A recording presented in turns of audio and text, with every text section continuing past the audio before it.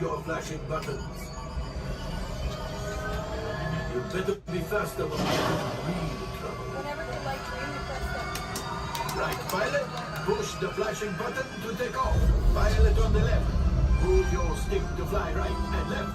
I was just about to say that. Pilot on the right. Pull back on the stick to fly up. And push forward to fly down. Oh, watch it!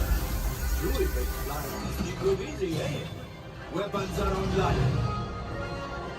Left pilot, hit the boosters. Now let's go get that coaxial. Right pilot, make the jump to light speed.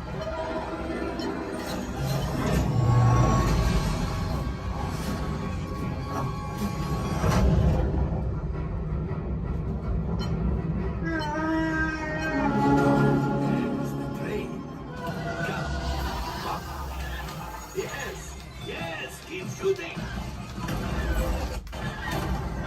You've not got to us. Take evasive action.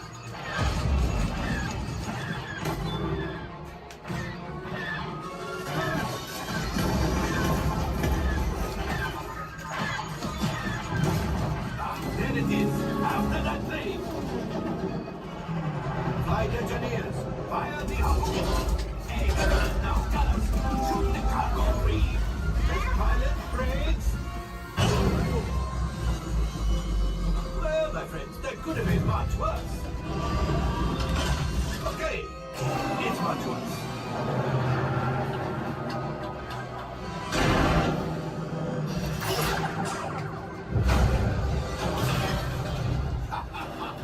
Yes, you got one. Excellent, my friends. All right, ship. Well,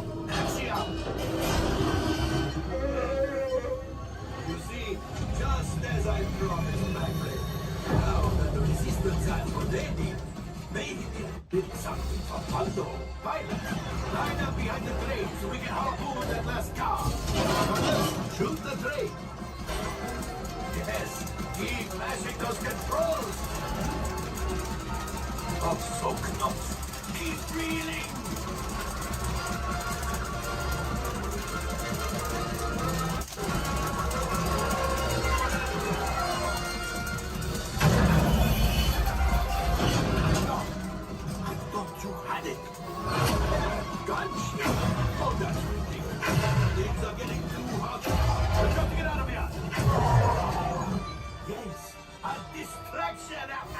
Fire the missiles at the train!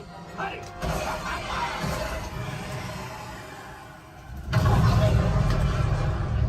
It's coming down! Left pilot, hit the boosters! Boost! Look, we did not die! Let's get out of here!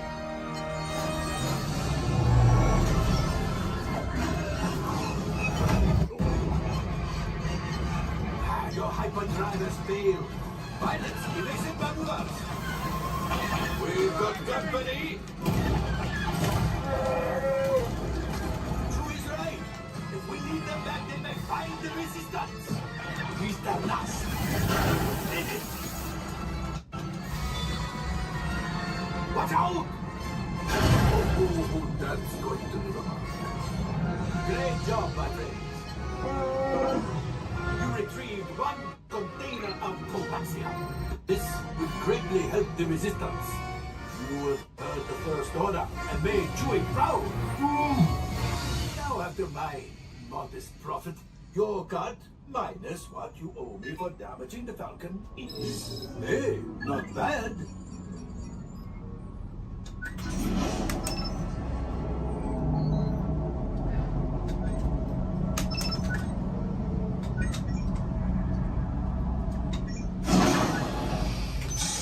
All right, I am making an executive decision.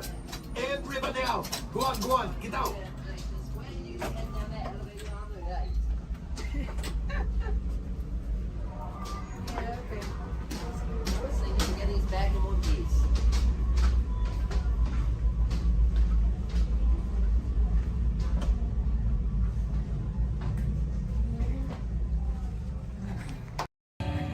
Yes.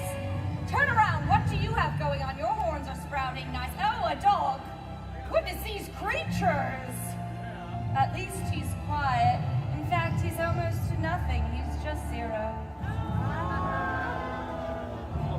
Turn it around. I don't like it looking at me. Yes. I think we all need to have a party and not invite someone. I think you're right. And I know who it is, the Queen. She's not here this year. My, how the tables turn. I got the invitation. You know what's worse?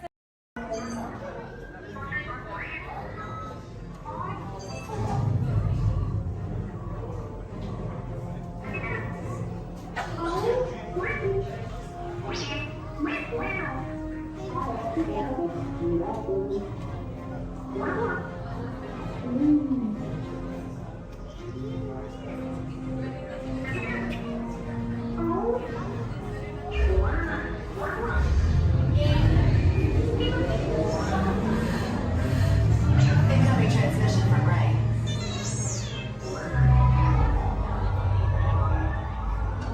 BB-8, is everyone assembled? Good. Should we be in flight prep? Recruits, thank you for joining the cause. A covert resistance team led by my friend Finn has infiltrated a First Order Star Destroyer that is now headed to this system. Your outpost on Batu is no longer safe.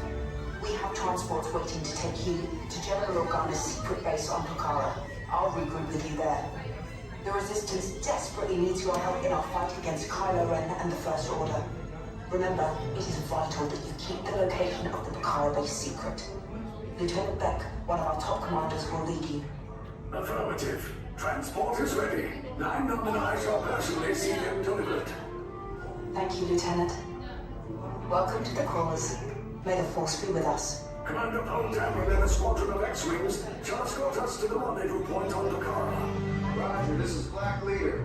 I hear you're a fine-looking group of recruits. Well, no time to waste. Let's get you on your way to the General. Stand clear. Deck doors opening now. Hurry, all recruits to transport. No need for safety gear. It'll be a smooth ride. Ground crews, deck is in motion. Recruits crossing to transport. Initiate pre-flight sequence on Deck 3 for Pucara.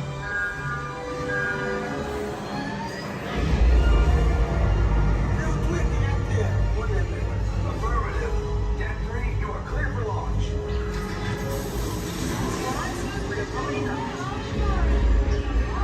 Pucara personnel, this is your final call on board.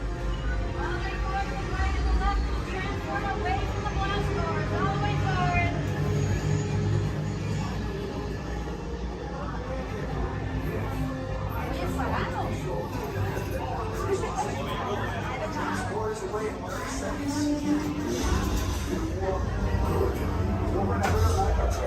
Yes, check the hyperdrive also. Transport takes off in 20 seconds. Good. Airspeed sensor? Thank you, Nina. Black Leader, are you and your team ready? Affirmative. Engines are hot. Red 2, Blue 5, reporting. Red 2, check. Blue 5 standing by. Engage repulsors and hold on, recruits. More ships. Launch.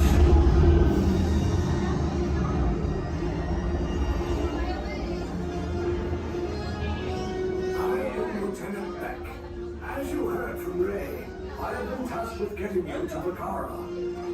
Red 2, Blue 5, keep tight now. Let's get ready to make that jump to light speed on mark. Black Leader, we're picking up an unusual signal. Are you spotting anything? Yeah, I see it. We'll check it out. BB-8, what do you got? There appear to be a number of small craft heading our way. Raise the shields. We got company. First Order TIE fighters. Reroute. Reroute. Red 2, Blue 5, we got a clear path so transport can make the jump. They're all over us. I'm hit. We lost Red 2, more incoming. Blue 5 taking evasive action. Try to shake him, Blue. I'm trying. We lost Blue 5. I'm gonna try to draw him away. Copy that. Get us clear so we can make the jump. Be ready. You won't have much time. Where are all those TIE fighters coming from? Star Destroyers. Get out of there! We can't. We're caught in a tractor beam. It's pulling us in.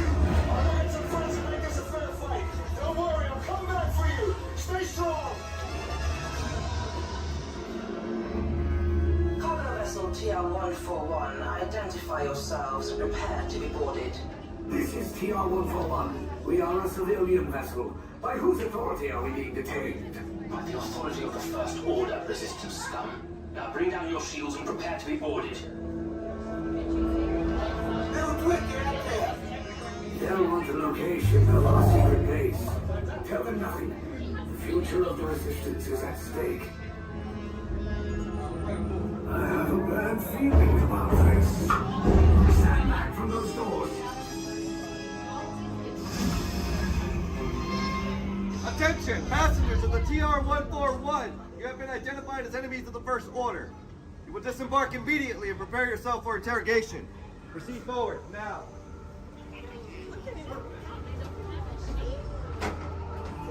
Go that hallway to your right for interrogation. Keep your...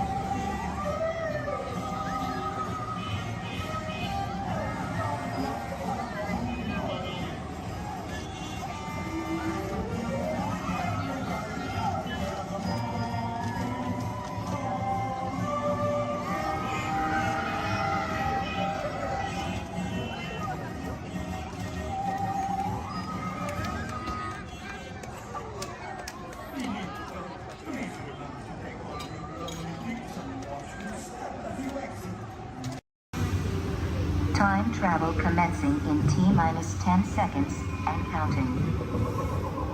This is Seeker. Listen up. We've got to get in, grab the iguanodon, and get out before that asteroid hits. Let's roll.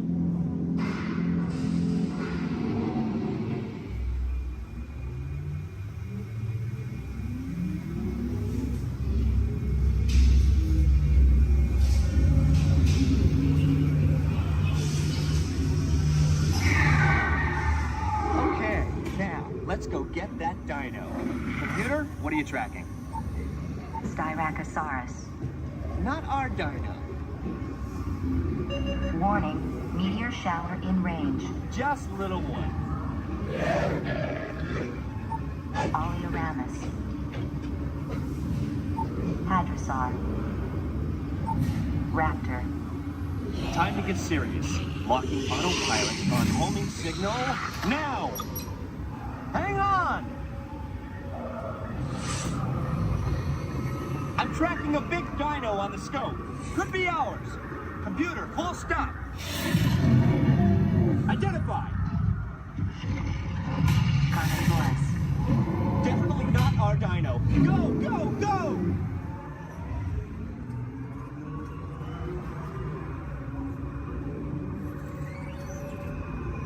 Another big guy coming up. Computer. Slow and identify. Sauropod. Still not our dino, but at least this one's a vegetarian.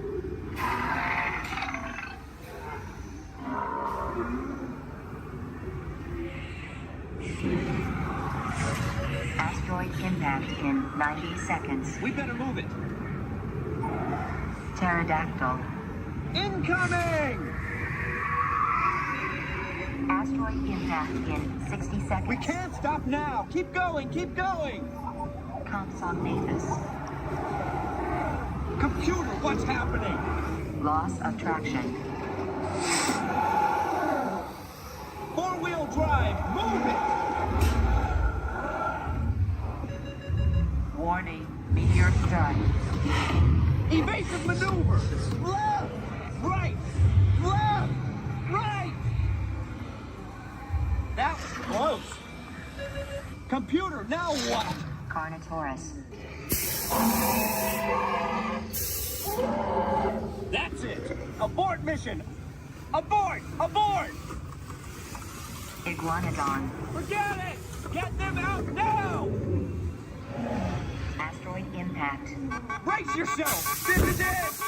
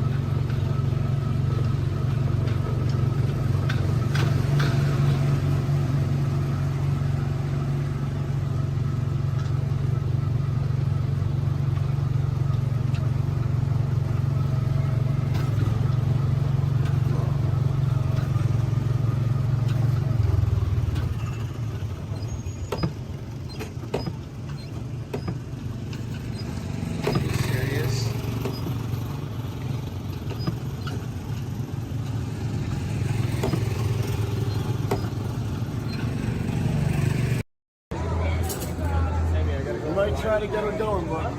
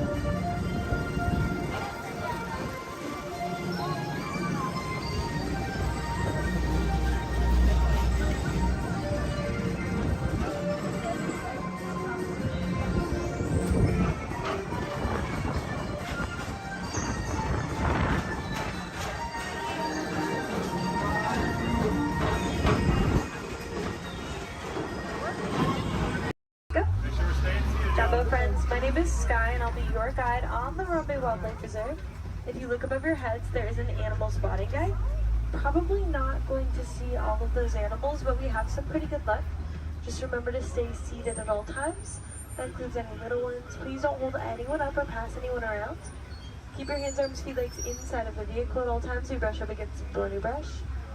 And these are going to be real wild animals. They are going to be moving around, so you may want to have your cameras out ready, hold on tight.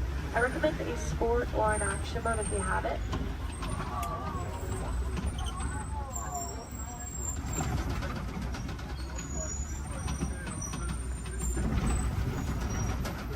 We are in the Little Aturi Forest, home to some of Africa's most shy types of creatures.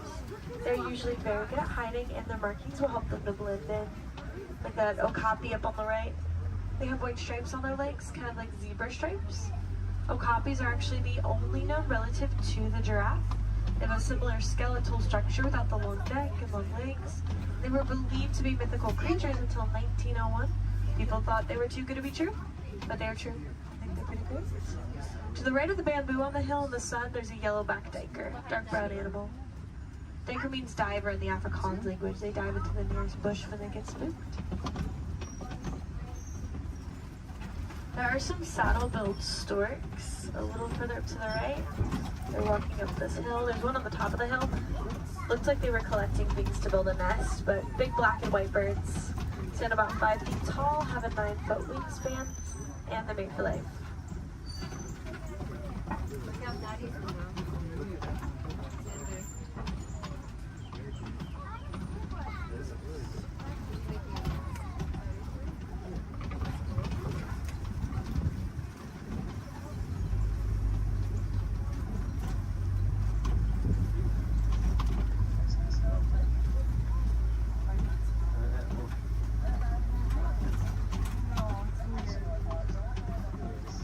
See some antelope further up ahead to the left.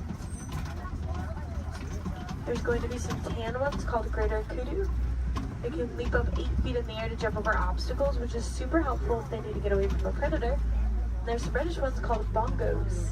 Their beautiful coloring is also a greasy substance that can mark leaves as they're passing through the forest, potentially making it easier for them to come back and find each other.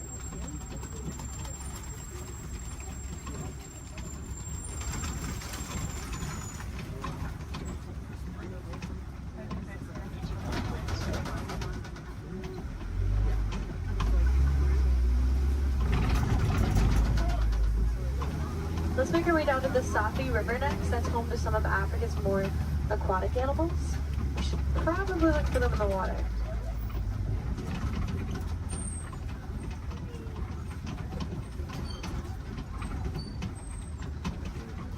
There are some big whitish gray birds on the land called pink-backed pelicans. Get a pink coloring on their backs during mating season to help them attract the mates. And there's also some Nile hippopotamus. For those who spend most of their time in the water, they can swim, but they often choose not to. Instead, they sink down to the bottom and tiptoe at the bottom of the water. And they'll often come out to find food or relax on a cool day.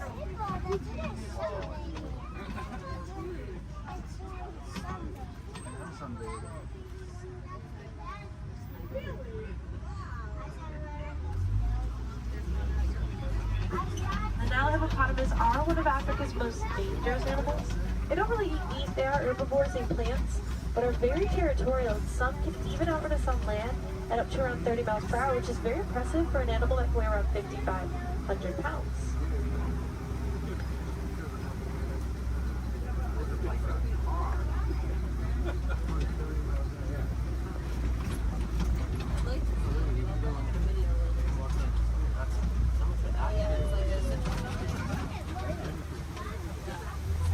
Underneath this bridge, there are some Nile crocodiles.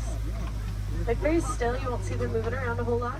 They spend a lot of time conserving energy in between their meals, but they have quick reflexes and a bite force that can crush bones. Sometimes they actually have to be very gentle with their jaws, like when they help their eggs to hatch by rolling them in between their teeth.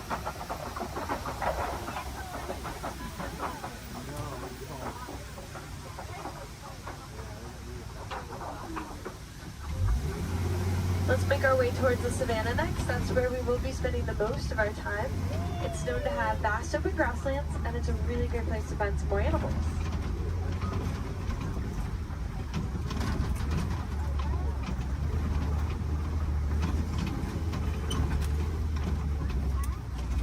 We are getting close, just around this bend.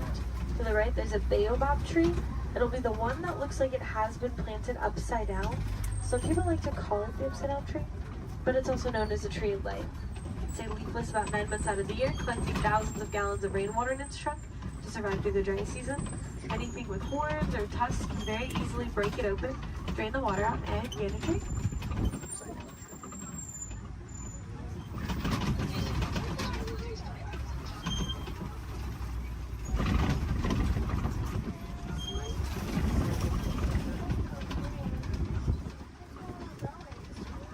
There's some wildebeests at the bottom to the right.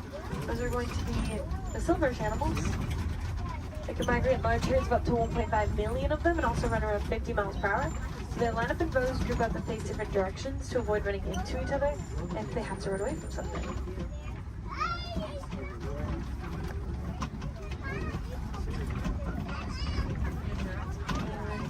And there's some giraffes. There's a tower, which is a group. Makes sense, they tower over everything at around 20 feet tall. Giraffes are born at about 6 feet tall after a 15-month pregnancy. And the large tan antelope are the elands. They stand up to around 6 feet tall at the shoulder, weigh around 2,000 pounds, and have a funny way of attracting a mate. They'll wrap their woods in leaves like they're creating crowns on their heads, and they'll flex their muscles.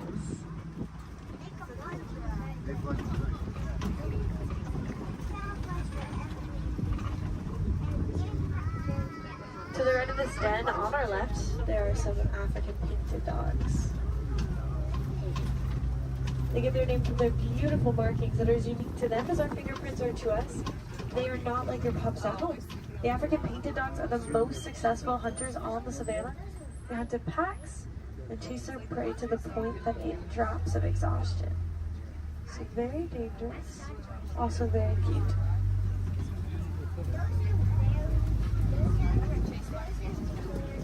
There's some sable antelope here to the left, with spear-like horns that point backwards to fend off attacking predators that may try to jump on their backs. Now they're going to fight the fight very territorial and quick to stick up for each other, despite being a prey animal.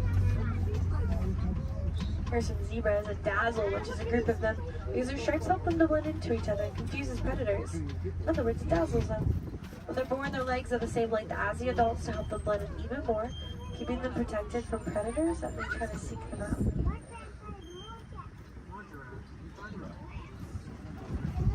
Large mounds at the side of the road are termite mounds, made up of animal dung, dirt, and termite saliva.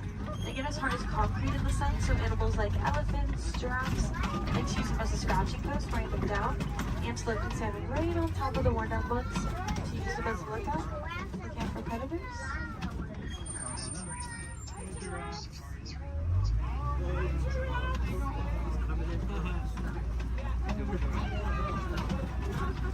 We'll see that eland begin up ahead and more giraffes throughout the savannah. So we'll keep on going.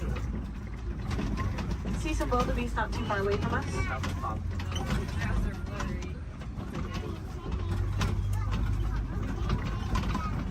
They are a silverish animal on the hills up ahead to the right.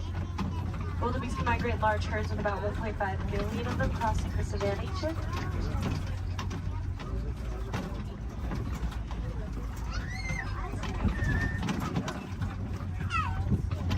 Those run around 50 miles per hour, so wildebeest face a pretty big challenge of trying to avoid running right into each other if they have to run away from something. So they often line up in rows, group up, and face different directions. Keep themselves from running into each other.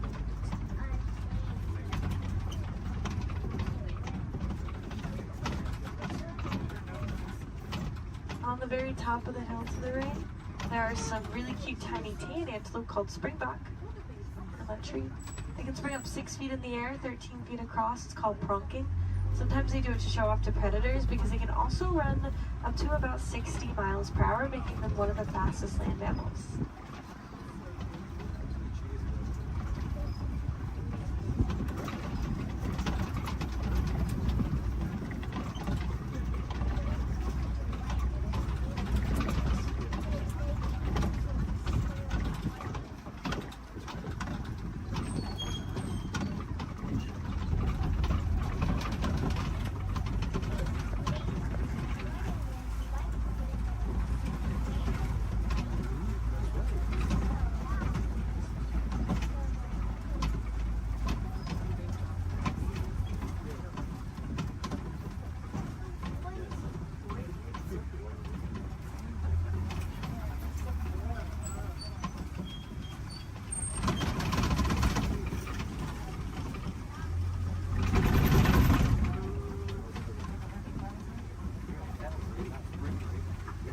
for some mandrills at the very end here to the left. Largest of the monkeys, males get around 100 pounds. And they have a bright red and blue coloring on their face and rear end, just like Rafiki.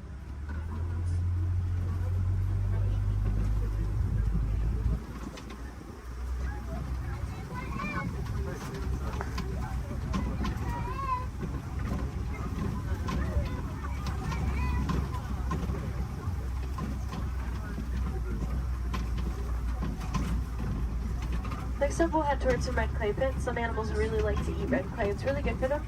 Kind of like taking a vitamin. Although, unfortunately, red clay pits are also often a set of coltan mining, which can cause some problems like habitat destruction, limited food source, more poaching. It's actually very easy to help out with those issues if you are interested.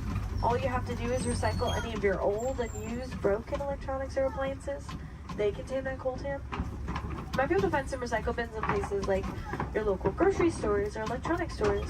Or you can check out Grace Gorillas. They're working to help gorillas in the Congo, and they cover the cost of shipping if you recycle with them. We're pretty big fans too. We named one of the gorillas Grace on Gorilla Falls Exploration Trail.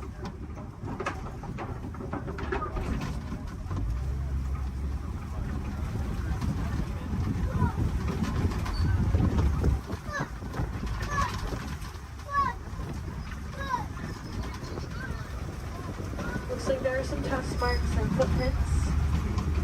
Could be getting close to smoke.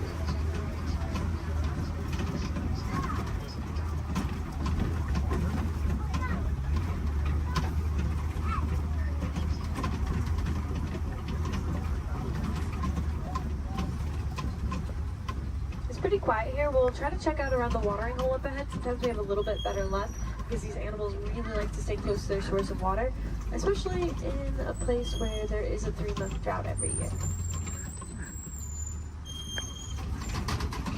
The savanna dry season does cause animals to have to migrate across the savanna in search of better sources of food and water. When they find them, they stay close to them for as long as possible.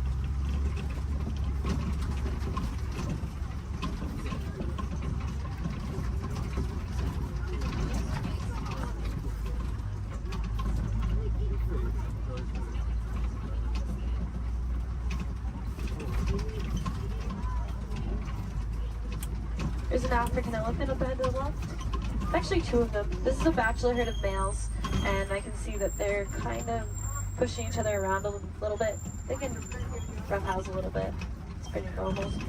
African elephants are the largest land mammals. They can weigh up to around 14,000 pounds. Elephants are born at around 300 pounds after a 22-month pregnancy. And they're a matriarchal society, so females are in charge. They actually kick these males out of the herds once they reach maturity of around 13 to 15 years old. Some males migrate alone, some band together to create their own herds called bachelor herds. Here's a flamboyant of graded flamingos here. These ones are a very light shade of pink, and it can take up to 2 years for them to get their coloring from beta-carotene found in the brine shrimp that they eat.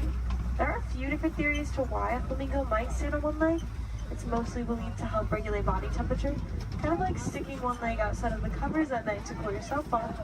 A flamingo might just put one leg up.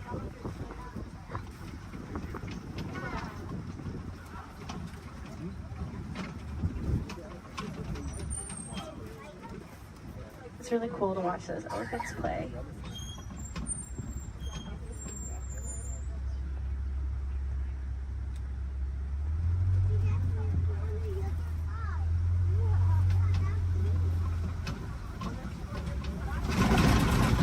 Looks like something may have been rolling in the mud up ahead. Some animals like to use mud as a sunscreen, a bug repellent. It's also just good for their skin, especially these white rhinoceros. They do that. They're almost always covered in mud. Rhinoceros can get up to around 5,000 pounds and are very social, love to hang out in crashes, their groups. Unfortunately, they are poached for their horns made out of keratin, which is hair and fingernails. People believe that it has medicinal purposes. It is really just hair and fingernails, so awareness is a big part of rhino conservation. The rhinos here in this reserve are helping us to spread that awareness. There's an ostrich to the right. Largest birds, flightless. They run around 40 miles per hour. Their wings help them to keep their balance and quickly change directions while they run.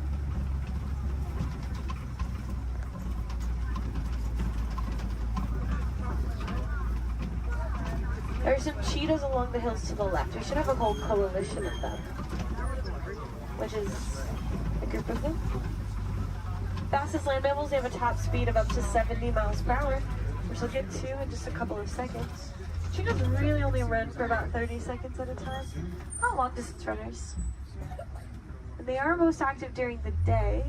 They do their hunting during the day to avoid the competition that they would have if they were to hunt at night, especially alongside big cats.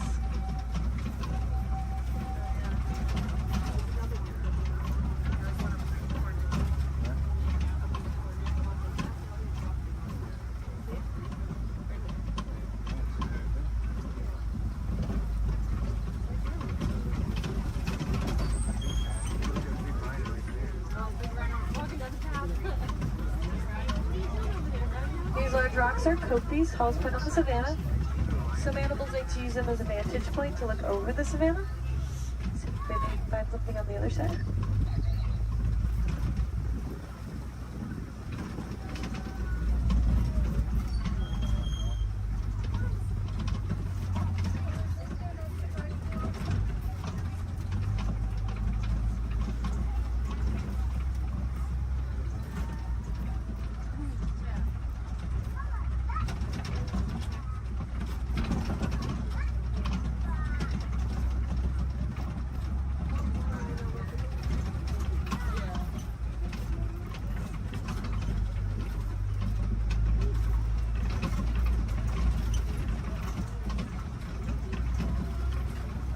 There's some lions here to the left. They sleep and relax about 18 to 20 hours out of their day, active for about 4 to 6 hours at night. So we get a tail. That's mostly what I can see. When they wake up, the males stay back to make sure the prides are protected.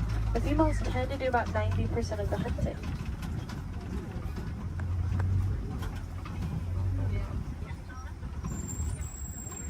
There's some warthogs in the back left. They just look like hairy rocks in the break of that bush. Pumbaa, that means foolish one in Swahili. Actually very intelligent. They'll back up into those burrows with their tusks out to ward off predators. Also use them to dig too, but they work smarter, not harder. They will find them abandoned or steal them from other animals if they can.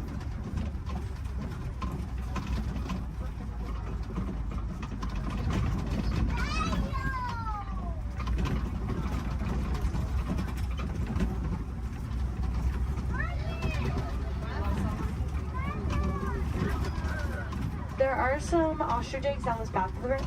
Largest of the bird eggs, they get around 3 pounds each. One is the equivalent to 2 dozen chicken eggs and they're very tough. Probably wouldn't crack if you were to stand on one, but I don't think that ostrich we saw earlier would like that very much. And now we are heading into the final area of the reserve. Mostly farmland. We'll see if we can find some farm animals before we head back to our warden's post.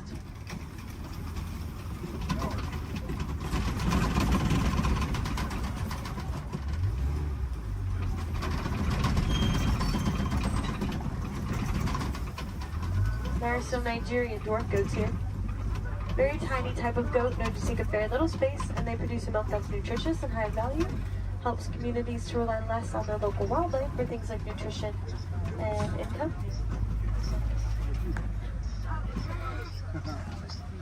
The yellow box and the yellow post here to the left is a beehive fence from our Elephants and Bees project, which is personally one of my favorite projects that we've ever worked on. Basically, elephants don't like bees. They can hear the buzzing over a mile away and stay away from it. So we've been helping to build beehive fences around crops for farmers in Kenya to keep elephants from eating and destroying crops. Then farmers won't have to resort to poaching them. It's also good for the bees, and farmers can sell the honey as an extra crop. So again, that is the Elephants and Bees project. It's about that time that we start to make our way back to the warden's post. Just make sure you have everything. Check those rows, gather up all of your trash. Please don't leave anything on the trucks. If any of you are wilderness explorers, you have been aboard the Simba 1. That is SAM BA1 Simba 1. Badges can be collected further down the path as you exit. And if you want to help out these amazing creatures, then I definitely recommend checking out the Disney Conservation Fund. You can learn more about the cool projects that we work on. You can donate to it if you'd like. Any amount Disney matches every cent. We'll give you a cool pin for it. You can also just reduce, reuse, recycle. Those are great ways to help. And if you learn any cool facts about animals or conservation anywhere around the park today, just share them with a friend. Awareness is always the first step, so by talking about the animals, you can help them out. Again, my name is Sky. I had a lot of fun out there. I hope you did too, and I hope you'll join us here again soon. No two safaris are ever the same. The animals will definitely make sure of that. But we aren't going to stop in this area right here. I'm actually going to take you back to the same boarding post I picked you up from. So we're just passing through, but it's not going to take us too long.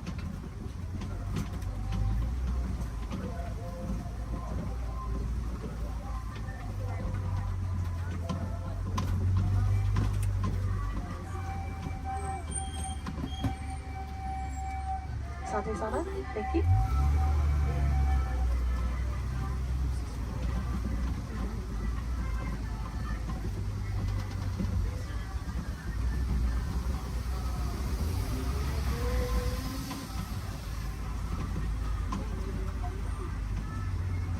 Again, just going to pass through here and keep on going.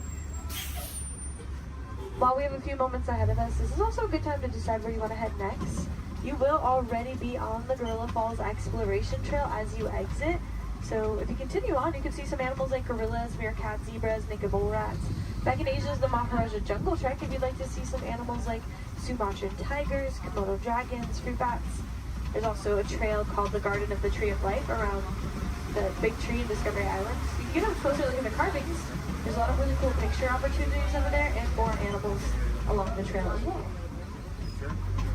And of course, if you love those goats as much as I did, you probably want to pet one. There's a petting zoo at Rafiki's Planet Watch. Just take the Wildlife Express train in Harambe to get up there. Let's try to make this a little less awkward and hang out here while they load this truck ahead of us. In a moment, we will be passing by this guest who are probably a little confused right now to why you're on the truck and they're not. So personally, I like to wave to them, say Jumbo, get them excited for their adventure. You don't have to do that if you don't want to. You can completely ignore them. We'll never see them again anyways. You can awkwardly stare at them as we roll by. That's fine too. Or look at the beautiful plant life on our left. Totally up to you.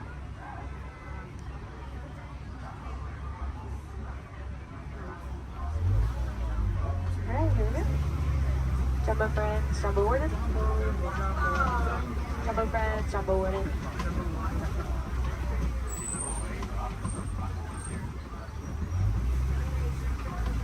Here in Harambe we say Kwaherini, which means to go well. So Kwaherini, enjoy the rest of your day out there in the wilds. And go make a big difference out there, friends. Bye.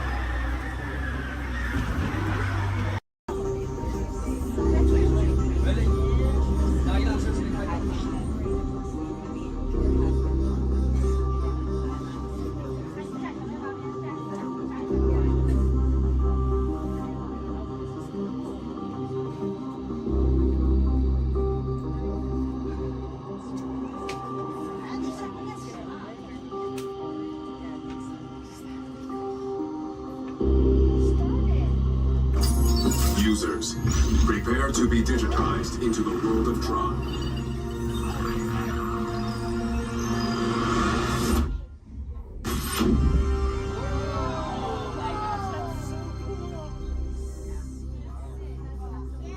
Team Blue, welcome to the grid. Proceed to games.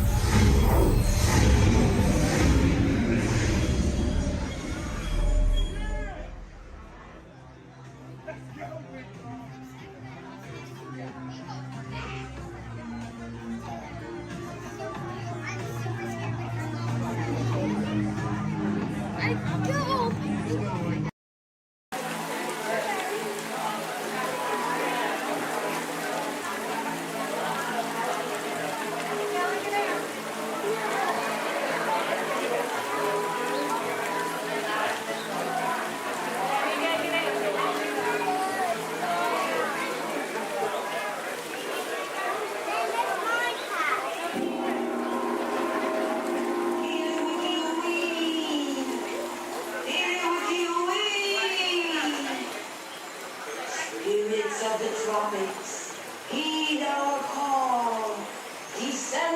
your rhythms for one and for all.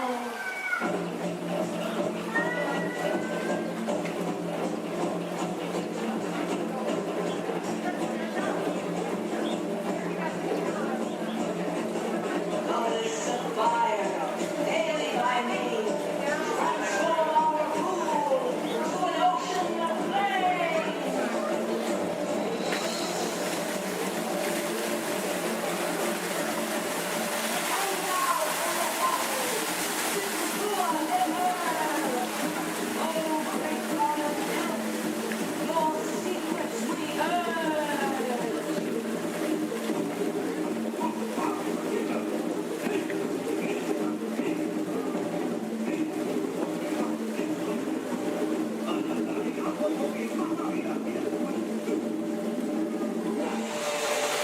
Wowee!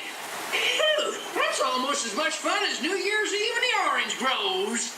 My word, we did get a mite carried away, Yeah. I say, look out there across the water. It appears we're a bit of company. Law me, yes. Welcome, you all. Permit us to introduce ourselves. My name is Claude, and my loquacious cousin over here is... I'll introduce myself if you don't mind. Hi there. I'm, well, now, let's see now. It's right on the tip of my beak. Clyde Birdbrain. Oh, yeah. I'm Clyde Birdbrain. Yo, I say, perhaps you good people have never conversed with toucan birds before. Well, neither did we, till one day we discovered this magic sunshine pavilion. By Jove, yes. I remember just how it happened, many, many bird baths ago. There we were in an explorer's launch on a mysterious river in deepest Adventureland. Off in the distance comes the fierce roar of an African lion. And as we round a bend in the river, a huge bull elephant bellows forth in protest of our intrusion. Suddenly, the treetops explode in a frenzy of outraged birds. Oh, come, you can jolly well do better than that. I can jolly well do one at a time.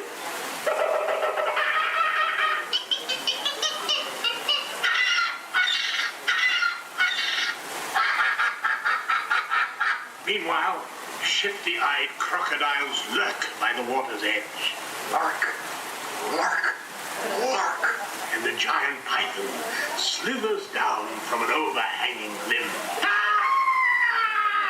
What's happened? What's wrong? I can't stand snakes.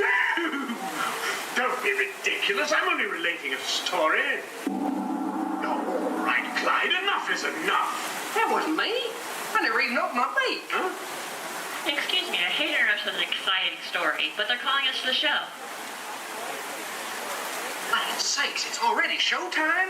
Land's sakes, yes, it's already time for the show. And Claude, I do believe it's your turn to make the announcement. Righto. Ladies and gentlemen, boys and girls, gather up all your cameras, purses, and other articles, and now turn to your left towards the tall doors. When the drums begin, they'll open magically to lead you right into the Sunshine Pavilion. Is everybody ready?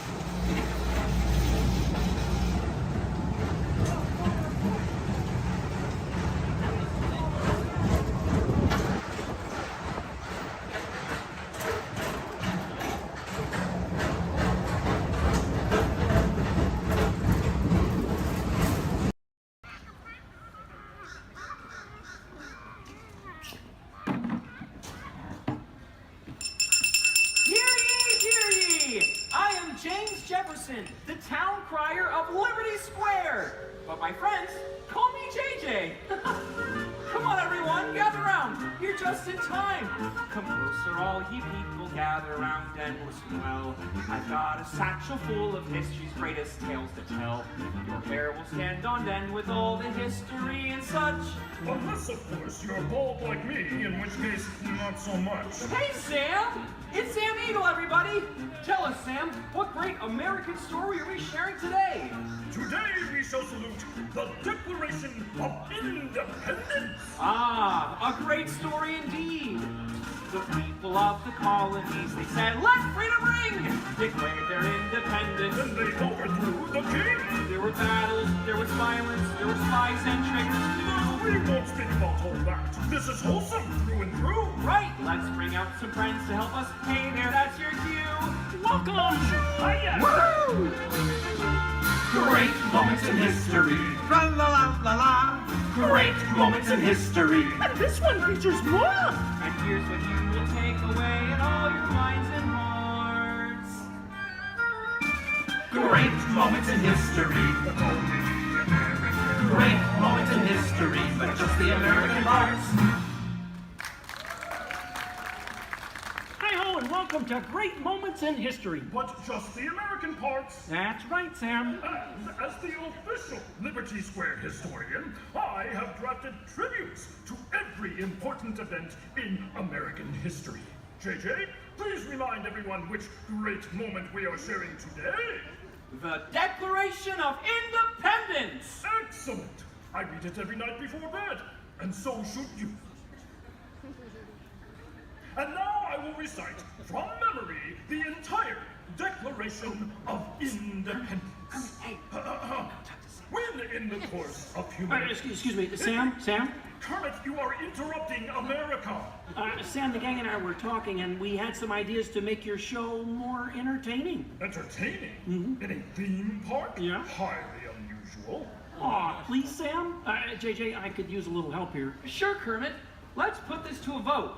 All those in favor of making Sam's story a little more entertaining, say aye! Aye! The ayes have it. Oh, it appears democracy has spoken. All right, Kermit, you and your band of weirdos can go. Okay. But please, do it with dignity. Oh, sure, Sam. We always do things with dignity. Hey, Kermit, the all-chicken chorus is ready for their big number. The cluck heard round the world. Get it, girls! Too soon.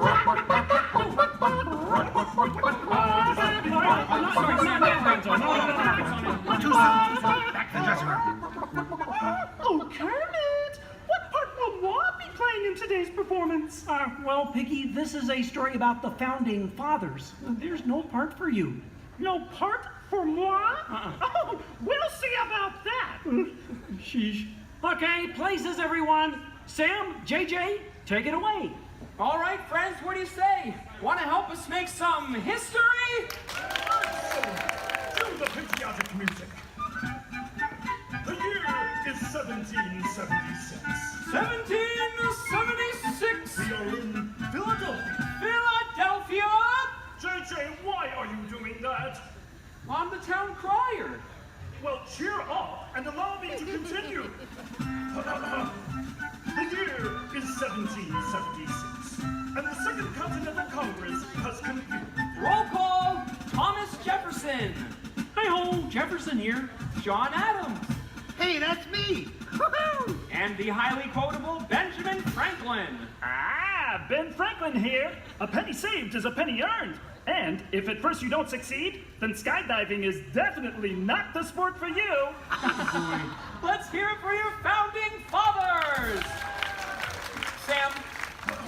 The delegates are discussing the question of America's independence from England, and there is much debate. Psst. Hey, that's you guys. Oh, right. Debate. Debate. Point of view. Opinion. Says you. Argument. Point. Counterpoint. Needlepoint. I'll take 2 hot dogs with extra mayo.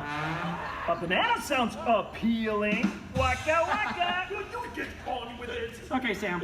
Guys, look, let's get down to business. does anyone have any arguments in favor of independence? I do. Our continued association with England has grown intolerable. King George has altered our government, enforced cruel repression, and abolished our rights. Wow, nice job, Gonzo. How did you remember all that? I stapled it to my arm. Oh, yeesh. That's gonna leave a mark. Okay, now, does anyone have any arguments in favor of England and King George? Boo! Come on, no King George! No King George! No King George! No King George! No King George! No King George! Did someone call what? Piggy, what are you doing here? I told you there's no part for you in this show. Of course there is. After all, who better to play royalty than what? All hail King George! Piggy, women aren't kings, they're queens. Fine! All hail Queen Georgette! Good grief. I protest! This is not historically accurate. The king was not at the Congress. You got a bear playing Ben Franklin. And doing a great job at it. Let's hear it for the bear, huh? Go Fozzie! Go Fozzie! Go Fozzie! Go Fozzie! Go Fozzie! Guys, Go can we Fozzie! continue, please? Oh, sorry. Sorry, Kermit. King George, Queen Georgette, you are not a good ruler. Who? What? Yes, you. You mistreat the colonists. You raise taxes. You are drunk with power. You might even say she's intoxicated. That was pretty good. Queen Georgette, can't you see? The colonists are angry. We are angry. The colonists are irate. We are irate. The colonists are revolting. We are revolting. And say that again. We are revolting. Sorry. Okay, it's time to vote. JJ, if you please. All right. All those in favor of declaring their independence from England and Queen Georgette say aye! Aye! The ayes have it. Let's declare our independence. Yeah! Queen Georgette, it appears you lose. Wait, what? I lose? Well, sure, Piggy. You see, in the American Revolution, England loses, which means the king, or the queen, loses. Excuse me? It is I, Georgette Washington, and I cannot tell a lie. I look fabulous! Piggy. This is a Oh boy. Nice outfit. Enough of this nonsense. Can we please move on? Sure, Sam. Now, we need someone to write the declaration. We need someone with the brains, someone with the wit. Someone with a pen. Sheesh. Okay, I, Thomas Jefferson, will write the declaration. But I'm going to need everyone's help. Let's start with a list of demands, shall we? I demand a new cell phone, a bigger dressing room. I want a case of rubber chicken. Somebody said chicken. Okay, girls, hit it. A case of banana.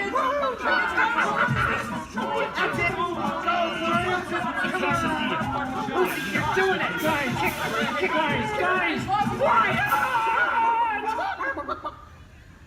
Guys, when Jefferson wrote the Declaration, it was more than a list of demands. What?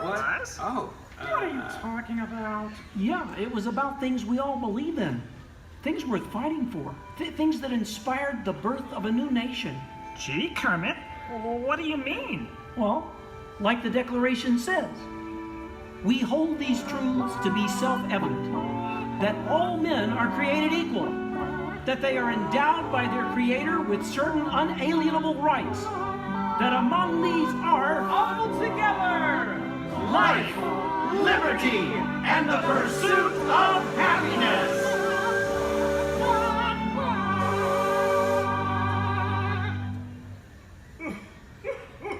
Sam, why are you crying? I thought that was pretty good. It wasn't good. It was glorious. Yes! Way to go, everyone. Hey, Sam, looks like now you're the town crier. Just ring the bell. Let freedom ring! Great moments in history, the 4th day of July. Great moments in history, we said King George goodbye. And here's what you will take away in all your minds and hearts. Great moments in history, great moments in history, great moments in in history. Great moments in history with just the American parts. Thanks, everyone. We couldn't have done it without you. And to England, no hard feelings. You're still one of our best friends. Thank you all for joining us for a great moment in American history. We hope you come by again soon and have a magical stay here at the Magic Kingdom. Bye-bye. Bye-bye. Bye-bye. Goodbye. So long, everybody.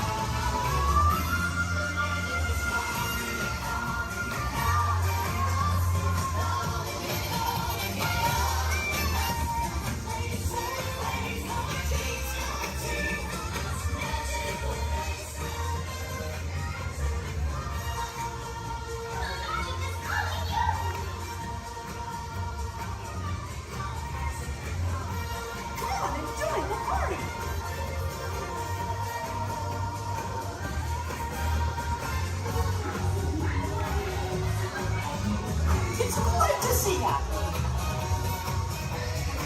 Welcome to the celebration, everybody.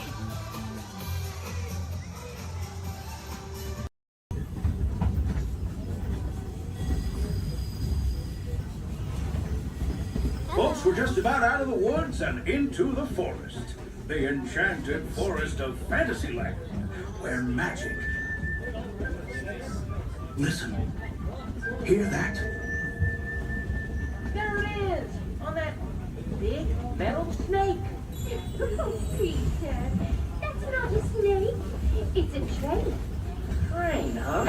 Well, I think it's finally time I trained my shadow to stay put. Come here. Hey! Get back here, Shadow! Shadow! Oh, Tinkerbell, we really must find some stronger thread. Told you it's enchanted, and not just the forest. From the tips of castle spires to the sands under the sea, magic and happily ever afters await around every corner in Fantasyland.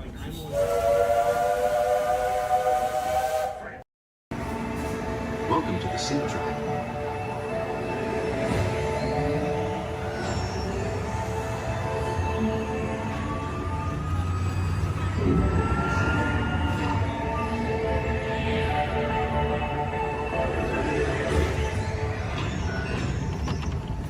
We'll begin with the capability test to see how your vehicle designs perform under challenging weather and surface conditions. Monitoring road surface. Connecting to OnStar. SIM-car performance data acquired.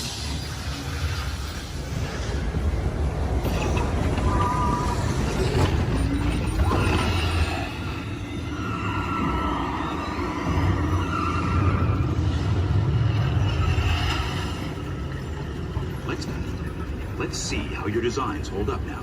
Commencing SIM-car off-road and extreme weather sequence.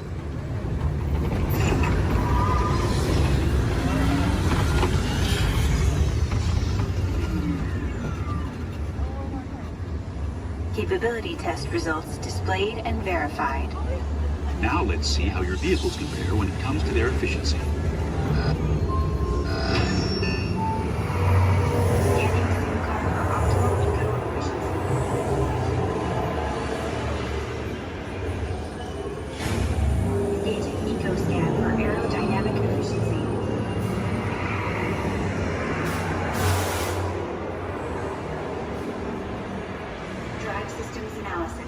Hyperspectral imaging in progress.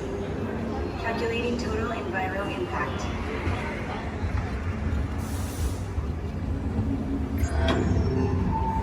Commencing responsiveness test.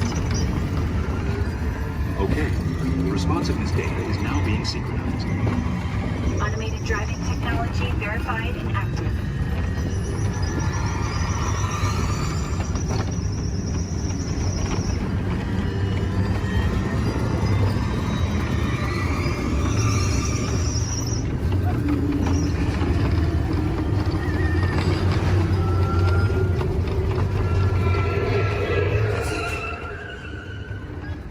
Automated crash avoidance technology disengaged. Displaying responsiveness data. Here comes the final test. Energizing for power test.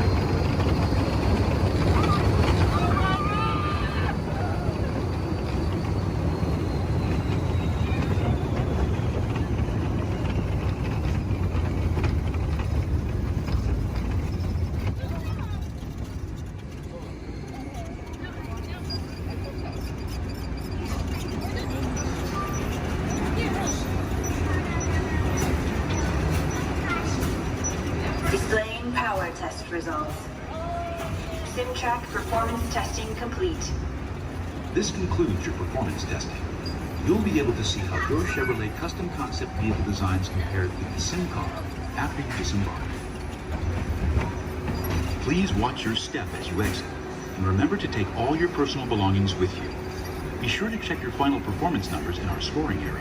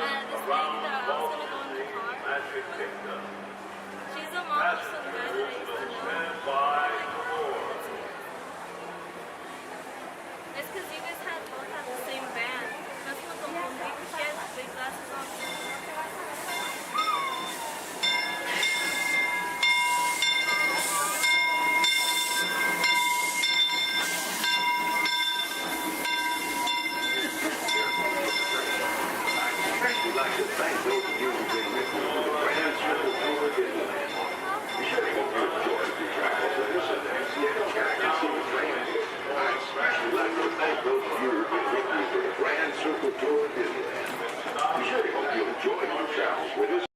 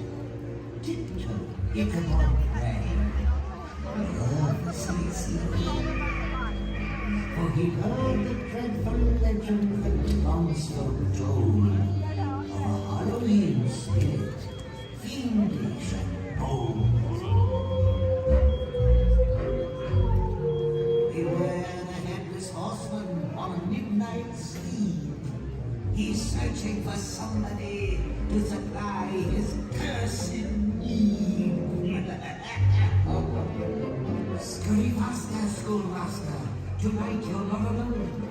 The horseman's riding after you. It's time that you end.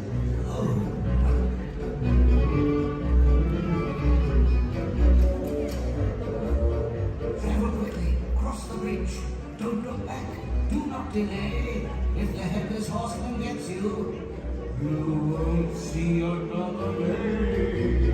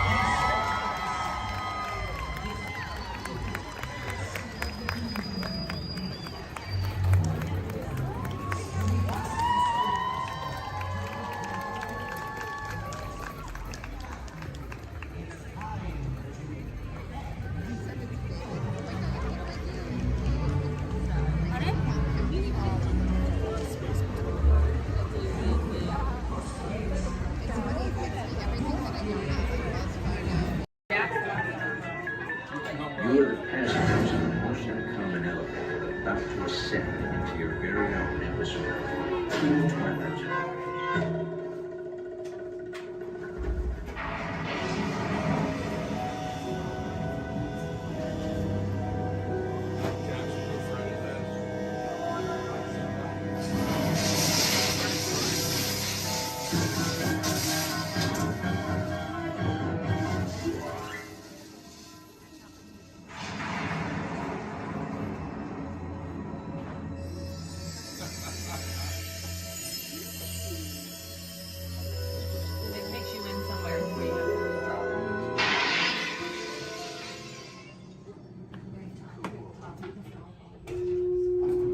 One stormy night long ago, 5 people stepped through the door of another nightmare. That door is opening once again, this time.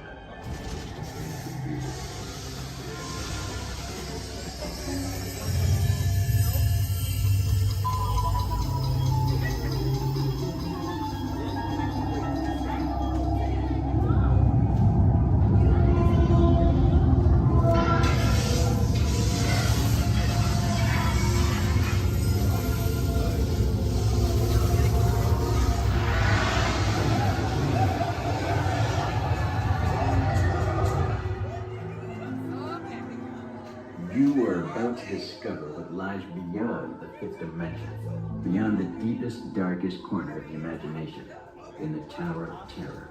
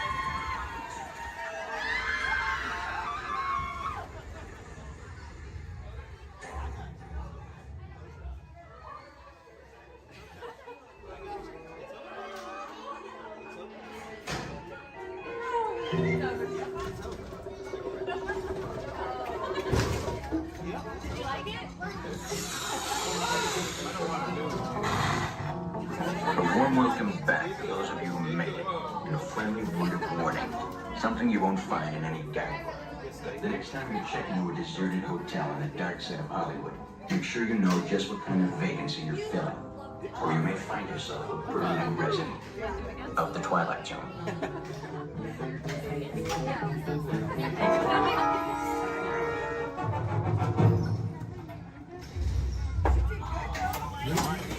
Welcome back, everyone.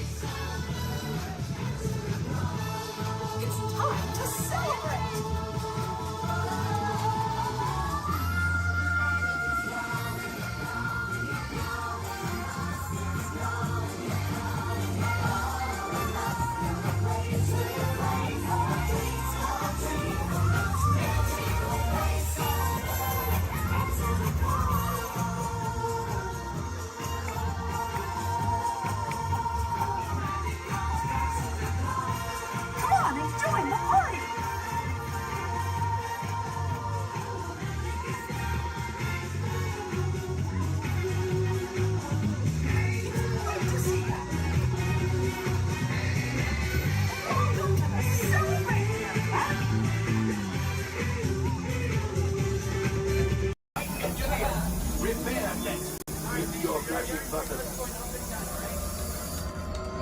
It's better be faster when we get into real trouble. Right, pilot? Push the flashing button to take off. Pilot on the left. Move your stick to fly right and left. Pilot on the right. Pull back on the stick to fly up. And push forward. Weapons are online.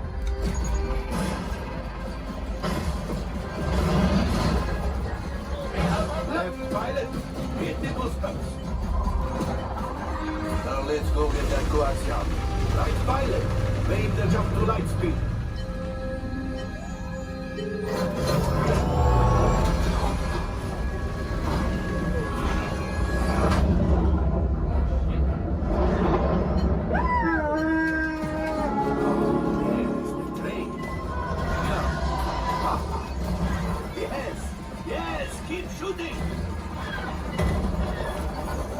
They've locked onto us. Take evasive action.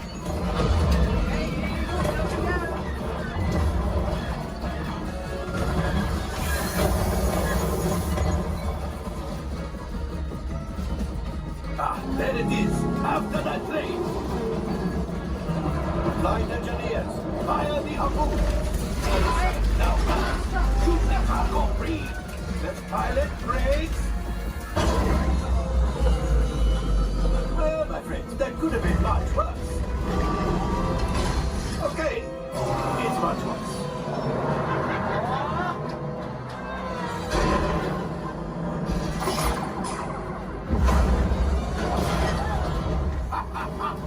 Yes, you got one. Excellent, my friends.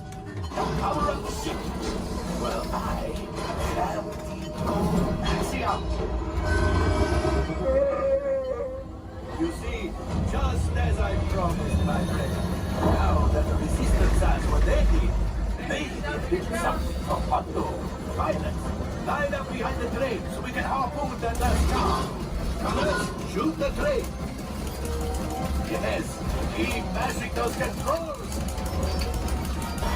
The cargo is ready. We keep shooting. Good job, my friends. Yes, yes, yes. We got the coaxium! I will grab it! You keep up the train!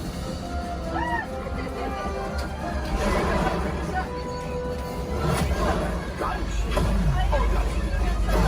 Things are getting too hot! We're going to get out of here! Yes! A distraction! Fire the missiles at the train! Hurry!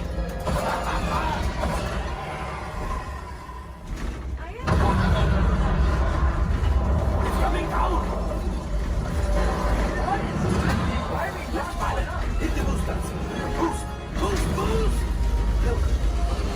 We did not die! Let's get out of here!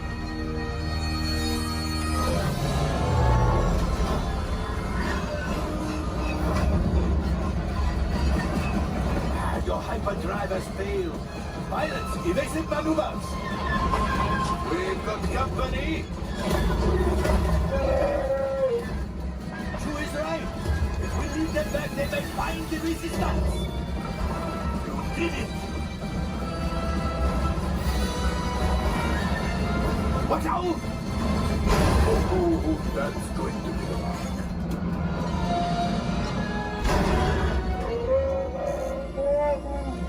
Yes, Chewie will pilot us in remotely. You retrieve 2 containers of coaxium. This will greatly help the resistance. You have heard the First Order and made Chewie proud. Now, after my modest profit, your cut, minus what you owe me for damaging the Falcon, is, hey, not bad.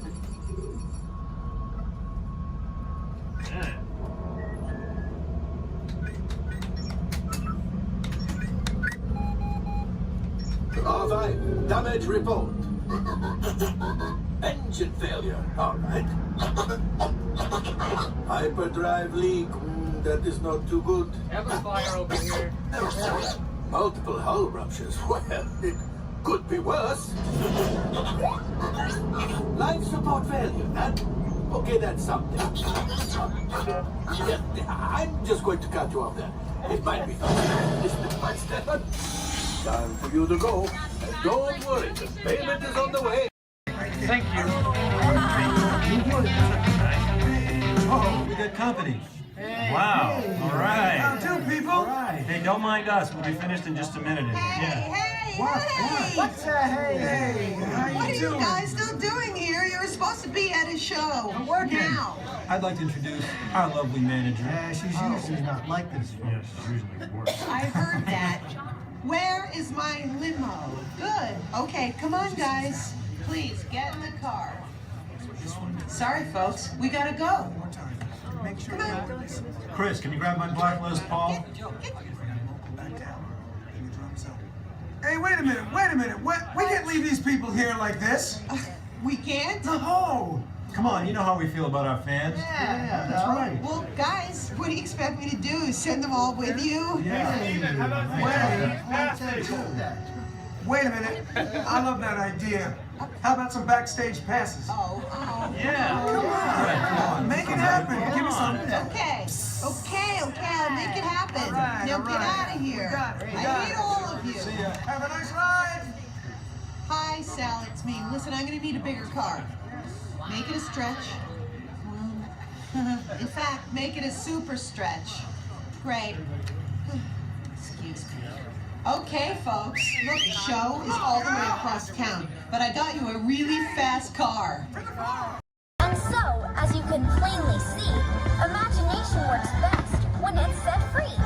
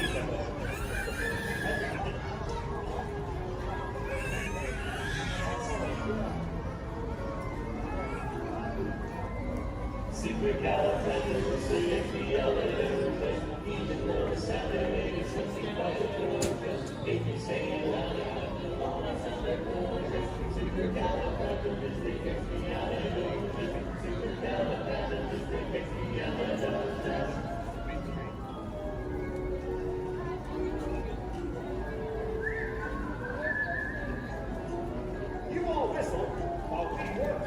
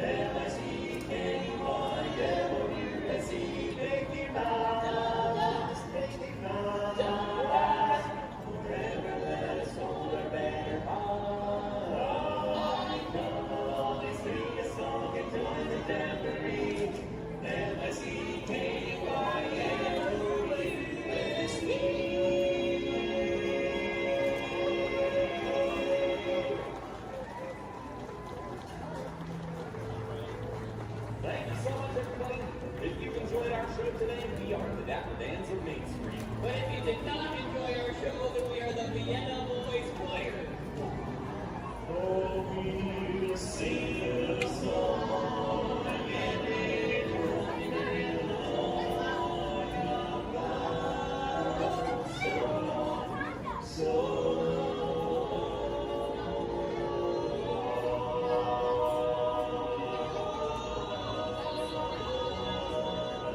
Everybody.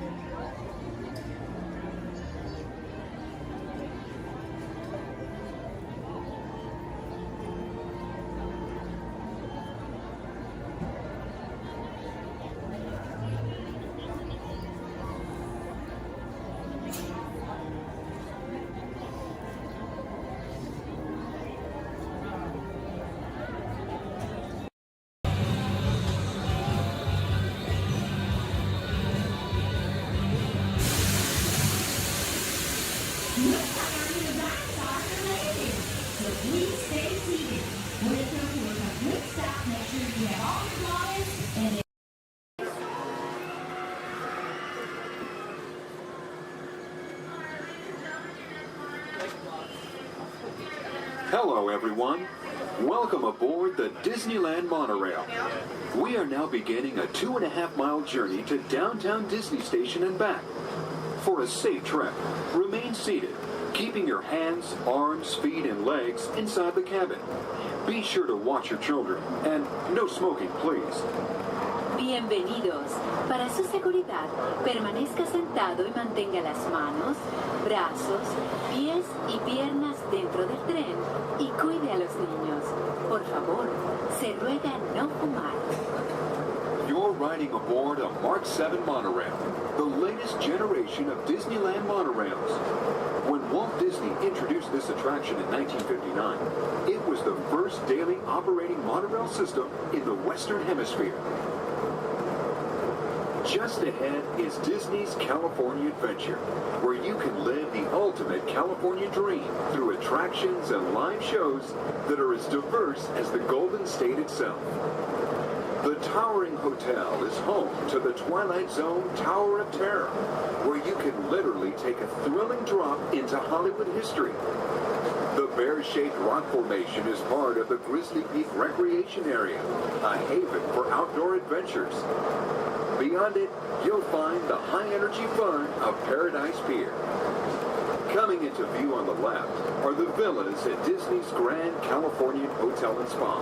It's the first Disney Vacation Club resort on the West Coast and shares the same arts and crafts style as the famous hotel which we are now entering.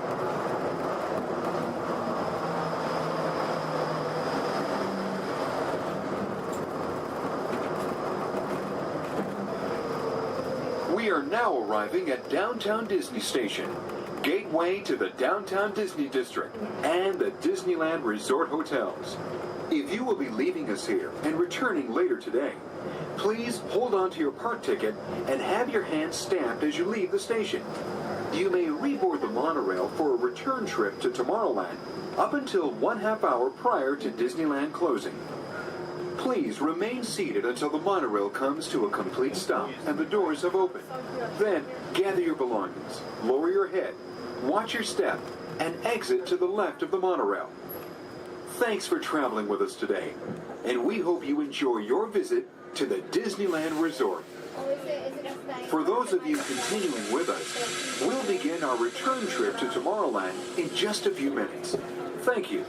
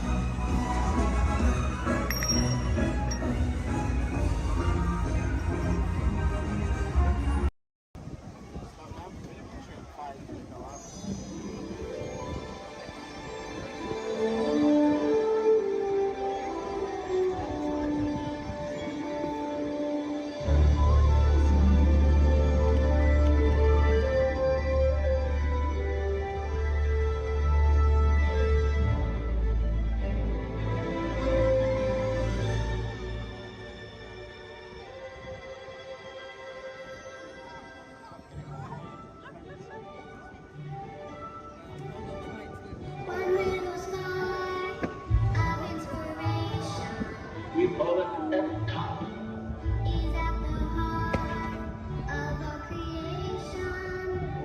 EPCOT. Experimental, prototype, community of tomorrow.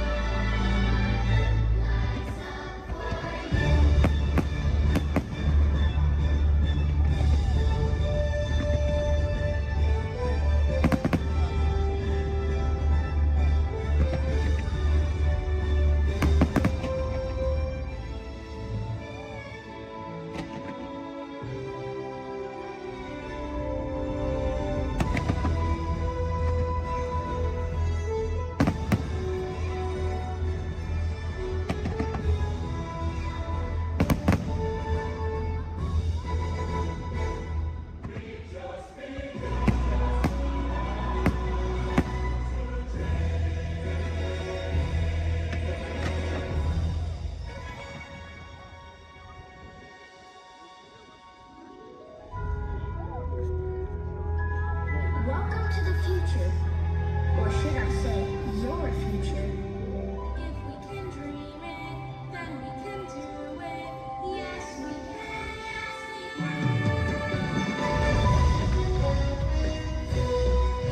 Feel the flow. Here we go. Through the universe of energy. Feel it grow.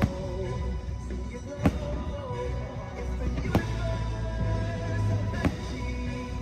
The universe of energy.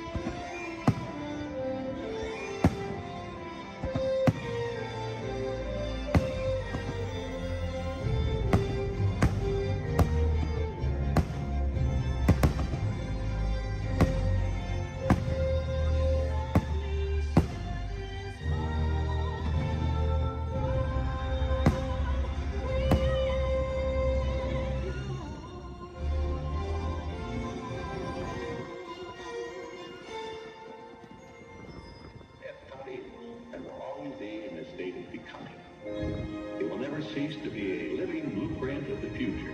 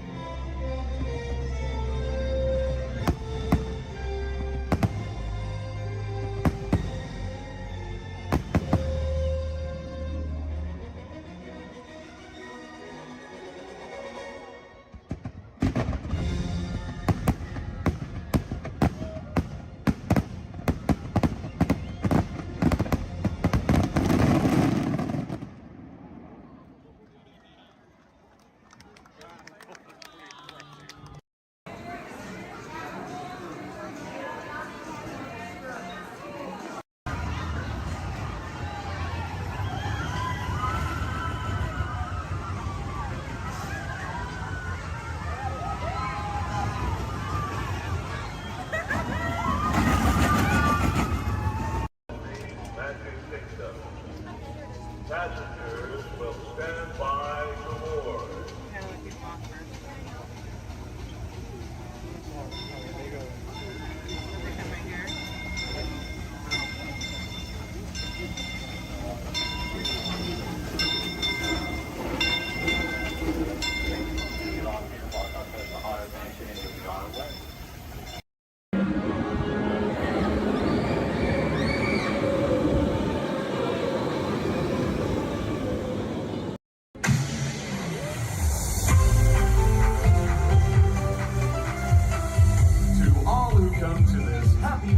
Welcome and good morning, everyone. We have some extra special friends here to welcome you all today. Let's hear it for Mickey Mouse and Minnie Mouse.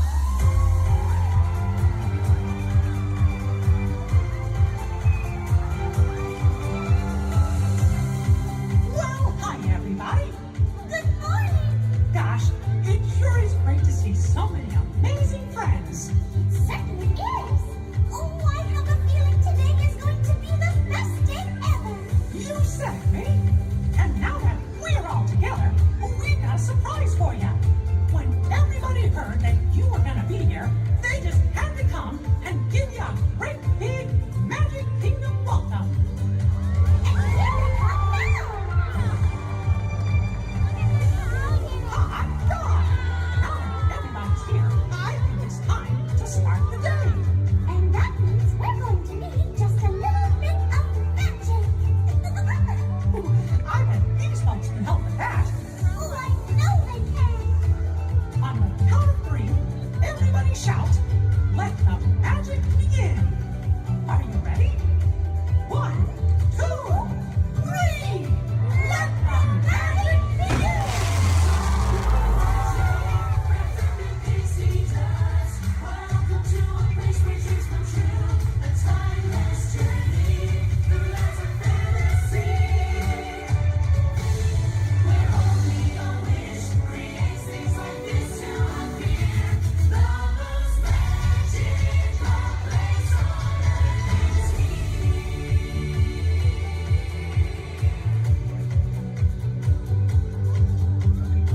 Well, what are we waiting for?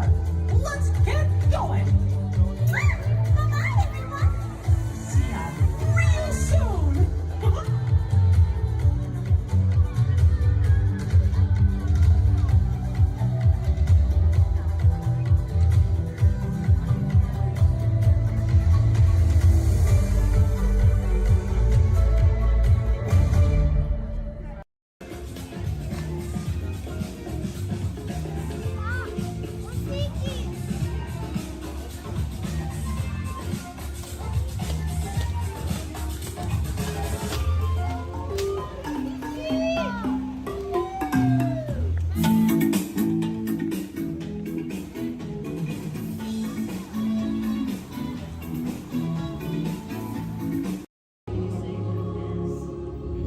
In 1923, a young man from the American Midwest, along with his older brother Roy, started a cartoon studio in the back rooms of a small real estate office in Hollywood, California. This was the small beginning of a family entertainment company that would create unforgettable stories, characters that become beloved friends, wondrous experiences, and music that has become the soundtrack of our lives. That young man was Walt Disney, a master storyteller whose imagination knew no bounds and who delighted in making the impossible possible. Disney 100, the exhibition, is a journey through 100 years of Disney magic, presented in themed galleries based on Walt Disney's creative concepts and philosophies. These include storytelling, creating believable characters, the spirit of adventure and discovery, the magic of sound and music, the world around us, real and imagined, curiosity, imagination, and technological innovation, the worldwide wonder of the Disney parks, and an everlasting sense of optimism about the future. Walt Disney famously said that it was all started by a mouse, but it really was all started by Walt himself. His philosophies became the foundation of the Walt Disney Company. They still inspire Disney's artists, filmmakers, Imagineers, and the storytellers of today. Oh boy! Oh, steady! Whoa! Hi, Mouseketeers! Well, here we go again, so hang on. Anything goes. You ready? And let the show begin! Here's my pal Walt to tell you how the magic is made. There's a lot of satisfaction in developing ideas into reality when we consider a new project we really studied. Not just the surface idea, but everything about it. And when we go into that new project, we believe in it all the way. We have confidence in our ability to do it right, and we work hard to do the best possible job. There's really no secret about our approach. We keep moving forward, opening up new doors, doing new things, because we're curious. And curiosity keeps leading us down new paths. We're always exploring and experimenting. Everybody ready? Then on with the show!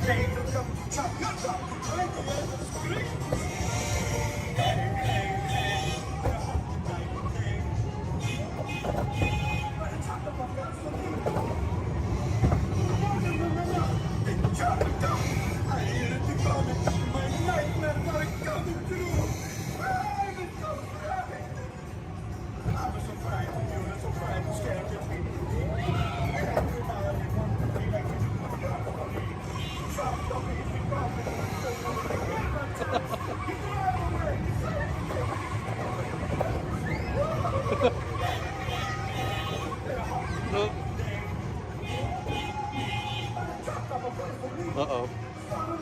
Wow!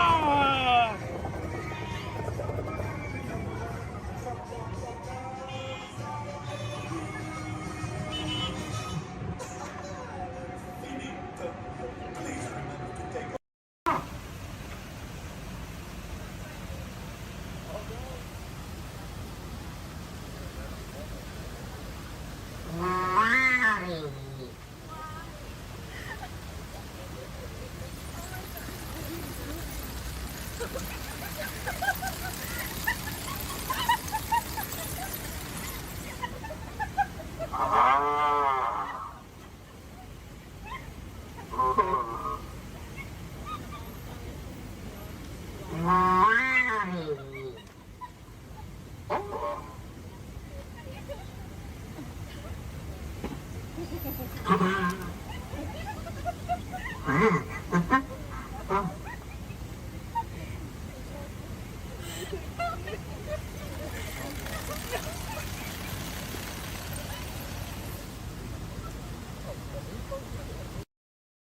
so let me ask, how's everyone doing today? Sweet. Welcome everyone to the Aquatorium and welcome to Turtle Talk. My name's John, I'll be your host. You're all here to have a conversation with the coolest sea turtle in the entire ocean. Do you know his name? That's right, it's Crush. Let me show you how it's going to work. Right here is our window to the Pacific. It allows us to see all of the undersea life that swim by. Up there in the corner is our hydrophone that allows us to communicate with all the undersea life. So it's going to be very conversational, meaning Crush will talk to you. You'll be able to talk to Crush. He's got questions for you. And hopefully you all have some questions for him. You can ask him anything you want. You can ask him what he likes to eat, what he does in his free time, what's the meaning of life, anything like that. He'll be happy to try to answer.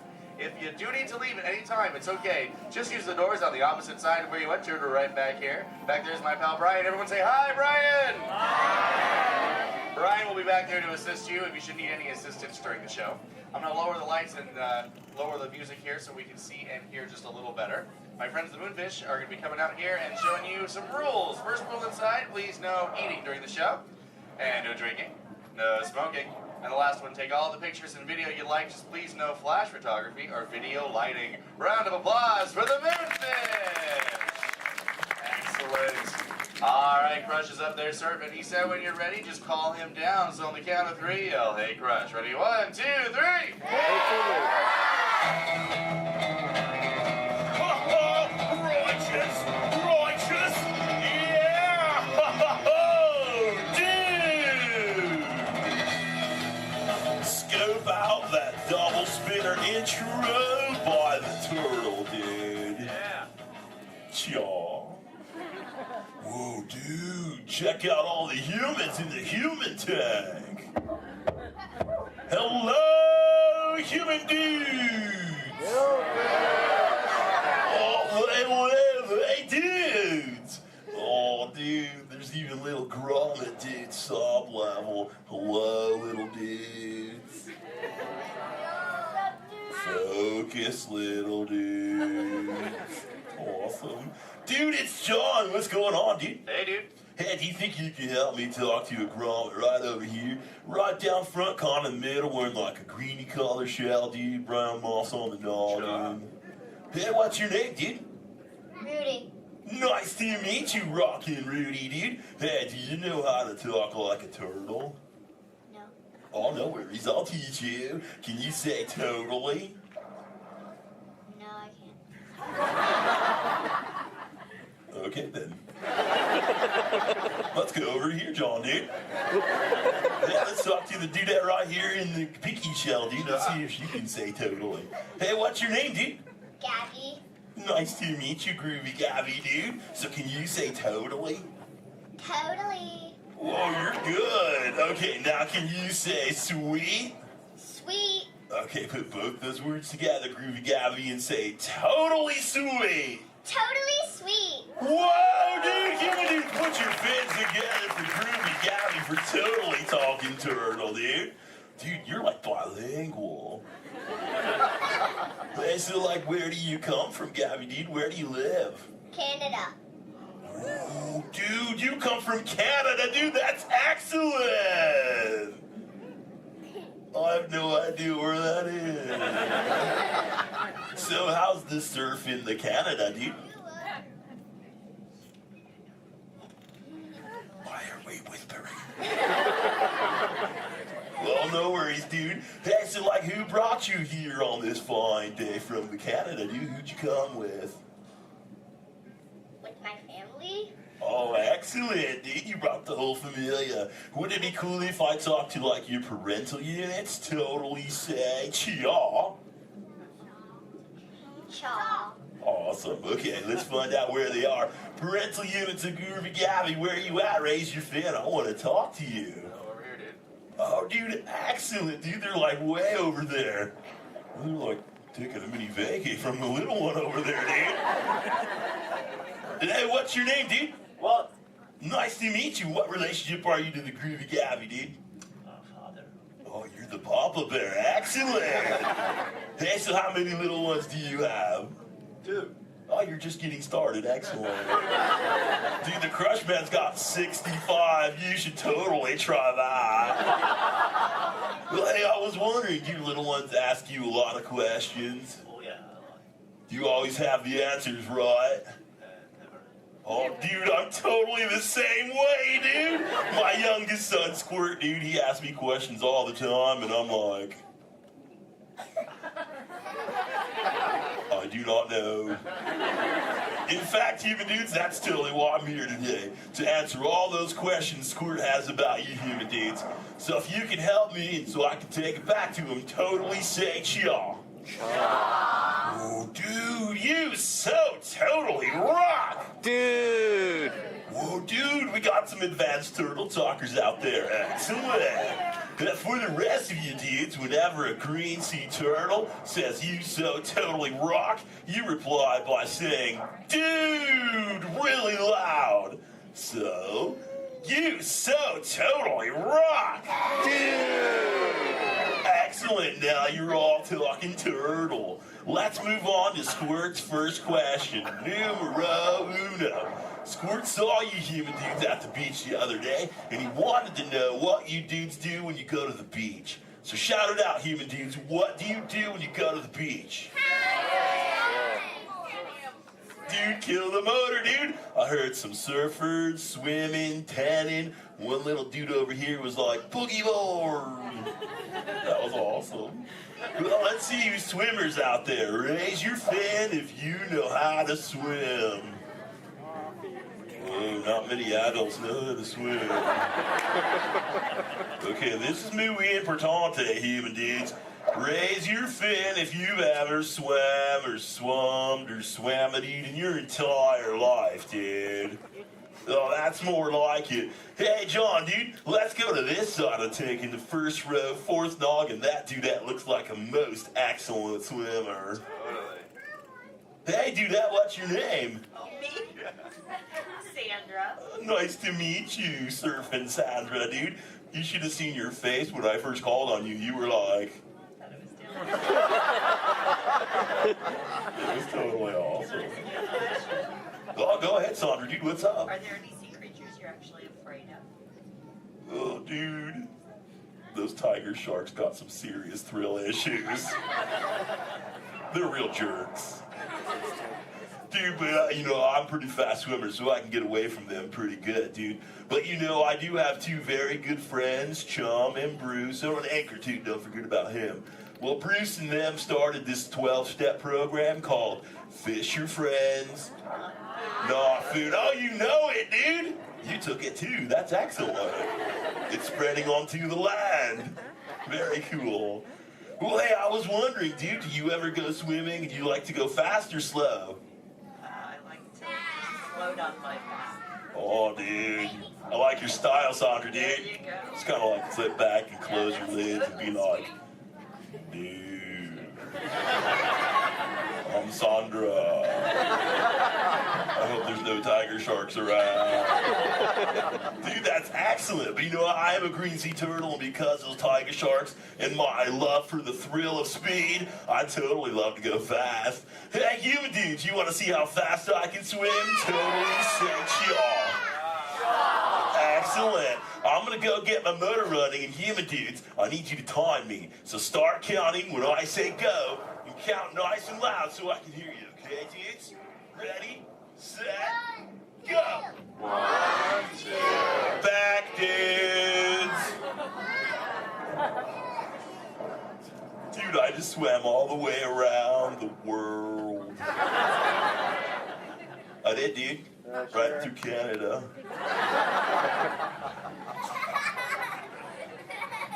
Dude, I can't even keep a straight face. I'm totally pulling your fin, dudes.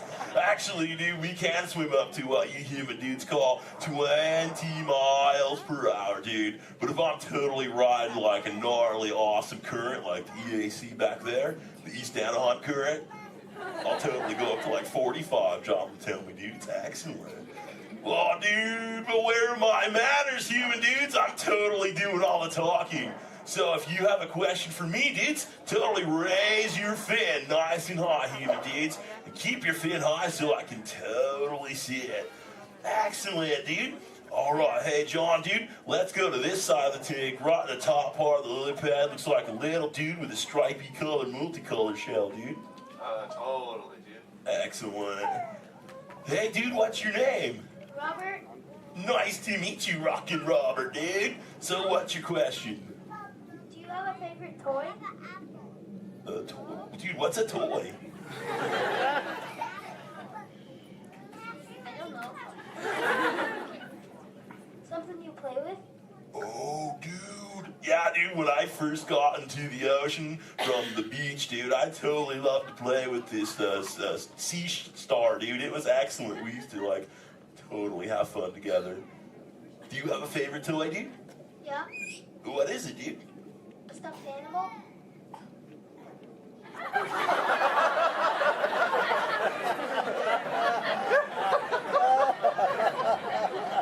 What kind of animal? One from Disneyland? What's Disney? You know what, dude? You got some serious thrill issues, dude. We're just gonna stop it right there before I go any further. Dude, that's excellent. Hey, actually, dude, you think you can help me with something? Say chomp. Chomp. Okay, the other day I found this thing. I don't know what it is. It's hoping you can tell me, dude. What is this, dude? A Buzz Lightyear toy. Oh, dude, so this is a toy, dude? Excellent, dude. So, like, what does he do? He flies. No way. Let's see if I can make him fly. Dude, that was awesome! Dude, the other day when I found this little mini man, he started talking to me, dude. He was like, I don't know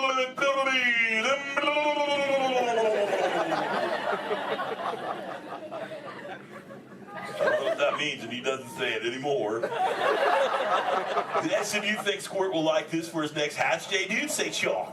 Chaw. Excellent, I'll totally give it to him. And thanks for your help, dude. You so totally rock. Dude. Does anyone else have a question for the Crush Man? Raise your fin, dude. Oh, dude, let's just go right to the other side, right down front. Looks like a little dudette in a white shell right here, dude. Totally. Hey, what's your name, dude? Mallory. Nice to meet you, Mallory, dude. So what would you like to know? Well, if I could breathe into water, would you let me ride on your back? Dude, totally, dude. That'd be the most excellent ride ever, dude. I've always wanted to know what it's like to ride on my shell. I'm always riding in my shell. Dude, I bet so too. Well, if you ever learn the superpower of breathing under the water, dude, totally find me in the Pacific Ocean. I'll be waiting. I'll try. Excellent, dude. You're awesome. Hey, it was totally nice meeting you, dude. And for the rest of you humans, this has been excellent. I've learned so much. But I gotta give all this Mondo knowledge back to Squirt. But before I leave you, let me give you some of my ancient turtle wisdom. Remember, human dudes, in the big ocean of life, never make an enemy out of a sea anemone. A sea anemone.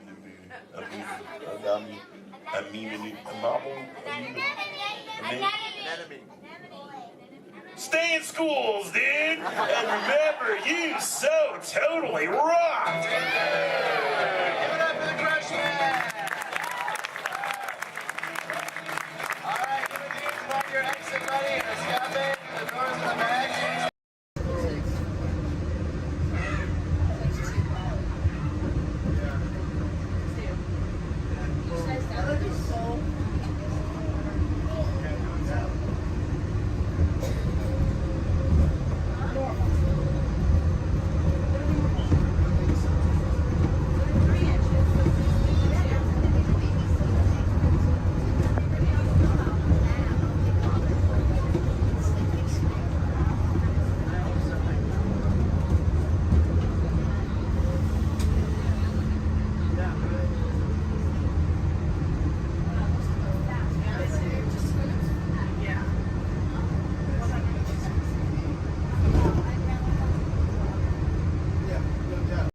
They all come to the park to play, but let's explore a bit more.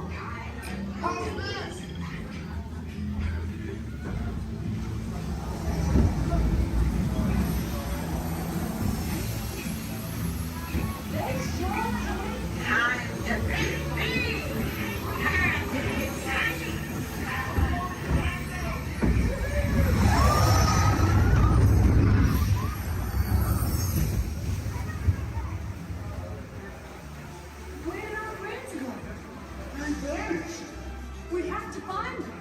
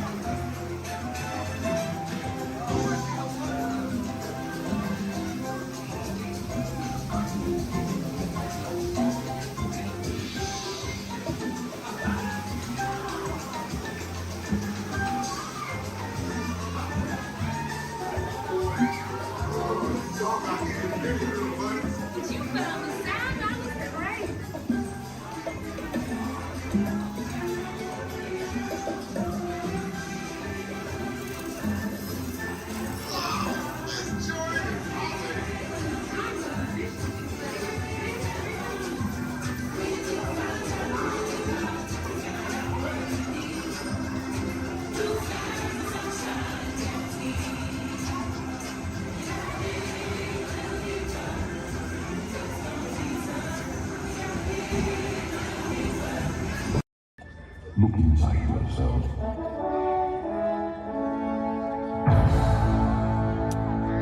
You are more than what you have become.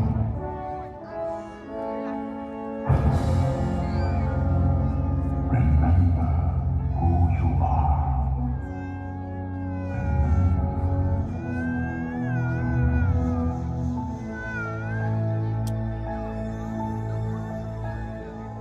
I have often dreamed of a fireplace where a hero's welcome would be waiting for me. Where the crowds would cheer when they see my face, And a voice keeps saying, this is where I'm meant to be.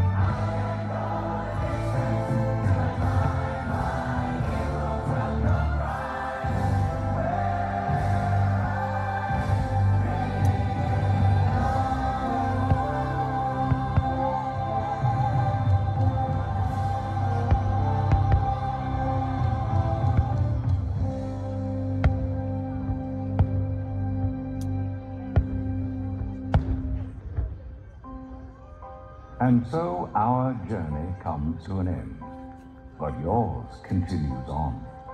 Grab hold of your dreams and make them come true, for you are the key to unlocking your own magic. Now go, let your dreams guide you. Reach out and find your happily ever after. The battles, the stories, the losses, and all the glory were changed by the way we live every day. Just look up and reach to the sky. We all have the courage to fly.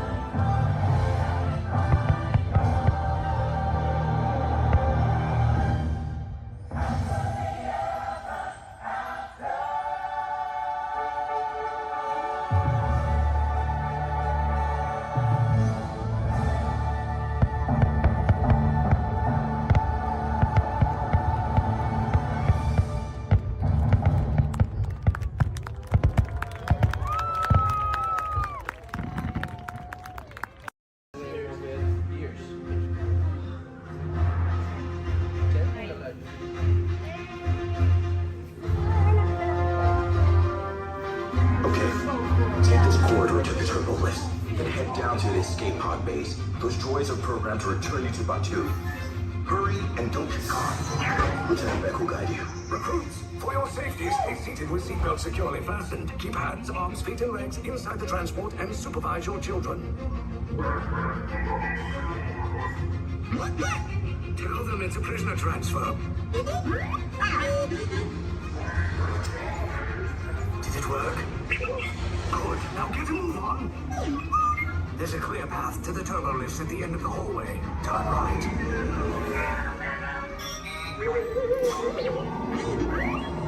A probe droid.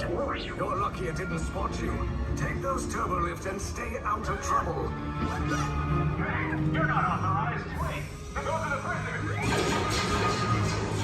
The operation is touching block range. Cover is blown. Find an alternate route. Who picked these two droids anyway?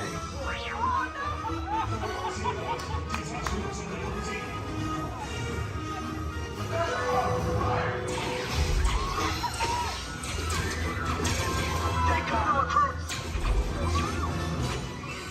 If anyone's back in the blaster, now's a good time. The escape pod's just below us! Why are you going up? I said down! Up is bad! Up is real bad!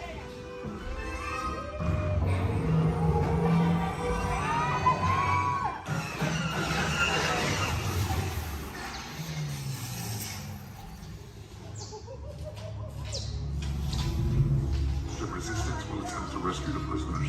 They have neither the resources nor the courage to engage us. You underestimate their conviction. Raise the shields! Shields? I see no evidence. Now! Down the alarm! All personnel to their stations! Sir, the prisoners have escaped. How brave, but ultimately hopeless. There's nowhere to run.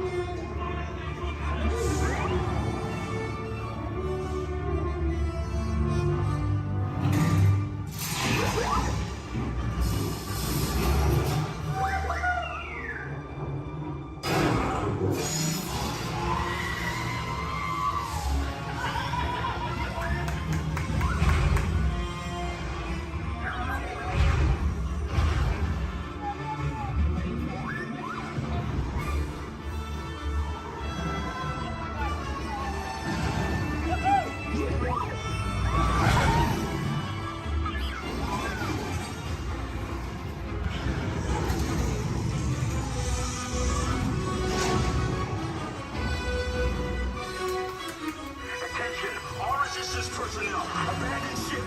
I repeat, abandon ship! This is the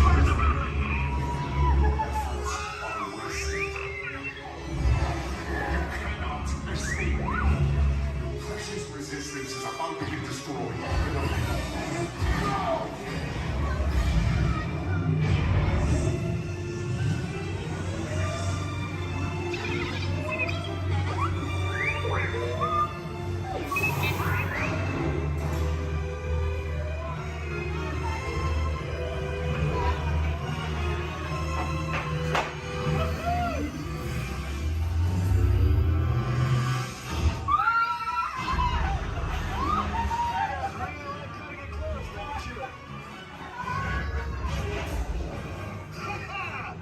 Okay, you're clear!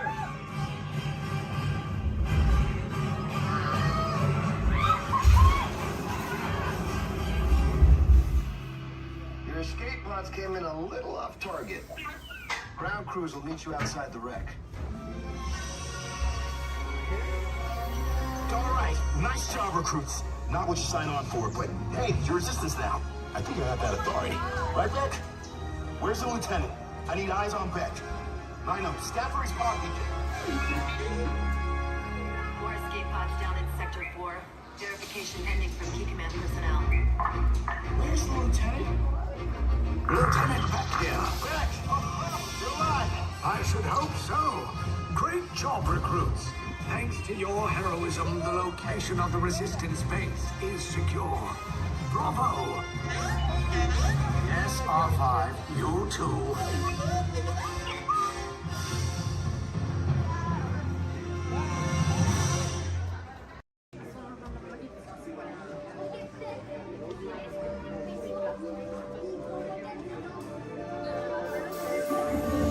I to the wonders of Xandar. I am World Mind, sentient supercomputer of Xandar. I hold the knowledge, memory, and experiences of all Xandarian citizens, past and present. This gives me extensive knowledge, yet I am constantly learning, and I am now learning about you and your planet, Terra.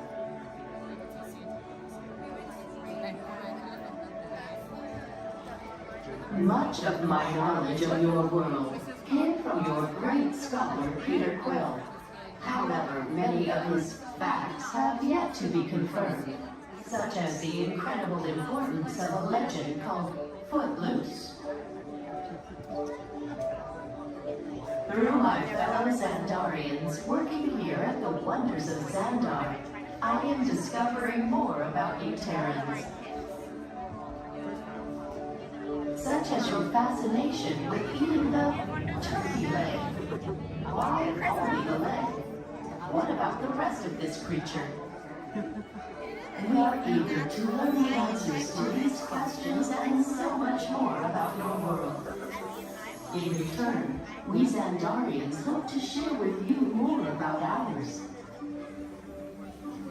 Although Xandar is 2.537 million light years away from your planet Terra, our worlds are actually quite similar and began at precisely the same moment.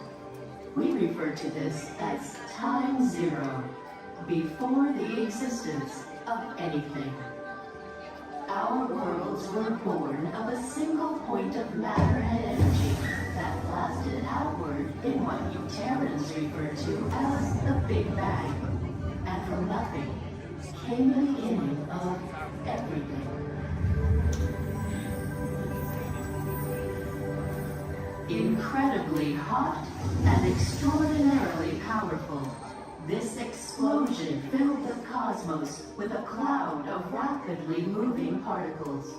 Over the next 100 million years, space continued to expand, and the particles cooled and slowed. As they coalesced into huge swirling clouds, gravity pulled them into larger, denser clusters. At the heart of these clusters, the temperature rose, and the particles were compressed so tightly they fused, releasing enormous amounts of heat and light. This is how the very first stars in our shared universe were born.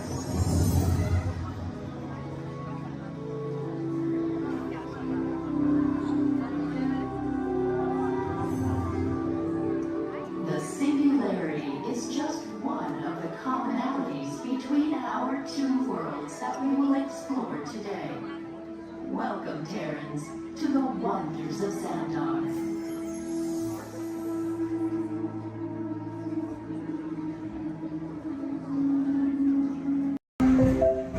This is Starport 75, or as we locals call it, Space Mountain, our high-speed rocket port to distant deep space destinations.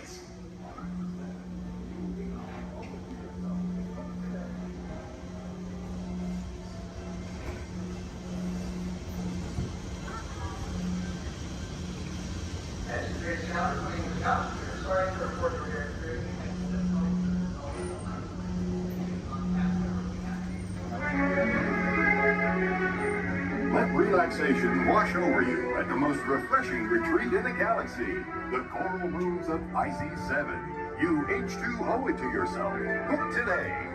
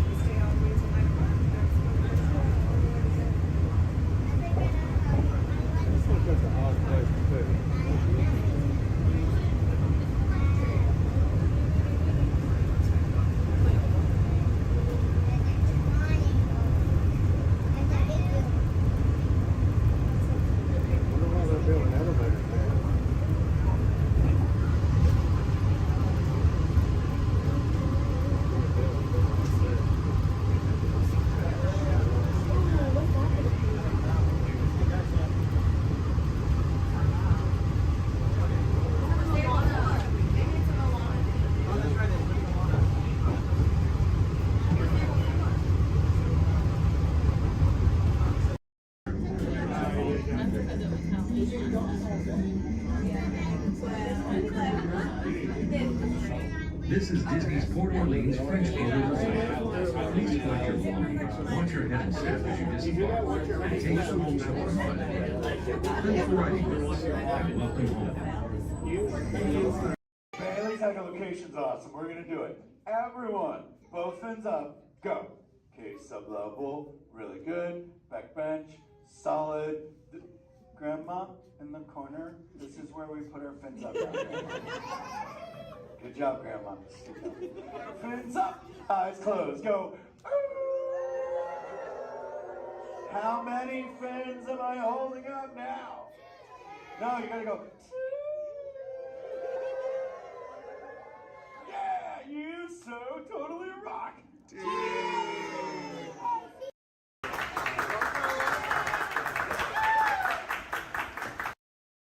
My name is Christina, and here at Seabase I do have a few reminders. There's no eating, no drinking, no smoking, and absolutely no flash photography. Thanks, guys. The equipment you see here hanging in the water is called a hydrophone. Hydrophones help us to hear things beneath the sea. Today this is going to help us hear a very special guest. Does everybody know who that guest may be? Shout it out.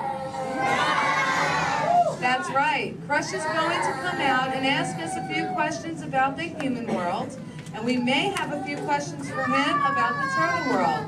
So please think about the questions you may want to ask Crush. I do know Crush is out catching a wave, and he asks, on the count of 3, as part of a year of a million dreams, we are going to have Joseph count out from South Carolina. 1, 2, 3, and everybody else, scream out, hey Crush. Ready? Joseph?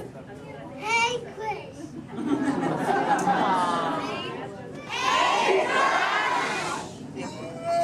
Righteous! Righteous! Dude! Oh, dude, I totally heard my name while I was catching that totally tasty wave, and I was just totally... Whoa.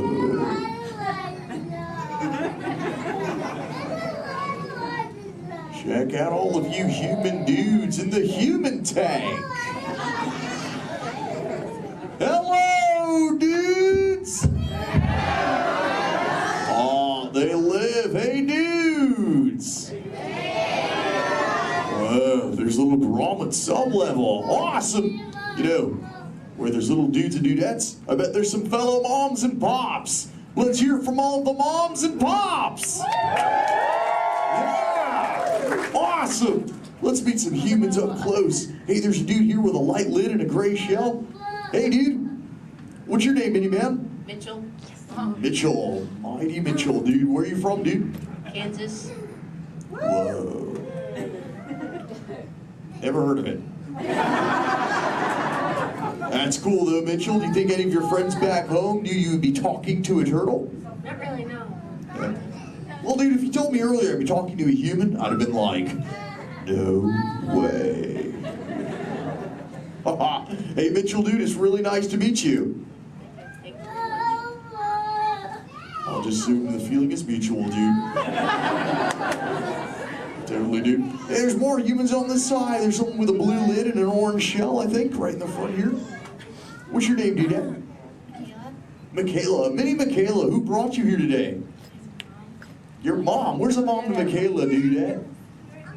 Oh, way in the back. Sorry to get stuck with the cheap seat. Standing room only, dude. Sorry. Hi, name's Crush. What's your name? Shelly. Shelly. Oh, that's the name of my wife. Shelly. Yes. That's your little offspring, Michaela. Do you have multiple offspring? Yes, I have 3. Awesome, dude. Did they ever ask you questions? Yes, I do. They never stop, do they? No. I bet some days you're like, dude. Am I right, dudette? You are very right. Sure. You know what, Shelly? What? From one parent to another, we just shared a moment. Totally did do that, y'all. Because my offspring Squirt, he always asks me questions about all of you humans. So if you dudes can answer some of his questions, everybody here really loud say Chaw! Chaw! Awesome, dudes. Now, dudes, before we can answer any of his questions, we got to make sure we're all on the same page, lingo-wise. Do you dudes know what the most important word, dude, in the turtle language is, dudes?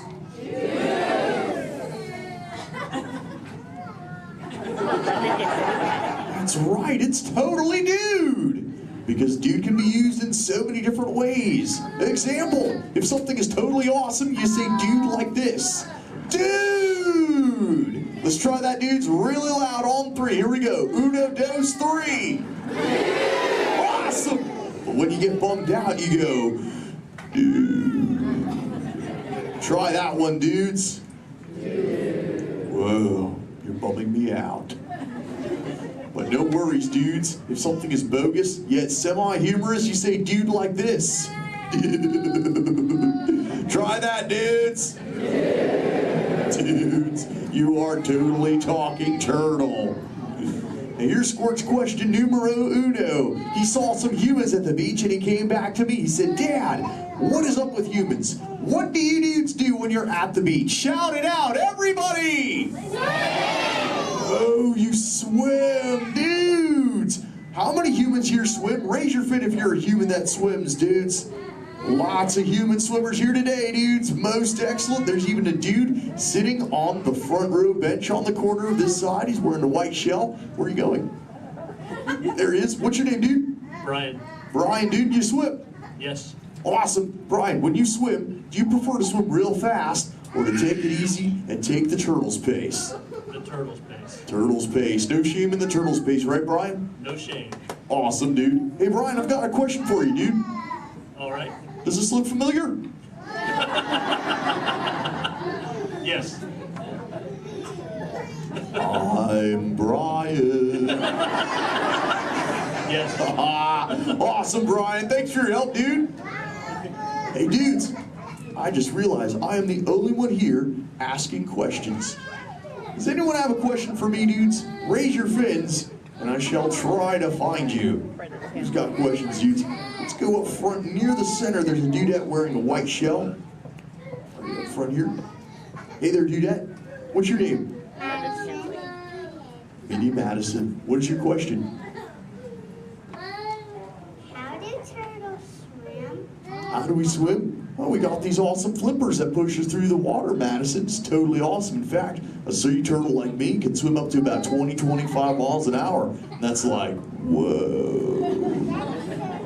Totally, dude, chaw. Hey, if you dudes want to see how fast that is, say chaw!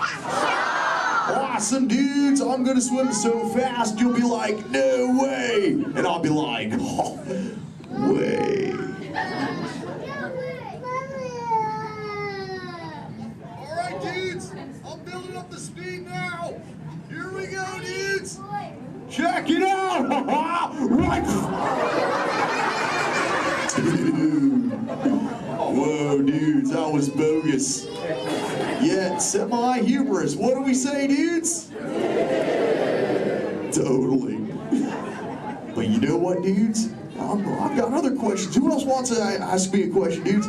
Oh, let's go back to the center. Right in that second row, she's got the red shell here. She's got a question for me. Right there in the center with the red shell. What's your name, dudette? Cameron, what is your question? What do you like to eat? Oh, I love to eat green sea grass and green sea kelp. Cameron, what do you like to eat? Chicken. Chicken. Does chicken ever give you bubbles, Cameron? Because sometimes green sea grass gives me bubbles, dude. It's kind of bogus.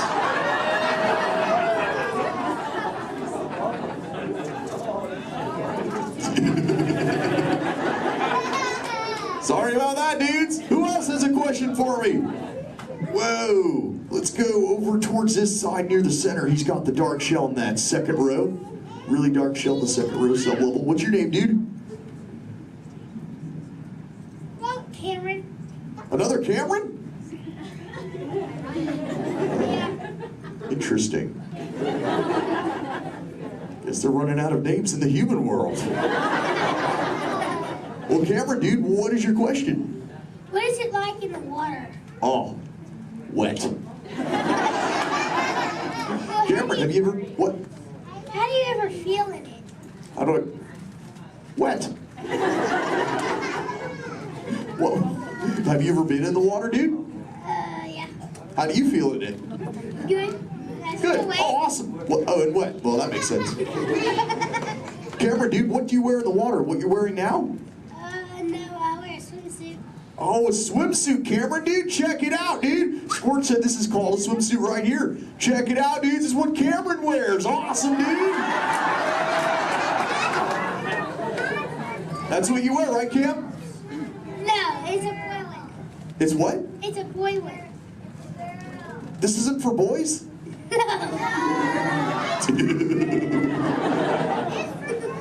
I didn't know that, dude. Cameron, dude, can I ask you a personal question, dude? Yeah. Does this make me look fat? No. No? Oh, thanks, dude.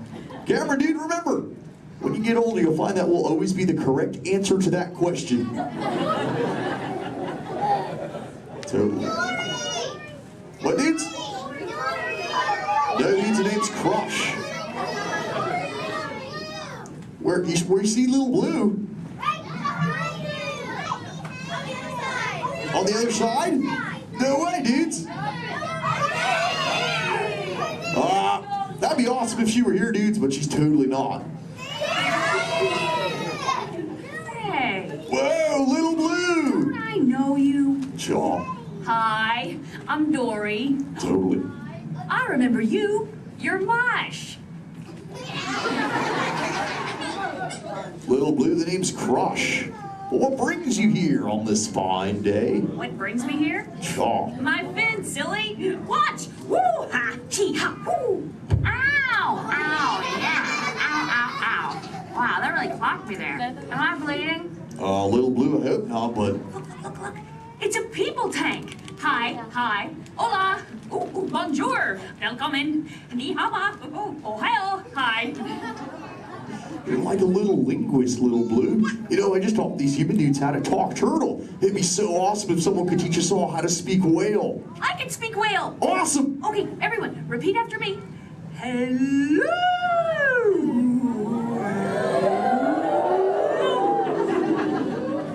That sounded pretty good, dudes, but let's try it all together real loud. Hello, whale. Awesome. You know, sometimes you speak whale and there are like 80 whales swimming around you. Not today. What do you mean, dude? No whale. Where? You see one behind me? Oh, Little Blue! Oh, conversation. there's totally a whale, Little Blue. Swim, Little Blue!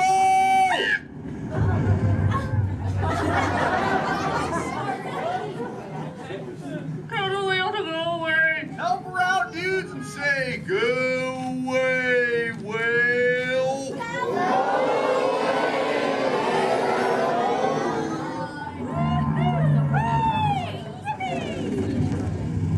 You did it, dudes! You saved Little Blue! Put your fins together. That was awesome! You so totally rock, dudes. You know, I could hang out with you all day, but I have to make sure Little Blue is okay. So before I go, remember, do not fight the current, learn to ride it, and it will totally take you where you're meant to go. And little dudes and dudettes, do the Crush Men a big favor. Keep using that word dude for the rest of the day. Your parents will love it. Bye-bye, dudes. Let's give it up for Crush! Would like to welcome you. While you're in town, be sure to... We interrupt this program for a special report. A child is on the loose in Monstropolis. A human child! If witnesses are to be believed, there has been a child security breach for the first time in monster history. We can neither confirm nor deny the presence of a human child here tonight. I tried to run from it, but it picked me up with its mind powers and shook me like a dog. It's true! I saw the whole thing! Happy birthday, Schmoopsy Poo! Oh, googly bear!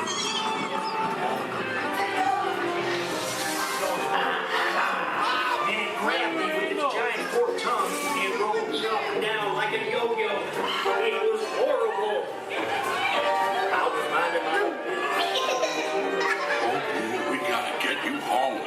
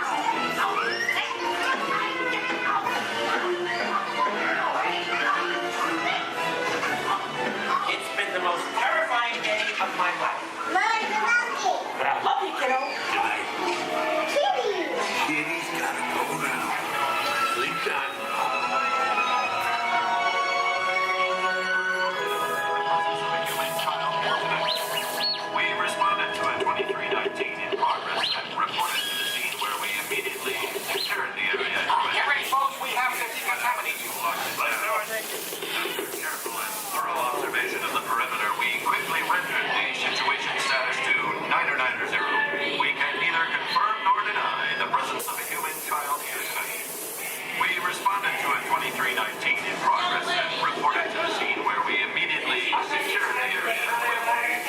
We spread out and locked it down. Careful and thorough observation of the perimeter, we quickly rendered the situation status to 990.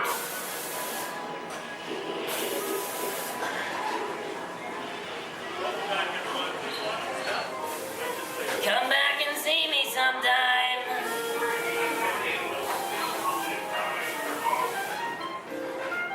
I'm watching you. Always watching. We can neither confirm nor deny the presence. Welcome back, everyone. Please watch your step.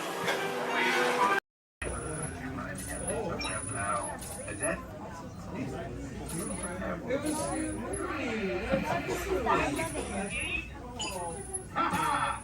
Gotcha! Oh! What are you guys still doing here? Tour's over! The cages are open and the creatures are loose! You gotta get out of here! Wait! Don't get out of here! I could use a hand. My little pal Groot is lost in the fortress somewhere, and I need to find him before he gets ate. I found his tiny little heat signature, see? All those other heat signatures are, well, don't worry about them. Listen up. You guys can be a big help while I look for my pal. A gantry lift full of warm currents makes a really great distraction. I just need you to wave your arms, scream, whatever it takes, and then all these things will, never mind. You in? It doesn't matter. That was rhetorical. Now let's move. Meet me at the gantry lift. Yeah, I'm gonna go back that way.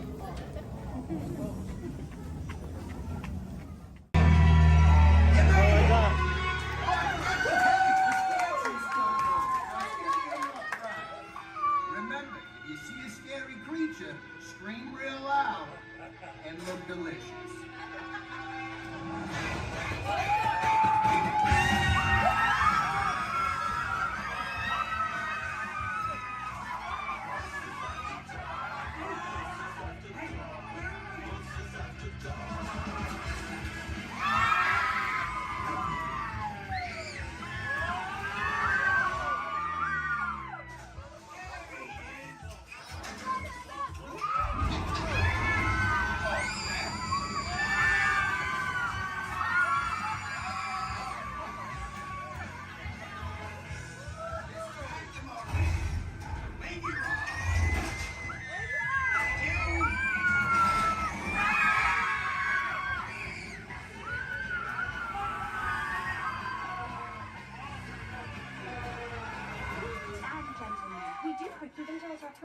Please gather your purse souvenirs.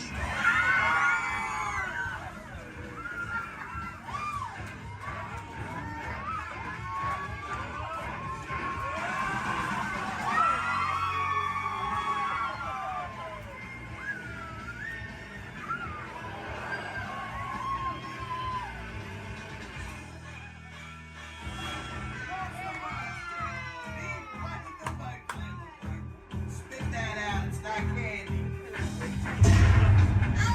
What's your language?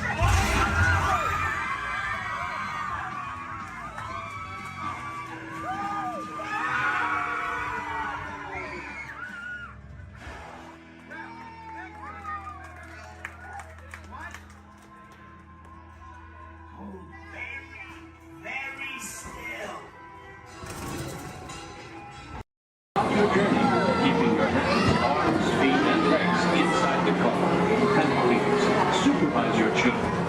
Remember to stay clear of the doors, which will open and close automatically. Enjoy your trip aboard the Metro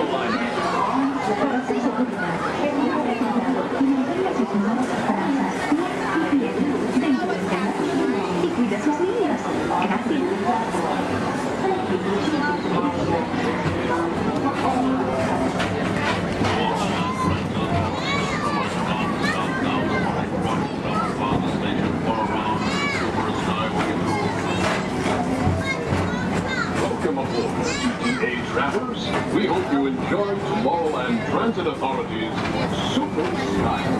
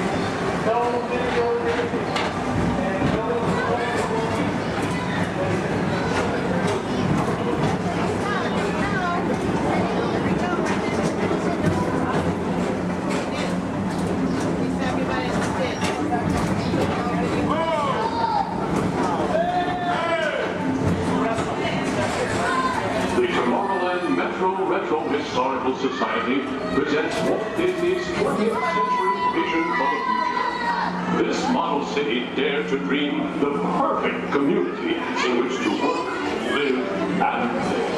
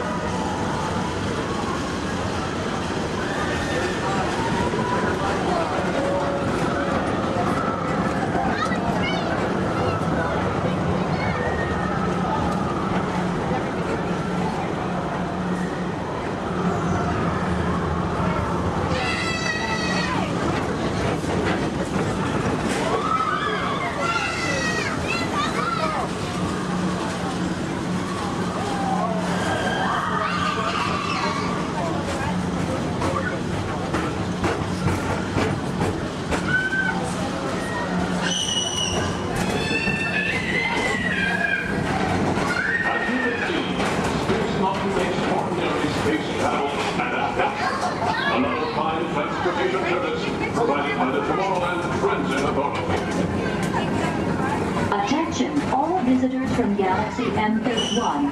Please keep forward-facing tentacles clear of oncoming Metroliner vehicles. Thank you.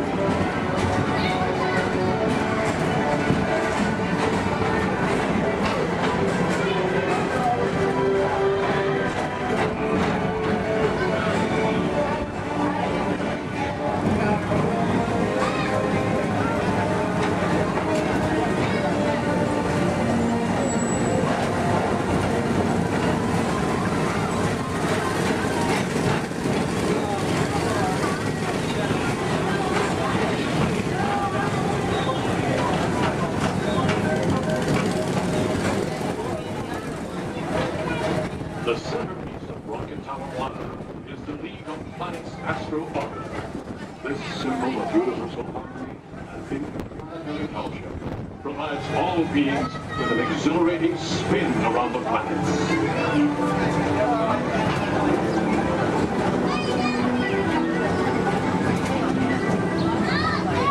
Remember, Blue Line passengers, for all your future travel needs, the TTA services all of Tomorrowland's outlying areas. docking lot, and of course, perfect parking is the latest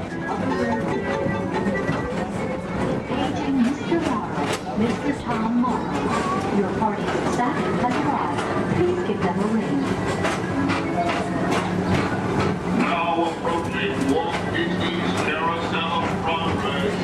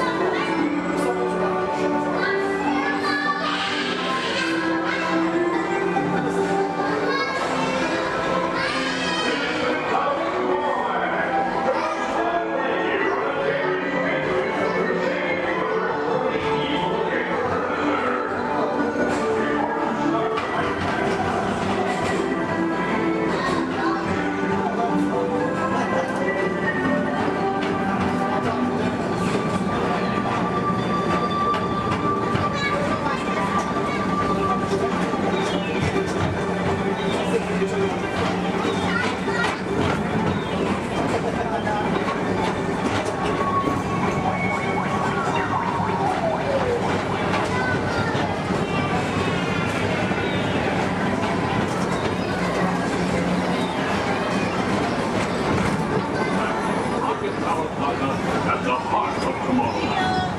Come now, rejoin us and believe in the promise of tomorrow.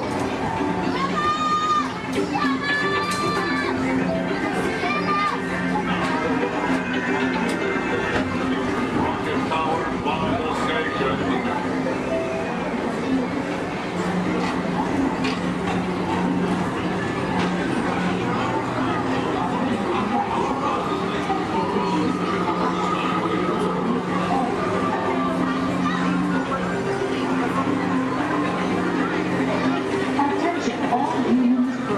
Intergalactic beings.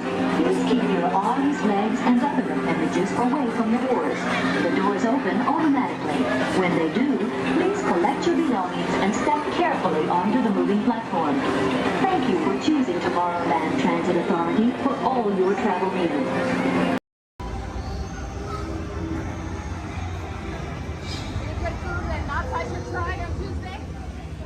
Stay there.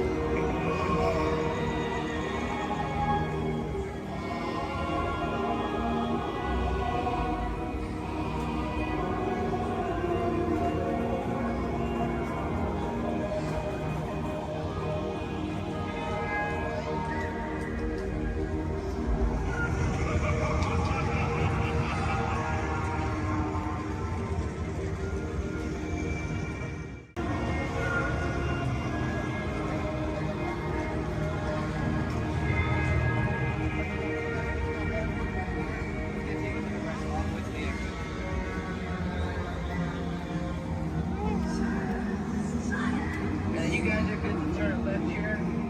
It's going to take you all the way through the rest of the trail.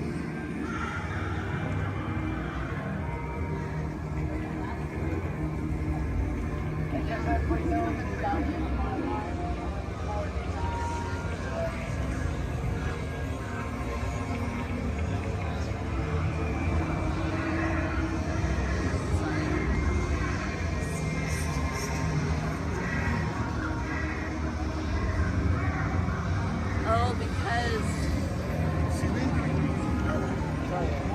that's where Maleficent is, over there. So the doors at Ice.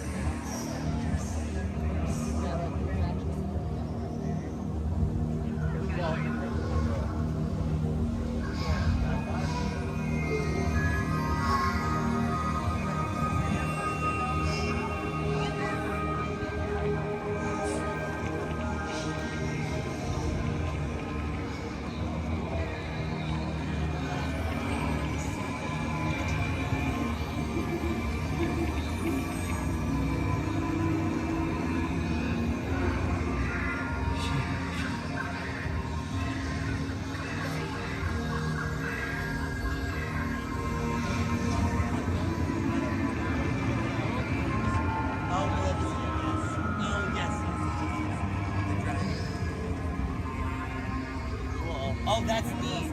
Yeah.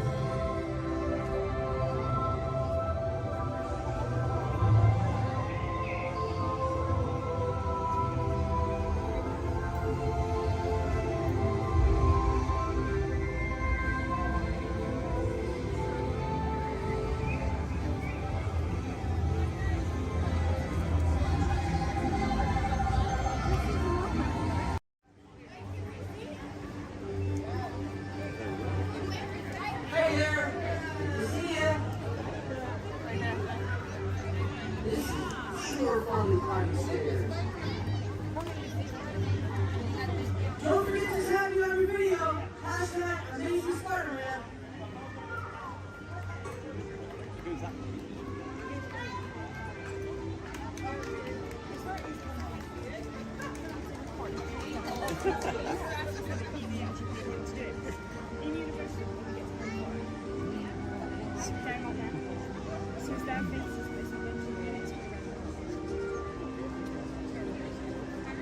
everyone, looking good down there.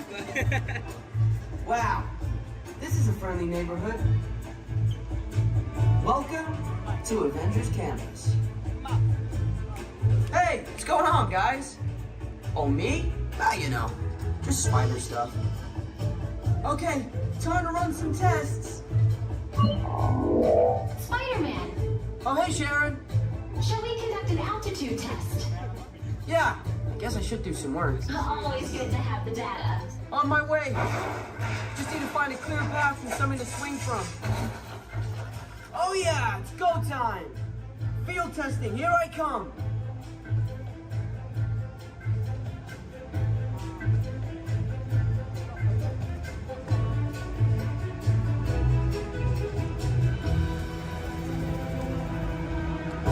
Time for some field testing. Here goes something.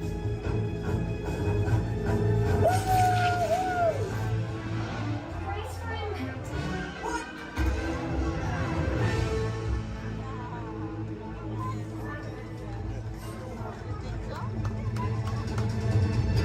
I'm good.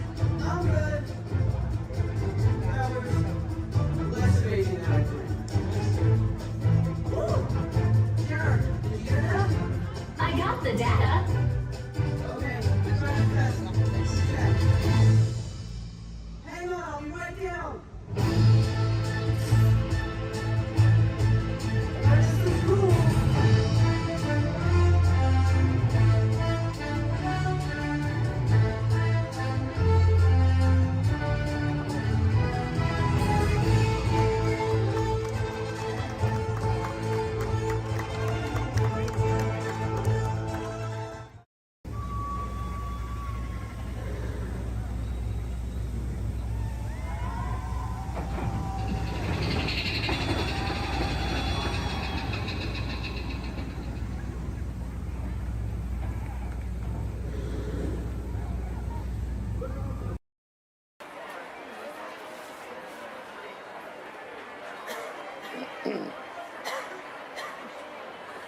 Ladies and gentlemen, boys and girls, before we do the party dance, everyone, please maintain personal arrangements from the times of motion.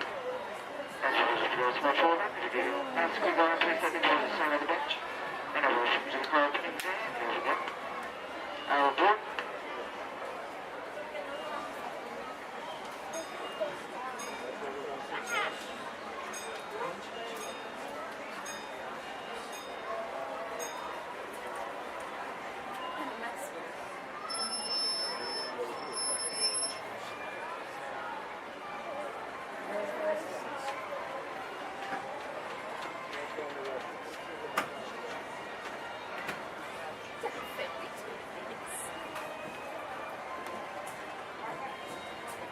Hello, folks. Welcome aboard the Disneyland Railroad. We're now embarking on a grand circle tour of the Magic Kingdom, with stops at New Orleans Square, Mickey's Toontown, and Tomorrowland, followed by a visit to the Grand Canyon and Primeval World. We got a lot of traveling ahead of us, so remember, for a safe trip, you need to stay seated, keeping your hands, arms, feet, and legs inside the train. And please, watch your children. Bienvenidos a bordo del Disneyland Railroad. Para su seguridad, permanezca sentado y mantenga las manos, brazos, pies y piernas dentro del tren y cuide a los pequeños. Gracias.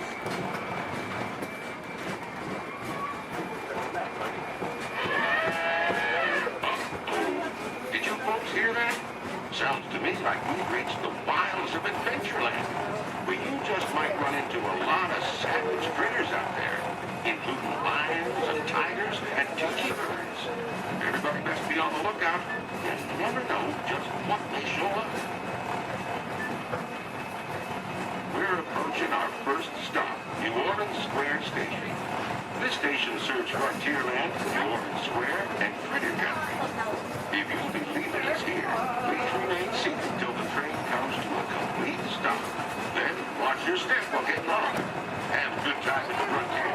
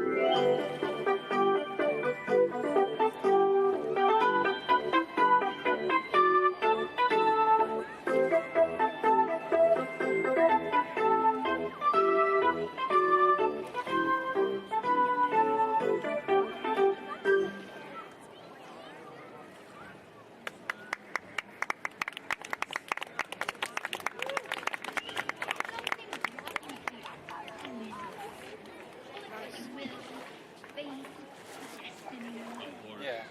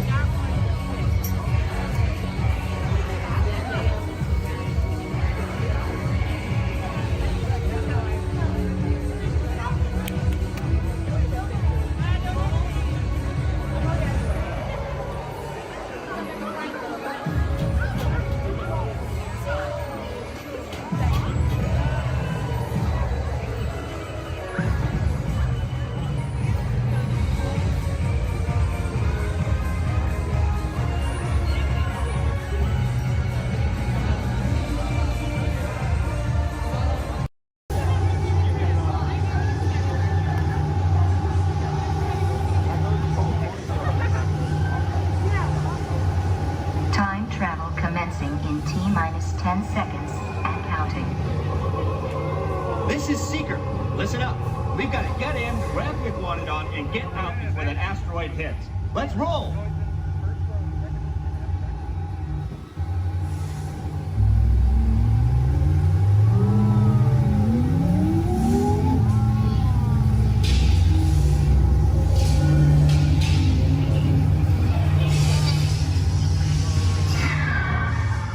Okay, now, let's go get that dino.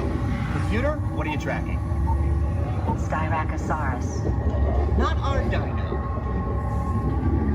Warning, meteor shower in range. Just little one. Oleoramus. Hadrosaur. Raptor. Time to get serious. Locking autopilot on homing signal now! Hang on! I'm tracking a big dino on the scope. Could be ours. Computer, full stop. Identify. Carnotaurus. Definitely not our dino. Go, go, go!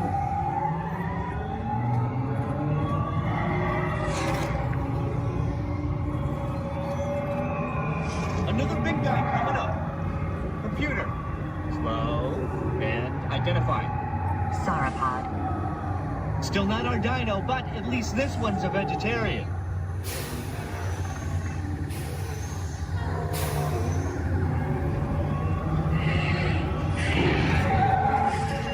Asteroid impact in 90 seconds. We better move it.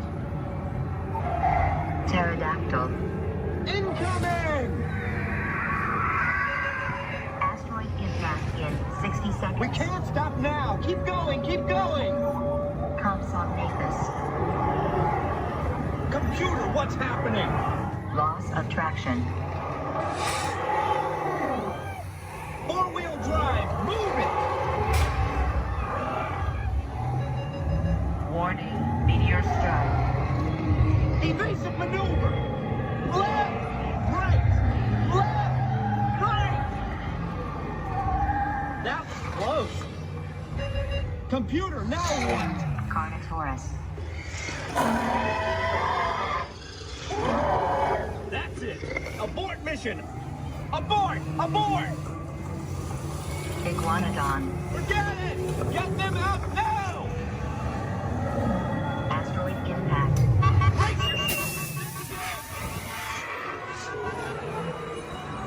They're not gonna make it! They're not gonna make it!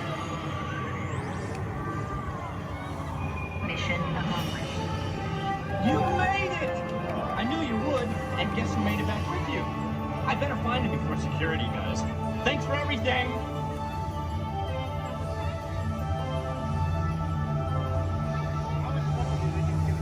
On my desk, everyone, so please remain seated throughout the show. And please keep your hands, arms, feet, and legs inside the vehicle at all times. Oh, don't forget to supervise your children. And for the safety of our cast, we ask that you please refrain from the use of flash photography and external video lighting.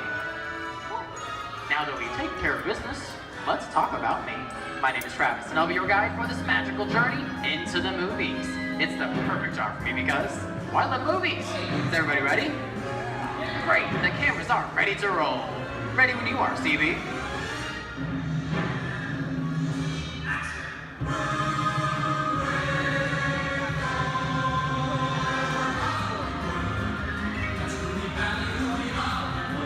And we are rolling.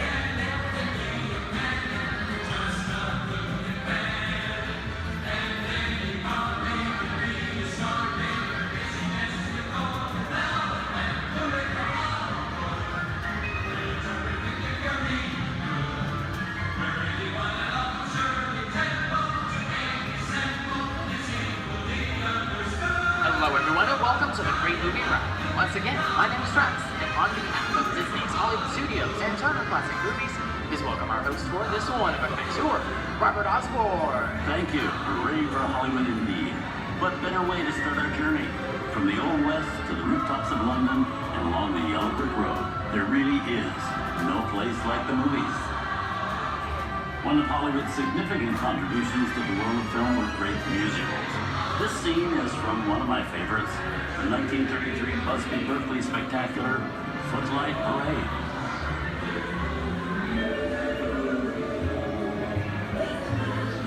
Here's one of the most famous of all dance sequences. It's from the 1952 musical classic, Singing in the Rain. Here's Jim Kelly singing in the rain. Literally.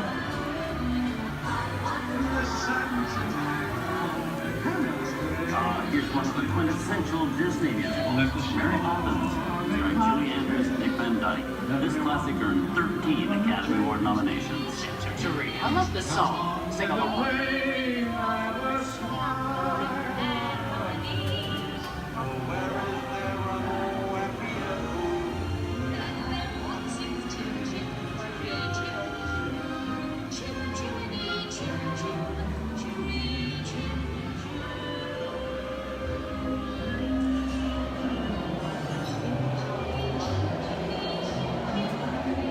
Hold on to those wallets and purses, folks.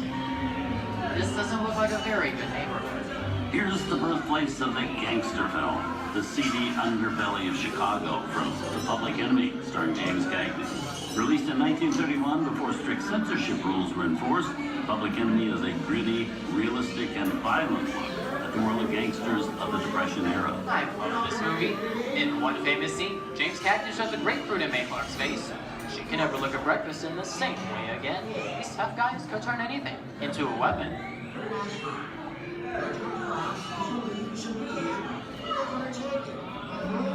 You're gonna kick in with the dog. If you don't, somebody's gonna drop by here and take your teeth out one at a time. And me, I get you. Now beat it. Tough guy,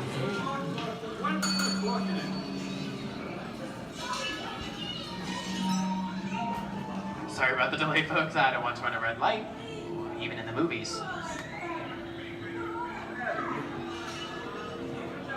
I don't let her leave my vehicle. I think it's time for a visit to a concession stand. Bye. So Osborne, wait. Okay, Muggsy, whatever you say. Hey, how'd you know my name anyways?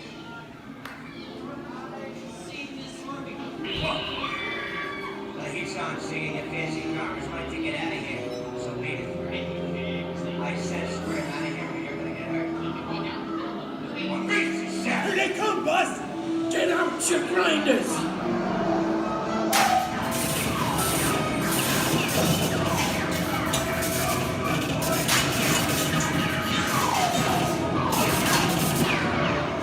I'm hit! I'm hit! Muggsy! They got win! Muggsy!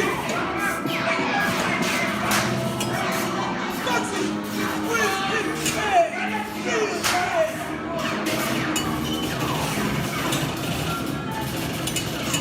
Everybody just sit tight. Running my life against the law. I will never break the law. Hey, watch this. No more red light. Muggsy!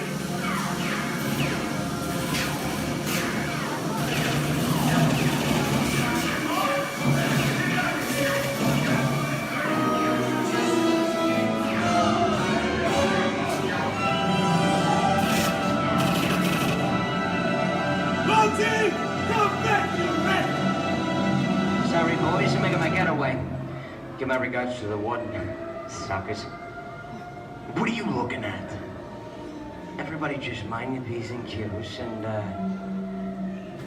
maybe you won't get hurt. Oh. This must be the west side of town, huh?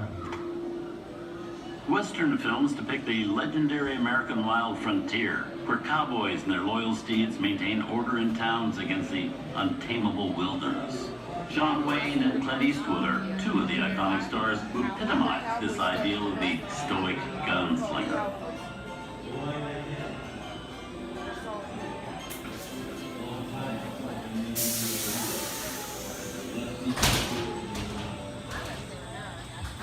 Sleepy little bug, ain't it? That's some mighty tough territory you're heading into, Pilgrim.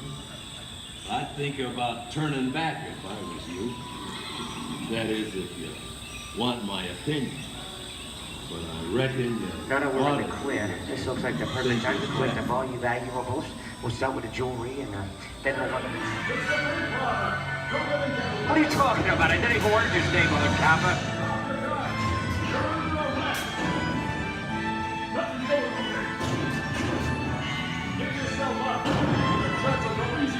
This is nuts.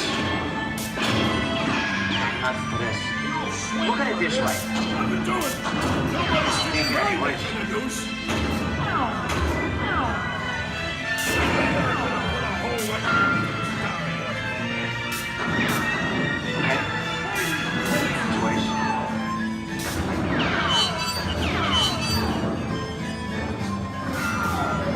I don't know about you guys, but this is starting to get kind of creepy.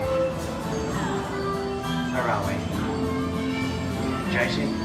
Science fiction has been a staple of classic movies, from George Méliès's A Trip to the Moon to George Lucas's Star Wars. In 1979, director Ridley Scott and Sigourney Weaver made audiences believe that in space, no one can hear you scream. This is Alien. Hey, to get down, face. How do we get out of here? Warning, remain in your vehicle. The area you are entering is extremely dangerous. Proceed with caution.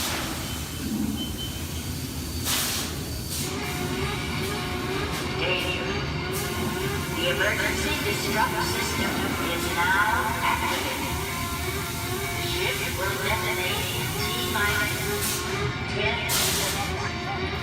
The option to override automatic detonation expires T-minus 5. What is that thing?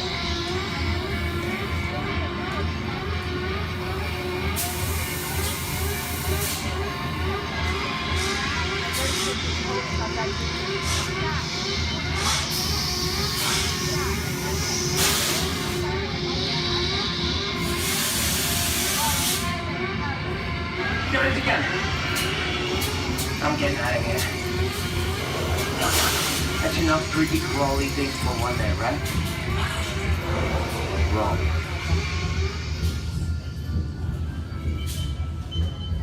Steven Spielberg and George Lucas cemented their status as the blockbuster boys with their first partnership. Here from that legendary collaboration is Harrison Ford as archaeologist Indiana Jones in Raiders of the Lost Ark. Snakes. Why did it have to be snakes? Some of the biggest horror stars of Hollywood appear in the ancient story of a cursed Egyptian temple, a priceless jewel that beckons to all, but be warned, temptation always leads to destruction. Get a load of that show, guys. Time for me to get back to work. Good thing I don't believe in ghost stories. Don't nobody move while I go get the goods. I don't think they'd notice a few extra bodies around here, if you know what I mean.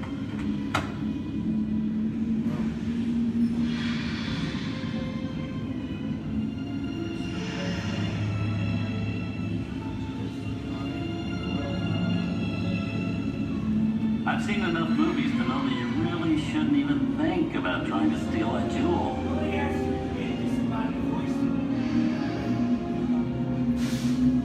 Halt, unbeliever. Disturb the treasure of the gods, and you shall all pay with your lives.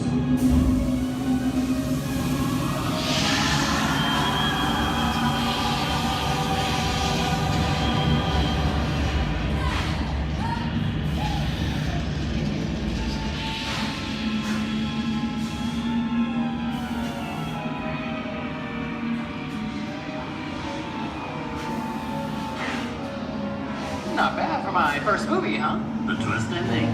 That just goes to show you anything can happen in the movies. Now, let's get on with the show. I see,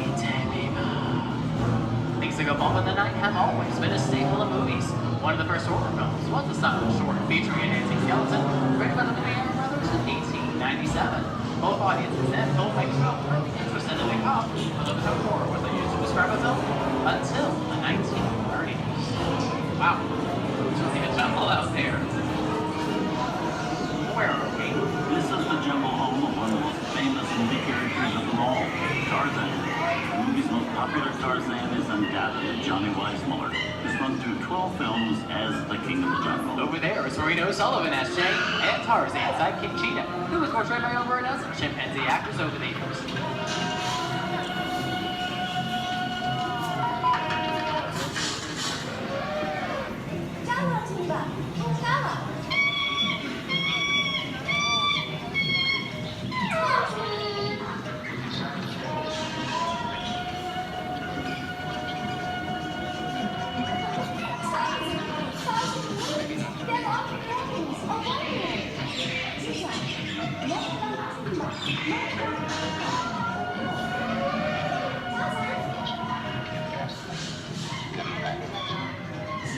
Here's Humphrey Bogart in his most famous film role.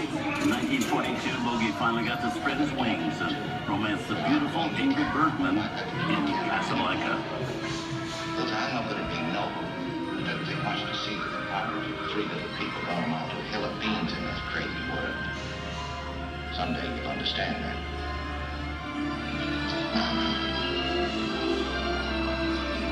He's looking at you, kid.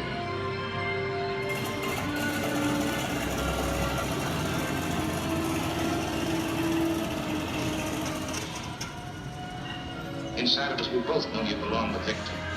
It's work, the thing that keeps you going. That thing you can ground. You're not with it. And now, one of the most famous movie stars in one of his greatest roles, Mickey Mouse, as the Sorcerer's Apprentice in Fantasia. When the film came out in 1940, Walt Disney promised to add new musical sequences in the future. His nephew Roy kept that promise 60 years later with the release of Fantasia 2000.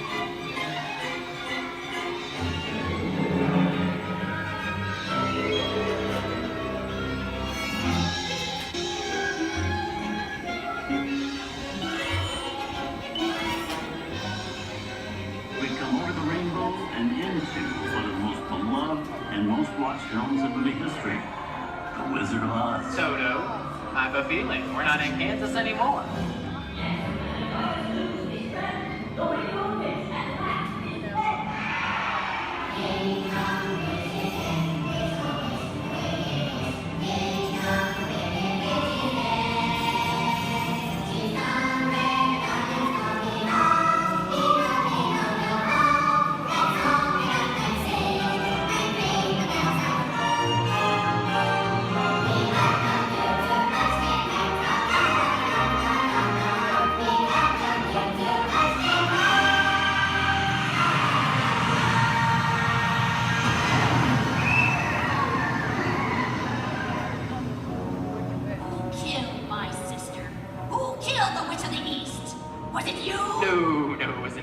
I didn't mean to kill anybody. Well, my little pretty, I can cause accidents too. Oh, rubbish. You have no power here. Now be gone before somebody drops a house on you, too. Very well. I'll bide my time. But just try to stay out of my way. Just try. I'll get you, my pretty. And your little dog, too. I wonder how we get out of here. What do you folks think? Which way do we go? Follow the yellow brick road. Follow the yellow brick road. Follow the yellow brick road? Oh, why would I think of that? Sing along, folks. You know the words.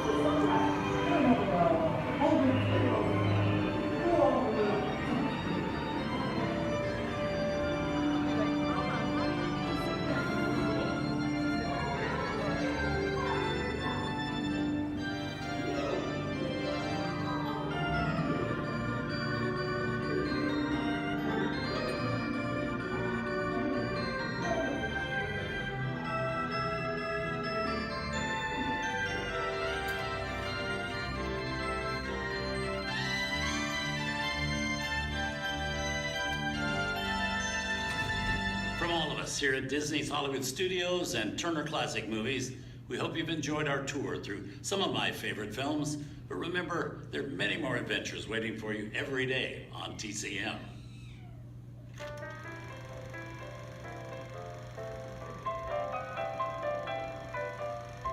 We didn't need dialogue. We had faces. Wait a minute. You ain't heard nothing yet. Step in time!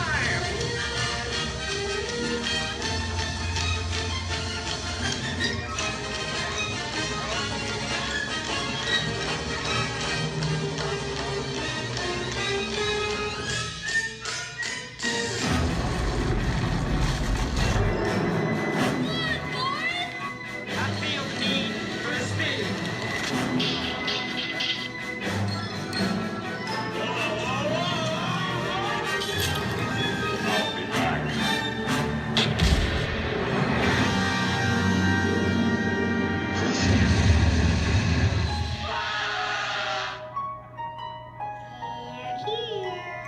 You best start believing in ghost stories, Miss Turner.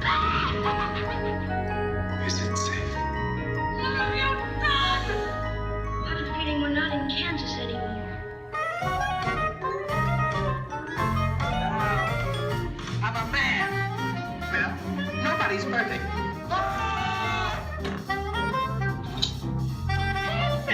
Shut up.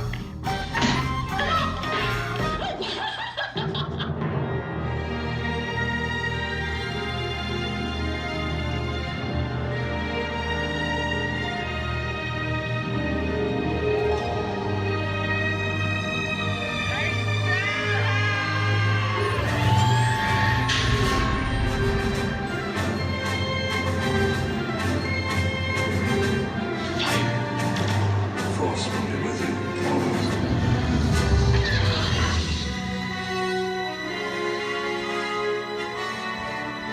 We're making an awfully Captain Hugh. I want to be alone. We didn't land on Plymouth Rock. Plymouth Rock landed on us. Good morning, Vietnam! He's looking at you, kid.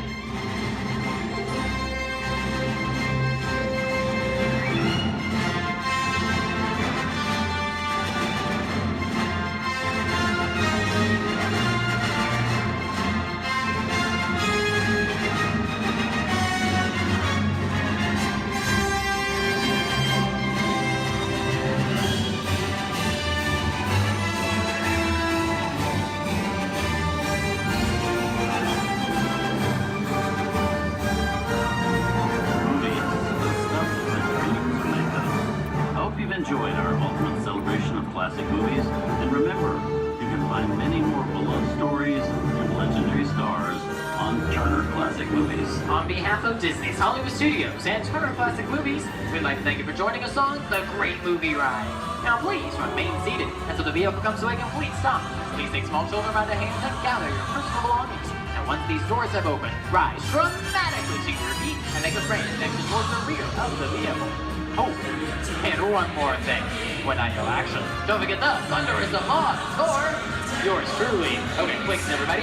And action! Thank you. Have a wonderful afternoon at Disney's Hollywood Studios.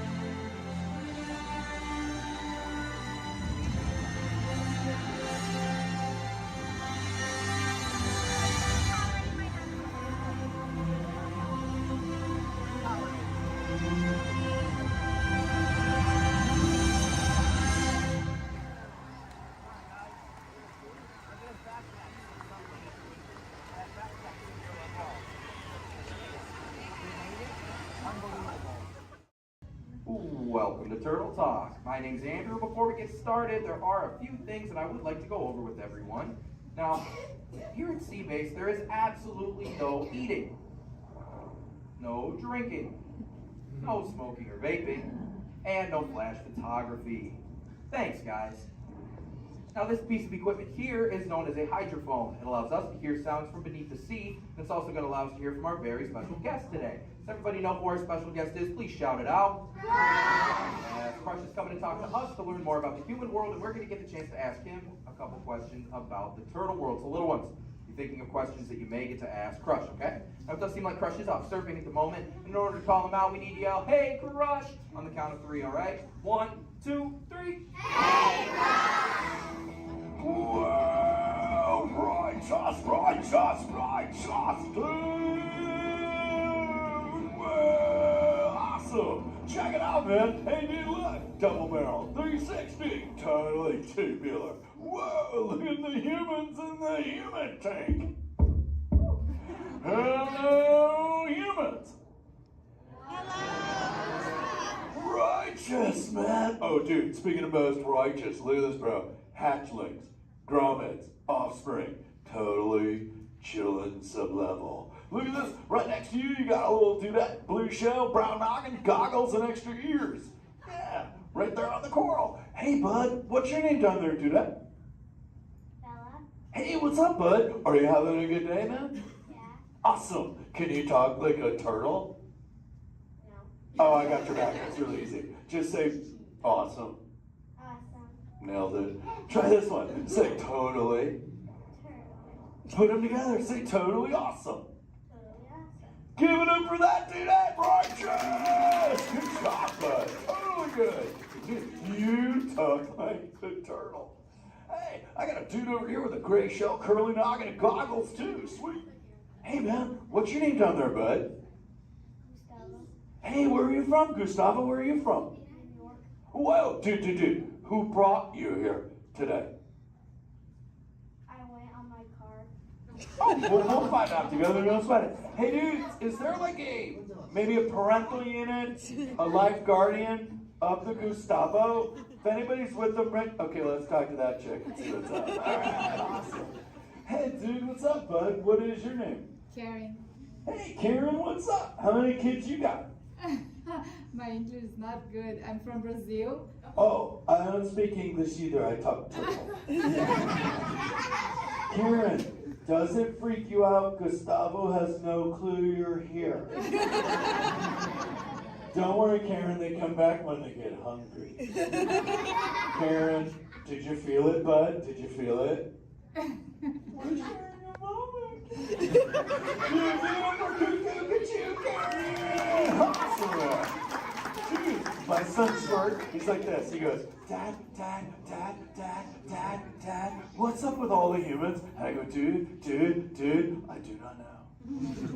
Human dudes, I need human help. Can all of you help out and answer Squirt's questions? If you want to help, say, Chaw! Righteous! You so totally rock, dude! Oh, wait a minute. Sorry, dude, my bad. Check this out. When a turtle says, you so totally rock, everyone says, dude! Here we go. You so totally rock! Dude! You so totally rock! Dude! Now all of you totally talk turtle. So, on to Squirt's question. Numero uno. He goes, Dad, if humans go to a beach, what do they do? I said, bro, I do not know. Humans, do you go to the beach? Yes. Awesomeness. Okay, answer it for the Squirt dude. What does a human do at a beach? Shout it out. Swim. No way. Who likes to swim? Wave some fin if you love to swim, man. Oh, man, I got wavers. Look, even on the bench. What's up, wavers? Nice. Dude, want to see me swim? Say go crush. Go crush. Let's rock. Everyone yell. Rip it. Rip it.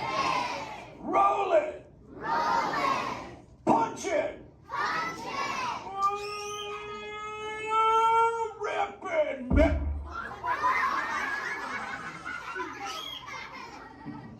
Hey, Crush, watch out for the glass. Hey, dude, thanks, Hank.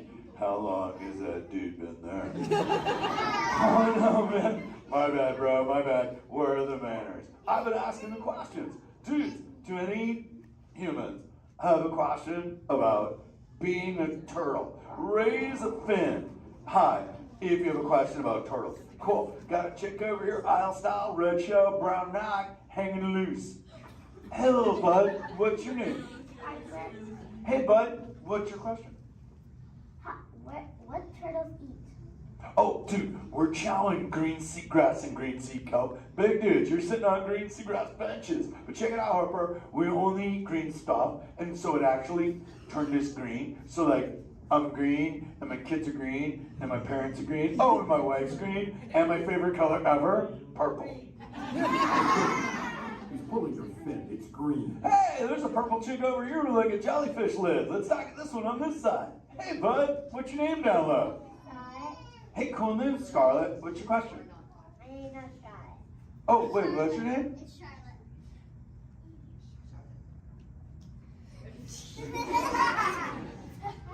You don't have to tell me. Okay, what's your question, little bud? My name's not in a bun. Okay. Hey, let's head over here. We got like a little friend on this side. Looks like a light blue shell brown nugget. Let's talk to this bud. Hey, what's your name, dude? My name's Marley. Hey, Marley, what's up? What's your question? What's your favorite food?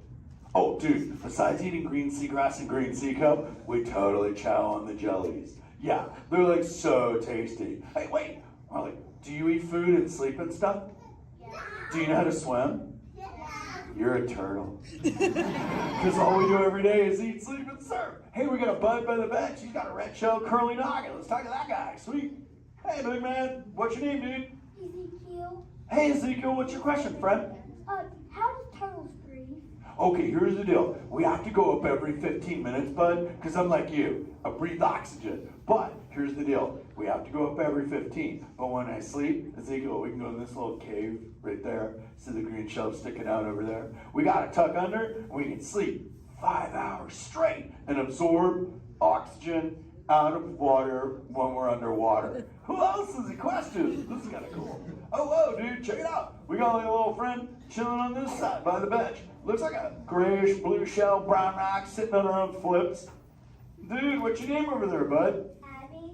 Hey, Abs, what's your question, Abby? How many babies can a turtle have? Well, mommy turtles, man, they go to a beach, but it's the same beach every time. And they drop off like 90 to 100 eggs. But here's the cool part. When the sand is really warm, Abby, everybody is a dudette. And when it's cold, they're all dudes. So we say, dudes are cool and chicks are hot. This is awesome, humans. Hey, the Jelly Man. I was talking about you, buddy. Oh, Crush. Hey, man. I'm trying to get away from a turtle pile. Marlon, turtle piles are a celebration. Everyone yell, turtle pile!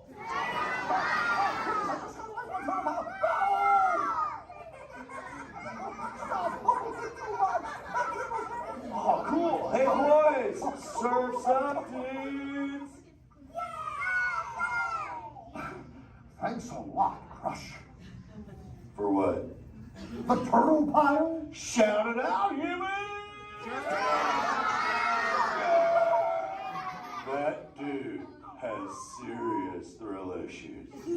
Humans, you rocked it! You so totally rock! Okay, like 4 kids remembered. The rest of you dudes pulled a hard Dory. Dudes, don't space out! Remember, Turtle says you so totally rock. Everyone screams! You so totally rock! There you go, you're back again. Oh, bummer. Hey, bro, the frequency thing is not working. Whoa, it's Bailey. Call him back with your fins. Put your both fins up. Yeah, put your both fins up. Go.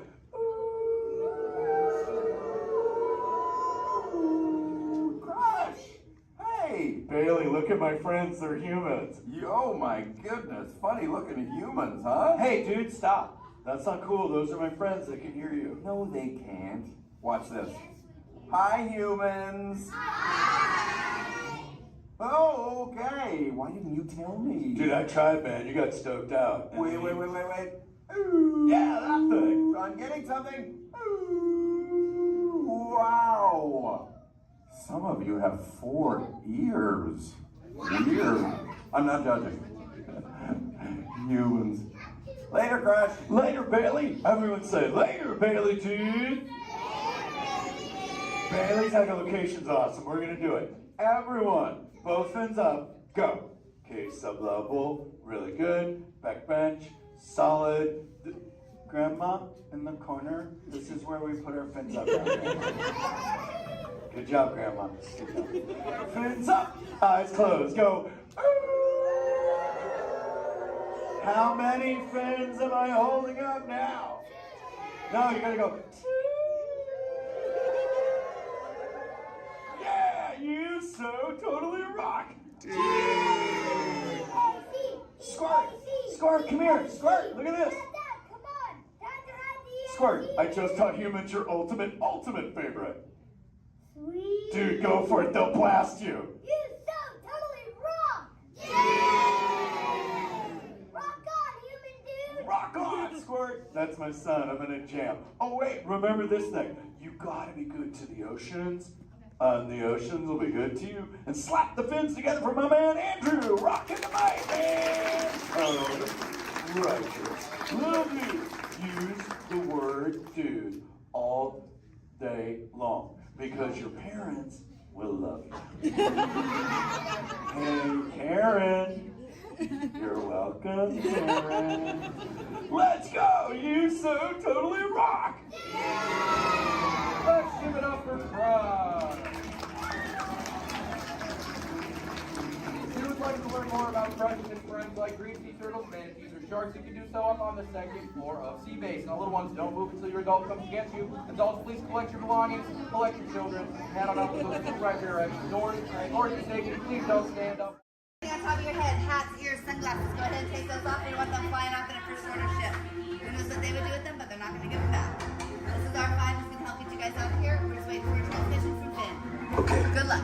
Take this corridor to the turbo lift. Then head down to the escape pod base. Those droids are programmed to return you to Batu. Hurry and don't get caught. Lieutenant Beck will guide you. Recruits, for your safety, stay seated with seatbelts securely fastened. Keep hands, arms, feet, and legs inside the transport and supervise your children. Tell them it's a prisoner transfer. Did it work? Good. Now get a move on. There's a clear path to the turbo lifts at the end of the hallway. Turn right. Probe droid. You're lucky it didn't spot you. Take those turbo lifts and stay out of trouble. Hey, you're not authorized. Wait, those are the prisoners.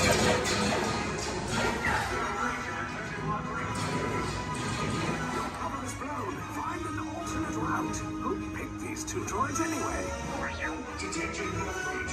Prisoners will see nothing of the team. Fire!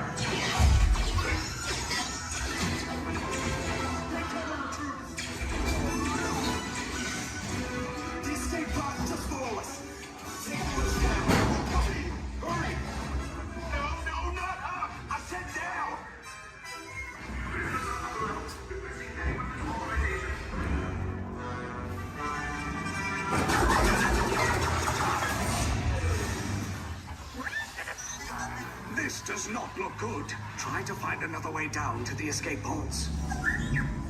The Resistance will attempt to rescue the prisoners. They have neither the resources nor the courage to engage us. You underestimate their conviction. Raise the shields! Shields? I see no evidence. Now!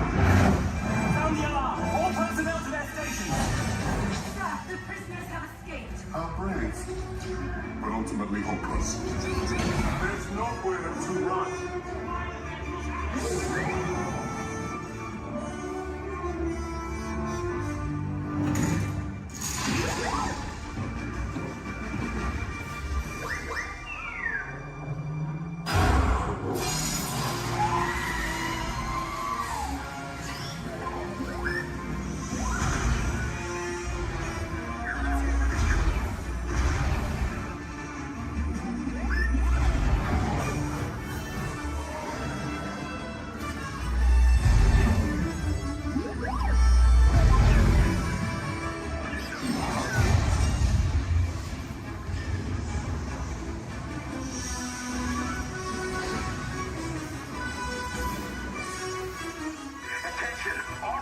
Personnel, abandon ship. I repeat, abandon ship.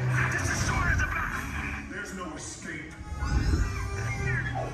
You will tell me the location of the secret base, and then I will destroy you and the Resistance.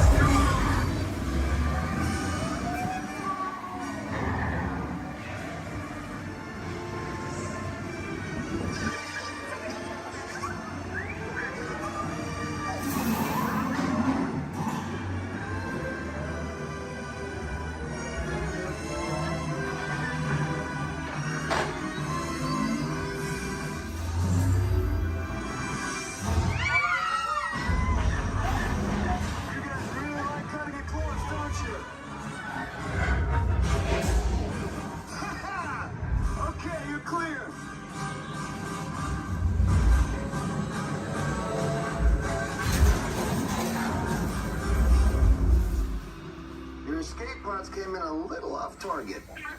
Ground crews will meet you outside the wreck. All right, nice job, recruits. Not what you sign on for, but hey, you're resistance now. I think I have that authority. Right, Beck? Where's the lieutenant? I need eyes on Beck.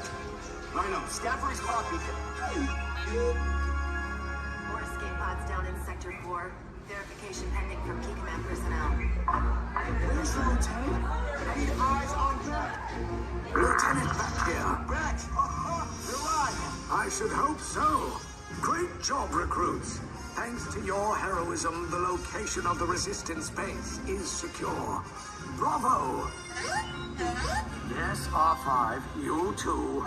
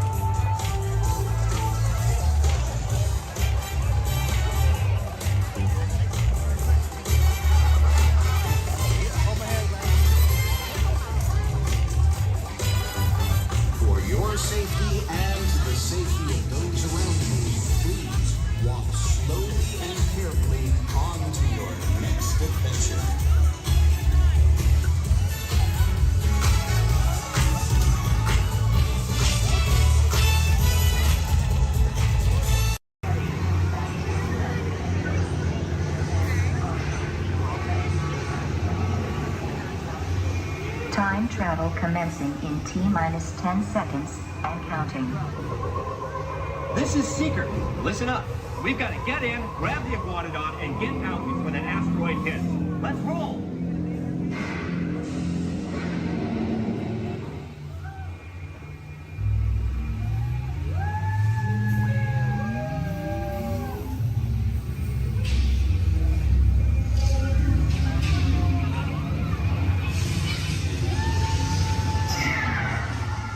Okay, now, let's go get that dino.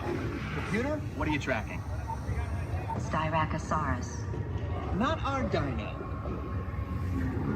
Warning, meteor shower in range. Just little one.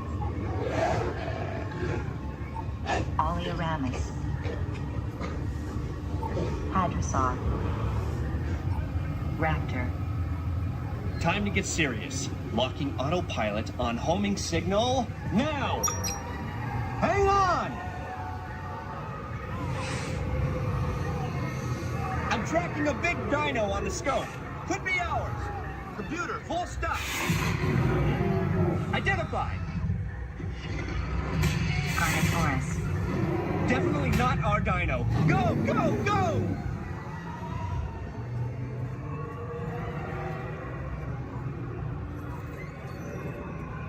Another big guy coming up.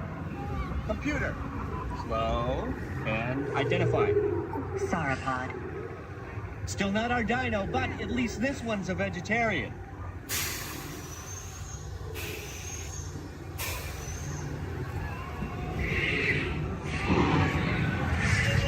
Asteroid impact in 90 seconds. We better move it. Pterodactyl. Incoming! Asteroid impact in 60 seconds. We can't stop now. Keep going, keep going. Compsognathus. Computer, what's happening? Loss of traction. Four-wheel drive, move it! Warning, meteor strike. Evasive maneuver! Left! Right! Left! Right! That was close. Computer, now what? Carnotaurus. That's it! Abort mission! Abort! Abort! Iguanodon. Forget it! Get them out now! Asteroid impact. Brace yourself! This is it! They're not gonna make it! They're not gonna make it! Mission accomplished. You made it! I knew you would, and guess who made it back with you? I better find him before security does. Thanks for everything!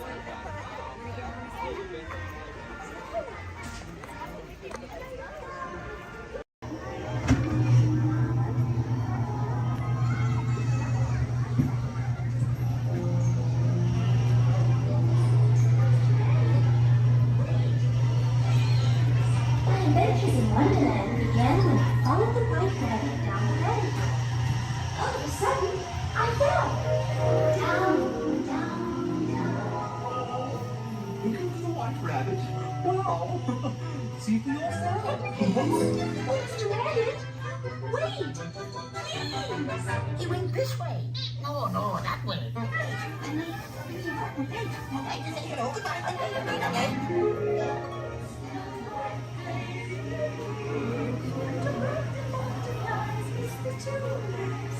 And the sun is like a toy balloon.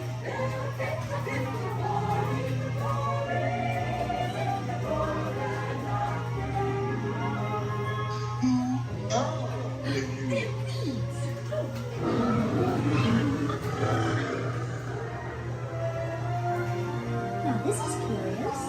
I wonder if the rabbit came in here. I'm not sure. Where I am, But wait! Don't go, please!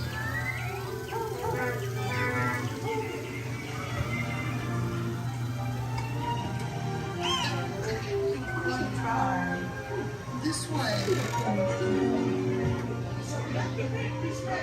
They're making the roses red and making the cherry shake. Because we know they'll cease to grow. In fact, they'll soon be dead. Oh, and yet we go ahead, making the roses red. You can't give up on Royal Majesty, the Queen of Hearts, and the King.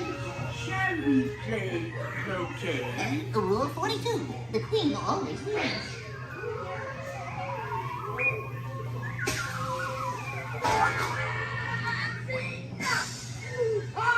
With their heads! Oh, your heads! Goodness!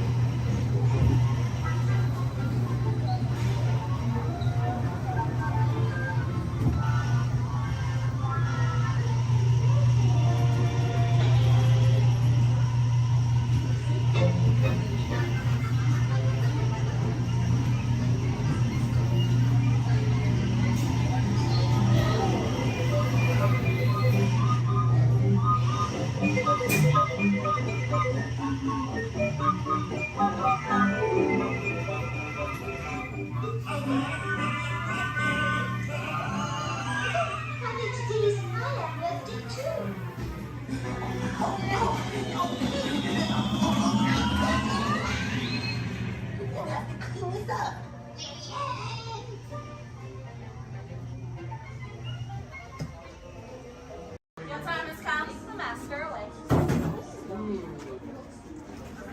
Yeah, I'm a little scared.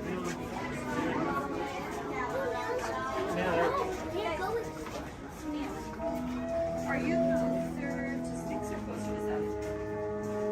When hinges creak in doorless chambers, and strange and frightening sounds echo through the halls, whenever candlelights flicker, where the air is deathly still, that is the time when ghosts are present, practicing their terror with foolish delight.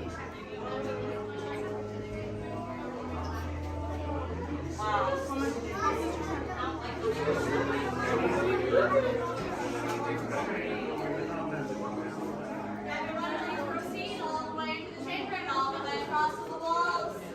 Look alive, folks, we're on a strict deadline. It's like a hatchet and chop chop. Welcome, foolish mortals, to the haunted mansion. And your host, your ghost host. It was just smooth, buddy. What can I tell? Here where you see paintings of some of our guests as they appeared in their corruptible, mortal state. Kindly step all the way in, please, and make room for everyone. There's no turning back now. Now everyone, gather your bodies away from the walls and into the dead center of the room. Your cadaver glamorous pallor betrays an aura of foreboding, almost as though you sense a disquieting metamorphosis. Is this haunted room actually stretching? Or is it your imagination? And consider this dismaying observation. This chamber has no windows and no doors. Which offers you this chilling challenge to find a way out.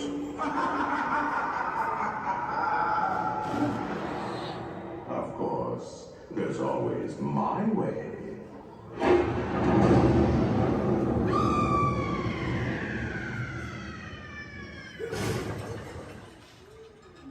Oh, I didn't mean to frighten you prematurely.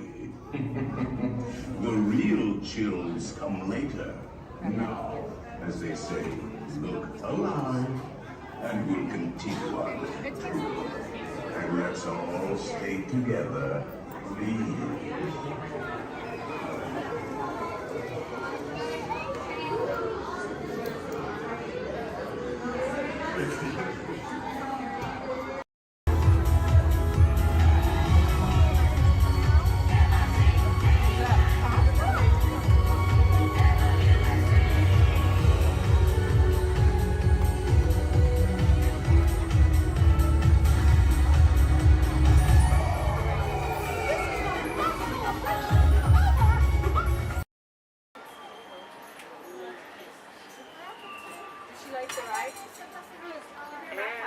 Here we go.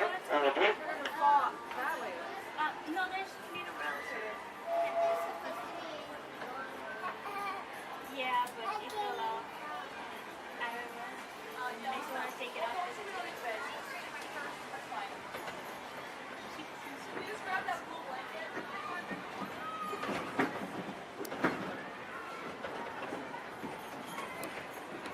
Hello, everyone. Thanks for joining us on the Disneyland Railroad. For a safe ride, remember to stay seated with your hands, arms, feet, and legs inside the train. And please, watch your kids. ¿Qué tal, amigos? Y bienvenidos a bordo. Para su seguridad, permanezca sentado y mantenga las manos, brazos, pies y piernas dentro del tren. Y cuide a los pequeños. Gracias. As we steam on through Fantasyland, you may want to take one more look at the majestic Matterhorn Mountain and the happiest group that ever sailed. It's a small world.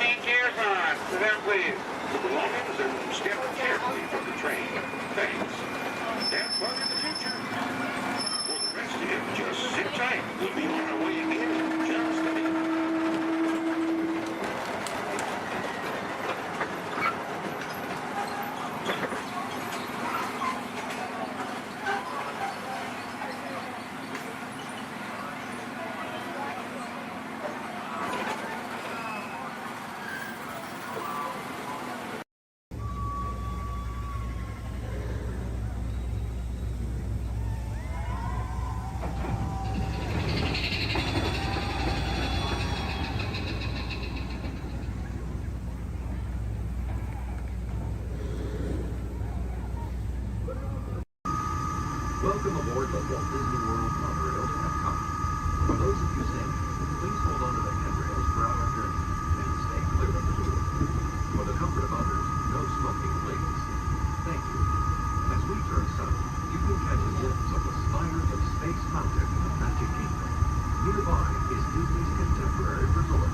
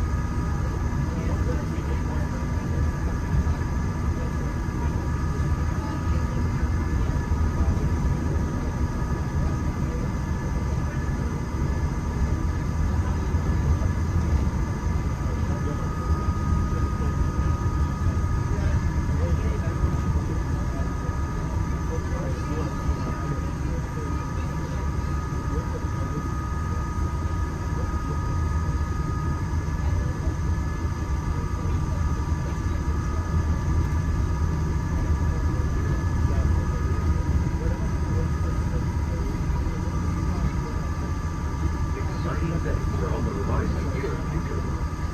Whether it's rocketing back to the Big Bang with the Guardians of the Galaxy, or exploring the hundred cities that walk on their planet, these worlds are sure to inspire. If you're looking for an exhilarating sensory thrill, step into Mission Space, where you and your flight crew will sign up for one of 2 out-of-this-world missions. And just next door is the new Space Party Restaurant, where you can live fun and enjoy stellar dining in space. At Test Drive, you can experience the exhilaration of test driving a pizza, all on the fastest ride ever created for Walt Disney. Across the lagoon is World Showcase. You'll find representatives from the host countries, making this a truly international experience. Some exciting new adventures from around the world are coming to France, Canada, China, and the United Kingdom. Join us tonight at the lagoon to celebrate together during the nighttime spectacular. There's even more for you to explore, and you come around the world with a packed attractions. Inside the Plus Pyramids, unleash your spark and journey into imagination with pictures and experience your favorite short films like never before at the Disney Pixar Short Film Festival. Next is the Land, where you can celebrate Earth's rich diversity. The Land is also home to Soarin', a free flying adventure across the wonders around the world. Here at the seas, you'll be able to meet some of your favorite undersea pals from Disney Pixar's Finding Nemo. We're approaching the Epcot monorail station. For our smoking guests, there are designated smoking areas just outside the park. Please hold on to the handrail and stay clear of the doors until the monorail stops completely and the doors open. On behalf of the cast of the Walt Disney World Resort, welcome to Epcot.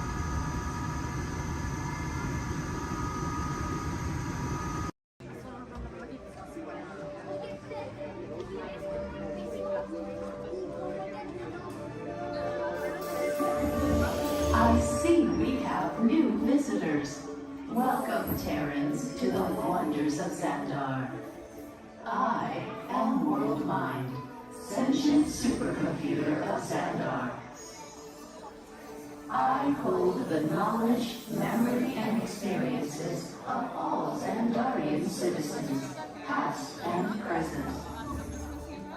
This gives me extensive knowledge, yet I am constantly learning, and I am now learning about you and your planet, Terra.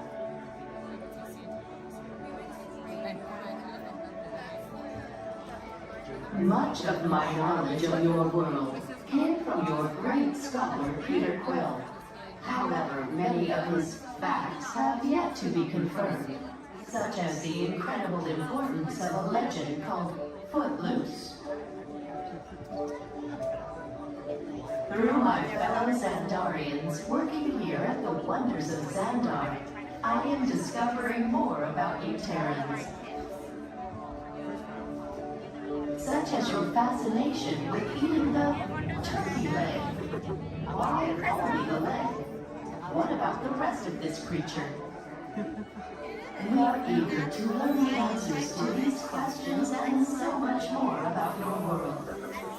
In return, we Xandarians hope to share with you more about ours. Although Xandar is 2.537 million light years away from your planet Terra, our worlds are actually quite similar and began at precisely the same moment. We refer to this as Time Zero, before the existence of anything. Our worlds were born of a single point of matter and energy that blasted outward in what you Terrans refer to as the Big Bang. And from nothing came the beginning of everything. Incredibly hot and extraordinarily powerful, this explosion filled the cosmos with a cloud of rapidly moving particles. Over the next 100 million years, space continued to expand, and the particles cooled and slowed. As they coalesced into huge swirling clouds, Gravity pulled them into larger, denser clusters. At the heart of these clusters, the temperature rose, and the particles were compressed so tightly they fused, releasing enormous amounts of heat and light. This is how the very first stars in our shared universe were born.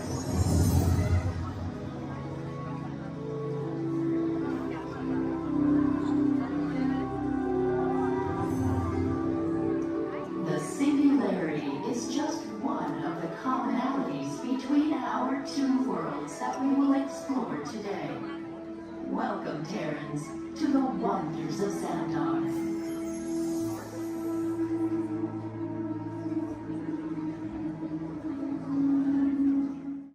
We recently learned that your Terran visionary, Walt Disney, had a similar goal in mind with his early concepts for the experimental prototype Community of Tomorrow. Years now, Peter Quill, what do you have to say about this? You know, it was really a group effort to execute my plan. Thank you, Mark. The green lady, I would love to hear more about how Terra was chosen for this Wonders of Xandar tour. Well, that was totally my idea. And that got too, because I love that place. It's awesome. I went there as a kid, and I cannot wait to get to go back and ride. I forgot his name. Also want to see the energy, dinosaurs, and of course, hear the veggie fruit film. It's the best. Okay, well, I'm sure it will be wonderful for you to relive all of those memories again. That's us. And it's thanks to the Wonders that Xandar is reaching out to other cultures across the galaxy.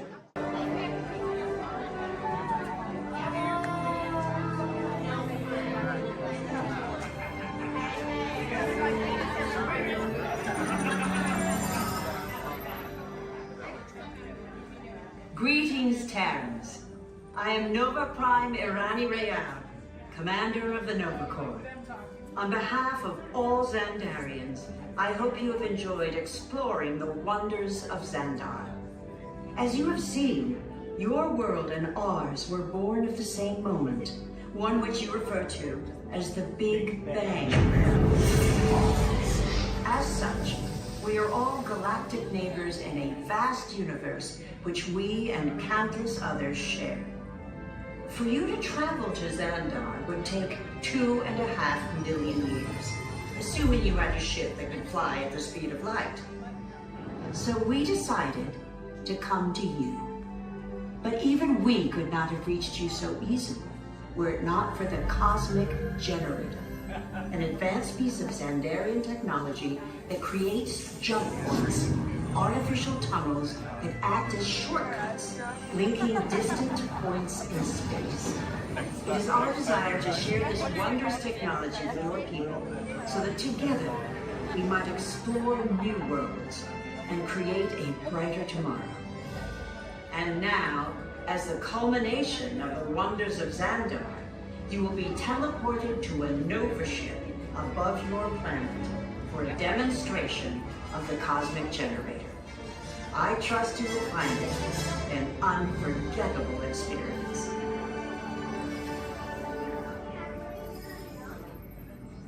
Welcome, people of Epcot, Epcoters, Epcotians, citizens of Epcot. Does anyone know what they call themselves? What? Someone needs to tell me when I'm on. Welcome, Epcot Terrans. I am Centurion Tal Merrick, and we're just about ready to teleport you up to the ship for the demonstration. As you're about to enter a secure Nova area, I must ask you to put away your Terran communication devices at this time. Recording of any type is strictly prohibited. I am very serious about this. Now, please step forward into the chamber. You're gonna love this. You're on! That was the best. That was like probably highlight. You're on! Someone get that guy back on. I should warn you that we have never teleported Terrans before. But since your molecular structure is very similar to Xandarian's, it should work. It'll work. So long as you are standing inside the lighted range. You do not want to know what happened last time someone did not stand where I told them to, okay? Stand by for teleportation. Here we go.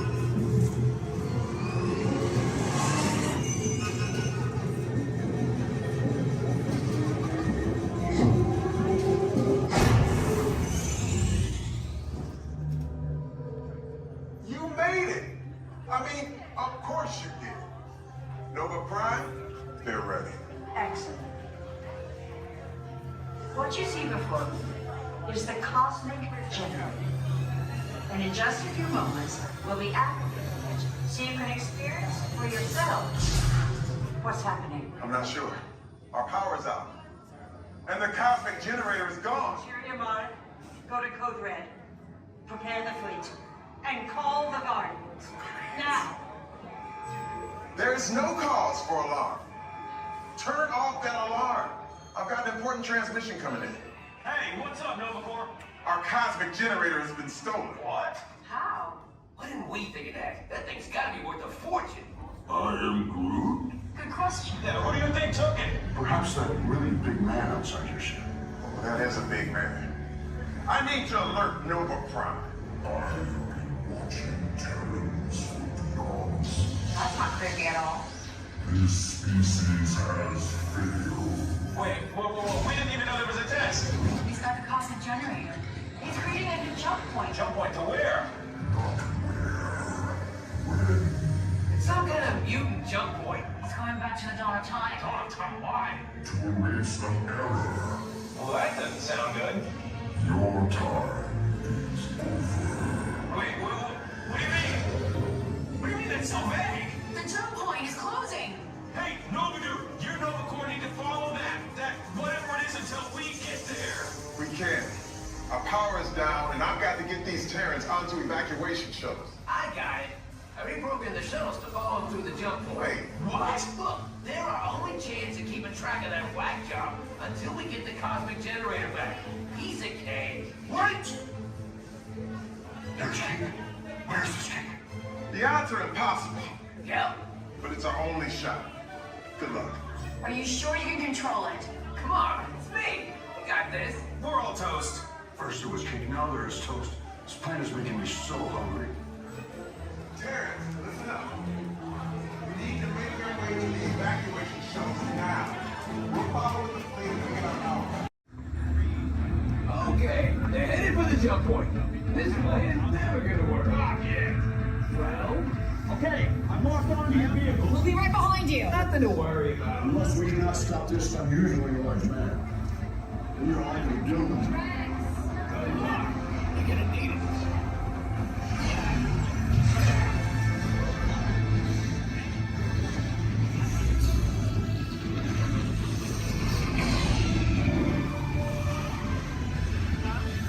Useless to follow me. What is that noise? Noise? No one's gonna stop rock and roll from existing. What have we done? I think we're jumping back.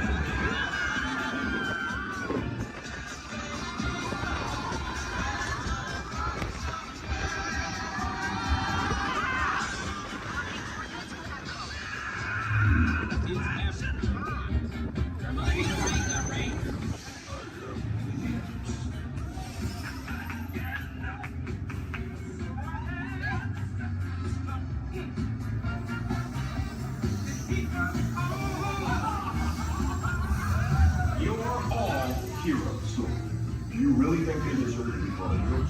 Do you see how they dress? It's just a figure of speech, Drax. You are lying to them. Now I understand. Welcome to the Guardians of the Galaxy.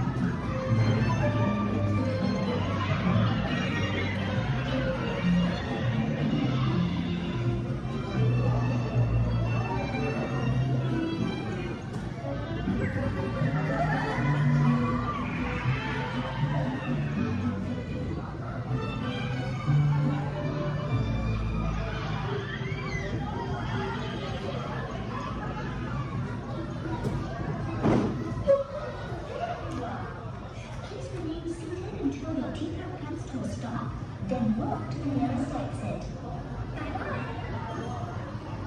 Please remain seated at all times, keeping your hands, arms, feet, and legs inside the train. Please supervise all children, making sure they are seated away from the train openings, either fully on a lap or on a bench. Our next stop will be New Orleans Square Station. Do we want to the scarf? Do we want to stop at Nora? No, you want to go all the way around? Or do we want to stop at Nora? Welcome aboard the Disneyland Railroad. We're embarking on a grand circle tour of the Magic Kingdom. We'll be stopping at New Orleans Square, Mickey's Toontown, and Tomorrowland.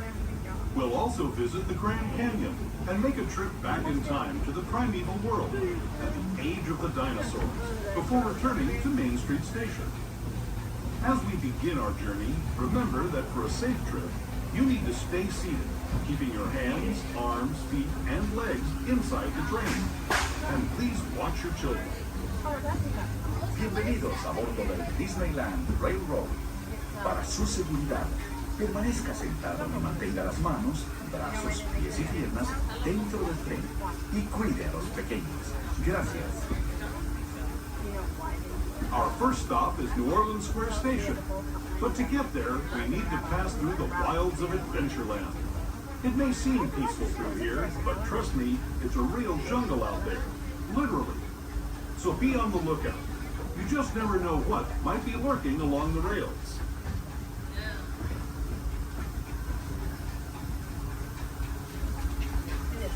Just ahead is New Orleans Square Station. This station also serves Frontierland and Critter Country. If you'll be leaving us here, please remain seated until the train comes to a complete stop. Then watch your step as you're getting on. For those of you continuing on with us, we'll be resuming our trip in just a moment. This is New Orleans Square Station. New Orleans Square. As you make your way to New Orleans Square Station, please remain fully seated until the train has come to a full and complete stop. This will be your stop for attractions such as Pirates of the Caribbean, Indiana Jones Adventure, Jungle Cruise, the many adventures of Winnie the Pooh, Splash Mountain, and Haunted Mansion Holiday.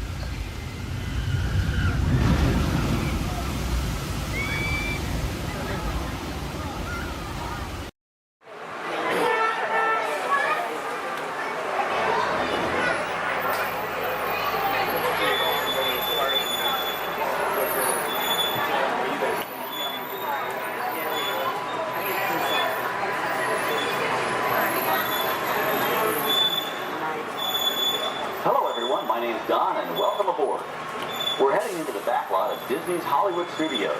This production area was built in 1988 as a Florida counterpart to the Walt Disney Studios in Burbank, California.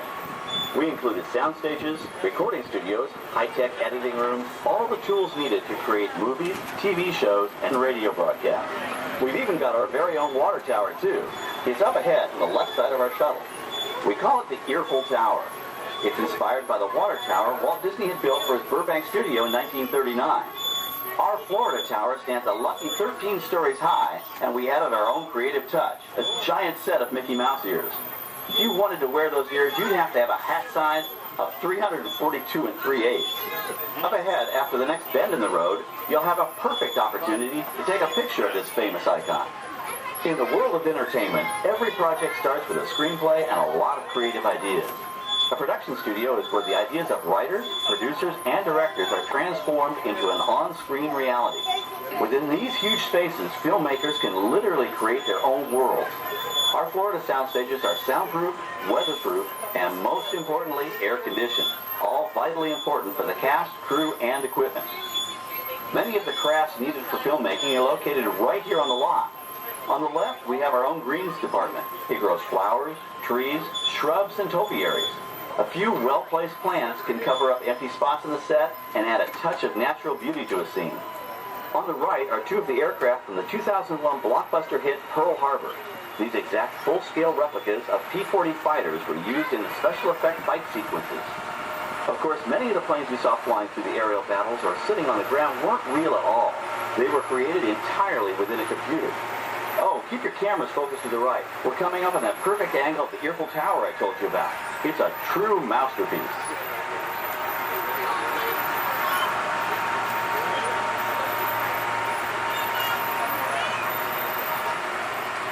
We're entering one of our most glamorous and colorful departments, creative costuming.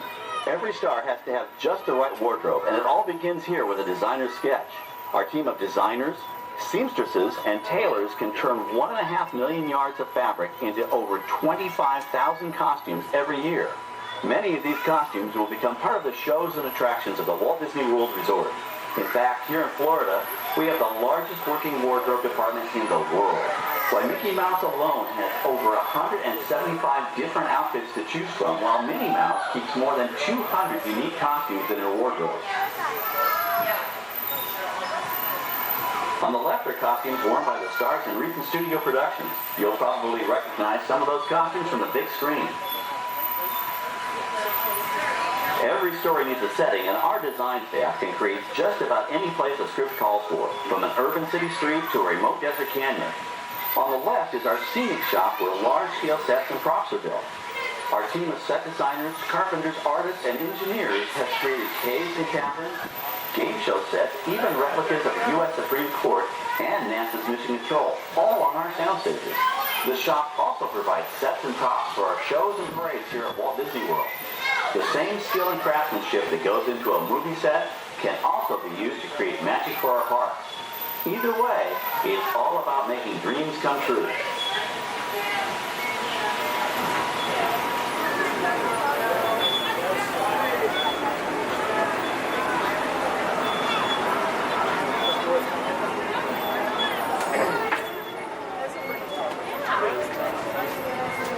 Now we're entering a zone we call the Boneyard. It's an outdoor storage area for oversized props and vehicles. Cars, trucks, boats, planes, we often save these props in case we need them for future productions.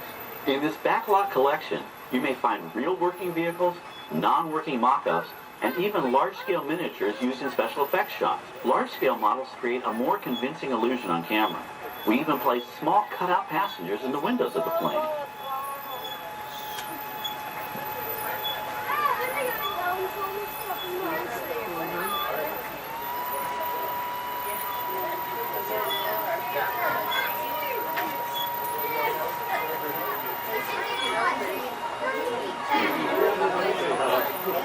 We're now passing by the sets for our Lights, Motors, Action Extreme Stunt Show. On the left, you may catch a glimpse of the Mediterranean fishing village that sets the stage for this thrilling attraction. We'll get a closer look at it soon, but for now, we're approaching one of the largest standing sets on our back lot. It's over on the right. It may not look like much from this angle, but it's pretty spectacular on the other side.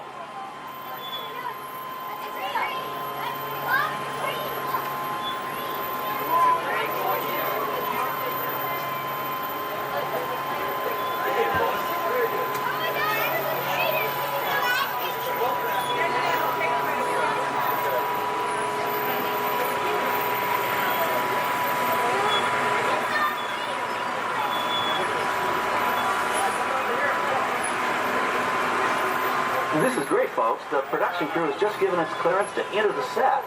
Hello, Babylon Tour. I'm Amy, a production coordinator here at the studios. I can see your shuttle heading toward our canyon set. I've given your driver permission to come in and take a look around.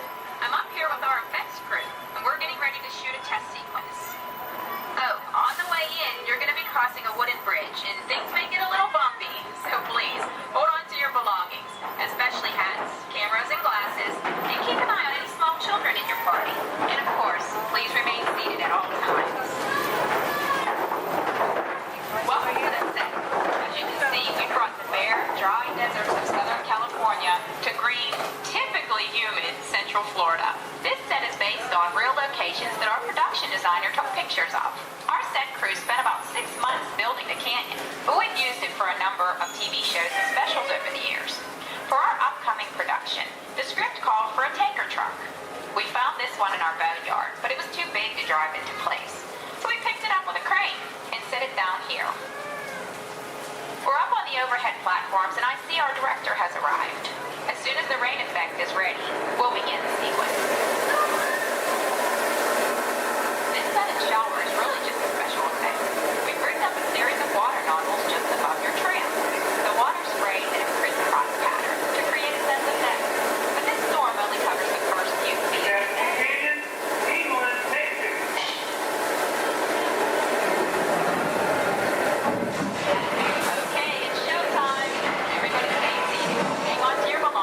Watch your children.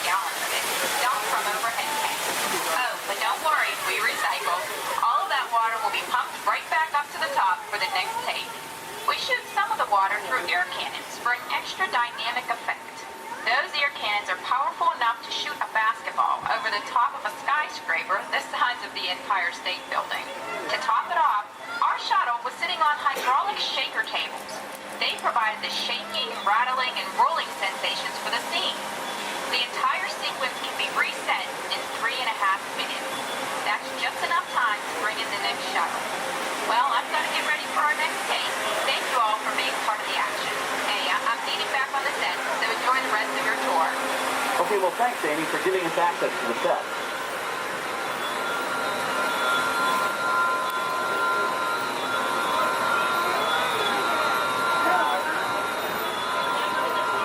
On the right, we have an authentic piece of Disney history. That Gulfstream 1 was known at airports across the country as November 234 Mickey Mouse, but we just call it the Mouse. In 1964, Walt Disney and his hand-picked team used this plane to scout locations for what he called the Florida Project. Soon, they secretly began purchasing thousands of acres of land, which became the Walt Disney World Resort in 1971. During the creation of the resort and later Epcot, the Mouse shuttle studio executives and Imagineers between Burbank and Orlando, making it the most used executive aircraft in the country. Appropriately, the mouse retired here in 1992. As Walt used to say, it was all started by a mouse. In this case, the 234 Mickey Mouse. On our right, we once again sweep past the magnificent Mediterranean village of our lights, motors, action extreme stunt show. This high-octane attraction is based on the hit show from the Walt Disney Studios Park in France. In this action-packed production, you'll feel like you're right there on the set during the filming of a spy thriller, complete with custom-built cars, motorcycles, even jet skis. You'll experience the split-second timing, coordinated driving, and fiery special effects that make action movies a real blast.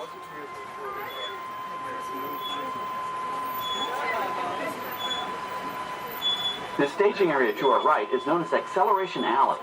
Here, the custom-built stunt show vehicles rev their engines up to 70 miles an hour before making their high-speed entrances onto the stage for our lights, motors, action extreme stunt show. Of course, these are professional stunt drivers. We hope you'll enjoy their daring driving skills, but please, don't try them yourself.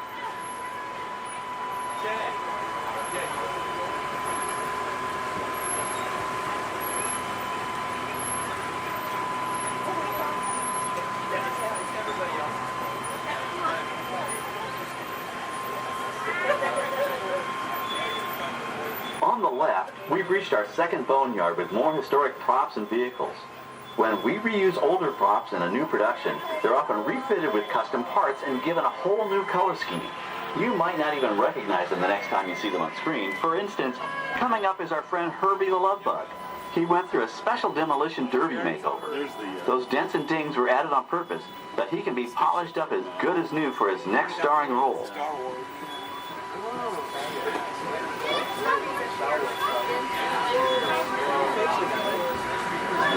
On our right, we now have a very different view of the fishing village set. From this point of view, you can see that there is no inside to the buildings. They are just false fronts or facades. In the movie business, set builders only create what the camera has to see. It's an old movie trick dating all the way back to the silent era. To add to the sense of realism and avoid the cost of set building, many of today's television shows and movies film on location in cities and towns across the U.S. But out in the real world, you've got to contend with noise, traffic, crowds, and various visual elements that may or may not belong in your film. Here on the backlot, we can avoid these problems because we created our very own flexible urban environment. Our Streets of America facades can stand in for a small town or a giant metropolis. As we come around the last corner on our route, you'll see the skyline of New York City in the distance. It's really a series of painted flats, expertly designed to fool the eye and the camera. We can dress and decorate these streets to look like any city we want, from Chicago to San Francisco. Depending on the choice of vehicles, props, and costumes, we can even turn back the clock and set our story in a different time. And what's more, these sets are built with Florida weather in mind. They're made to withstand 100-mile-an-hour winds. You're welcome to visit our Streets of America anytime during your visit today and get an up-close look at the skills of our set designers and builders. We've just about reached the end of our tour. Our final stop is the American Film Institute Showcase, where you can see the actual costumes and movie props used in some of Hollywood's most famous films. There are some pretty amazing items in there, so feel free to take all the time you like. Please stay seated until our tram comes to a complete stop and check around you for any personal items that may have fallen during our trip. Well, as they say in Hollywood, that's a wrap. Thanks for joining our backlot tour, and we hope you'll come back to visit us again soon. Alright, we're going to stop up here in just a moment. I'll open these doors. And when I exit out through those blue automatic doors into the Amplified Showcase door.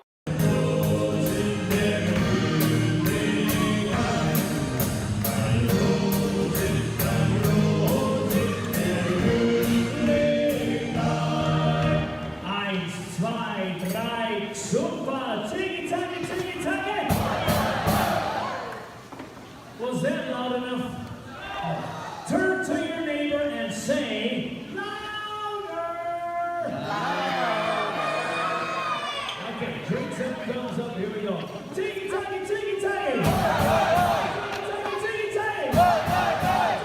Tiki-taki, rolls clink and drink.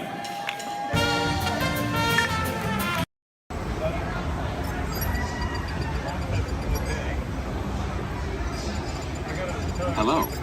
The seatbelt check is around the corner. For your safety, remain seated with your seatbelt fastened and your hands, arms, feet, and legs inside the vehicle at all times. And please supervise children. Thank you. La estación de control de cinturones de seguridad está a la vuelta de la esquina. Por su seguridad, mantenga sus manos, brazos, pies y piernas dentro del vehículo y cuide a los niños.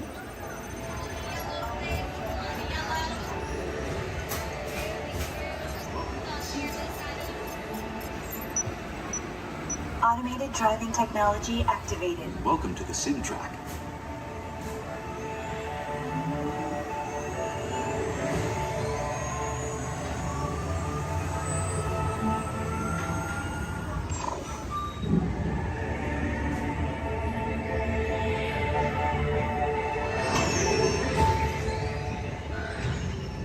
We'll begin with the capability test to see how your vehicle designs perform under challenging weather and surface conditions. Monitoring road surface. Connecting to OnStar. SIM card performance data acquired.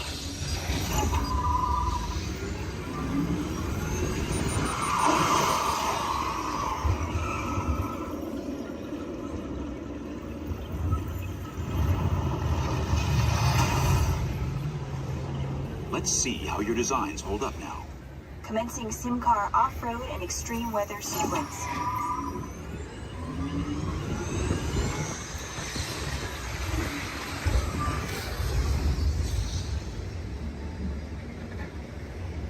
Capability test results displayed and verified. Now let's see how your vehicles compare when it comes to their efficiency.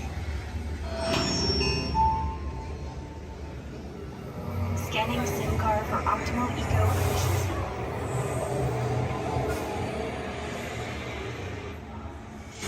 Engaging eco-scan for aerodynamic efficiency.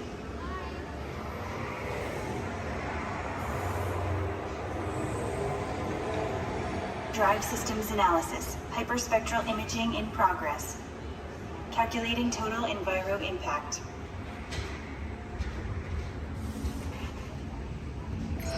Commencing responsiveness test. Okay, the responsiveness data is now being synchronized. Automated driving technology verified and active.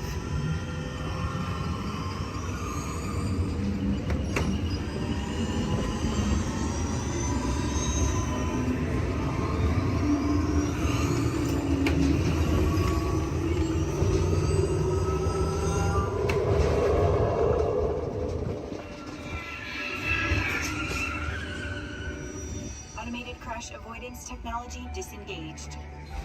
Displaying responsiveness data.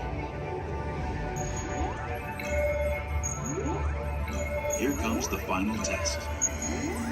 Energizing for power test.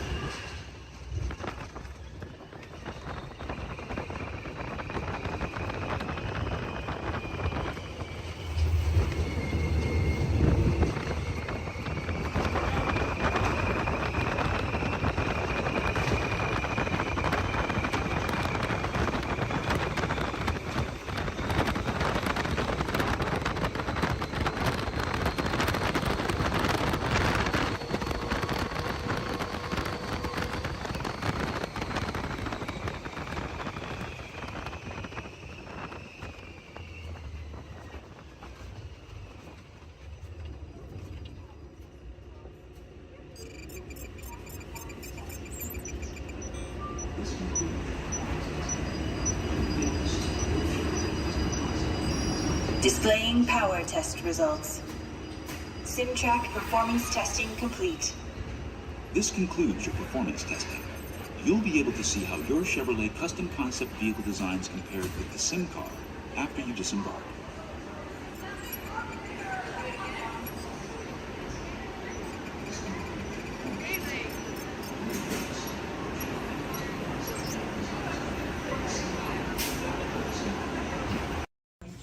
Last night, so bear with me. Tej left me alone today, so yeah, that's pretty much it, you guys. In just a moment, these doors will be closing, and moment. Okay, so yeah, do you guys want a tour of the war room? Okay, so basically, we've got some monitors over here. My name is Jamie, by the way, you guys. Oh, and there is Taj. Jamie, the buses are here. Okay, what do you want me to do with them? They're just staring at me. Should I send them now? Dom's calling. I got this, Jamie. Okay, great. Dom, what up? Tej, just got a heads up from Hobbs. The FBI is about to raid your location. Crazy. Man, they always ruining our fun. For real. It gets worse.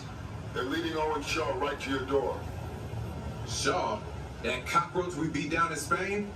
What's he got to do with this? Everything, right? Nothing yet. And let's keep it that way. Get those people on those buses. You need to start bugging out right now. And get that turbo truck ready. I'm sending Letty there to pick it up. I'll call Letty. I'm on it. Never mind then. Hobbs needs our help. He needs our team. Spread the word. Spread the word, you guys. But keep it in our family. Never mind. Don't listen to me. And keep it quiet. Just keep it in the room. Oh, the other bald guy's It's calling. Hobbs. Hobbs, my man. What up? Sorry, Brother Taj. No time for chit-chat. I just sent you a brief on FBI agent Novak. Has Toretto filled you in? Yeah. He wants us to get everybody over to the party at Sullivan's. Sounds like a plan. That party is a ready-made diversion. Keep it going. We need to discuss how you're going to get all those civilians out of there without tipping off the FBI. Crazy. Okay, hold on. Let me get everybody squared away, and we'll talk offline. Copy that, Tej, and let everybody know. Shut off your cell phones. Don't listen We to don't him. want Shaw tracking your He's locations. overreacting. Just put it on silent. Okay, Jamie, Yeah. you heard the man. I heard him. It's about to go to a whole nother level. Crazy. Send everybody to the loading dock. All right, you guys. Well, you heard him. Have fun. If anything happens, my name isn't Jamie. Okay? Peace. We head out. Please remain seated at all times. Please keep your hands, arms, feet, legs, and elbows inside the vehicle, and please supervise your children. This is a one-way trip to Main Street, USA, and enjoy your ride.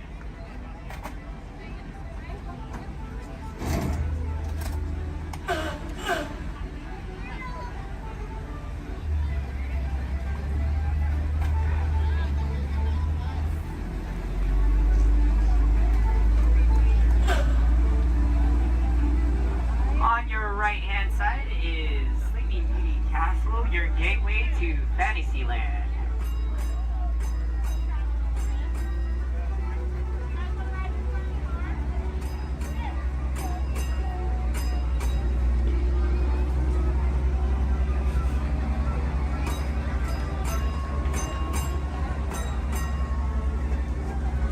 Coming up on your right-hand side is Frontierland and Adventureland. Beyond that, Critter Country, Darling Square, and Star Wars Galaxy's Edge.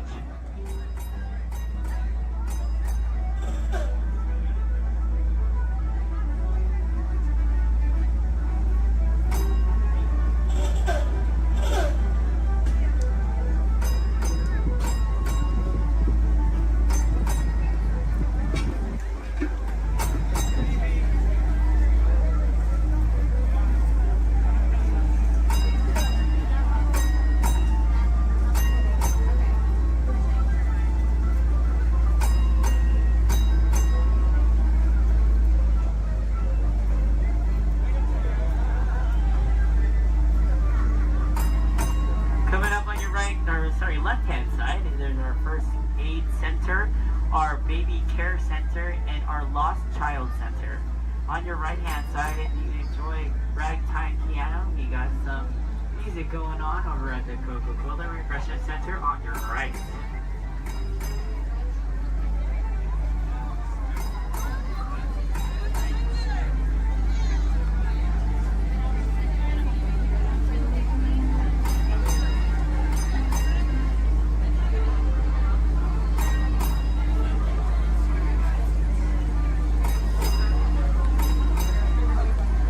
If you get hot later, on your right-hand side is our Dips and Grill ice cream parlor. And on your left is Market House, where you can find our Starbucks coffee and tea. Beyond that is our locker station.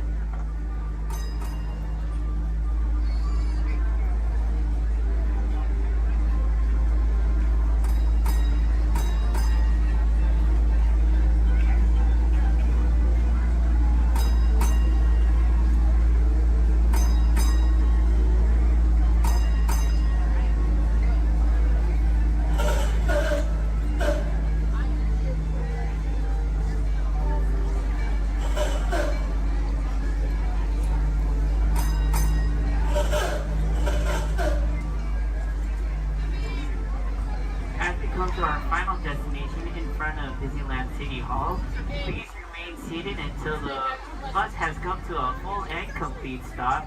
For those of you who are sitting in the top stairs, please watch your step as you exit the stairs and assist young children. And enjoy the rest of your day here in the Magic Kingdom. My name is Justin, and thank you for riding.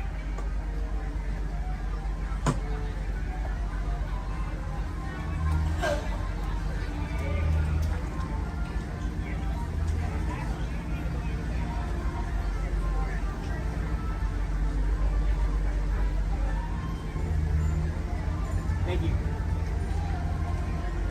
Please remain seated, folks. I do need to park like right over there. Yeah. Please remain seated, folks.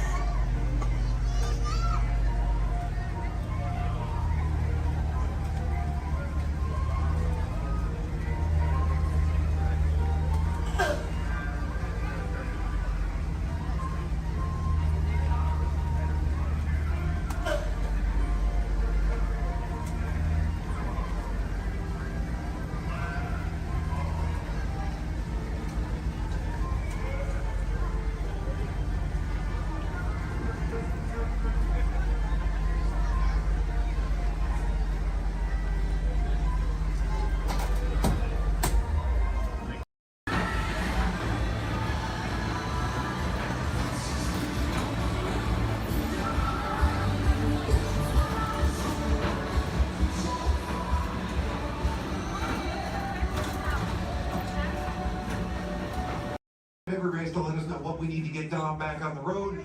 Spoiler alert, 9 times out of 10, it's either body work or a transmission. Guys, spread on over to this side, left side, left side. People on the left side, step forward, step on up, make a friend. Everybody here looks freshly laundered, okay? You'll be fine. Come on in, right this way, everybody. Keep on coming, folks in the hallway, let's go. I don't want to see anybody end up working on the transmission that doesn't know what they're doing. Come on in. Hey, oh, look at that, there's Mia. What's up, Mia? Hey Pat, I see our partygoers have arrived. Yeah, they're still coming in, but say hey, everybody. Hey. I'm Mia, Dom's sister. Well, another race just wrapped, and it looks like my brother with another car for his collection. Anybody surprised? Honestly, I don't know why anybody challenges him. Hit me and a man. Well, we're meeting up at Sullivan's Garage for the after party, and while Tej works on your rides, you guys enjoy the break room. My brother calls this the family room. Oh, here we go. Dom says he doesn't have friends, he has Family.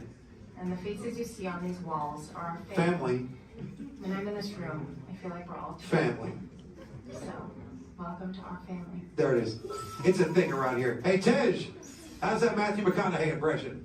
All right, all right. What's up, Mia? Get better. Tej, just welcoming these good people to our family. How are their rides coming along? The rides are ready to roll out and roll out inside. Perfect. Let's get the show on the road. I'll let Dom know. You guys have fun at the party. Bye, Mia. Bye. She just called. Okay. All right, Pat. Yeah. Let's get these people on their way. Send them over to the war room. Sounds like a plan. Are you sure, though, Jamie's kind of a piece of work? Right. And he hung up. Okay, so in a moment, those doors are going to open. When they do, head on into the war room with Jamie. That's Tej's new assistant. First day without Tej, so good luck. Be nice.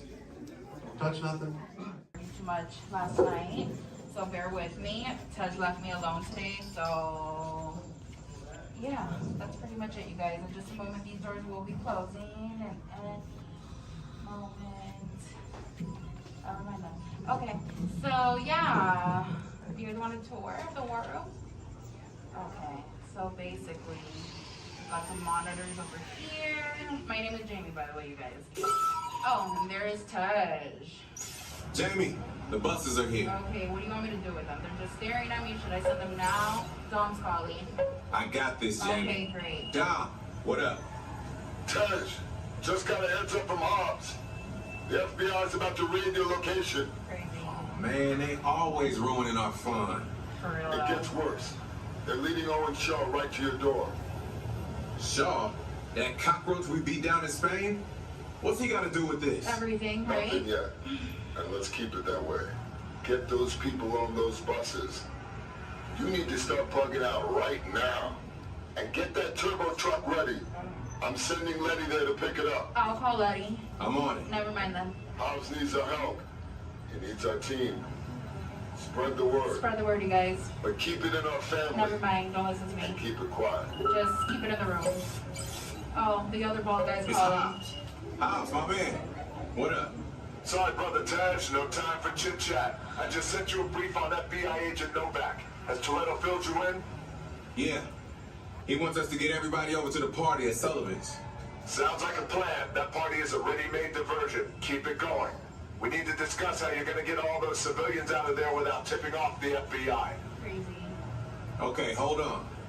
Let me get everybody squared away, and we'll talk offline. Copy that, Tej, and let everybody know. Shut off your cell phones. We don't want Shaw tracking your locations. He's overreacting. Just put it on silent. Okay, Jamie. Yeah. You heard the man. I heard him. It's about to go to a whole nother level. Crazy. Send everybody to the loading dock. All right, you guys. We heard him. Have fun. If anything happens, my name isn't Jamie. Okay? Peace.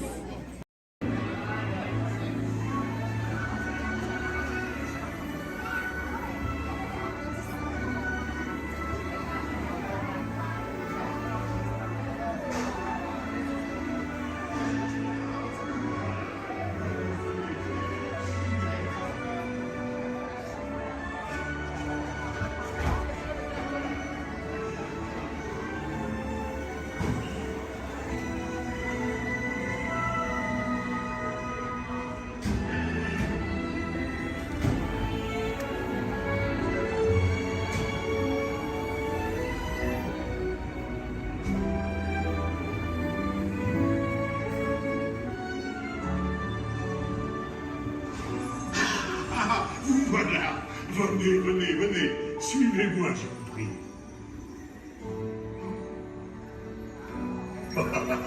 Shafran is waiting for you. This way.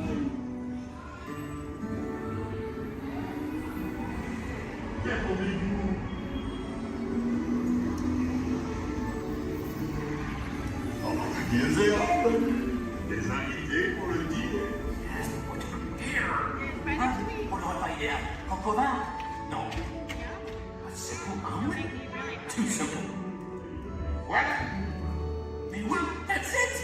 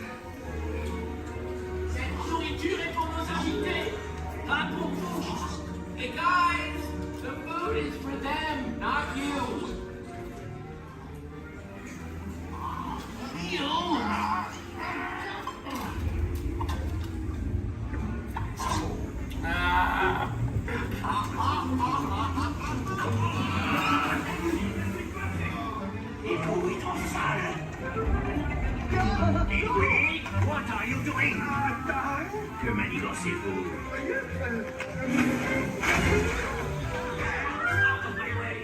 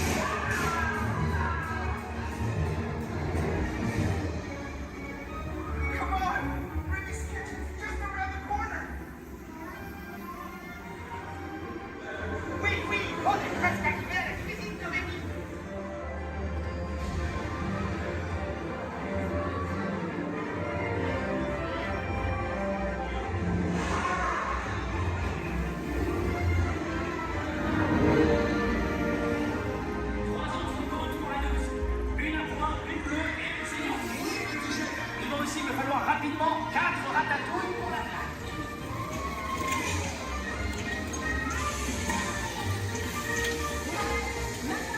Oui, ma chérie.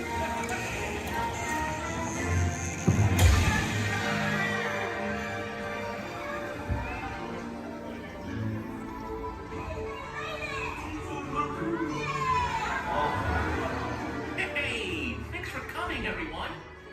Vous serez toujours les bienvenus, cher ami. À bientôt et bon appétit. Mino.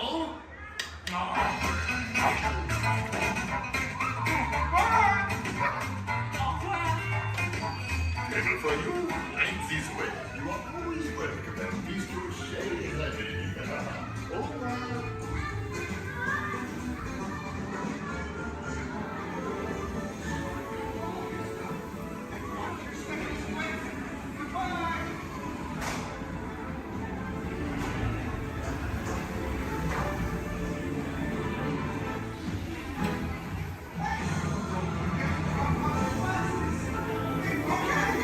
Be sure to grab all your stuff and watch your step as you exit. Goodbye!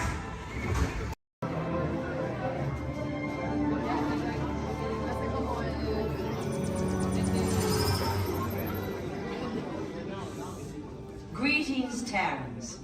I am Nova Prime Irani Rayan, Commander of the Nova Corps. On behalf of all Xandarians, I hope you have enjoyed exploring the wonders of Xandar. As you have seen, your world and ours were born of the same moment, one which you refer to as the Big Bang. As such, we are all galactic neighbors in a vast universe which we and countless others share. For you to travel to Xandar would take 2.5 million years, assuming you had a ship that could fly at the speed of light. So we decided to come to you. But even we could not have reached you so easily were it not for the Cosmic Generator, an advanced piece of Xandarian technology that creates jump points, artificial tunnels that act as shortcuts, linking distant points in space. It is our desire to share this wondrous technology with your people so that together we might explore new worlds and create a brighter tomorrow. And now, as the culmination of the wonders of Xandar, you will be teleported to a Nova ship above your planet for a demonstration of the Cosmic Generator. I trust you will find it an unforgettable experience.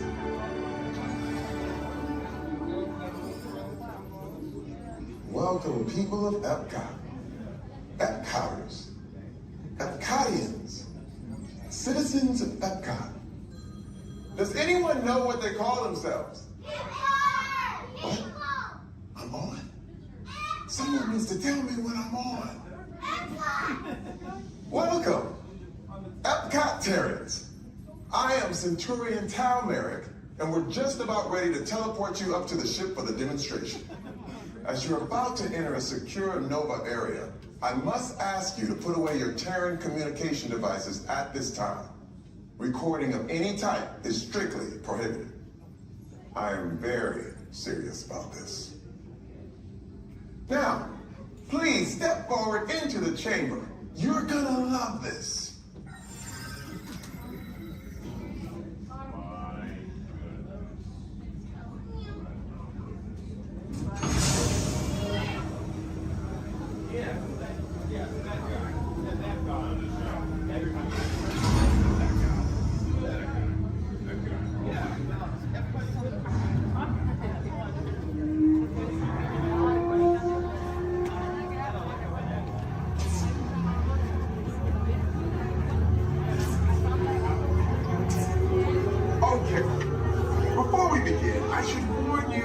Never teleported Terrans before. But since your molecular structure is very similar to Xandarians, it should work. It'll work. So long as you are standing inside the lighted ring. You do not want to know what happened last time someone did not stand where I told them to, okay? Please make sure you're all the way inside that lighted ring.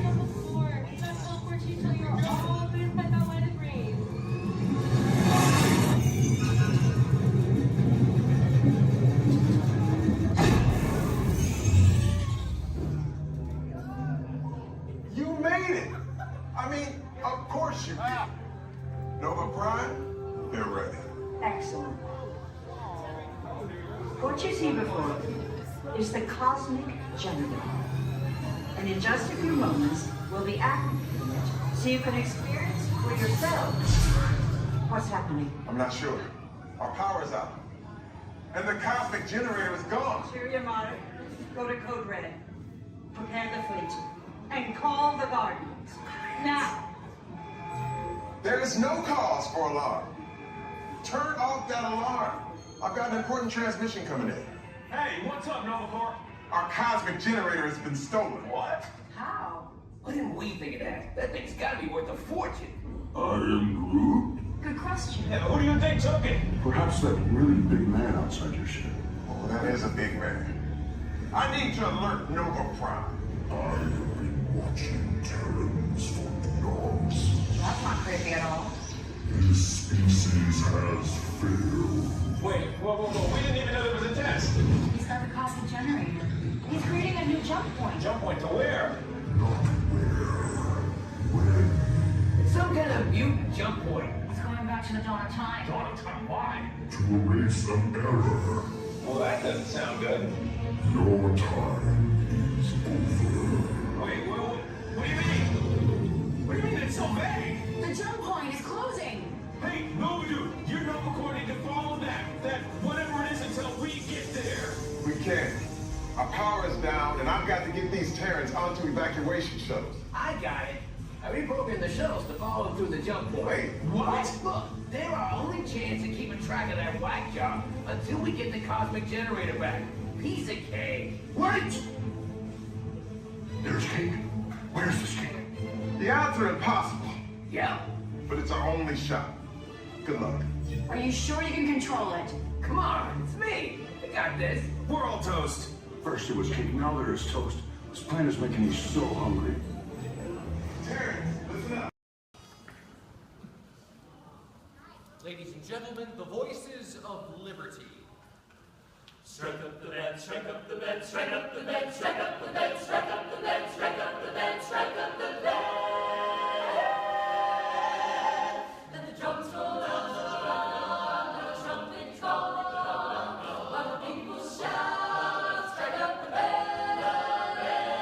The cymbals ring, calling one and all, to the martial swing, strike up the band.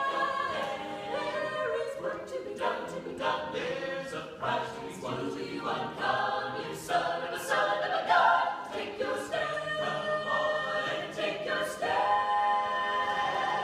On the nightingale boy, come along, let's go. Hey leader, strike up the band, strike up the band. Come on and hear. Alexander's ragtime band. Come on and hear, come on and hear. It's the best band in the land. They can play bugle call like you've never heard before. So natural that you want to go to war.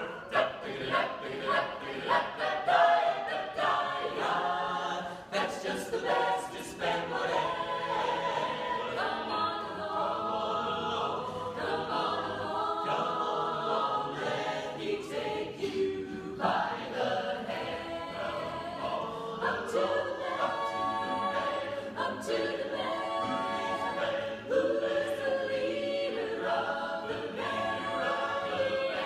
And if you care to hear that Swanee River play,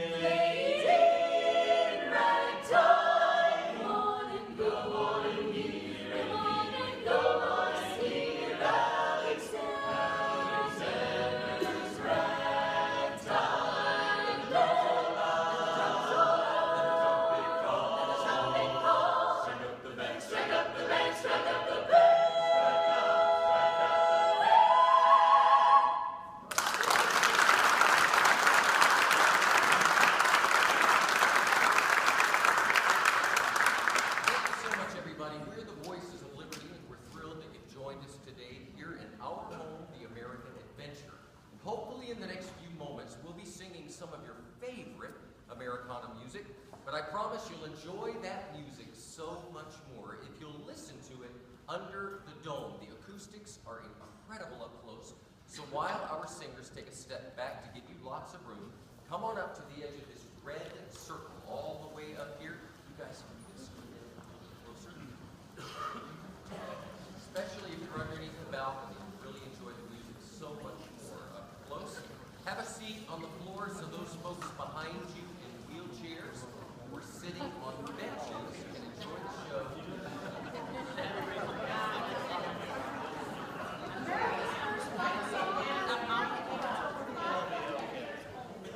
One Holly grew up in Italy during the Revolutionary War. The British were proud of our ragtag troops. We liked it. We liked it so much we sang it in every camp and battle, and we turned it into a song that the British later regretted. In fact, during the war, one British general was quoted saying, "I hope I never hear that song again." But he did at Yorktown when the British Army surrendered to General George Washington. Yankee Doodle, keep it up. Yankee Doodle dandy. Mind the music and the step, and with the girls be handy. Yankee Doodle, keep it up. Yankee Doodle dandy. Mind the music and the step, and with the girls be handy. Mind the music and the step, and with the girls be handy. Yankee Doodle went to London just to buy a pony, stuck a feather in his cap and called it macaroni. Yankee Doodle, keep it up. Yankee Doodle dandy. Mind the music and the step, and with the girls be handy. Yankee Doodle, keep it up. Yankee Doodle dandy. Mind the music and the step, and with the girls be handy. Mind the music and the step.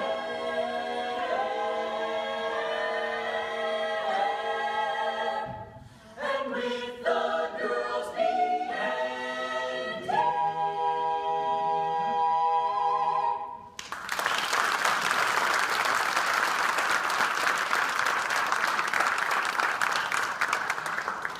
Well, there was a time not too long ago when many in our country knew full well the meaning of the word oppression. And out of that oppression were born songs of hope, songs of a better day.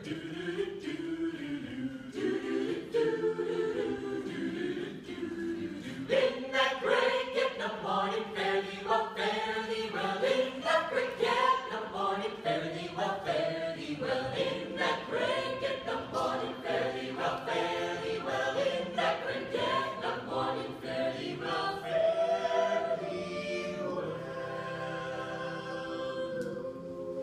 Sometimes I feel like a motherless child. Sometimes I feel like a motherless child. Sometimes I feel like a motherless child.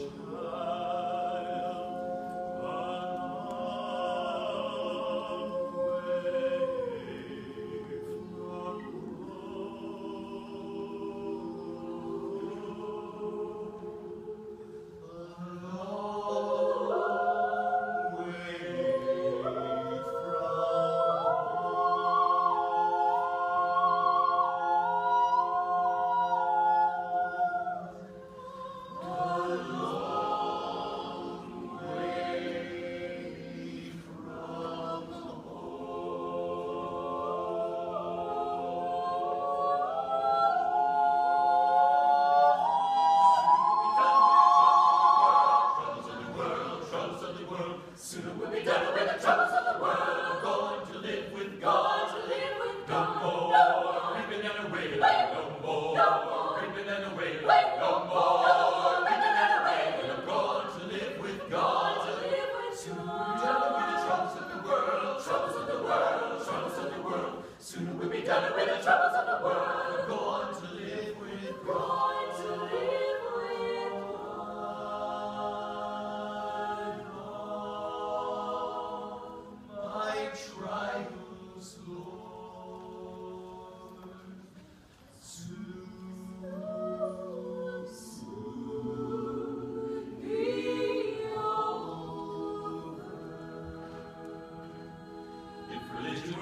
everything that money could buy. Rich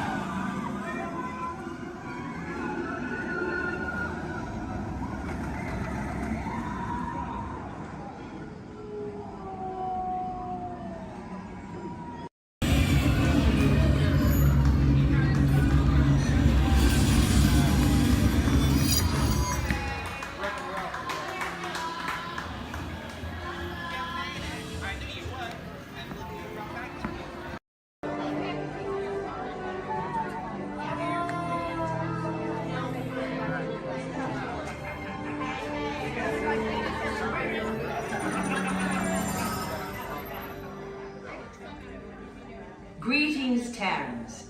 I am Nova Prime Irani Real, commander of the Nova Corps. On behalf of all Xandarians, I hope you have enjoyed exploring the wonders of Xandar.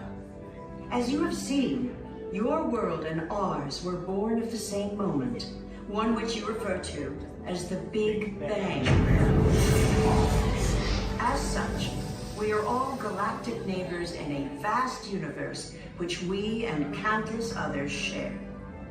For you to travel to Xandar would take 2.5 million years, assuming you had a ship that could fly at the speed of light.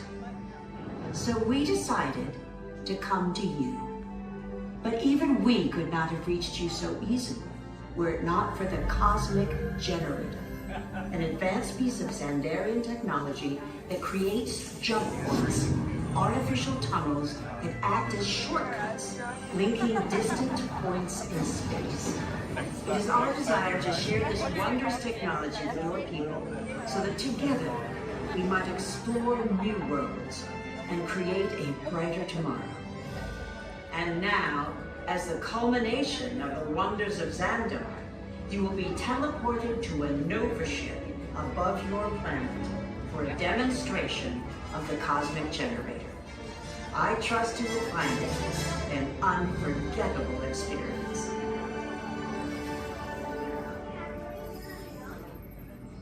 Welcome, people of Epcot, Epcoters, Epcotians, citizens of Epcot.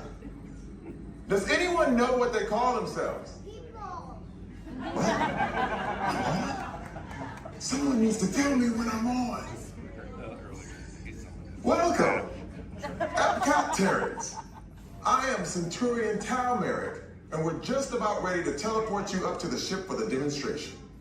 As you're about to enter a secure Nova area, I must ask you to put away your Terran communication devices at this time. Recording of any type is strictly prohibited. I am very serious about this. Now, please step forward into the chamber. You're gonna love this. You're on! That was the best. That was like probably highlight. You're on! Someone get that guy back. I should warn you that we have never teleported Terrans before. But since your molecular structure is very similar to Xandarians, it should work. It'll work. So long as you are standing inside the lighted ring. You do not want to know what happened last time someone did not stand where I told them to, okay? Stand by the teleportation. Here we go.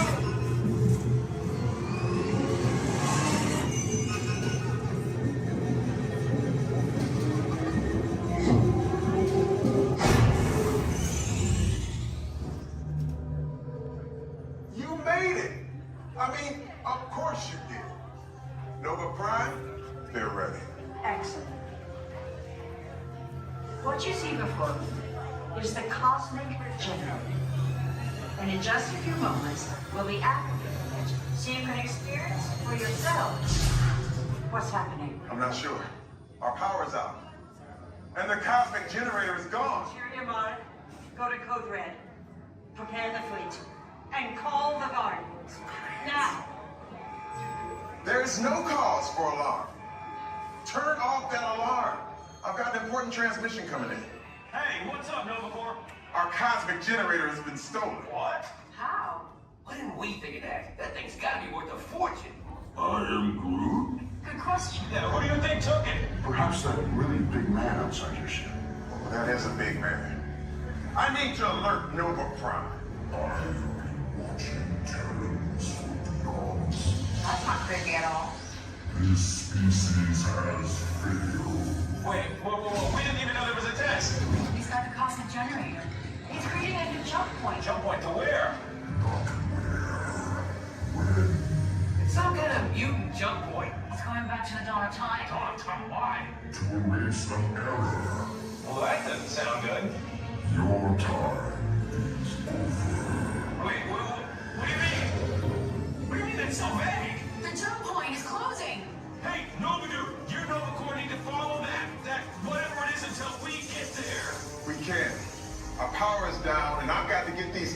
respond to evacuation shuttles. I got it. I reprogrammed the shuttles to follow them through the jump port. Wait, what? Look, they're our only chance of keeping track of that whack job until we get the cosmic generator back. Piece of cake. What? There's King. Where's this King? The odds are impossible. Yep. But it's our only shot. Good luck. Are you sure you can control it? Come on, it's me. We got this. We're all toast.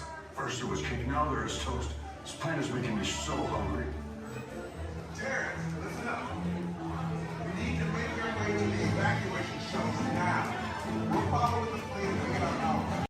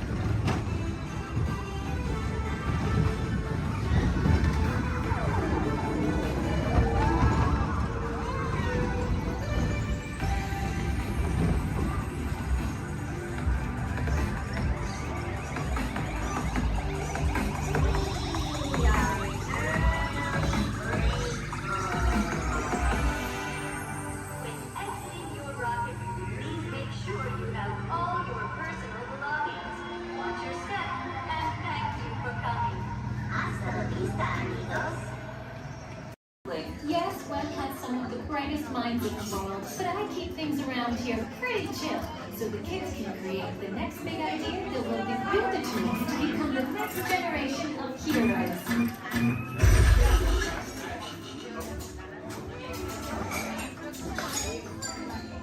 We hope you have a great time on your visit to the Worldwide Engineering Brigade Open House.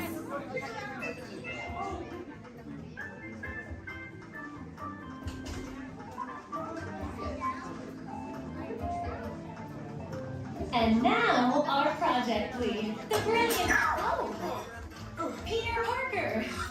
Hey, what's up? I'm Peter Parker. And here at Web, we get access to some pretty awesome tech, like vibranium from Wakanda, or this crazy alien juice stuff. We have Kim particles and Star Tech. It all helps us develop really cool stuff, like these spider bots, for example. Check it out. They have this really cool self-replicating feature. Because? This is awesome. Buddy, you could stop doing that now. But anyway, you guys are here today to help us test the web slinger vehicle. Using onboard tech, you will be able to sling web just like my buddy Spider-Man. Peter, your presentation is getting away from you. Yeah, I'm aware of that, Sharon. If you could just initiate the safety protocols, that'd be great. Problem with that, So Peter. anyway, if you want to sling a web, all you gotta do is sling your arm in the direction you want to shoot the web, and that's it. It's awesome. Peter, your spider bots are continuing to replicate and are consuming everything in their path. They seem to be stuck in self-recognition mode. If you could just handle that for me, please. On it. Contacting Mr. Stark. Don't call Mr. Stark! Don't call Mr. Stark. Sorry, you shout. Could you just call someone else? Ask them to it. Okay. Contacting Spider-Man. Here? I'm gonna go find Spider-Man first off, because he's around here somewhere. Okay, goodbye. Spider-Man! As you may have noticed, the spider bots are locked in that awesome self-replication mode. In spite of what you see, they were created to be robotic helpers that can break down raw material and create all kinds of useful tech. But because they are stuck in self-replication mode, the spider bots are currently consuming everything in sight and multiplying at an alarming rate. If left unchecked, my calculations predict this will lead to the devastation of the entire Avengers campus. It should be safe until Spider-Man gets here, as long as they don't get into the alien fluid. This is now a bigger problem. Activating threat level protocols. Hey guys, what's up? I hear you have a problem. I'm here to help. You made it. Great. Threat level is at exponential danger. You might need some help. Perhaps I'll call the Avengers? Don't worry, everyone. I got this. Okay, everybody. Open house is canceled. Wise idea. And I could use some help. Yes, you could. Sharon, prep the slinger vehicle. Already on. Everyone head to the slingers and we'll team up to stop the spider bots before they destroy the campus. It's easy. Okay, we have a plan. Please move quickly through the doors and down the hall to the slinger vehicle bay. Your open house demo has been upgraded to a high-stakes mission to save the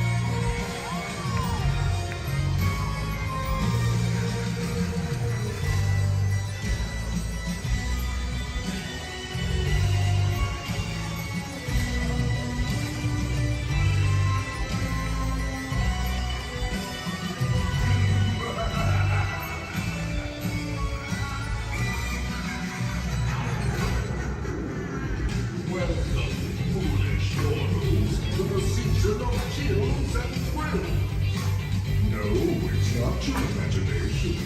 3D creeps have crept from their crypts to join the swinging wake. Aren't you dying to join them?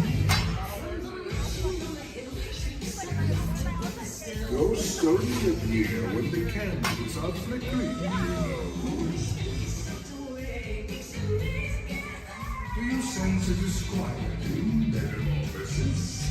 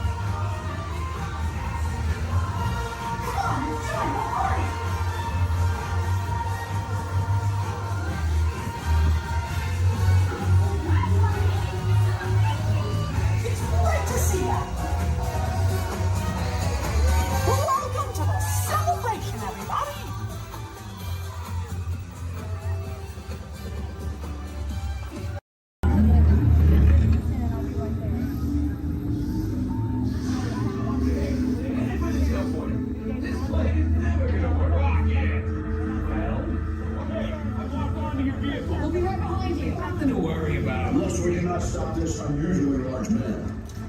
Then you're likely doomed. Good luck. You're gonna need it.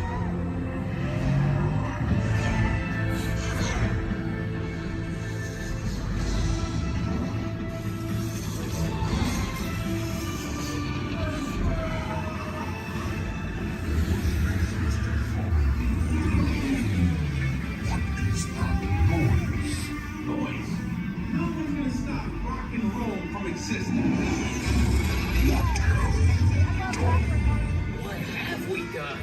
I think we're jumping back. All the way.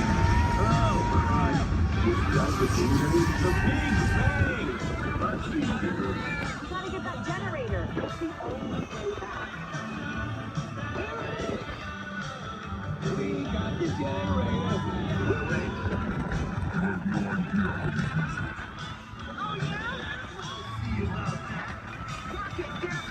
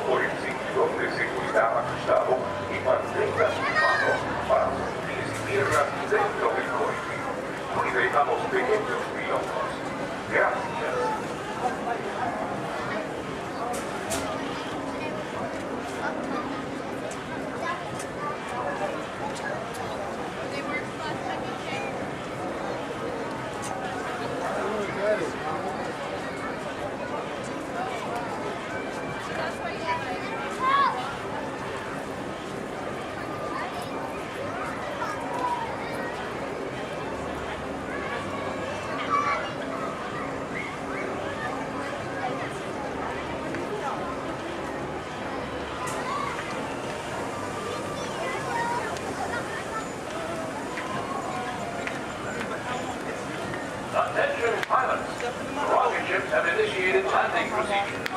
Please remain seated until your rocket ship comes to a complete stop. Then follow the arrows to the flight deck. Happy landing!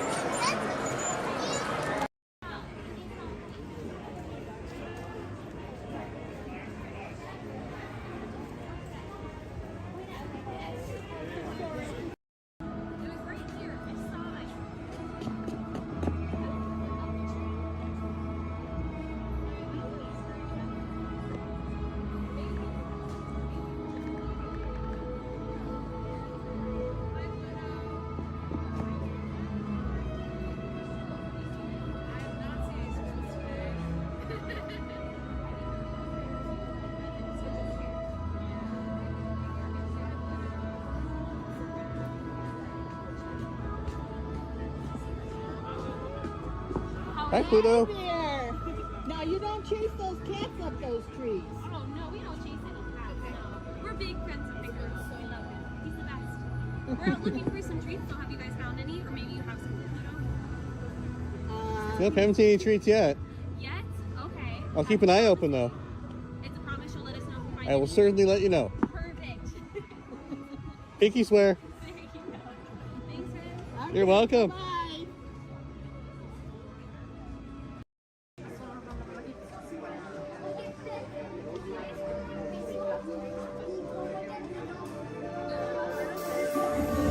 I see we have new visitors. Welcome, Terrans, to the wonders of Xandar. I am World Mind, sentient supercomputer of Xandar. I hold the knowledge, memory, and experiences of all Xandarian citizens, past and present. This gives me extensive knowledge, yet I am constantly learning, and I am now learning about you and your planet, Terra.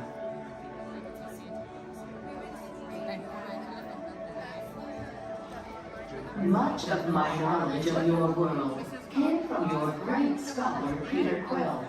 However, many of his facts have yet to be confirmed, such as the incredible importance of a legend called Footloose. Through my fellow Xandarians working here at the wonders of Xandar, I am discovering more about you Terrans. Such as your fascination with eating the turkey leg. Why only the leg? What about the rest of this creature? We are eager to learn the answers to these questions and so much more about your world. In return, we Xandarians hope to share with you more about ours. Although Xandar is 2.537 million light years away from your planet Terra, our worlds are actually quite similar and began at precisely the same moment. We refer to this as time zero, before the existence of anything. Our worlds were born of a single point of matter and energy that blasted outward in what you Terrans refer to as the Big Bang. And from nothing came the beginning of everything.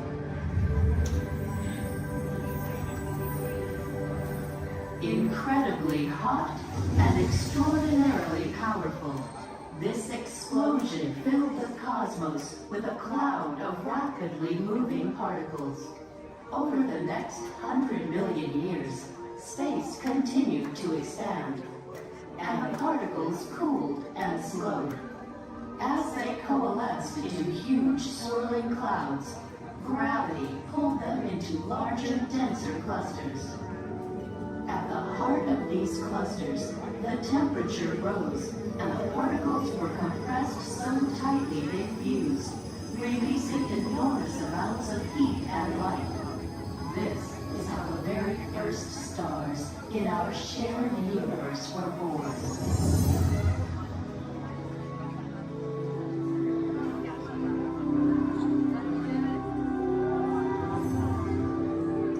The singularity is just one of the commonalities between our two worlds that we will explore explore today. Welcome, Terrans, to the wonders of Xandar.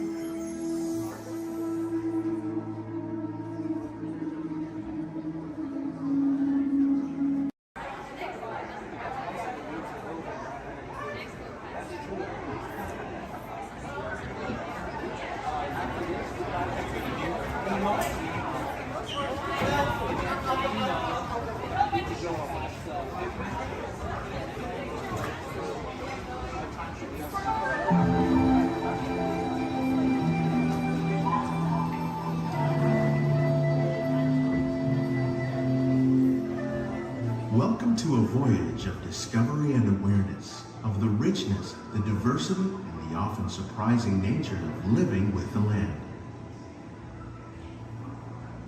Our journey begins as dramatic and sudden changes are sweeping over the land. The approaching storm may seem violent and destructive to us, but to nature, it's a new beginning in the cycle of life.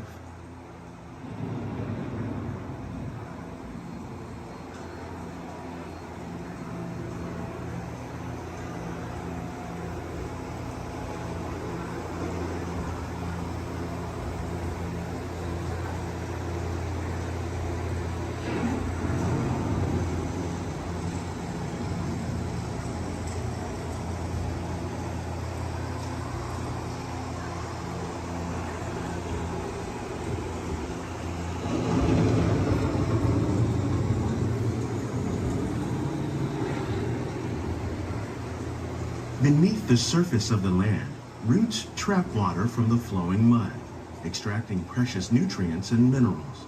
These elements, when combined with sunlight, create the diverse living systems of our planet.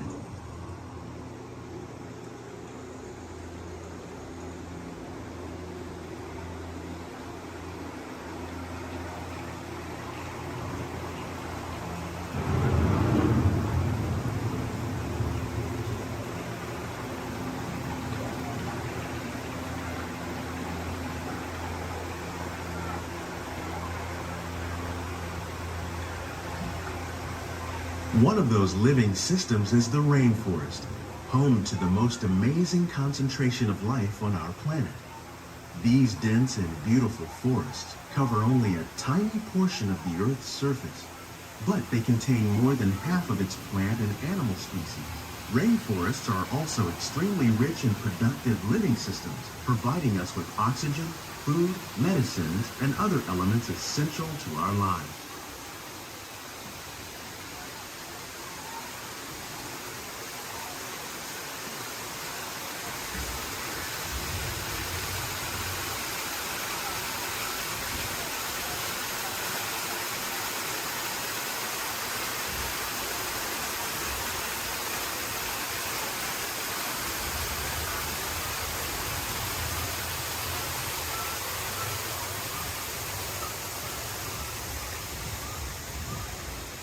In the desert, nature has created a very different, but no less beautiful living system. And while this arid landscape may seem lifeless, it is very much alive. The plants and animals that have learned to survive in these harsh conditions make use of what little water they can find and avoid the scorching rays of the relentless sun.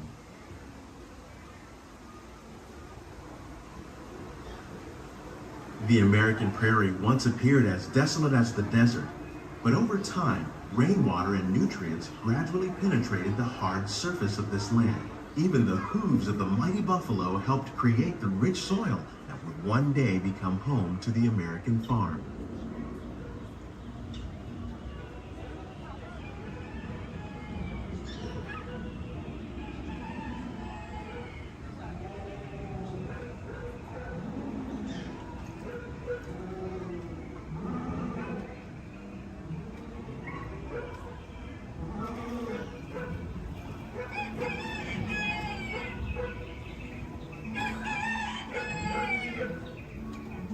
Of all the forces at work on the land, humans have had one of the most profound effects.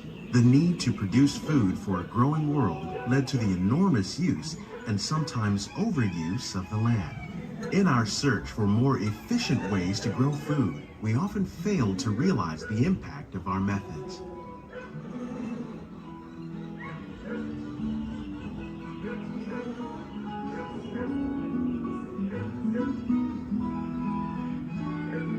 Today, we're learning to live with the land, discovering better ways to grow food that will assure both human and environmental well-being.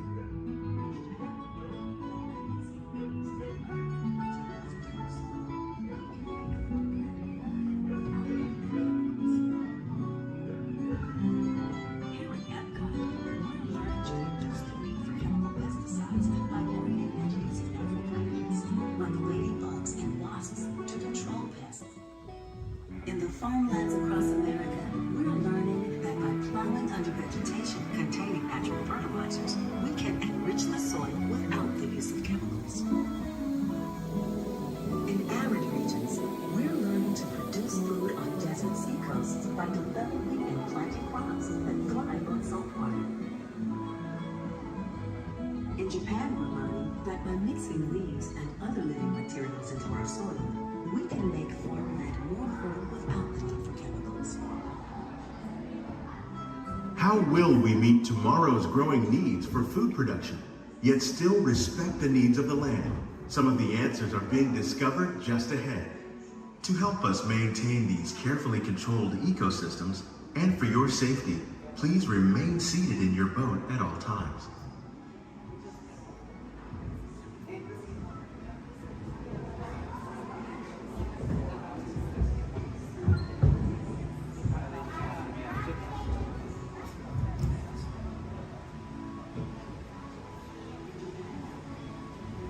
Welcome to our living laboratories, where scientists from Epcot and the U.S. Department of Agriculture are exploring innovative ways to produce bountiful harvests now and into the future.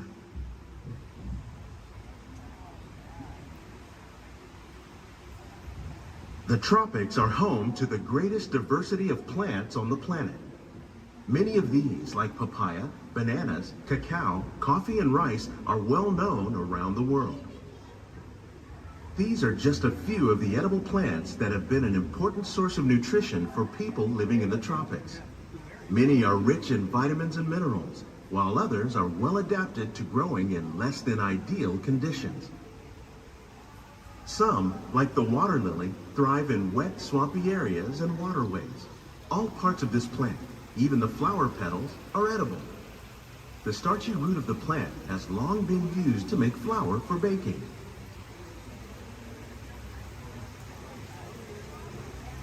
One day, many of these lesser-known tropical plants may be as important as the bananas growing on both sides of the boat. More than 28 million tons of bananas are eaten annually, making it the most popular fruit in the world.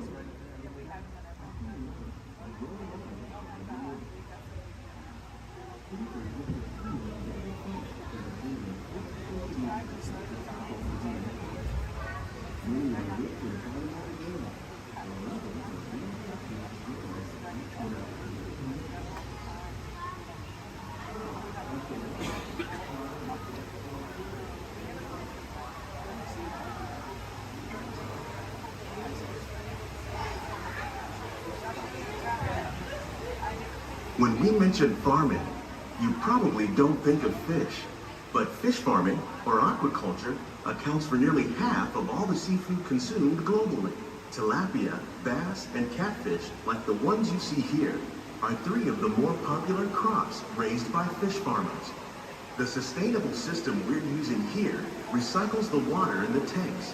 As a result, we're able to save millions of gallons each year. Our small fish farm produces nearly 5,000 pounds of fish each year to serve in restaurants around Walt Disney World. Innovations like this one can play an important role in our efforts to produce bountiful harvests and still protect natural resources.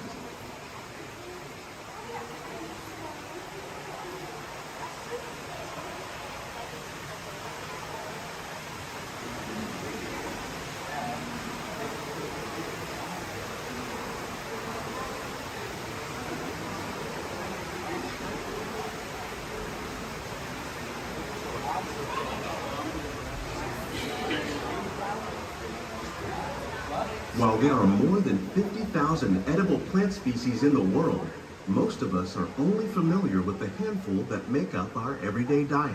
The common grains growing here, wheat, maize, sorghum, and millet, plus rice, account for nearly 2/3 of our global food consumption. Learning how to increase yields of these staples is an important goal of research around the world.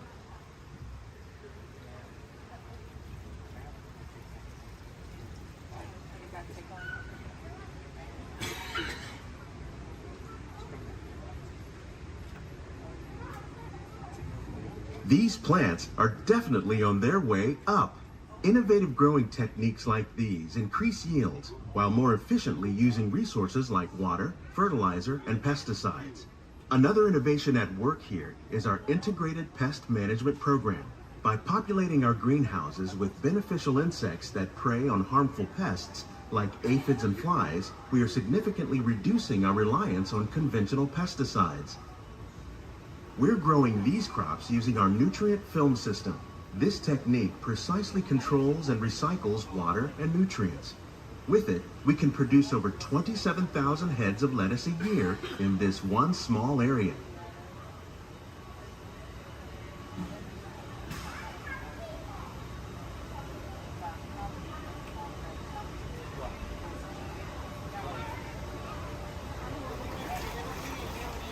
Some of our best ideas have been inspired by nature, like these fruit and vegetable trees.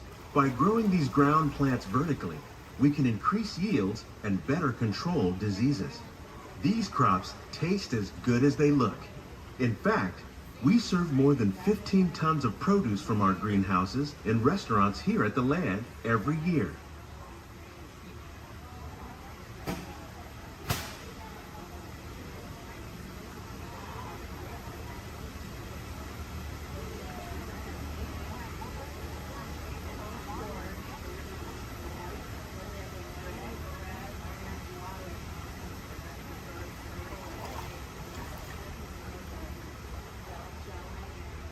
The future of agriculture may include innovative ideas like this vertical growing system. Plants grown in this way use a fraction of the space required by traditional growing methods. That saves water and increases production. The aquaponics system on your left combines hydroponics with aquaculture. The fish provide a natural source of fertilizer for the plants, and the plants help keep the water clean for the fish. It's another great way to produce more while using less. In our lab, Epcot scientists are working with the U.S. Department of Agriculture on a number of innovative projects. The goal of these efforts is to produce higher yielding and better quality plants.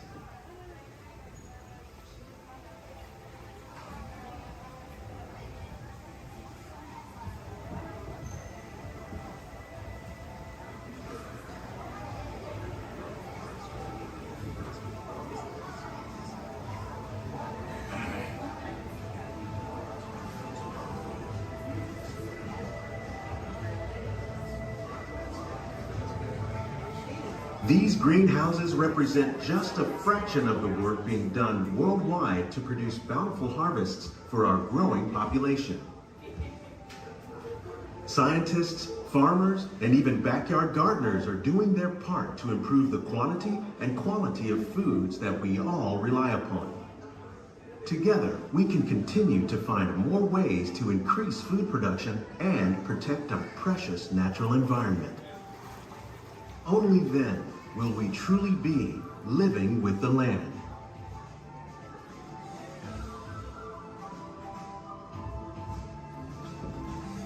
On behalf of Walt Disney World, we hope you've enjoyed this unique journey through our living laboratories. If you'd like a closer look, then check out the Behind the Seeds walking tour. It's a chance for the whole family to get up close and personal with the plants and growing techniques in our laboratories. Please keep your hands and feet inside the boat and remain seated until the boat comes to a complete stop.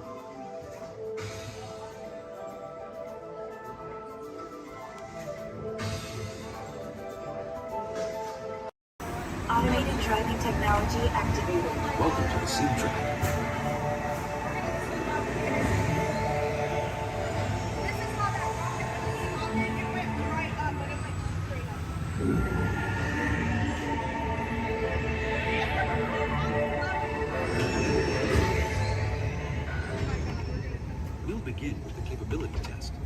see how your vehicle designs perform under challenging weather and surface conditions. Monitoring road surface.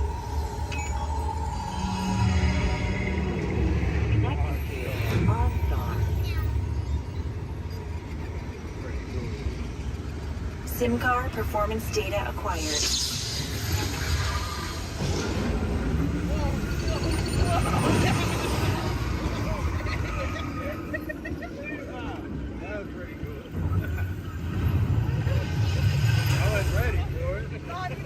Let's see how your designs hold up now.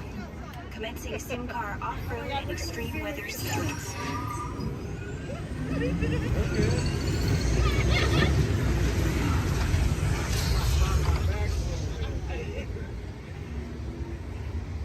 Capability test results displayed and verified. Now let's see how your vehicles compare when it comes to their efficiency. Scanning SIM card for optimal eco-efficiency.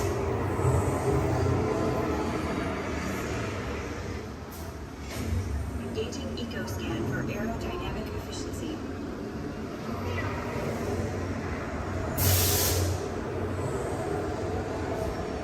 Drive systems analysis. Hyperspectral imaging in progress. Calculating total enviro impact.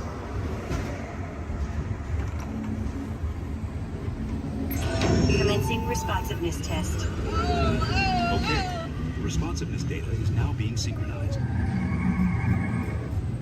Automated driving technology verified and active.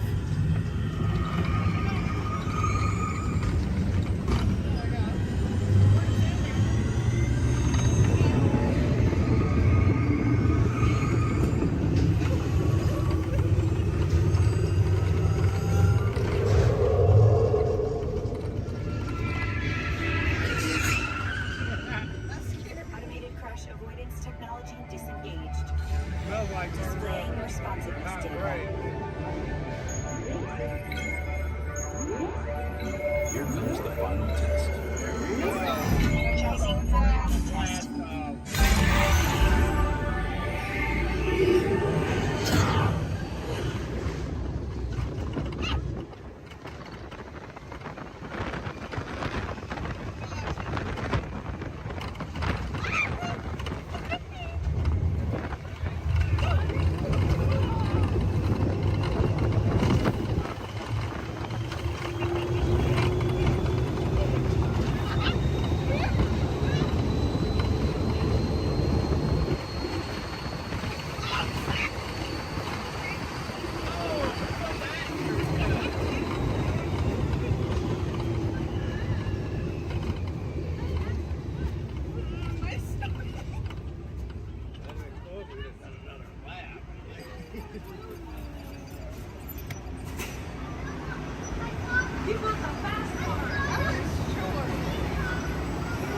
Displaying power test results. SimTrack performance testing complete. This concludes your performance testing. You'll be able to see how your Chevrolet custom concept vehicle designs compare with the sim car after you disembark. Those wonderful pictures to your My Disney Experience app, so just make sure to grab that card on your way out. Now for all on the same page, can I get a great big week? Whee! Awesome. All right, now my friends up here, how many of us are familiar with the story Beauty and the Beast? Awesome, most of us. Are we all ready for a Beauty and the Beast pop quiz? Yes, awesome. Do not worry, my friends. This is not work and this is not school, so you don't have to worry about raising your hands. If you know any of the answers, just feel free to shout them out. My first question is, which princess grew up here? Belle. Belle, that's right. And does Belle still live here? Yes. No. No? Yes? Well, if Belle doesn't live here, then where does Belle live? The castle. The castle, that's right. Are we all ready to go visit Belle in the castle? Yes. Yes, awesome. Now right behind me is an enchanted mirror, and this was a gift given to Papa Maurice by the Beast. It lets him visit Belle in the castle at any time he wants, and I know the perfect time we can go back to. So everyone, please repeat after me. Take me back to the day Belle and Beast fell in love. Take me back to the day Belle and Beast fell in love.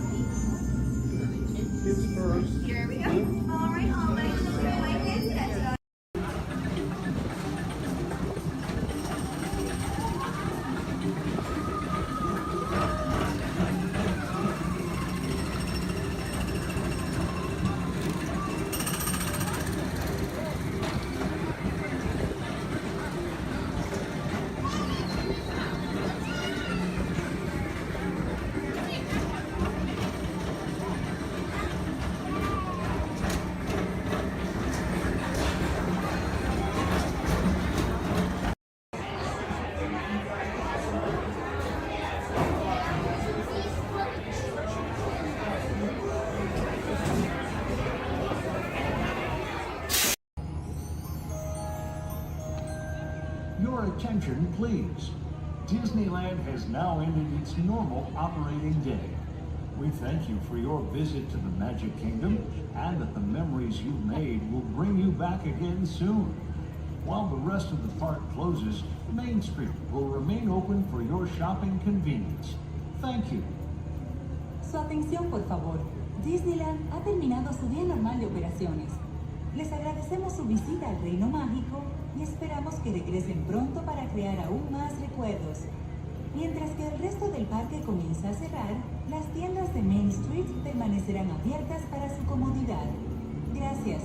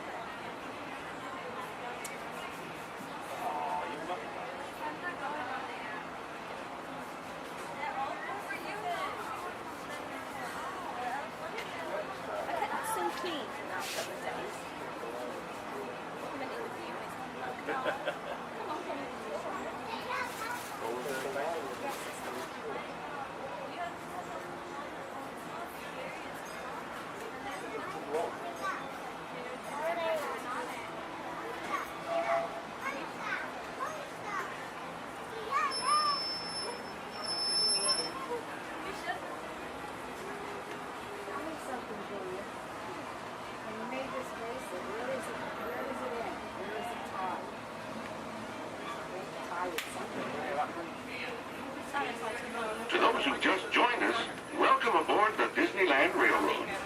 To ensure a safe ride, remember to stay seated with your hands, arms, feet, and legs inside the train. And please, watch your kids. Para su seguridad, permanezca sentado y mantenga las manos, brazos, pies y piernas dentro del tren. Y cuide a los pequeños. Gracias. We're now entering Splash Mountain, where every day is a zippity-doo-dah day. If you look real hard, you might just find your laughing place.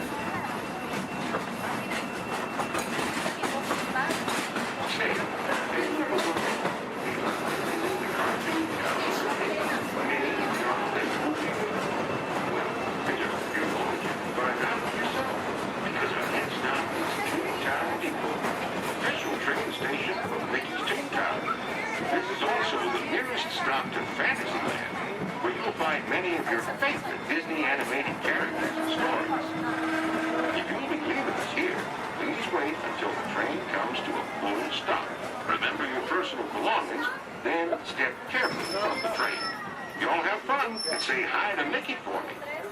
For those of you continuing on with us, we'll be resuming our trip in just a moment. This is Toontown People.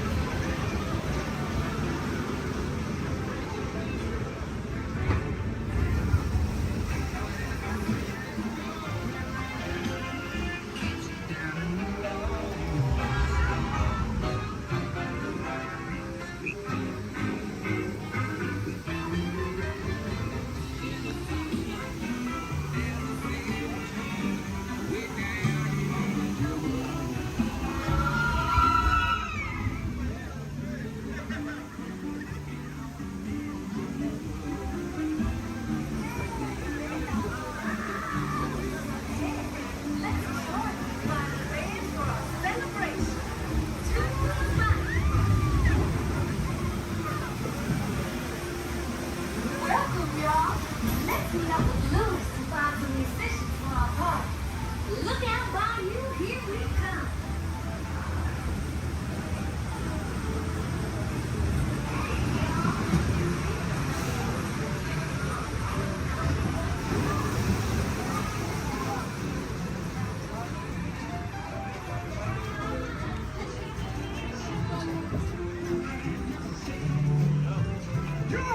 And it don't stop here. Come out, wherever you are.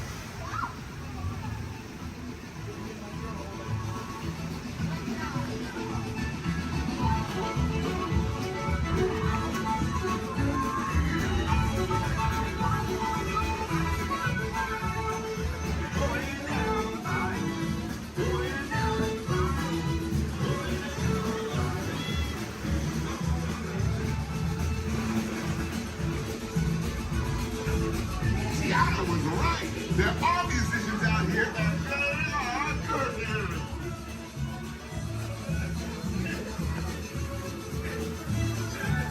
Tiana wasn't here, y'all. This started over and she found No doubt. We'll ask them to join the band for sure.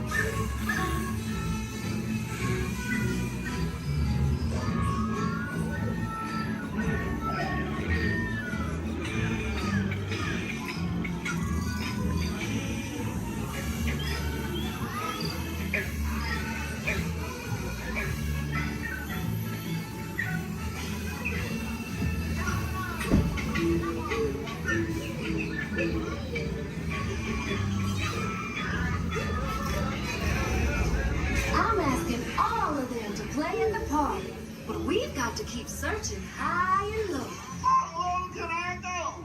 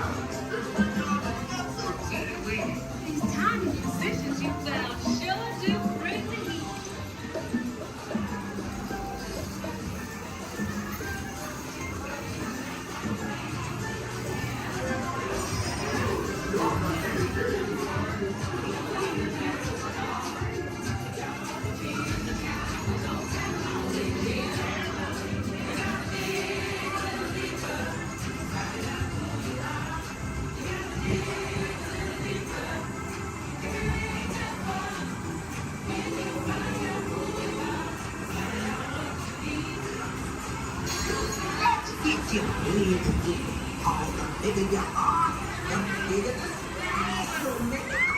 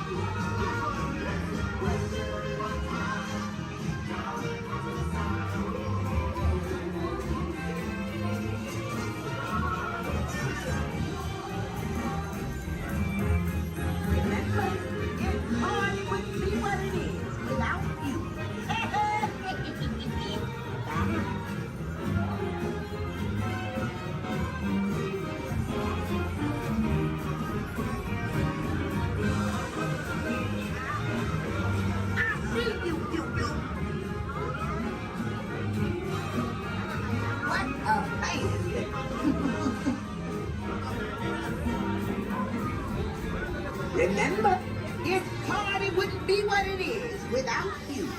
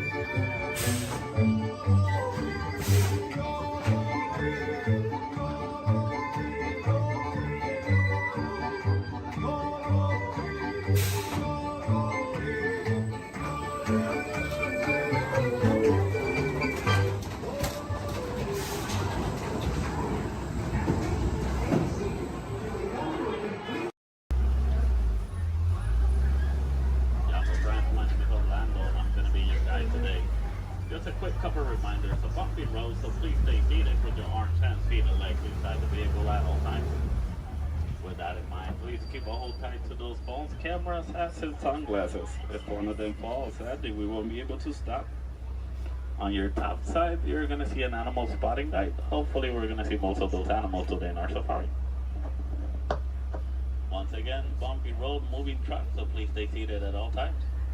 I do advise you to get those phones and cameras ready. This is a photo area, but we might not be able to stop for every animal. I'm going to make sure I stop for most of them. But sometimes they won't stop for us. Just be ready. And 20. So we're going to start off our journey here in the Little Ituri Forest. The forest animals are kind of exclusive and they depend a lot on camouflaging to stay safe. But sometimes they're kind of hard to see. So here on the right side, we're going to see an okapi. Even though the okapis have zebra-like pants, they're actually related to giraffes. It wasn't until 1901 that okapis were discovered. Before that, they used to be thought as a myth. And much like the giraffes, okapis also have those long tongues that are going to help them reach tall places. And only the male okapi is going to have ossicones.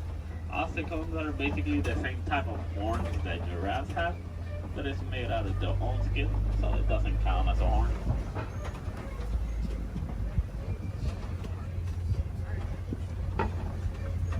So coming up on our left side, we're going to see some black rhinos.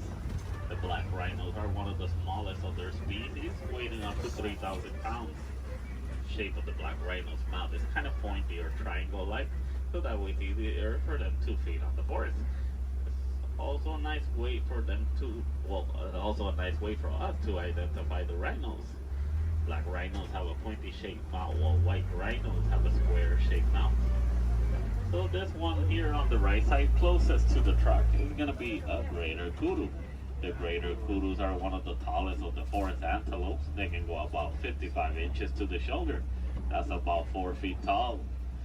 That greater kudu doesn't have any horns like the one in the picture. It's because this one is a female.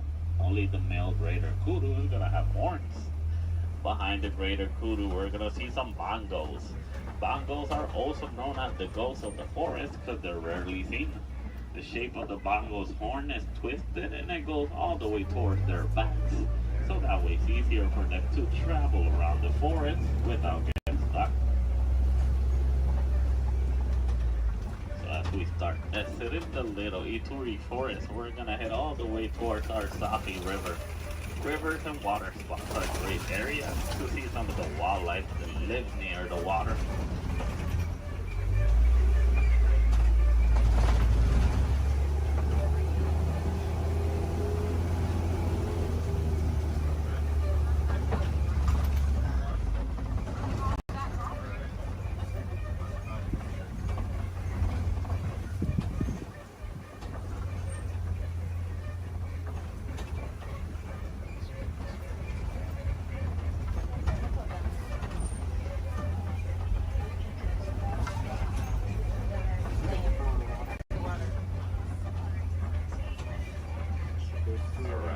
Here on the left side, we're going to see some Nile hippos. The male Nile hippo can weigh up to 5,500 pounds. They're nocturnal animals, so they're going to be more active during the nighttime. Most of their daytime they're going to spend underneath the water, but they do need to come back for air every 8 minutes. Also, baby Nile hippo right there. A group of hippos is also going to be known as a bloat. Bloat of hippos. So here on the left side, we also see some pigback pelicans. The pigback pelicans get the coloration in their feathers during mating season. They're colonial nesters, so most of the time you're going to see them in large groups. They can go between 50 to 500. As we head around this curve, we're going to approach a bridge. And once again, we're really jumpy, so please stay seated at all times. But to the left side, we're going to see some Nile crocodiles. Crocodiles are one of the largest crocodiles in Africa. They can go between 16 to 20 feet long and they can weigh up to 500 pounds.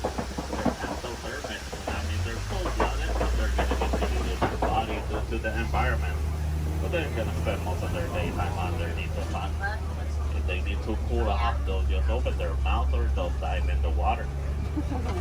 They're great parents. They will roll around the eggs in their teeth, so that way they can help them emerge.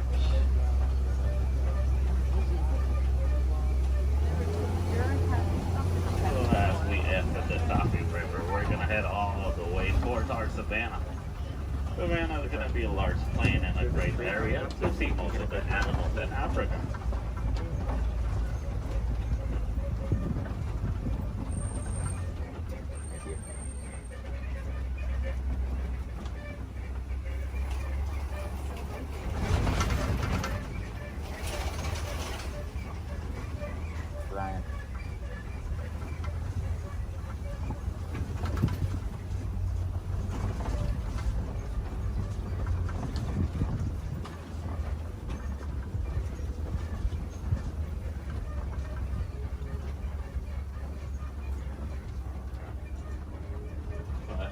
The savanna ecosystem is going to be a large plain of grass with tall trees and a lot of termite mountains. Each ecosystem is going to be unique and shaped by the animals that live on them. Between savanna, deserts, rivers, mountains, most of the animals will actually use the termite mountains as fast crashers. Some of the smaller species like springboks will stand on top of them so that way they can have a better view. Here on the left side, we do see a pack of African wild dogs. The African wild dogs are also known as painted dogs. They're part of the canine family, a difference they share with wolves and dogs is that they only have 4 toes. But they're a great pack of successful hunters, hunting up to 90% of the food they eat. But verbalizing, the African wild dog won't bark or howl. They'll actually make a squeaky sound that sounds similar to squeaky toys. Here on the left side, some Ankoli cattle. Ankoli cattle are also known as the Watusi cattle, named after the clan that domesticated them. They're a sign of wealth in Africa, where both male and female will have those huge, majestic horns that can go up to 6 feet long. Even though those horns are big and they look kind of heavy, they're actually honeycomb inside. They use the inside of those horns to move blood up and down, so that way they can keep themselves cooled off. Over here on the left side, we also see a sable antelope. Sable meaning brown, they're also the emblem of the Harambe Wildlife Reserve. They're the only type of antelope that in a fight or flight situation, they'll stand their ground and they will fight. As you can see, the shape of their horns goes all the way towards their backs, so that way it's harder for predators to jump on them.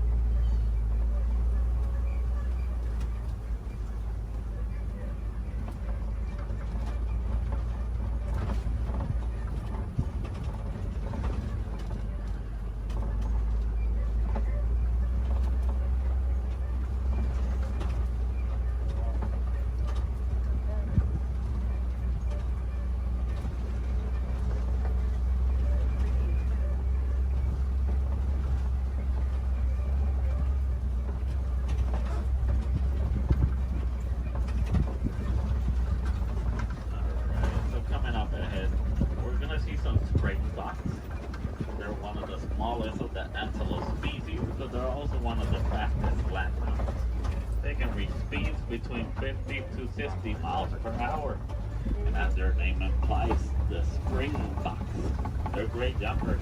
They can jump up to 6 feet tall and up to 13 feet long. Behind the springboks, we do see some wildebeest. The wildebeest are the second largest grouping of mammals, second only to us humans. Wildebeest is a translation from the African word wild beast, but they're also known as the newt due to a sound they make when verbalizing. It sounds like they're saying newt.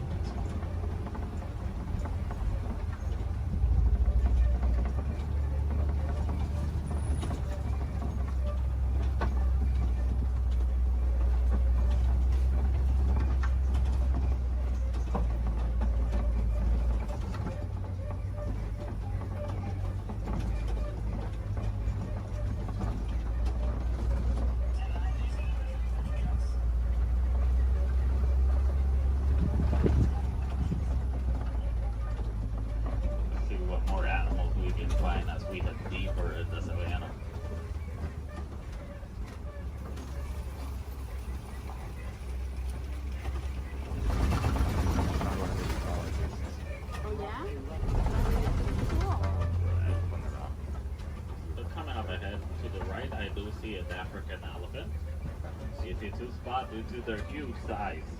Also, the shape of their ears look like the continent of Africa. They like to flap around those huge ears back and forth so that way they can keep themselves cooled off, basically like a giant pair of fans. Also to the left side, mandrills, and the mandrills are one of the largest species of monkeys.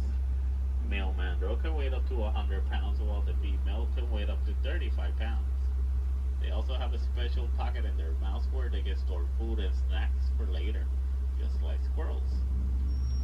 So the elephants will also throw dirt on top of their backs so that way the dirt will block them from the sun and also from bugs.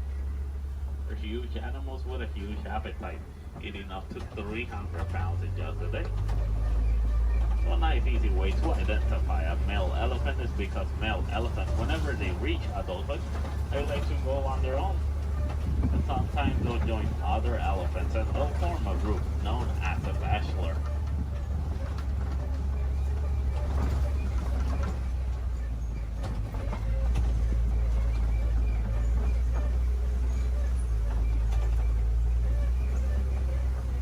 Once again, another bridge. Please stay seated.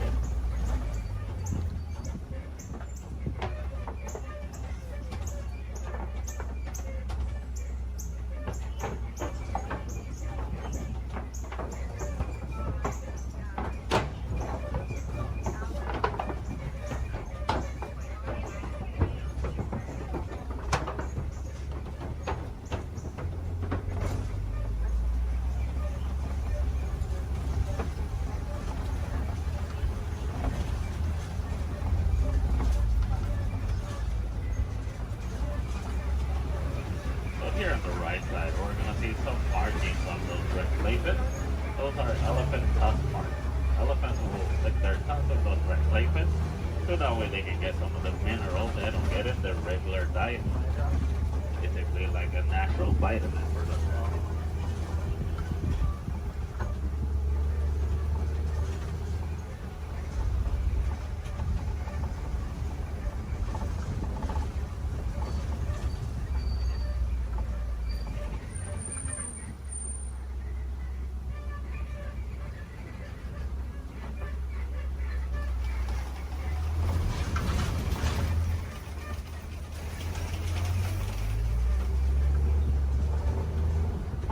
Here on the right side, we do see some trees that look like they're upside down.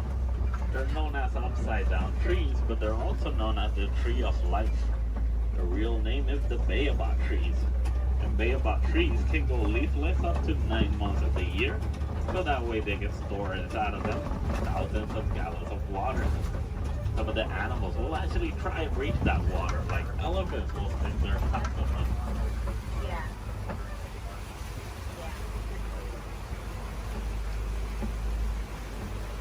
As we head around this curve, we're going to see a small island of greater flamingos.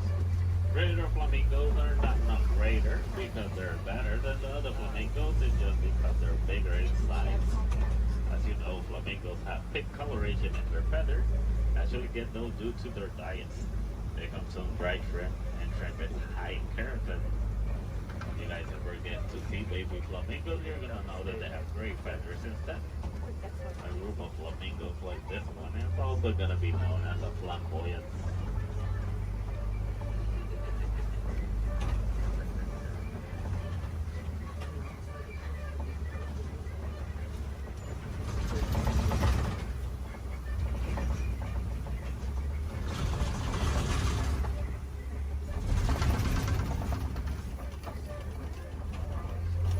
Coming up ahead, we do see some white rhinos.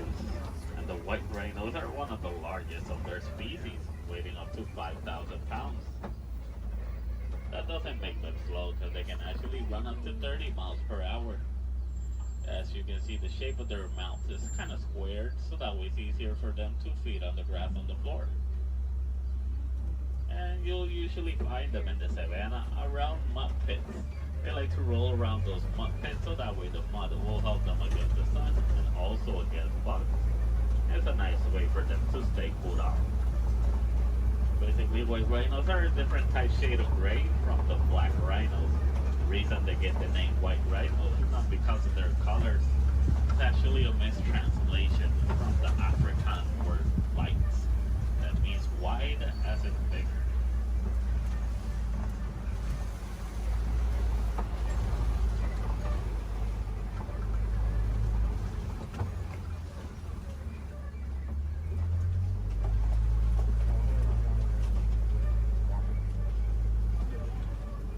All the way in the back on the left side, I do see a cheetah walking around. Cheetahs are one of the fastest land mammals. They can reach a speed from 0 to 60 in about 3 seconds. There's also another one laying on the grass all the way in the back. But with that in mind, the cheetahs are built for speed, not power. So after running so fast in such a short amount of time, they're gonna need a couple of hours to rest their energies. The cheetahs are also diurnal big cat predators, so that means they're more active during the daytime.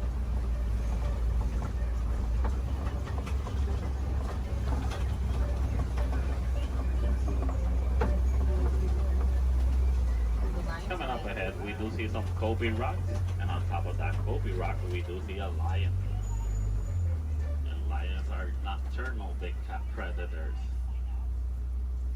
They're more active during the nighttime. Most of their daytime, they're actually going to spend sleeping. They can sleep up to 20 hours in a day. So that way they can store all the energies for the successful hunt at night.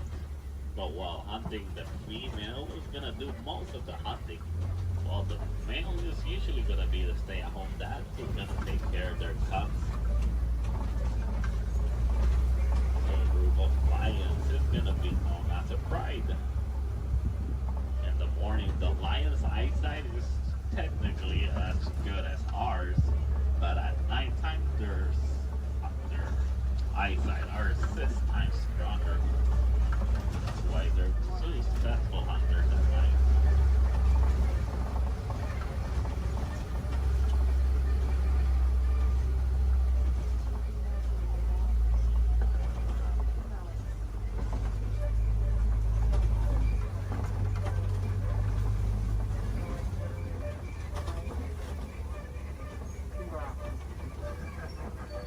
So coming up ahead, we're gonna see some warhogs. There's one behind that tree, and there it is. And warhogs are one of the largest burrowing mammals. They like to make burrows like those in which they will sleep on facing outwards, so that way they can see anything that's coming toward them. They're super close relatives to domesticated pigs, and they can run up to 35 miles per hour.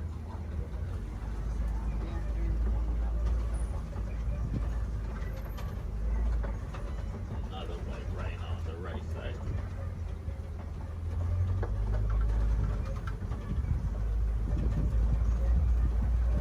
So as we start exiting our savannah, we're gonna head all the way towards the Warden's Post.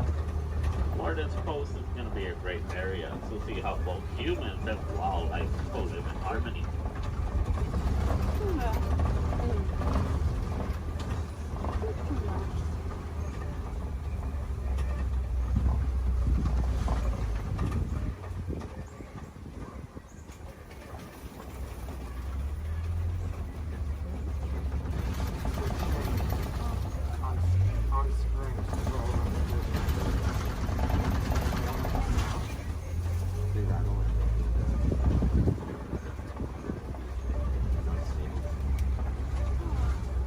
Alright, so here in the Warden's Post, we're gonna see some Nigerian dwarf goats. These goats are super cute, but they're also really friendly. They're a great source of milk and cheese, and they're really agile with a great sense of balance. They're also one of the few domesticated wildlife that we have here in our reserve. So next to that yellow barrel, there is a yellow box. The farmers found out that elephants are afraid of bee sounds. Most farmers are gonna have a box like that filled with bees, so that way whenever the elephants get near the farms and they hear the bee sounds, they're gonna steer clear away from them, and that way they won't eat the farmer's harvest. It's a nice way for both humans and elephants to co-live in harmony, but it's also a great source of honey. Also, the farmers will actually sell that honey for an extra income. Because sadly, due to our mining of a mineral called coltan, passive homes, causing them to migrate into human farms and villages more commonly so than it used to.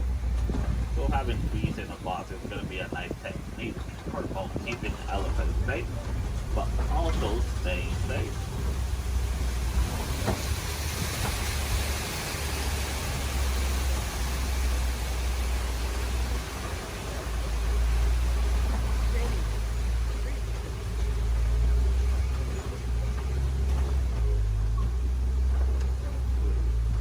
As we start reaching the end of our safari, I just want to let you guys know, if you want to see more animals and learn more about them, I do advise you to visit Gorilla Falls Trail. It's a nice 20-minute pathway that will take you all the way to meet a family of gorillas, while meeting more animals, learning more about them, and also more about conservation. If you're really lucky, you might even get a better close-up view of the hippos through a glass. Also, while here in Harambe, we have the Rafiki's Planet Watch. The Wildlife Express train is going to take you all the way towards Rafiki. Well, you're also going to meet a couple more animals. You might even get to pet some of them in the Domesticated Pet Center. We have an animation studio where you might learn how to draw a couple of our animals. Super cool. And we also have an animal clinic. Any chance we need to take care of one of our animals, you guys can actually see the process through a glass. It's super cool.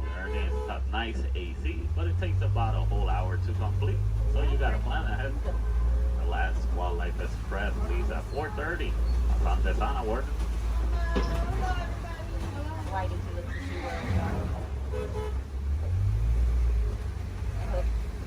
Alright, also while here in Harambe, you guys can visit the celebration festival, the Lion King. A great show to watch while visiting Animal Kingdom. There's going to be animals wherever you go throughout the park. We do have the lesser flamingos. Those are going to be the smaller flamingos. In some area of the park, I believe, is one of the pathways that leads you to the Tree of Life. If you go all the way towards Asia, they're going to see a similar walking trail to the Gorilla Falls, but it's going to be known as the Maharashtra Jungle Trek. Over there, you're going to meet some of the Asian animals like Komodo dragons, tigers, also super cool to visit while you're in Animal Kingdom. So for the Gorilla Falls, once you head out of the truck and you head down the ramp, if you go to the left side, you're already on the Gorilla Falls Trail. Keep going around, enjoy your time, see more animals. If you go to the right, you're going to go back to the village, where you can see the entrance towards Rafiki.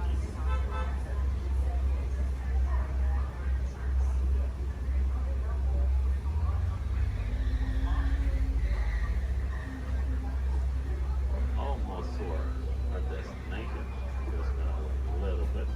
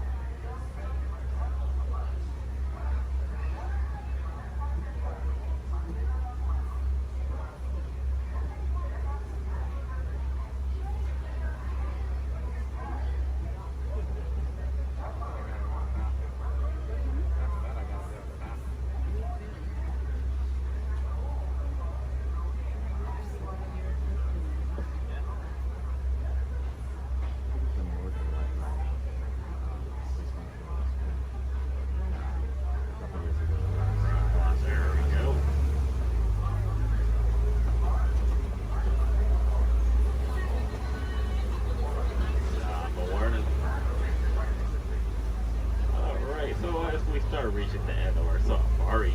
So here in Harambe, we don't like to say goodbye because goodbyes are always sad and final. We instead say Kwaherini. And Kwaherini does mean to go well.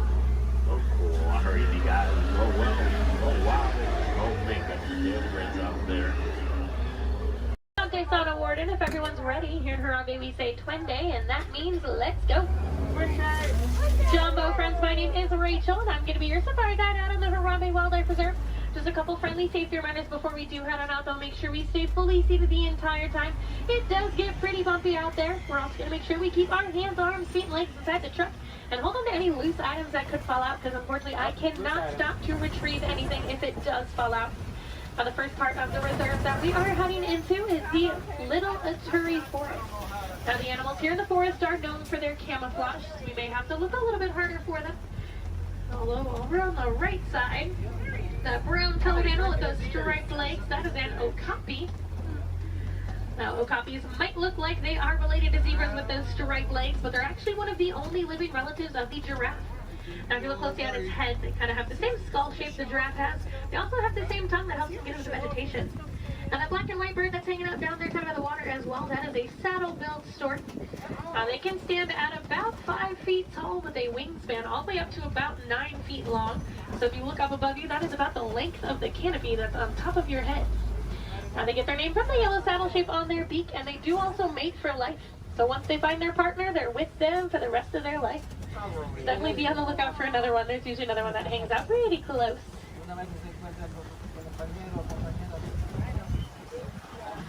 Looking a little bit quiet on this part of the forest, so let's see if we can head up, see what else we can find. Looks like there is some movement up ahead, so I'm going to head over that way.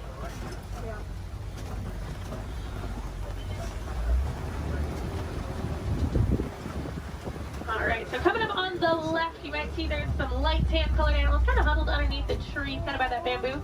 Those are greater kudus, and then actually up kind of under the trees, and then also at the top of the hill up there, those darker brown colored animals with those horns on top of their head, those are bongos. Now, bongos are very shy and reclusive animals. That is how they get their nickname, the ghost of the forest. Both males and females do have those horns on the back of their head. And if you notice, they're angled backwards. That's to help them get through any of that thick and tangled brush here in the forest they usually live in. Alright, it looks like we're going to cross over some water, so that means we're heading out towards the Safi River. You're going to want to keep your eyes near the water, looking for any kind of shadowy figures. A lot of times you'll see Nile crocodile or even Nile hippos. Now, hippos will spend most of their time in the water, and even spend about 8 minutes at a time underneath the surface. The average male hippo does come in at about 5,500 pounds, and they do kind of float to the bottom of the water and walk along the bottom rather than swim. Although to be fair, if I was 5,000 pounds, they'd probably do the same thing. It takes quite a bit of energy for them to swim around. I haven't seen any yet, but they do have a couple spots here in the river, so we'll head up. Now, those white and gray birds that are hanging out on the island, those are pink-backed pelicans. They do get their name from the pink coloration that their feathers get during mating season. That's not actually the feathers that turn pink, though. It's their skin that turns that color. It kind of makes their feathers look good.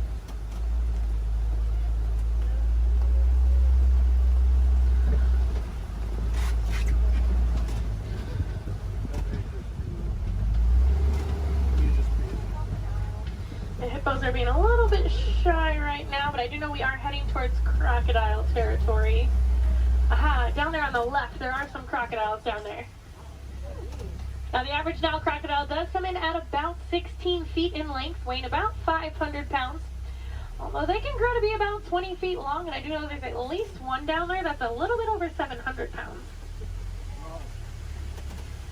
Now, when it is super hot, you will see them hanging out with their mouth open. That's because, unlike you and I, they can't sweat. So they do open their mouth. It does help them regulate their temperature, keeps them a little bit cooler. You'll notice a lot of the animals here in Africa actually have some sort of natural cooling capabilities. It does get pretty hot out there. Now, we are going to start making our way out towards the savannah. That does happen to be one of the largest parts on the reserve. It's also home to some of the more famous animals like lions, elephants, and giraffes. So hopefully we'll see some of those out there today. Now, coming up on the right side of the truck now, this tree that almost looks like it was planted upside down. That is a baobab tree, also known as the tree of life or the upside down tree. And they will remain leafless or dormant up to 9 months out of the year, and that's to help conserve any kind of water or energy the tree does have. And I'm already seeing quite a bit of movement down there, so we're going to head down, get a little bit closer to everything. Now, unlike the animals in the forest, the animals out here on the savannah do rely on speed and agility to protect themselves. Now, even giraffes can run at about 30 miles per hour. That is a pretty funny run if you've ever seen it. Kind of see the head move way before you see any other part of the body move. Alright, coming up, those animals with those really big horns hanging out there on the right, those are Ankole cattle, also known as the Watusi cattle, after the Watusi tribe that did first domesticate them. They are one of the only domesticated animals here on the reserve, and those horns might look really big and heavy, but they are actually mostly hollow with kind of a honeycomb structure on the inside, so they are fairly light. Now these zebras that are hanging out here pretty close, these are Hartman's mountain zebras. If you look closely underneath their neck, you'll see a little flap of skin. That is called a dewlap.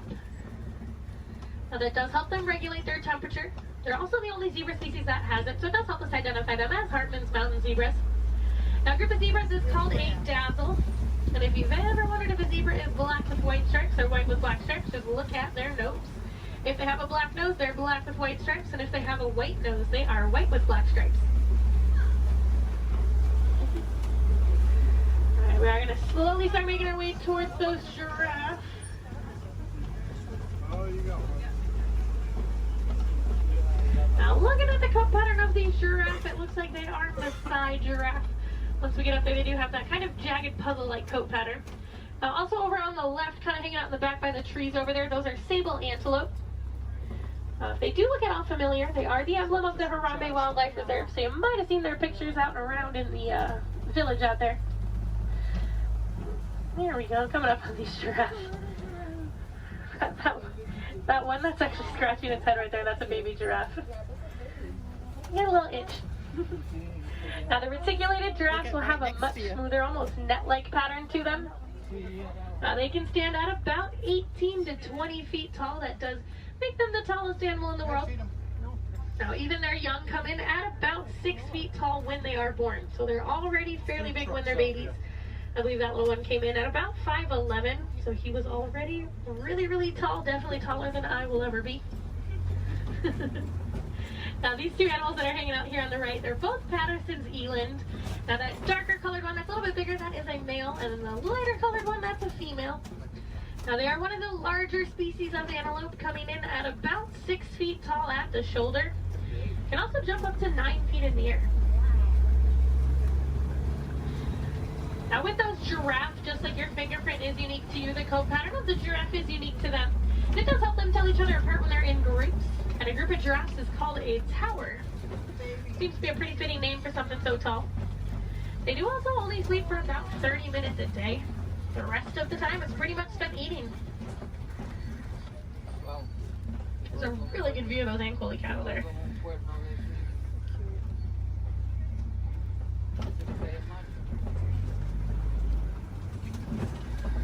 Alright, let's see if we can head up a little bit farther into the savannah, see what else we can find.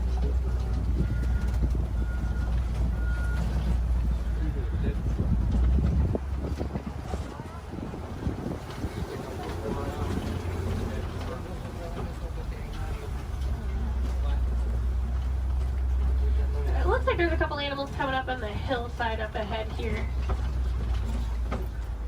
Once I make the turn, they're going to be on the right side. Those are white-bearded wildebeest. We might get a little bit closer to them in a moment, though. Now, they are a large herding animal. They take part in the Great Migration, which is so large it can actually be seen from space. There's easily over 1 million, usually more like 1.5 million that will migrate every year together.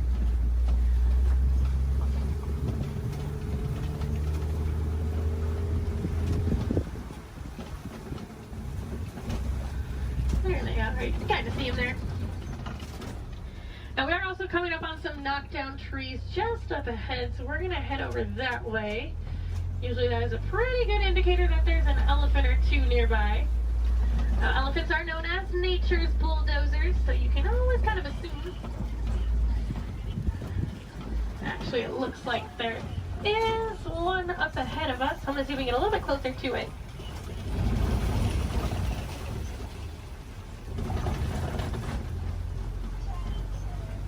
Now, in the meantime, while we are heading up to that elephant, also over on the left, there's a bunch of mandrills walking around on top of the rocks there. Now, mandrills are one of the largest species of monkeys. An adult male can come in at about 100 pounds. They do have those vibrant blue cheeks, and as they get more excited or even more angry, they actually get even more blue. Well, it's a view of an elephant. Probably not the best view.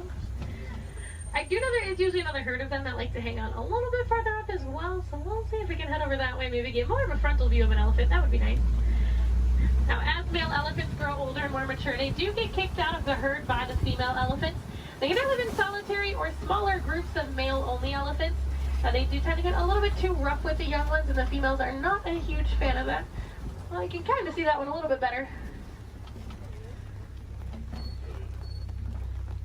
Now we can also tell that's an African elephant, not only because we're in Africa, but if you look at the ear shape, it almost looks like the continent of Africa.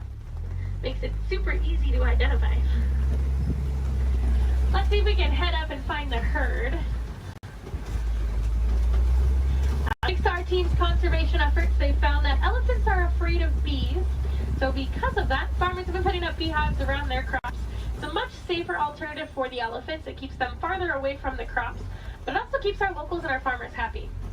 Now, I thought it was so funny that such a large animal was afraid of such a tiny little insect. And it's actually the noise that the bees make. So elephants do have really sensitive ears, and that buzzing noise bothers their ears more than anything.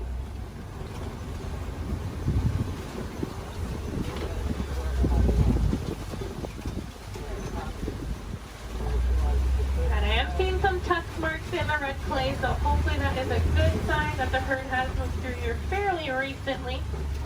Now, just like you and I might take a multivitamin every day, the elephants do eat that red clay. It gives them a little more nutrients they may not always get from their daily diet. Female elephants do also have one of the longest gestation periods, coming in at about 22 months. So I'm not sure I blame the females for wanting to kick the males out after a while. Personally, I might do the same thing if I had to go through that. Looks like there were a few of them moving up ahead, so we're going to see if we can head get a little bit closer to them.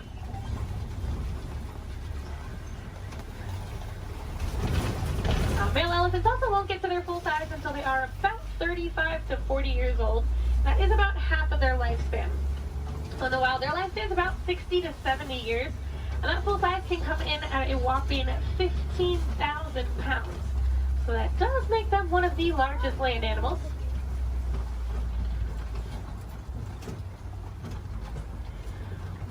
And they do also have really sensitive skin, so you will see them throwing dirt and mud up on their back. That acts as a natural sunscreen for them. You're also going to see them flapping those really big ears that they have, as those ears are home to a bunch of blood vessels on the inside. So just doing that, it does actually activate those blood vessels and can even cool their body temperatures down about 10 degrees. We might be able to see when we start going around this curve here. Now, in the meantime, we are coming up on some greater flamingos as well. Now, those greater flamingos actually start out as a gray color, and as they get older, they get their vibrant pink color from their diet, which does consist mostly of beta-carotene, like brine shrimp. If you actually look on a couple of them, the back of their head and neck, you can still see some of the gray feathering on some of them. Now, they are one of the lighter colors of flamingo species, as well as one of the largest. You might have seen their cousins, the lesser flamingos, out on Discovery Island when you were coming in today. They're quite a bit brighter in color than these ones, but they're also a little bit smaller.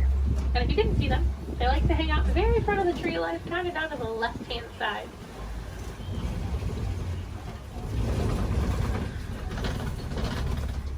Looks like those elephants are wanting to be shy, but we are coming up on some white rhinos. Now, white rhinos don't get their name from their skin color. They get it from the Afrikaans word weit, which means wide. Now, if you look, they have a very wide mouth. Now, they're also one of the larger rhino species, coming in at about 5,000 pounds. Now, one of my favorite facts about them, even though they are 5,000 pounds, when they run, they can actually get all four of their little legs off the ground. So kind of like how a horse gallops. So they are very graceful for how large they are. Oh, there's one running. It was, for like a hot second, it was actually doing like the actual full run. I'm mad he stopped. Oh, he said, I got snacks over here. I'm coming over here. And usually if you see a couple, there's quite a few. So there might be some more around. So we'll definitely be on the lookout for some more. A group of rhinos is also called a crash. That is a pretty good name for them because they are almost blind. They kind of seem more like shadows. It's really funny when they stand really close to the road. Sometimes when you try to sneak behind with the trucks, they don't realize we're there until they hear the truck and they're like, ooh, they like jump and run back. Well, we are coming up on a couple cheetahs. There's a cheetah laying down right on top of the hill there that's really close, and there's a couple more walking in the back. Yeah. Now, cheetahs are one of the fastest land animals. They can go from about 0 to 60 miles per hour in just about 3 seconds. Now, they do get to that speed fairly quickly, but they can't actually maintain it for very long. It's more like a short sprint of a couple hundred yards. Looks like there's a couple more walking up ahead here. Now, they will use that long tail of theirs, kind of works as a rudder to help them turn. Their nails also don't retract, so they do stay out. It does help them gain traction when they are running those speeds. And unlike most big cats, they will do most of their hunting during the day and do tend to be way more active during the day. They're also one of the only big cats that can purr. So kind of like your household cats, just a little bit bigger.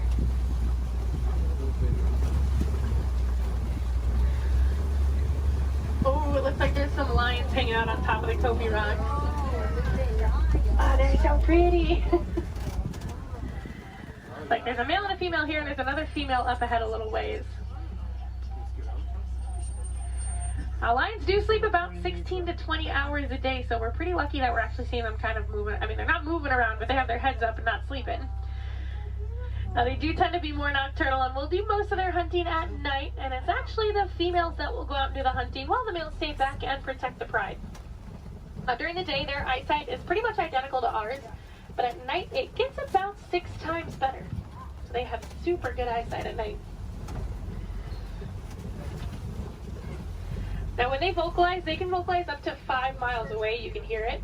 So if you do plan on staying here all the way up until park close, I highly recommend while you're walking out to your car, keep your ears open, because sometimes you will actually hear them vocalizing. It's really cool. Now, I know everyone's excited about the lions, but there's a really cute little brown and white animal over on the right. And that is a Bontebok.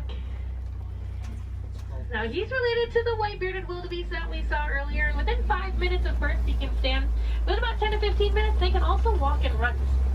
That's a super good survival technique for them. That way, once those little ones are born, they can get up and get on the move as quickly as possible. Now, also hanging out in the trees there on the right, those are waterbuck. Now, waterbuck do drink an excessive amount of water, hence the name waterbuck. But they also have kind of an oily, greasy feel to their fur. Now, that is supposed to help them be a little more waterproof when they are hanging out in the water. Now, we're coming up on some fairly big burrows. We'll be on the lookout for warthogs. Actually, down in that burrow there on the left, there is a warthog. Now, warthogs are one of the largest land burrowing animals. They like to back up into their burrows, just like that one's doing. That way it keeps their tusks out, so if anything tries to sneak up on them, they can try to deter that animal. They've also been known to recycle other animals' burrows, so they might find when an animal has abandoned and call it their home. Isn't the ever so lovely ostriches over there, too?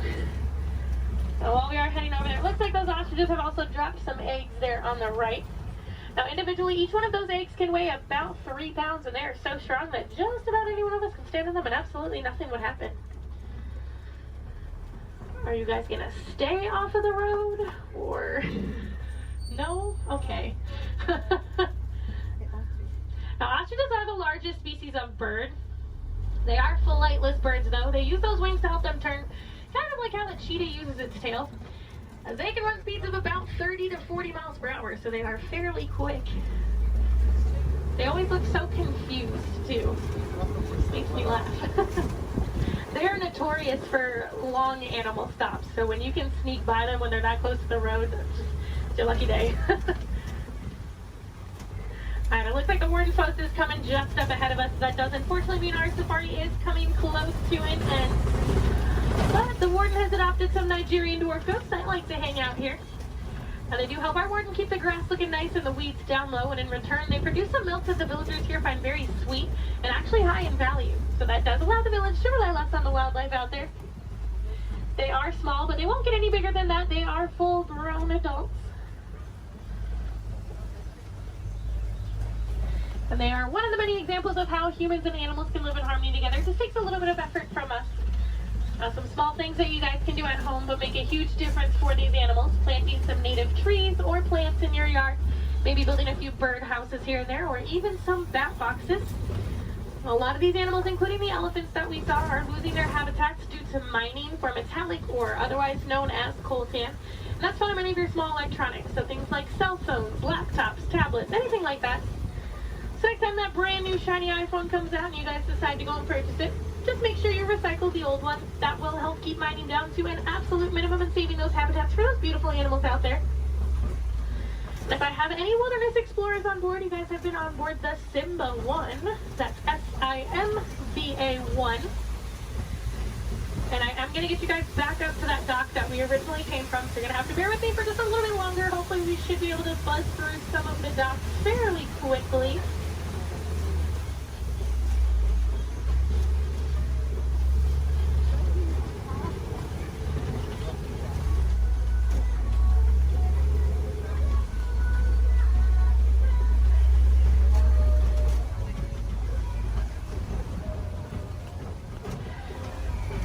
If you guys did enjoy seeing the animals here on the safari, there are plenty more for you to see today. Now actually, when you guys get off of the truck, when you hop down that little pathway there and go down the hill, if you guys take an immediate left, you'll actually be on the Gorilla Falls Exploration Trail. Now over there they have naked mole rats, meerkats. They have an underwater hippo viewing pool where you can usually get a little bit closer view of some hippos, as well as silverback gorillas. If you're heading over to Asia, right behind Tully River Rapids, you'll find the Maharaja Jungle Trek. Now over there they have Sumatran tigers, Komodo dragons, bats, and a whole bunch of different exotic bird species. Now both of those trails are about a 15 to 20 minute walking trail though, so you do want to give yourself a little bit of extra time. Now ECVs, strollers, wheelchairs, any of that can go through those. You don't have to park them, so you can bring them with you. And if anyone has Disney Plus at home, if you have not seen it already, there's actually a whole series on there called The Magic of Disney's The Animal Kingdom. And they do go into way more detail about the animals here on the safari, as well as the ones over at Epcot and Animal Kingdom Lodge. I know they have episodes on the giraffes, the lions, the rhinos, the elephants. You get to hear from the keepers that do actually take care of them on a day-to-day basis, so you get to know them a little more on a personal level. You might even get to know some of those names. So next time you come and ride the safari, you can impress your friends and family by knowing those. On that note, no two safaris are ever the same as well, and the animals will always make sure of that. So if you guys are here on another day, or even later on in the evening, definitely come back and check us out. You might see some different animals out there. Sometimes you'll actually see the hippos. We didn't really get good luck with the hippos today. But you might see some hyenas. They do tend to be a little more nocturnal, so they'll tend to come out a little bit later. And you might see the lions actually up and moving around. You never know. They'll probably have a different safari guide as well, so you might learn some different facts you guys didn't hear from me this time around. As you guys are walking around the park too, I encourage you guys to be super aware of your surroundings. A lot of times you'll walk past different animal habitats and you guys won't even know it. On front of the trail life, you'll see those lesser flamingos that I kind of touched on a little bit. You'll see some kangaroos hopping around, some vultures, all kinds of stuff. And then towards the front of the park, actually one of my favorite animals likes to hang out there, the giant anteater. Now that's like if you're heading out of the park when you go over the bridge and there's like the spot where you can go on the left side and the right side to exit. She likes to hang out on the right side, so if you go down there, she tends to kind of hide those. So you have to look into her habitat a little bit to see her, but she's usually there. Alright, it looks like this truck ahead of us is just about loaded, so they should be on their way. So it's a really good time. Double check your rows. Make sure you do have everything. You don't want to leave anything behind because I will be heading out on another safari as soon as I drop you guys off. So it'll take a little bit of time to get those items back to you. The warden knows we are on our way, so we should be able to get cleared into that dock here fairly quickly.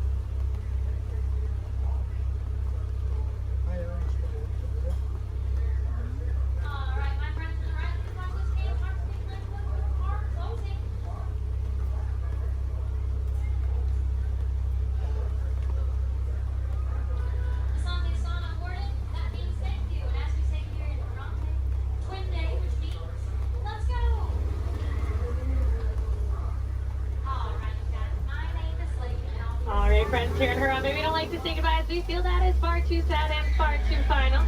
So it's time to leave you with Kuaharini. So Kuaharini friends, go well, go wild, go make a difference out there and enjoy the rest of your day here at Disney's Animal Kingdom or wherever else your adventures might take you. One more. Playback, background, action!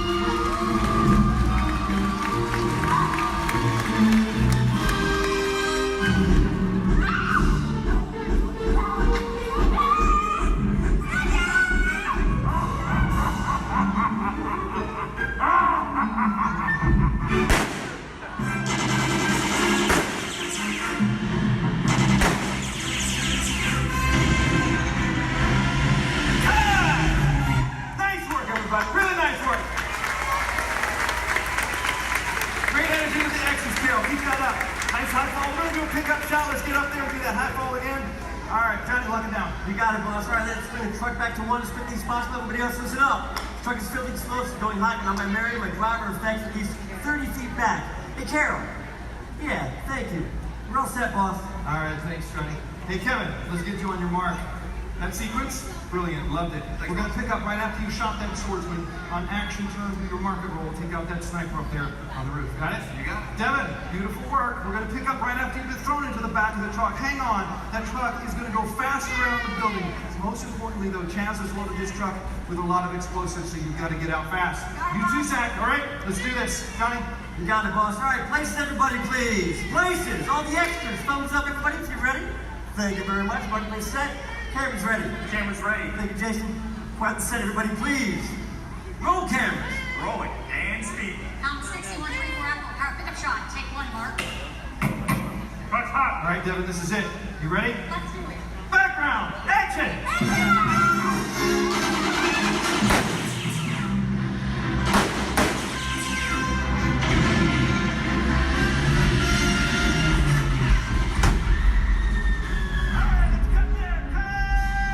Nice work, everybody.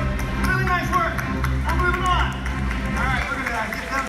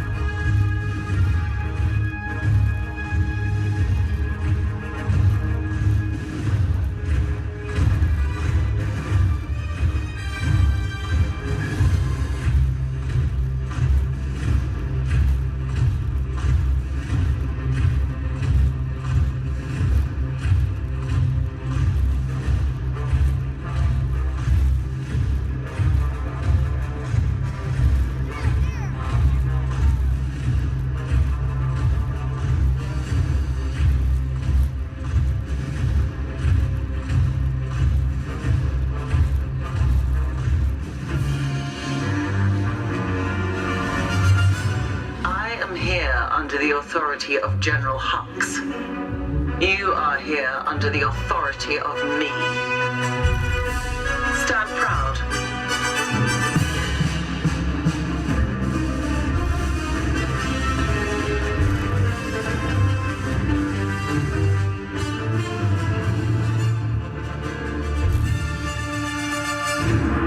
Troops in this division are held to the highest standard. Mine. Show me fearless.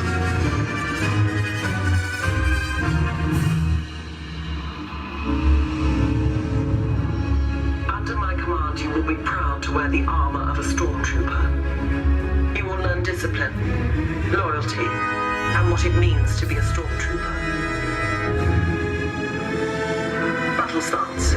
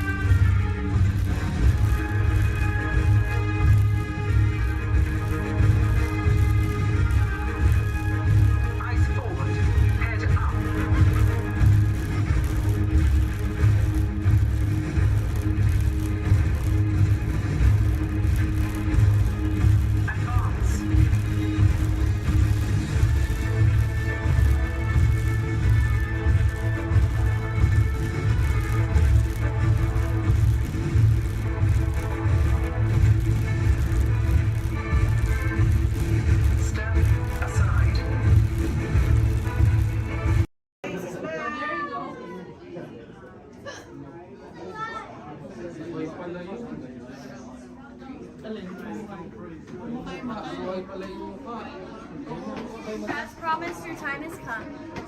Please enter and gather around the dying fire. When hinges creak in doors chambers, and strange and frightening sounds echo through the halls, whenever candlelights flicker, where the air is deadly still, that is the time when ghosts are present, practicing their terror with ghoulish delight.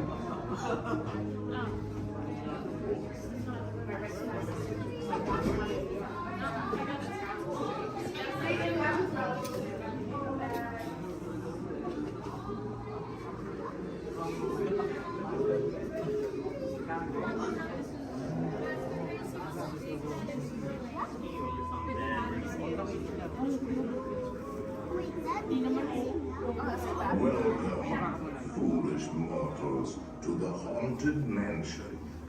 I am your host, your ghost host. Our tour begins here in this gallery. Here where you see paintings of some of our guests as they appeared in their corruptible, mortal state. Kindly step all the way in, please, and make room for everyone. There's no turning back now. At this time, I need everybody to drag their bodies away from the walls and gather in the dead center of the room. Your cadaverous pallor betrays an aura of foreboding, almost as though you sense a disquieting metamorphosis. Is this haunted room actually stretching? Or is it your imagination? And consider this dismaying observation. This chamber has no windows and no doors. Which offers you this chilling challenge to find a way out.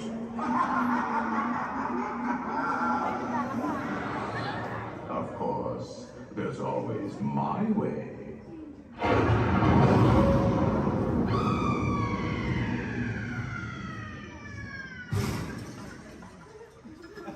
Oh, I didn't mean to frighten you prematurely. The real chills come later.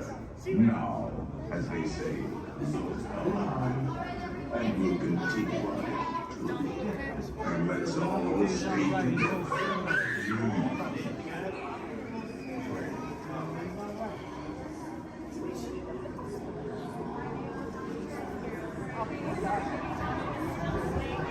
didn't say a word about it. I'm just gonna go outside.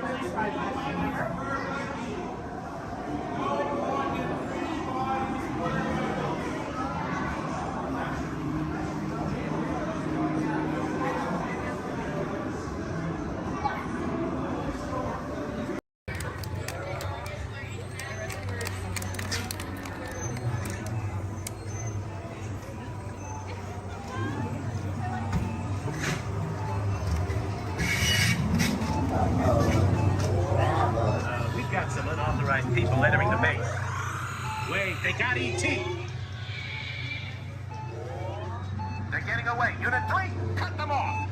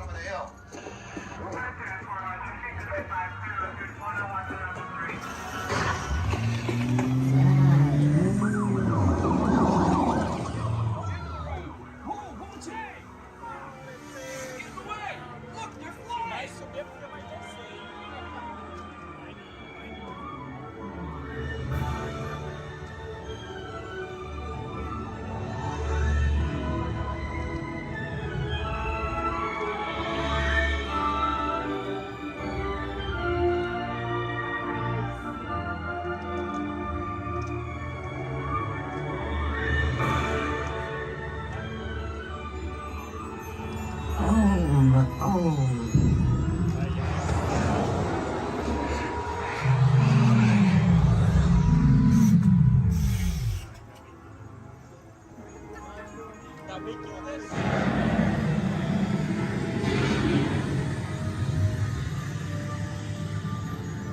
E.T., go to Tikri.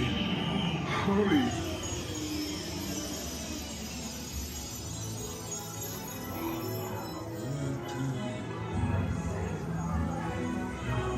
Diddly. Ouch. Welcome home. You returned to Orc dog. Welcome home.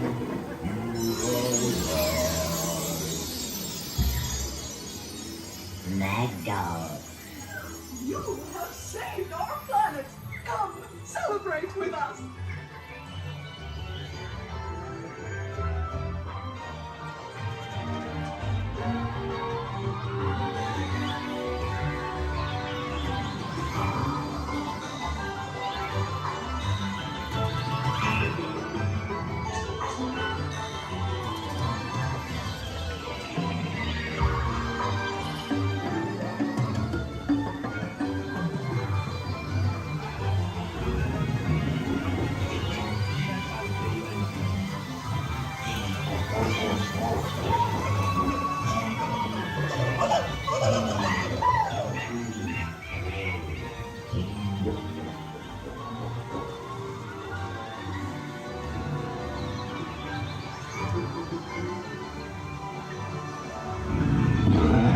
Bye. Dinosaur.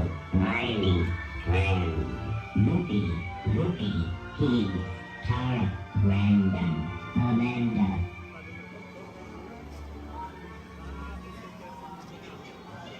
Attention, please remain seated, keeping your hands and feet inside the ride vehicle.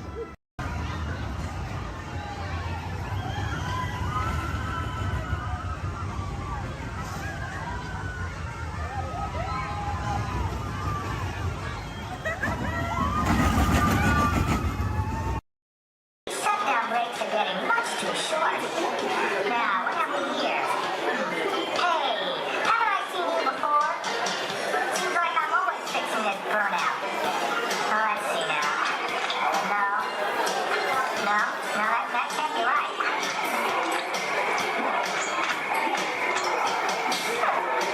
Hey, you there?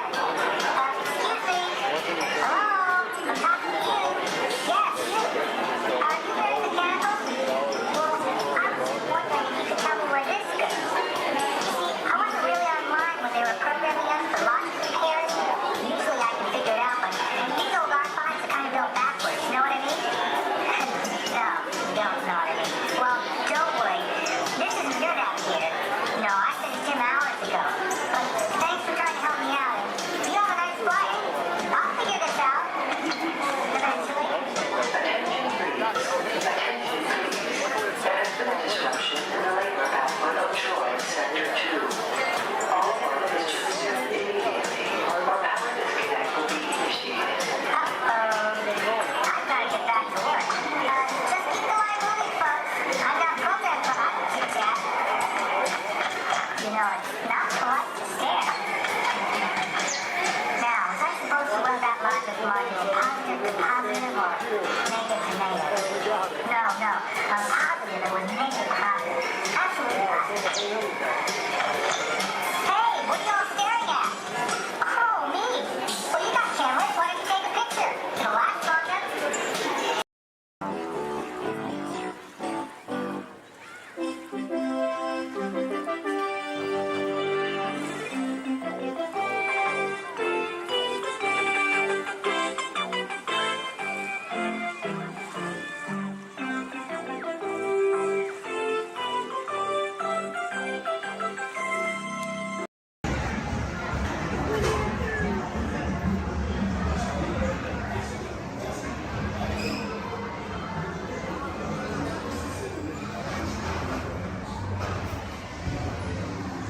One day, in the Hungry Acre Wood, the East Wind traded places.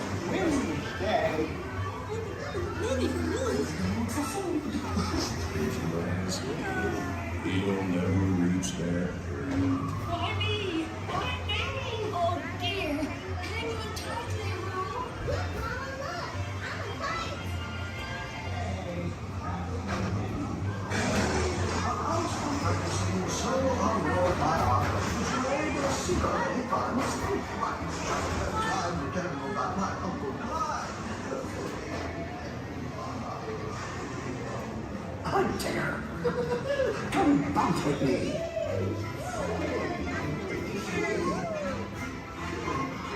Music makes you feel just great, doesn't it?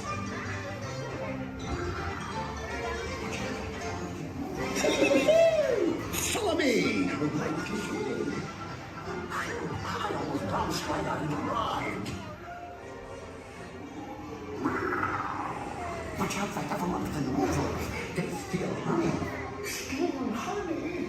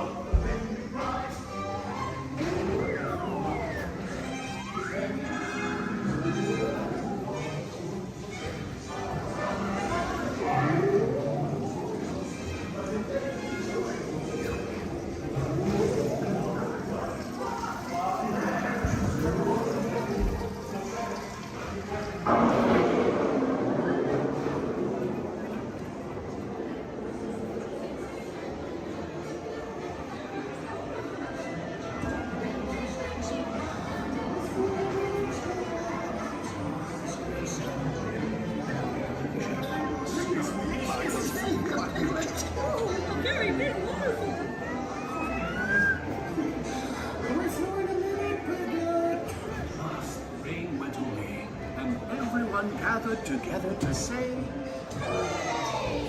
Hooray for Pooh, too! I got the party without me.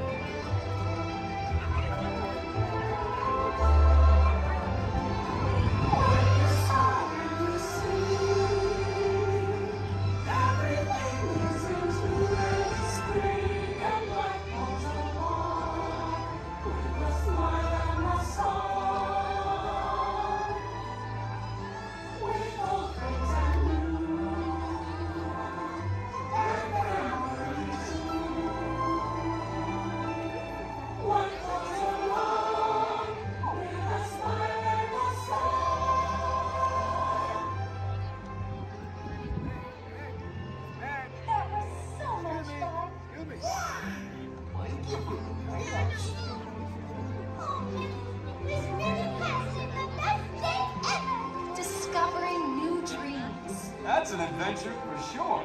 Trying something new. And having a swinging good time. You win. Finding the confidence to be true to yourself. That's right. Here's to all of us, old friends and new ones. Warm hugs for everyone. Oh, this is what I love about the fiction fair.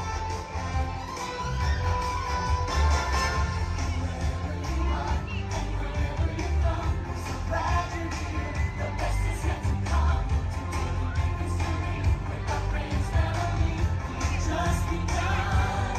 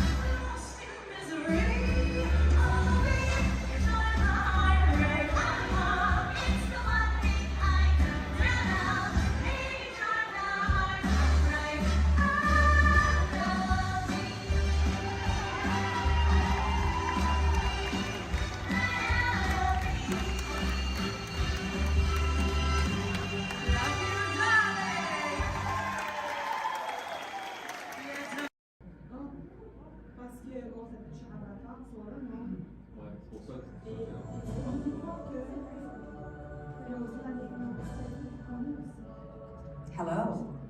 I'm Dr. Marsh, director of the Dino Institute, and I hope you enjoyed those quaint exhibits in the old wing. That's how dinosaurs have been presented to the public since the study of fossils began over 150 years ago. Today, that bare bones approach is about to become extinct. In a perfect blending of science and technology, the Dino Institute has created the Time Rover, an amazing vehicle that will literally transport you to the age of the dinosaurs. How? That's proprietary. But the result is a breathtaking journey through a prehistoric world where you will witness the most spectacular creatures to ever walk the earth. In a moment, you'll be going live to our control center for a comprehensive safety briefing, and then it's on to the tour that will convince you forever that the future is truly in the past.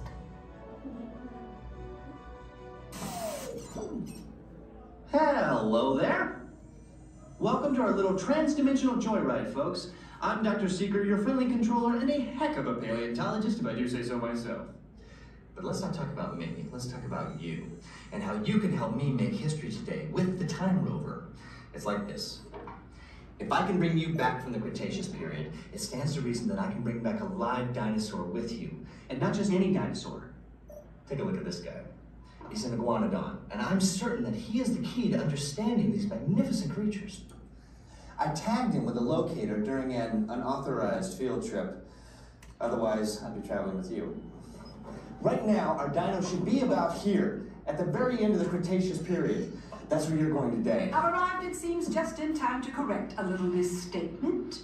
Dr. Marsh. That is impossibly close to the giant asteroid impact that destroyed most life forms on Earth. Our tours are designed to take you to the early Cretaceous period, and I can assure you that all time rovers have been securely locked on those coordinates. That's right. See? Securely locked. Access denied. Continue. Of course. We were just talking about seatbelts. Plug them in, use them. It can get kind of choppy out there, so keep your hands and arms inside the vehicle at all times. Flash photography? I wouldn't. It alters the homing signal, and that's not good. Oh, and one more thing. Those locked coordinates? We're in. Now, here's the drill. You follow the homing signal to the iguanodon, then I'll enlarge the transport field, and boom, you're back with one additional passenger extra large. And don't worry about that asteroid. You'll be in and out of there before it even breaks the atmosphere. Trust me, what could go wrong? Hey, it's me again. Remember, only you guys are going on this special mission, so don't tell anyone, okay?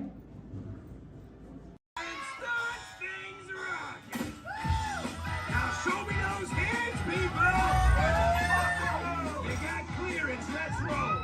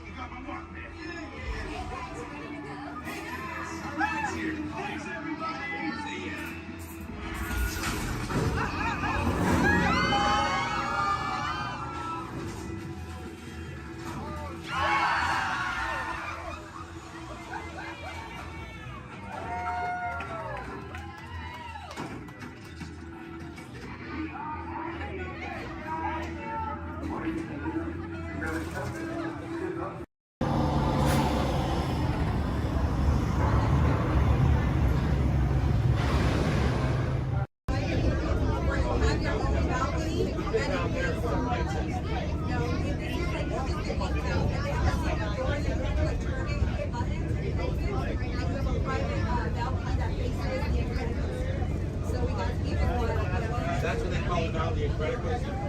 Yeah, it's not Screaming California. But I remember the first time I ran, I went on it, there was a guy who had a cigarette in his mouth and he came in, he was so proud that he had it lit the whole time. That's like I remember the first time I ran, I was like, okay, glad. I went on a ride 5 times in a row with the kid. He was at the time. My shoulder. Yeah, it's fun. That's a good one. It is. I grew up in Santa Clara and then Marriott, North America. California after. He's from Redondo, and that's where like 30 days. I and we just moved here to Oregon. I've been working for a while. Nothing. Years. It's like the tide, it's crap, it's fish. So when we got Florida, I was like, You're gonna enjoy it. I have. We played hooky lots of times. Till the nurse your stomach hurts. But you never used to smart.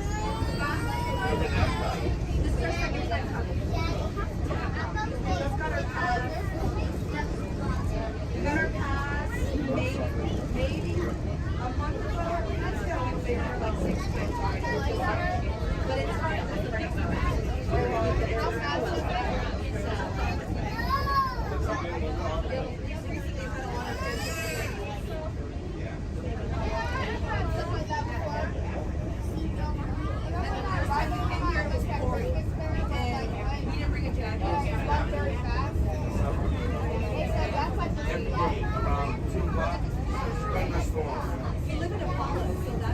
Any country you want, literally from here to you'll have so you'll be like pretty soon it'll be like Italy, France, Moscow. Yeah, but that's the rate in order.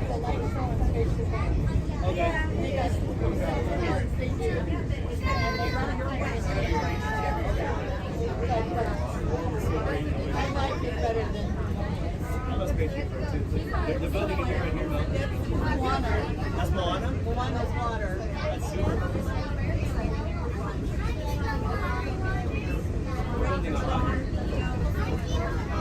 They're building Moana, baby. Yeah, I mean, Shanghai Disney kind of.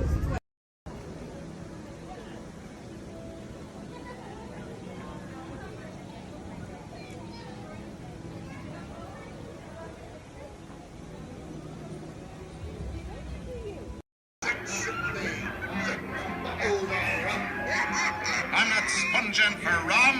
It be gold I'm after. Strike your colors, you brazen wench. No need to expose your superstructure. Look up above your heads, you'll see an animal identification guide. It's going to help you spot some of the different species we may see on our safari. We won't see all of them, but we usually have pretty good luck. First up, Hey, Twin, we have the off-clear twin day. That means let's go. Job over. My name is Derek. I'll be your driver today through the Harambe Wildlife Reserve. Is everyone having a good day so far? Yes. Great, that's good to hear. Hopefully it gets even better from here. If you have any loose articles like phones or cameras, make sure you hold on to them. If you drop them, I can't stop and get them. Also, if you have a camera, I recommend keeping it out and ready. We can't stop for all the animals we see, and if we do stop for them, they don't always stop for us. It's the best way of getting a clear picture of them. During our entire journey, I do ask everyone, please remain seated at all times. Keep your arms and hands inside the vehicle. This includes children. They can sit on your lap, but they can't stand out or anywhere else, just for everyone's safety. Our first stop here today will be the Little Ituri Forest. It's home to some very shy animals. I like to use the vegetation around them as kind of a natural camouflage. When I see animals, I'll point them out and talk about them. If you see any, there's a spotting guide up above you. I'll help you identify what you're looking at. We won't see everything up there, but hopefully we can see most of them. We're going to start off strong out to the right-hand side. There's some animals up on the hill there with striped legs. They kind of look like zebra, but they're not related to zebra at all. Actually, the only living, no relative of giraffe. They're called okapi. They're extremely shy, recluse animals. They're so shy they weren't even discovered by Westerners until 1901. Just like giraffe, they have really long tongues and help them reach their food.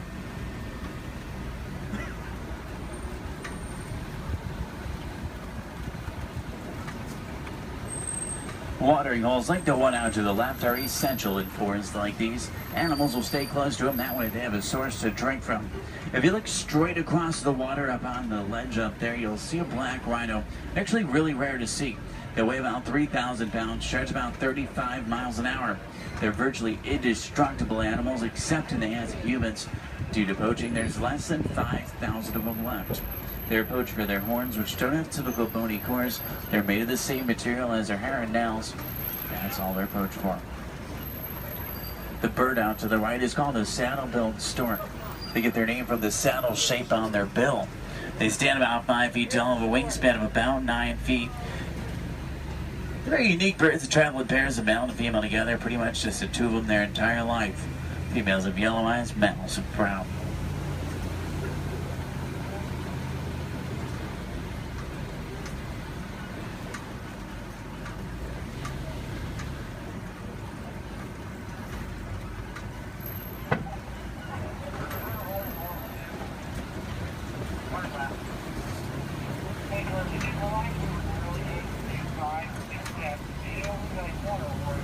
To the left, you'll see some tannish animals. They're called greater kudu. The second largest antelope in Africa. Males have horns, females don't. They're shy nocturnal animals. Next to them are bongo. They're known as the ghosts of the forest because they're so shy and timid. Males and females have very uniquely shaped horns that help them run through the brush without getting tangled. There's even some babies back there. Along the edge of the Ituri forest runs the Sape River. Sometimes we'll spawn hippos there. Do we have any hippo fans? Awesome. Let's see if we can find any. Hippopotamus means river horse, but they're actually closely related to whales. They weigh about 5,500 pounds, can run about 30 miles an hour. Hippos are nocturnal. At night, they leave the water searching for food. They'll walk up to 6 miles looking for it, and once they find it, they'll consume about 90 pounds of grass each every single night. They can hold their breath for about 8 minutes, and they walk along the ground under the water, which makes it challenging to spot them. You see a blob discoloration or bubbles in the water, it's probably a hippo. Keep in mind, you might not always see them on the surface, but that doesn't always mean they're not there. A group of hippo together is called a bloop. There's two in the water out to the right, you can kind of see, and there's quite a bit more in the water out to the left behind that island there.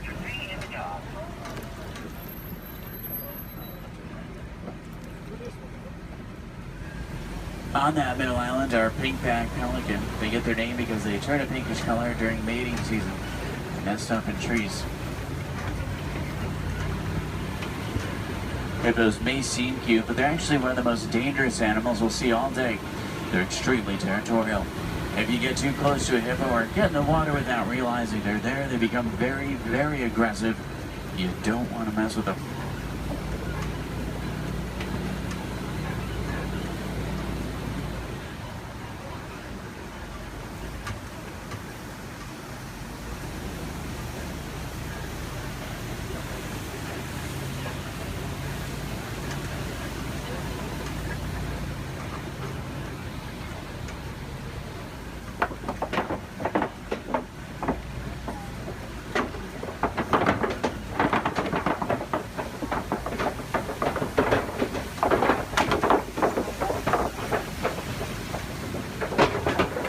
Now, do we have any favorite animals we're looking for today?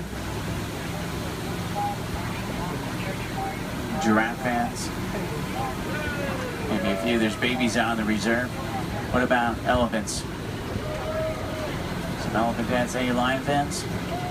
Lions are my favorite. Don't tell the other animals, though they get kind of jealous. I'm sure we're looking for some more. Let's head over to this map. It's an entirely different ecosystem. A great place to start looking for some of our favorites.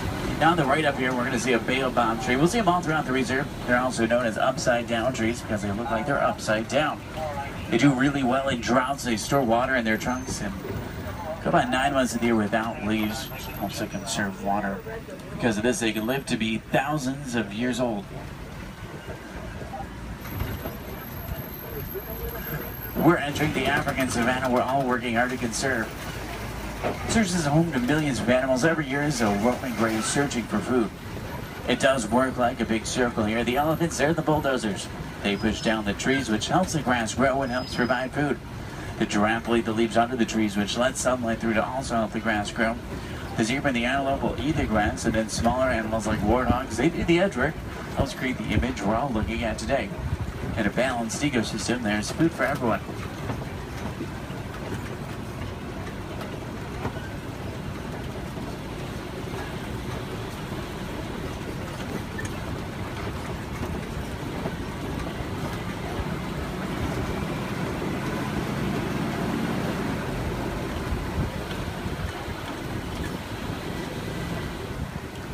You look under the big tree out to the left, kind of in the grass there, you'll see painted dogs. They're also known as wild dogs. They're not your typical dog, though. They're actually the most successful hunters in Africa. They're more successful at hunting than the big cats, including lions. They rally before they hunt. They'll hunt in the morning and the evening. They follow their prey until it drops from exhaustion. And once they get it, they consume 1/3 of their body weight in just one sitting.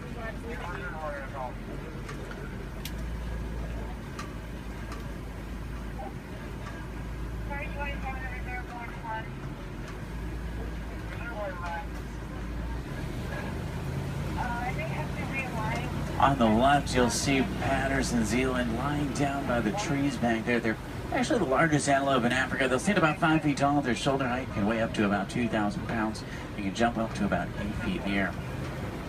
Both males and females have spiral-shaped horns on their head. The orangish mounds we're passing are called termite mounds. They're hard as concrete. Elephants use them as scratching posts. Once they wear them down a little, antelopes stand on top of them. That way they can see predators like lions approaching. Inside each mound are millions of termites. There's also a series of tunnels and canals that help them to move.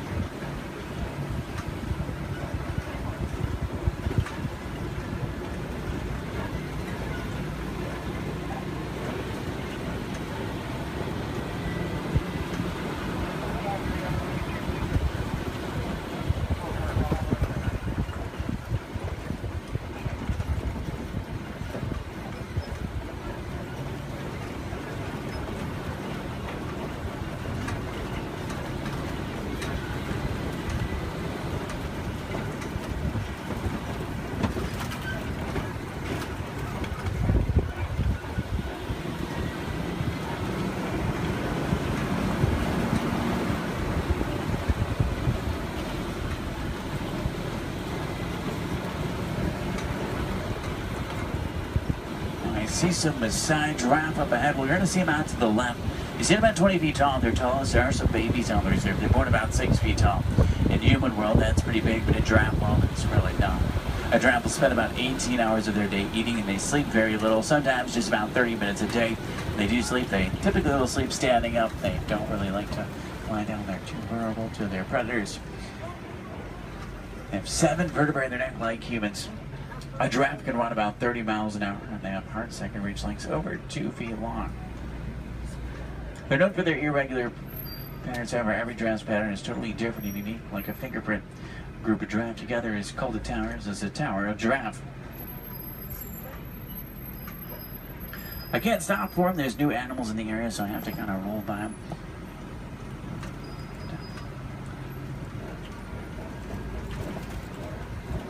I see a lot of down trees up here as well. That's normally a pretty good sign. There's elephants nearby. Elephants are extremely social creatures as well. Except for adult males, though. Adult males tend to be very solitary. They really like to be alone or with only other males. They weigh about 12,000 pounds. Adult females weigh about 8,000, and each elephant consumes up to 300 pounds of food every single day. When you think about what they're eating, it's mostly grass and leaves, so that's pretty impressive. Start heading towards elephant country. I know the road that will take us there. It's a short drive. We should be there pretty quickly. Maybe we can see one along the way. Left and up, you'll see some mandrills. They're the largest, most colorful monkey in Africa. Males weigh about 100 pounds. Females weigh about 30.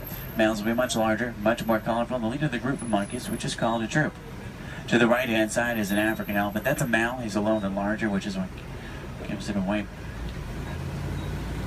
Trying to get a better view of them.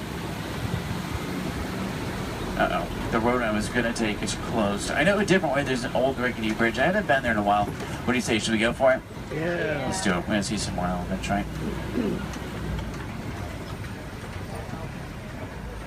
If you're not an African, easy way to tell you're looking at an African elephant is from their ears, which look like the shape of Africa. And they flap their ears. Is how they regulate their body temperature.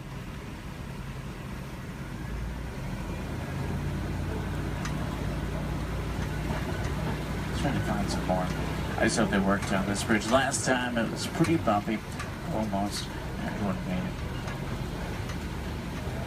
It's a little worse than I remember. The good news is there's still a few parts of it connected. Is anyone on board Scared Heights? If you are, just close your eyes like me. Steady. Oh, they tried to fix it. I see a new patch of duct tape. That stuff really can't fix anything.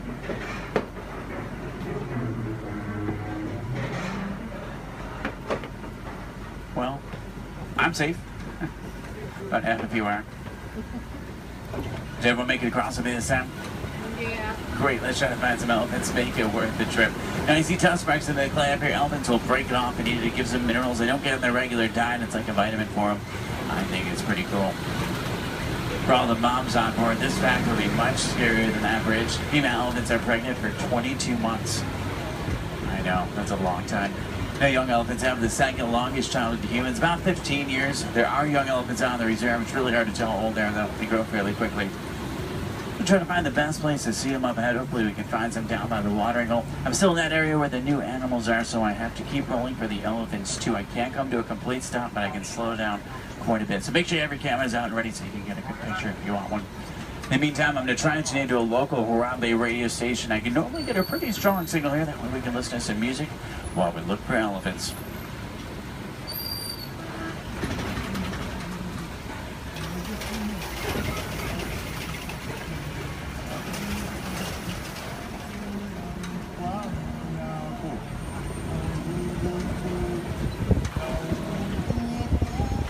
I think most of there it is down by the watering hole, which is great news for us. Normally that's a pretty cool view. If you see any elephants throwing dirt on their back or rolling in dirt, they can actually get sunburned, and they'll use dirt like a sunblock. Both male and female African elephants have ivory tusks, which I want their pouch for.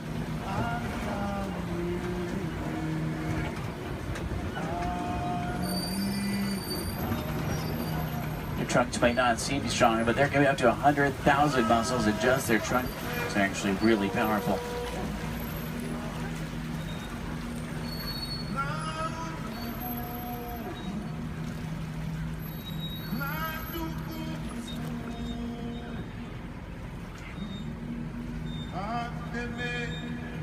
Out to the left are greater flamingo. They're born gray, but after about a year of eating brine shrimp and other seafood, they turn the pinkish color we see right now. The chemical in the shrimp that turns them pink is beta-carotene. Does anyone know you call a group of flamingo together? It's called the flamboyance. It's pretty funny. They're also under the stand. I guess flock is just too simple for flamingo.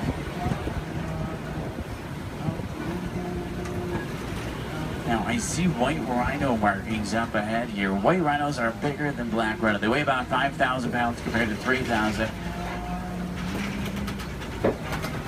They're not named after their color. Both white and black rhinos are both actually gray. They're named after the shape of their mouth and their size. Their mouths are wider. They get their name after the African word bite, which means wide, but it's translated into white. Let's see if we can find any up ahead. Looks like they might be moving around a little bit. In the meantime, out to the left, we do see some zebra. A zebra's skin mirrors the pattern of their fur. Their hind leg is so strong that with one kick, it could break a lion's jaw. Zebra are also blind runners, which means if they get scared or spooked and start running, they can't see. They'll run in any direction and hope there's nothing in front of them. The little brown animals out to the left are called bontebok. They're related to wildebeest. At one point, there was only about 17 total bontebok left. They were put on reserves and safe farms. Now they're doing much better. They're poached for their coat, which has a very unique coloring to it. They're extremely gentle animals.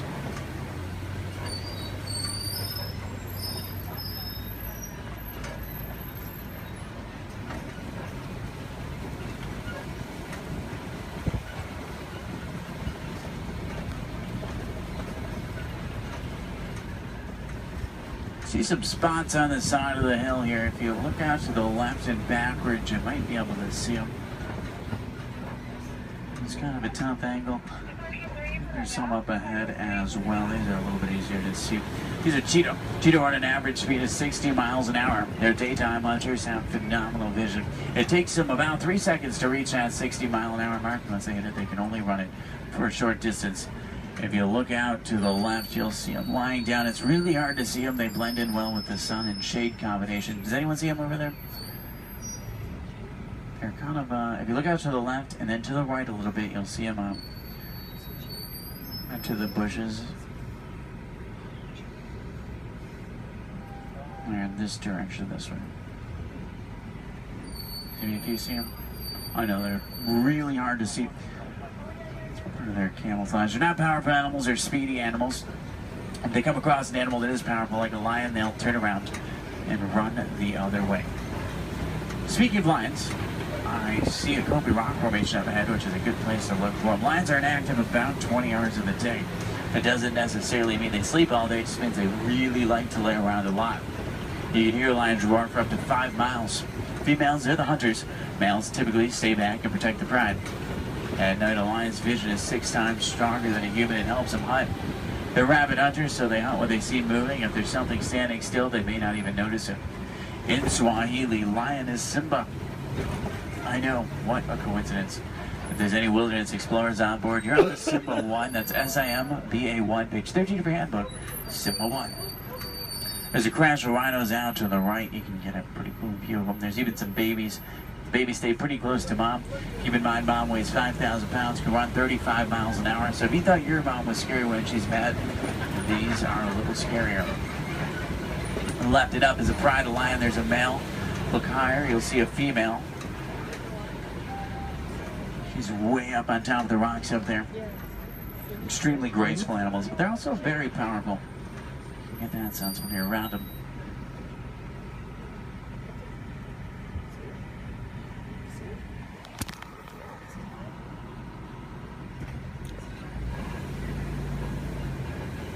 I see some burrows up ahead. Warthogs live in burrows that they typically take over from other animals and make their own.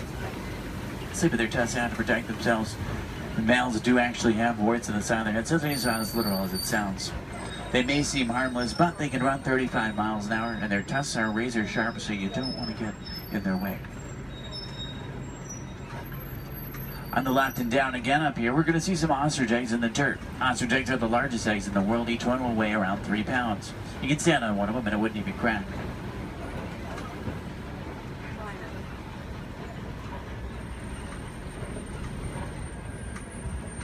If you're wondering what Disney does or what we can do to protect some of the animals we've seen today, the Disney Conservation Fund has been doing research for a long time. And a good example of something we've learned is elephants in Africa migrate quite a bit.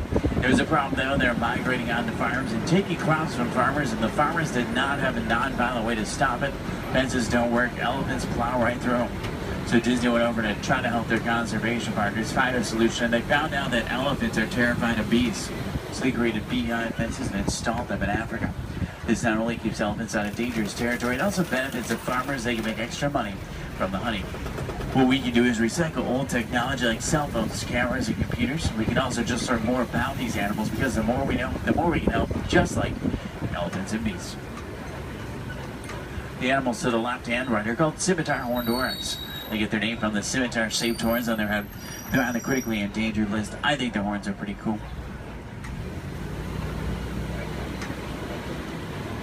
If you have any questions about anything we've seen today or anything I can help you with for the rest of your day, feel free to let me know.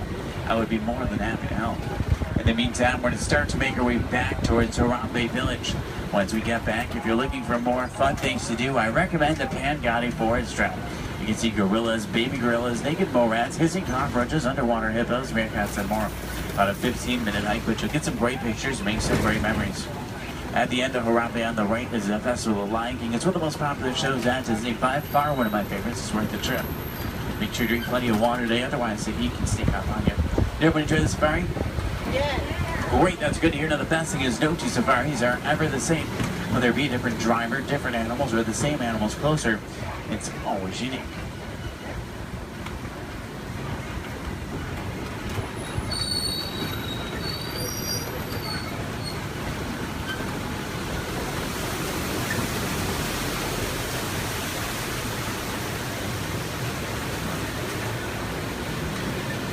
Here we say Sante-san, say thank you so Sante-san for joining me today. It's been a pleasure having you.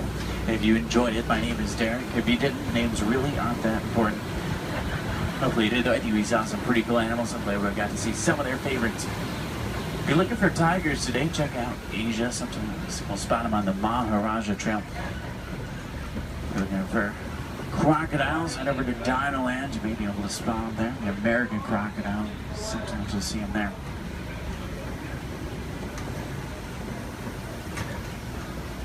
I'm going to take you right back to where I picked you up. It's a short drive back. We should be back in just a few minutes.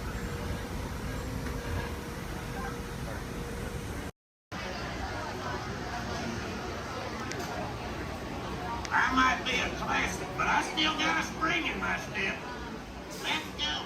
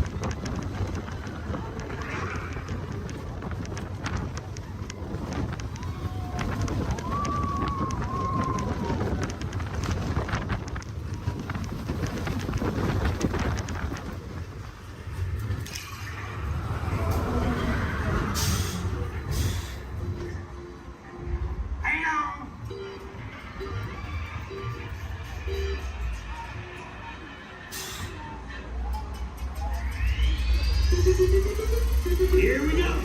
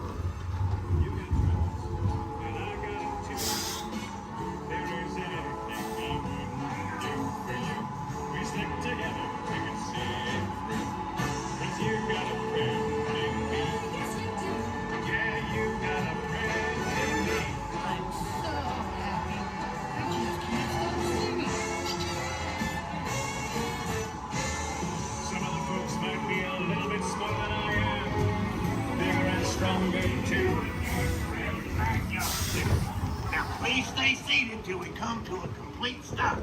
Remember to grab all your stuff and step out to your right. So long, pal.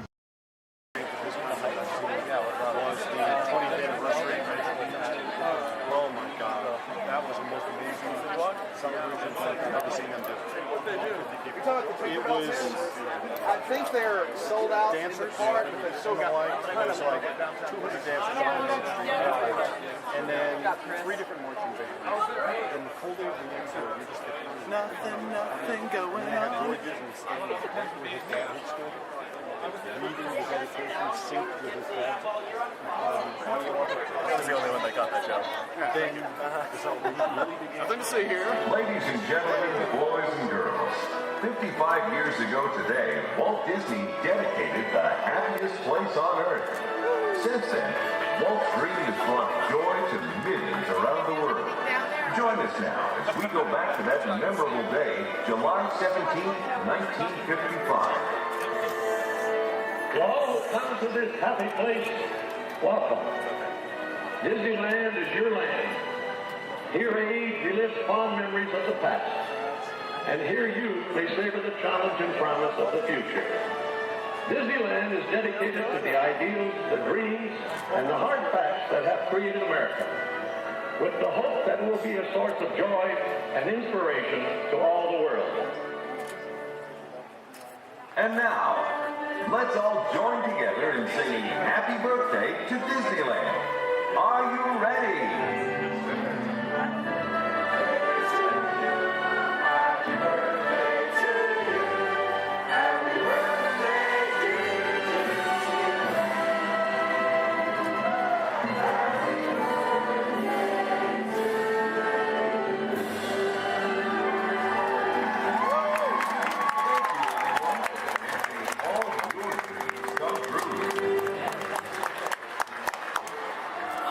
That's it. All right.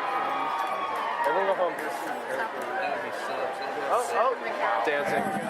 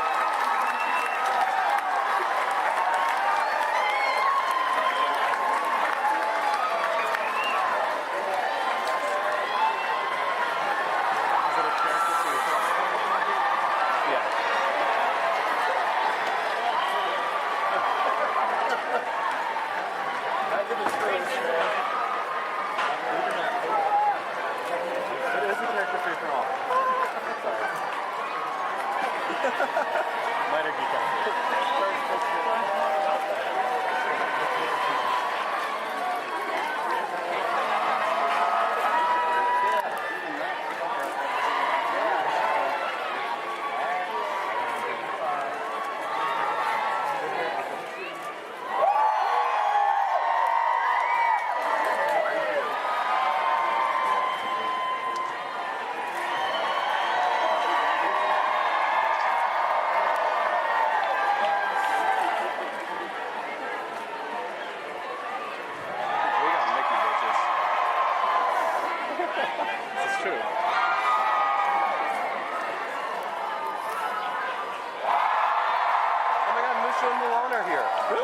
Right there. Behind the light post. They keep doing this like dual Oh, Pluto. We should go say hi to Pluto.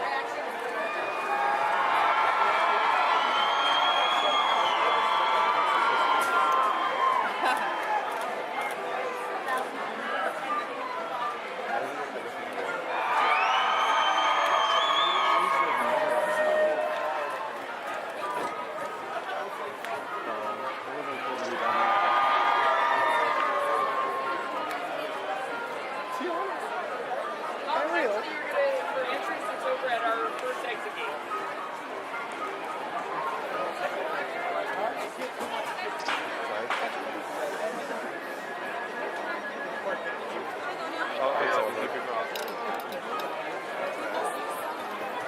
Some of them are leaving now.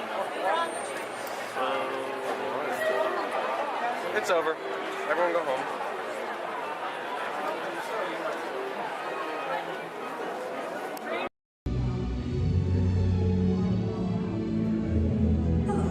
My name is Becky Klein, and I'm the director of the Walt Disney Archives. Here at the Archives, it is our mission to protect, preserve, and make available the history of the Walt Disney Company. So in celebration of 100 years of Disney magic and entertainment, it's my honor to welcome you to Disney 100, the exhibition. This very special exhibition will travel the world for 5 years in 2 units, one in North America and one in international locations. Both units feature hundreds of iconic Disney artifacts from throughout its history, including props, costumes, models, attraction vehicles, and artwork, as well as original immersive activities that are sure to please visitors of all ages. We hope you'll enjoy your visit today and look forward with us to the next 100 years of Disney magic.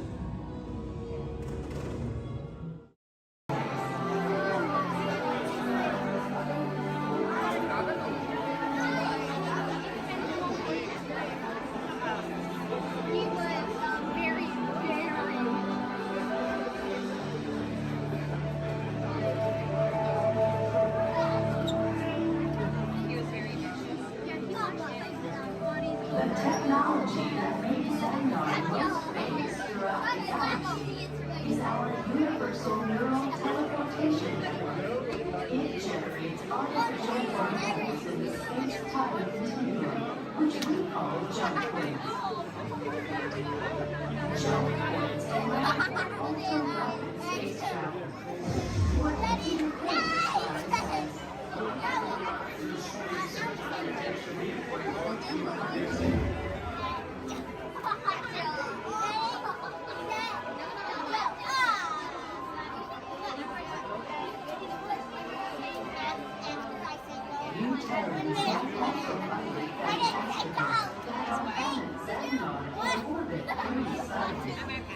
Did you know that your scientists discovered a planet with 3 suns in your own galaxy?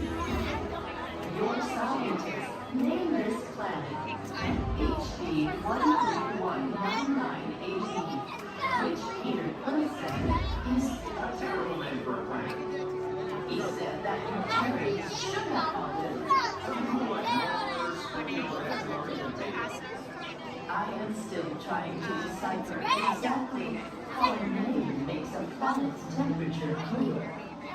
You may wonder what it is like to live on a planet with 3 suns. Observe. For much of the year, our suns appear close together in the sky, giving it a familiar Terran night and day cycle, yet with a unique triple sunset and sunrise each day. As our planet continues along its orbit, the suns grow further apart until they reach a point where the setting of one coincides with the rising of another. At this point, Xandar is in near constant daytime. Is that not wondrous? There are so many wonders in our universe. You will discover more of them as you continue your visit here in the wonders of Xandar. We welcome you, Terrans. Okay, so he was... Crush, that's right. Let me show you how it's going to work. Behind me is our window to the Pacific. It allows us to see all of the undersea life that swim by. Up there in the corner is our hydrophone. That allows us to communicate with all the undersea life. So it's going to be very conversational, meaning Crush will talk to you. You'll be able to talk to Crush. He's got questions for you, and hopefully you all have some questions for him. You can ask him anything you want. You can ask him what he likes to eat, what he does in his free time, what's the meaning of life, anything like that. He'll be happy to try to answer. If you do need to leave at any time during the show, it's okay. Just use the doors on the opposite side of where you enter, back there. Again, if you need to exit during the show, use those doors back there. Back there is my pal Rachel. Everyone say, hey, Rachel! Hey, Rachel! She'll be back there to assist you if you should need any assistance during the show. I'm going to turn down the lights and the music now so we can see and hear just a little better. We do have some last-minute rules and regulations to go over, but my friends the Moonfish have volunteered to show you the rules visually. So, hey, Moonfish, come on out. All right, first rule inside, please no eating during the show. And no drinking, no smoking. And the last one, take all the pictures and video you like. Just please no flash photography or video lighting. Round of applause for the moonfish. All right, Crush is up there serving. He said when you're ready, just call him down. So on the count of 3, yell, hey Crush. Ready? 1, 2, 3.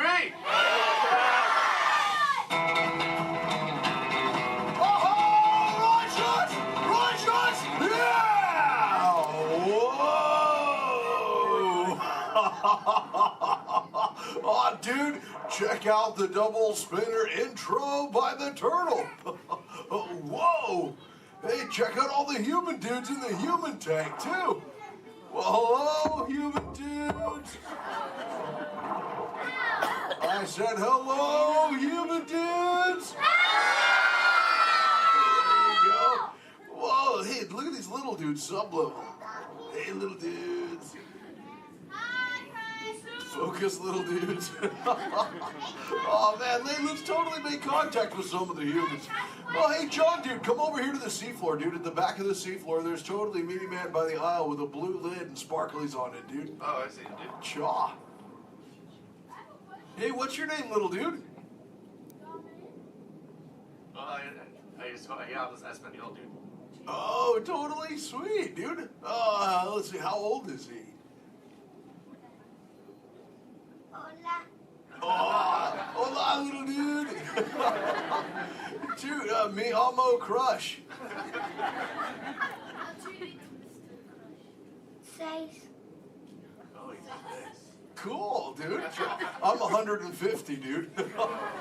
Hey, I still got my washboard abs. Well, cool. It's actually nice to meet you. It's nice to meet all you humans. I'm here on a mission today.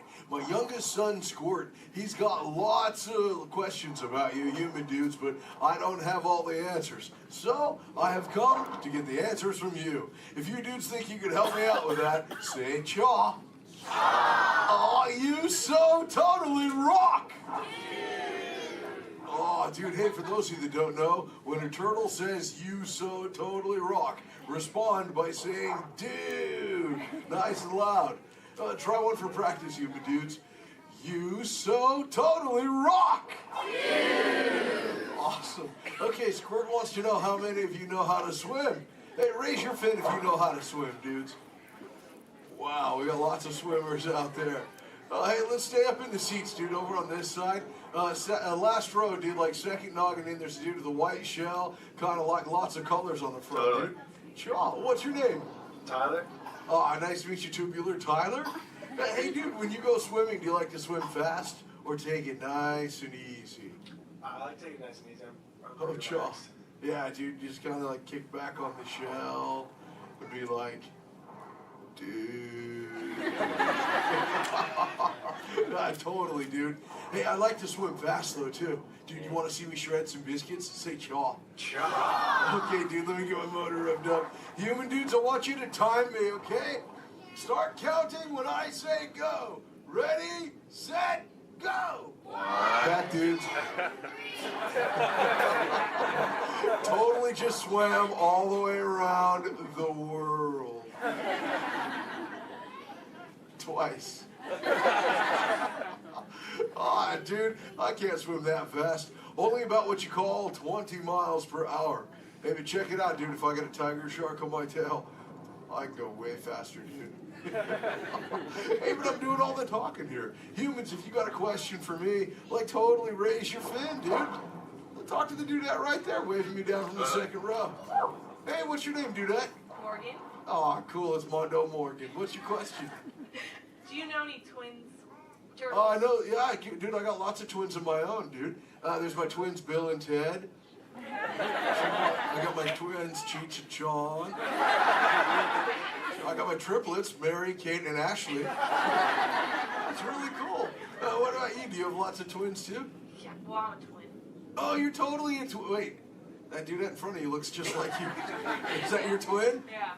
I would hope so. That'd be an odd coincidence. That's cool. Where are you dudes from? Castro Valley. Oh, where's that? By the Bay Area. Oh, okay. That's cool. That's a cool area up there, dude. Way too many sharks, though. It's totally sweet. Well, thanks for your question. Who else has a question, dude?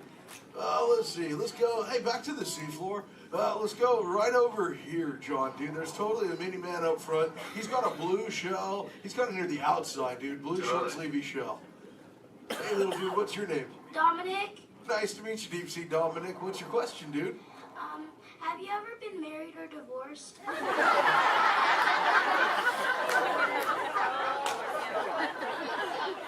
That's a pretty specific question. Actually, dude, most turtles, dude, we don't stay with the same dudette like our entire lives, but I have actually found one that's kept me around forever, dude. Her name is Shelly. She is my turtle dove, dude. We've been together for 130 years, dude. But it's still so awesome, it only feels like the first 75. It's really cool. Hey, can I tell Shelly you said hi? Can I tell her you said hi? Hi. Oh, dude, she'll totally love to hear about you, dude. Let's see, who else has a question? Let's see. Let's go. Hey, John, dude, jump across the aisle up here near the front. There's totally Mini Man. He's getting his fin waved by another dudette. Hey, little dude, what's your name? Braden. Oh, cool, dude. What's your question, Boogie Braden? How many kids do you have? Yeah, I got 65, dude. John, like I said, well, I already told you about my twins, dude. Like Squirt, he's my youngest. And then there's Sheldon, Shelby, Michelle, Herschel, Rochelle, Trishelle, Shell, Lella Ding Dong. See, I got my teenagers, Leonardo, Donatello, Raphael, Michelangelo, Zach, Kelly, Slater, Screech, Jesse, Lacey, Chris Jr. Let's see, there's John, Paul, George, and Ringo. John's going through a really weird phase right now, though, dude. He thinks he's a walrus. So there's Michael, Janet, Tito, Jermaine, LaToya, Randy, Marlon, Chris Jr., Chris Jr., Chris Jr., Chris Jr., Chris... Well, there's lots of Chris Jr.'s, dude. All the way up to my oldest son. His name is Keanu. Keanu's not very bright, but we still love him anyway. My What's that? sister's name is Trishelle too. Oh, Trishelle, dude, that's a totally sweet name. She must be part turtle. That's Actually, hey, maybe you can help me out with something, dude. I got a question for you. I found a thingy on the beach the other day. Not really sure what you human dudes call it. Where did I put that? There it is. Hey, dude, what's this? That's a bikini. Oh, cool, a bikini, dude. Do you use a bikini when you go swimming? Oh, why not? Because I'm not a girl.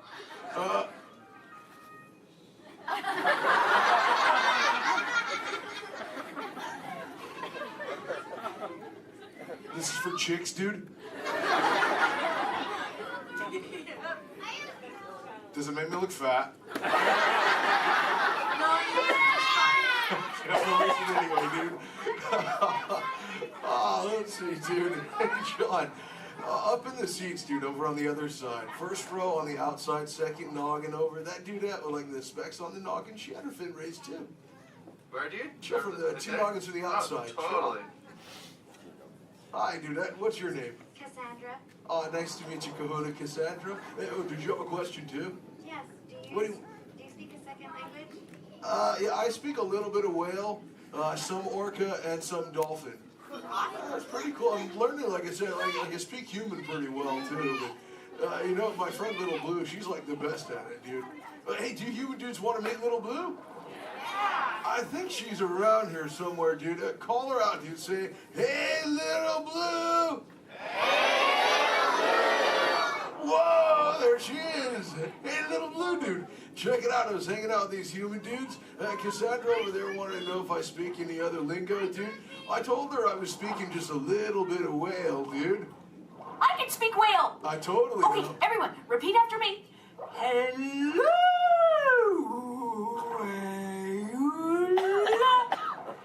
Okay, try that one all together, human dudes. Go.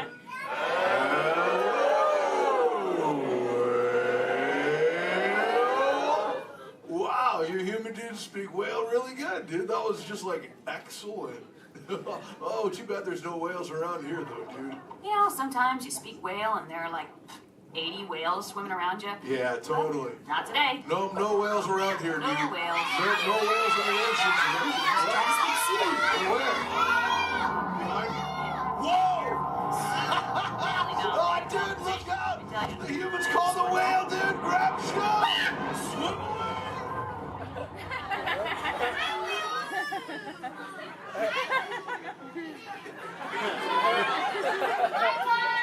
Dude, little blue, you're totally a squishy fishy. What should we do? Tell the whale to go away. Can't humans tell the whale to go away?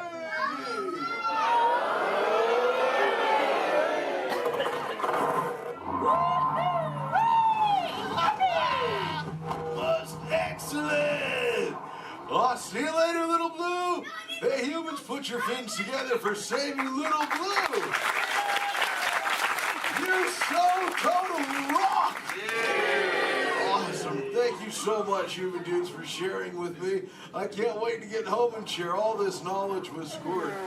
Hey, but before I go, human dudes, remember this. We all share the same ocean, humans and turtles alike. So treat everyone you meet like an oyster, dude, because you never really know when you just might find a pearl, dude. That was like a warm and fuzzy moment, wasn't it?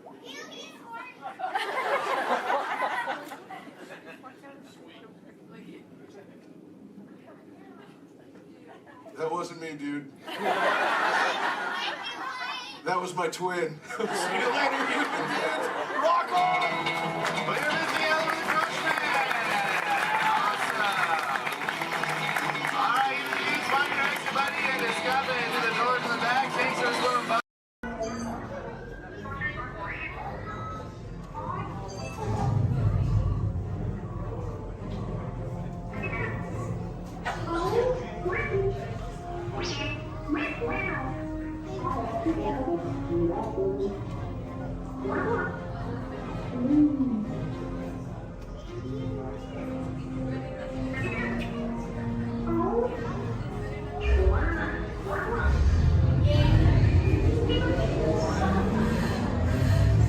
Incoming transmission from Ray.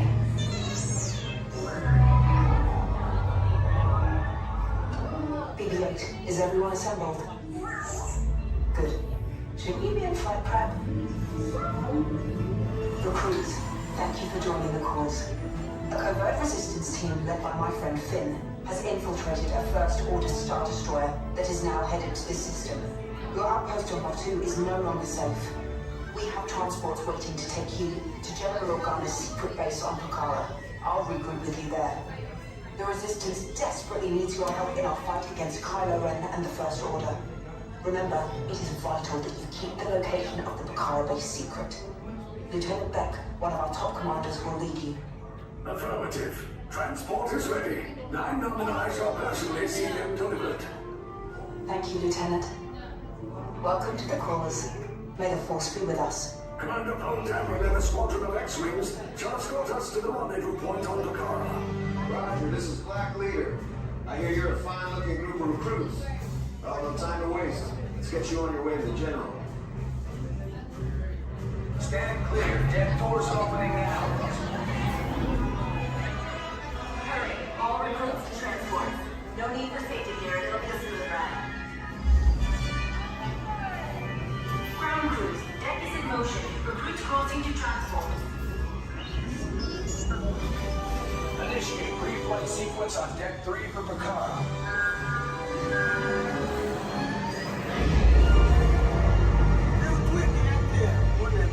Affirmative. Deck 3, you are clear for launch.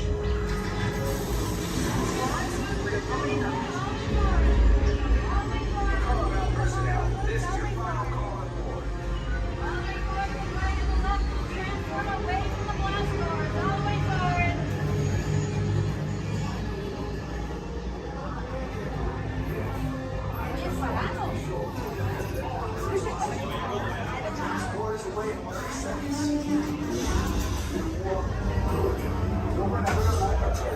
Yes, check the hyperdrive also. Transport takeoff in 20 seconds. Good. Airspeed sensor? Thank you, 9 Black Leader, are you and your team ready? Affirmative. Engines are hot. Red 2, blue 5, reporting. Red 2, check. Blue 5 standing by. Engage repulsors and hold on, recruits. All ships, launch.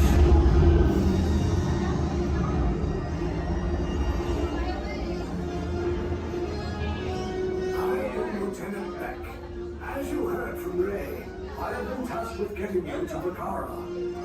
Red 2, blue 5, keep tight now. Let's get ready to make that jump to light speed on my mark.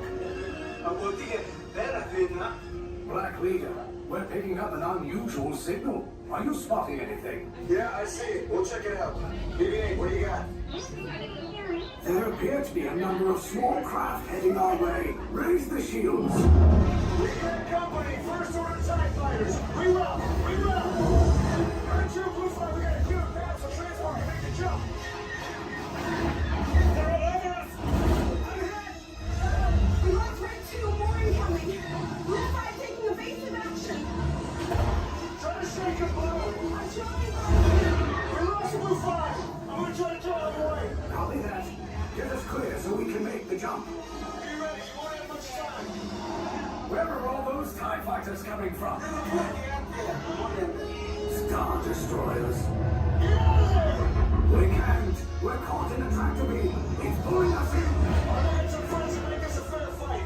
Don't worry, I'll come back for you. Stay strong. Cargo vessel TR-141, identify yourselves and prepare to be boarded.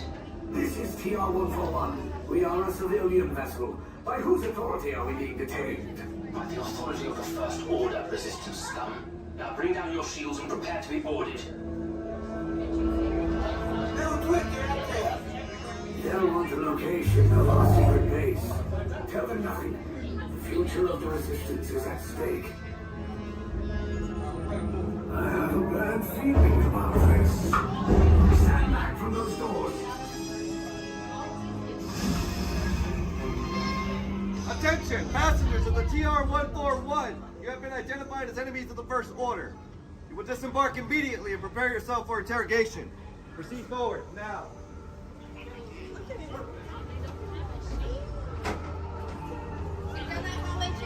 Interrogation. Keep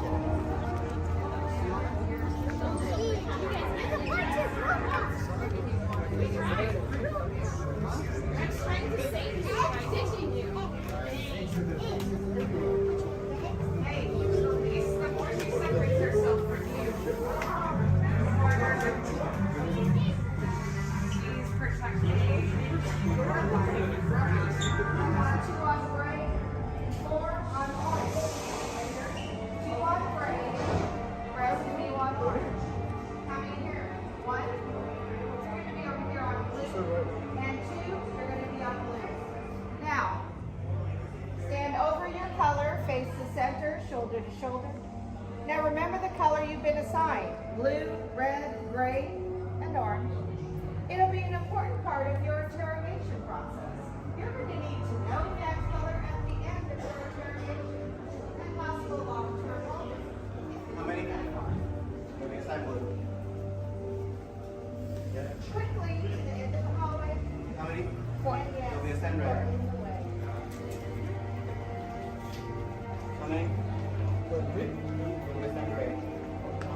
Now, this cell door opens, I will call you in by your assignment. And you will tell us everything.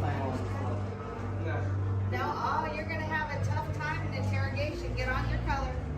There you go. Scoot over, blue. Make a little room. Get on your color. Not the lights, on your color. Ready to go. Now, spring into your side.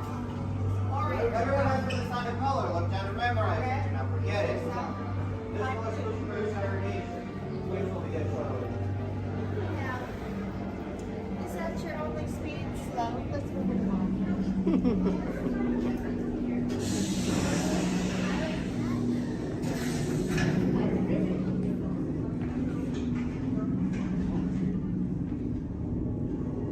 Leave us. Yes, General.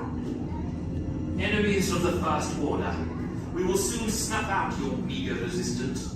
You chose the wrong side, and now you will pay. The Resistance prisoners.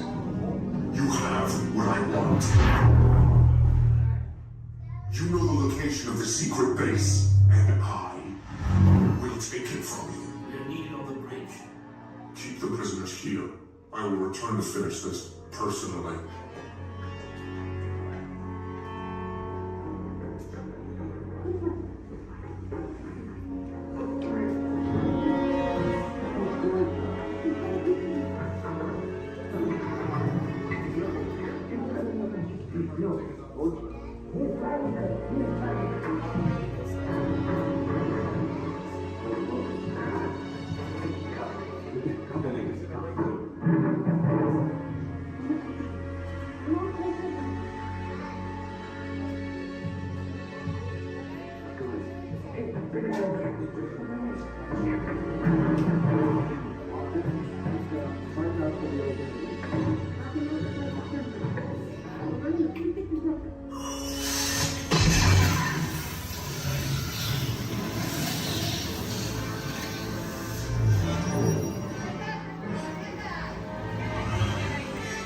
Alright, and with the resistance, we're gonna break you guys out. Let's go.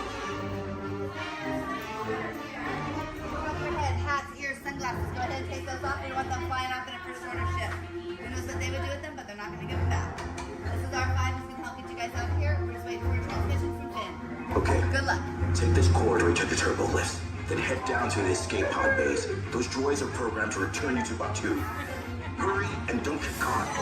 Lieutenant Beck will guide you. Recruits, for your safety, stay seated with seatbelts securely fastened. Keep hands, arms, feet, and legs inside the transport and supervise your children. Tell them it's a prisoner transfer. Did it work? Good. Now get a move on. There's a clear path to the turbo lifts at the end of the hallway. Turn right. Probe droid. You're lucky it didn't spot you. Take those turbo lifts and stay out of trouble. Hey, you're not authorized. Wait, go to the prisoner.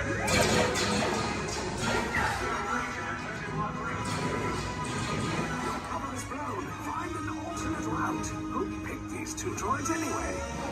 Detention on the bridge. Prisoners not seen on the Fire!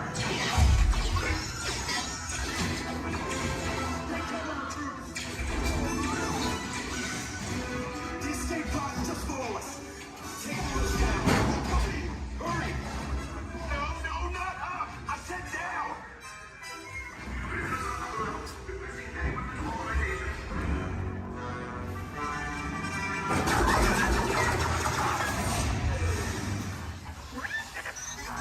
This does not look good. Try to find another way down to the escape pods. The Resistance will attempt to rescue the prisoners. They have neither the resources nor the courage to engage us. You underestimate their conviction. Raise the shields! Shields? I see no evidence. Now! Sound the alarm! All personnel to their stations! Sir, the prisoners have escaped. How brave, but ultimately hopeless. There's nowhere to run.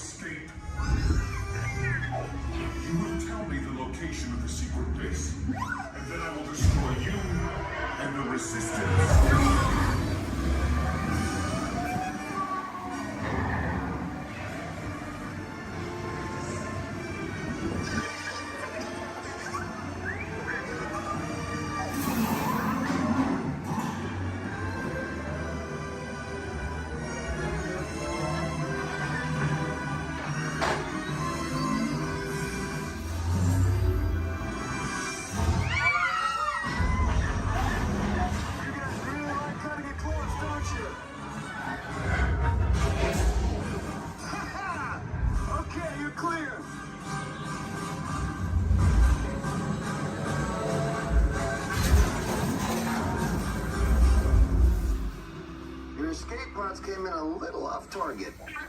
Ground crews will meet you outside the wreck.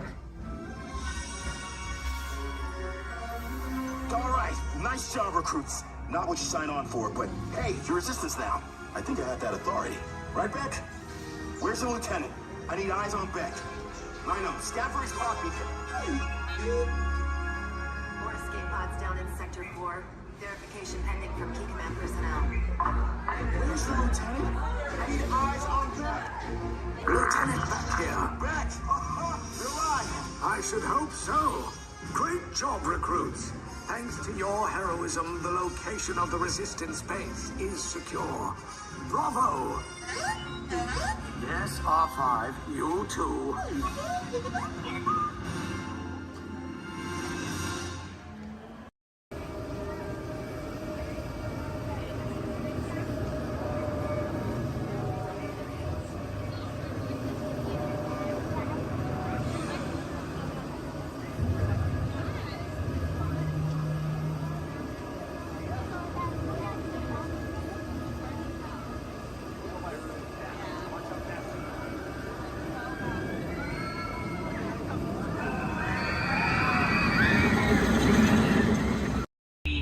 Please remain seated at all times. Please keep your hands, arms, feet, legs, and elbows inside the vehicle. And please supervise your children. This is a one-way trip to Main Street, USA. And enjoy your ride.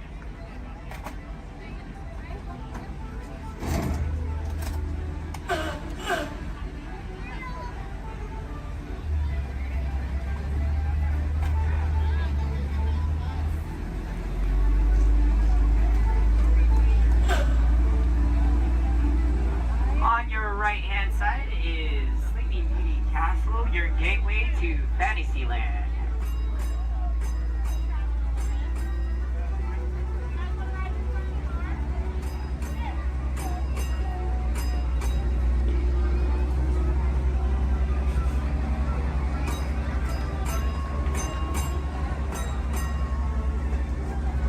Coming up on your right-hand side is Frontierland and Adventureland. Beyond that, Critter Country, Garland Square, and Star Wars Galaxy's Edge.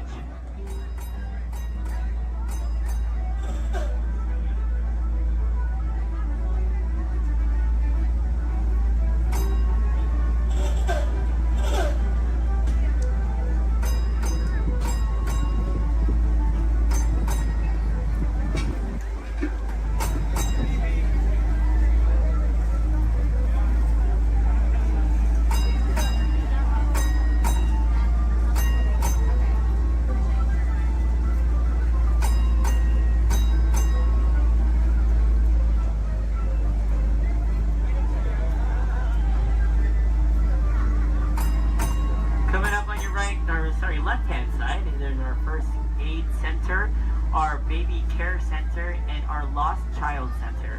On your right-hand side, if you enjoy ragtime piano, we got some music going on over at the Coca-Cola Refreshment Center on your right.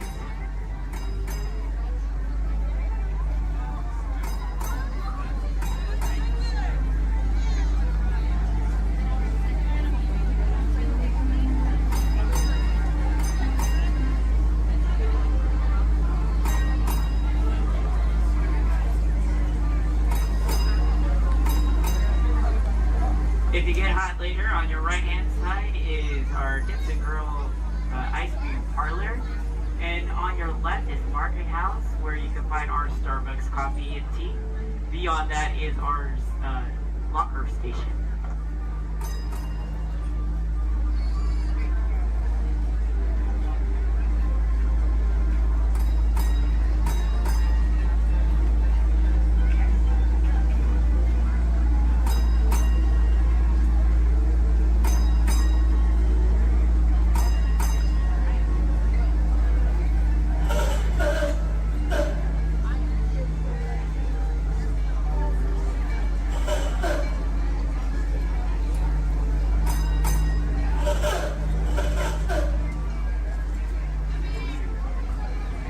To our final destination in front of Disneyland City Hall. Please remain seated until the bus has come to a full and complete stop. For those of you who are sitting in the top stairs, Please watch your step as you exit the stairs and assist young children. And enjoy the rest of your day here in the Magic Kingdom. My name is Justin, and thank you for riding.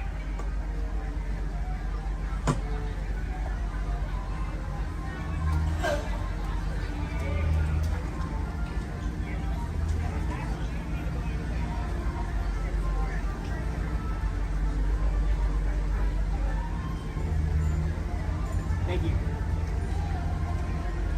Please remain seated, folks.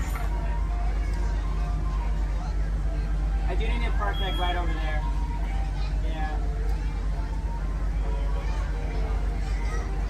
Please remain seated, folks.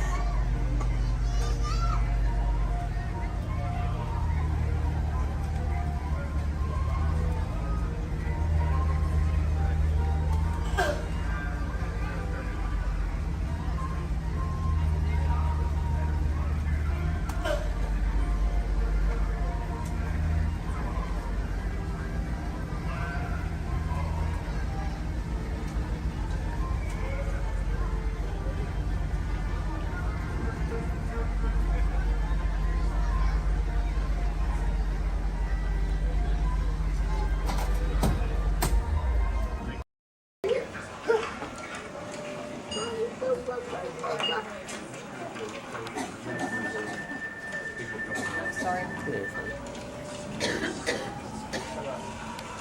Mommy, you wanted me to ride with you? Only if you want to. 'Cause otherwise, nobody's gonna be there to hold your hand. You wanna be able to hold my hand? Yeah. The next group's ready. I put my hands up in the car. You gotta get. Hi everybody, welcome to the test track. My name is Bill McHale. I'm up here in the control center. In just a couple of minutes, you're going to be out there on that track. But first, let's put together your test schedule. These are the same kinds of tests that are run at GM test facilities all over the world. Let's put up the 26 8th grade. You got it. Okay, we're going to start you off on an accelerated hill climb. Now, these steep grades give us a chance to evaluate the effects of heat and stress on your engine and on the transmission. Twisted germ locks. Let's put up the blocks, German and Belgian. Next, your vehicle is going to go over a variety of rough road surfaces. These are designed to test the integrity of the suspension and the chassis. It's gonna get a bit bumpy. Yeah. Next, you're going to see and feel what it's like when your brakes lock up and you lose control of the steering. Not such a good feeling, but hang in there because we're going to do the test one more time, this time with the ABS or the anti-lock brakes. Okay. What's next? Let's do some environmental tests. Put up 2, 5, and 7. 7? Yeah, 7. Okay. After that, we're gonna subject your vehicle to some extremes in temperature, as well as corrosive conditions to see how it handles nature's worst. And finally, we'll take you out for some handling runs. Let's do the corner. I'm gonna send you through some hairpin turns, and then we'll take you out and do the high-speed loops. And depending on how your vehicle and you hold up, we'll even throw a few surprise tests in there. Surprise test? Yeah. Pick one. Now, if this whole routine seems a bit extreme, you're absolutely right. That's what a test track is all about. The cars you drive at home are made up of over 15,000 different parts, and every one of them has to pass the test under very extreme conditions before we ever let it off that test track and out onto the road. Now, as you can imagine, safety is a big concern of ours, so we're going to insist that you buckle up your safety belt securely. You'll be glad you did. Oh, we're ready.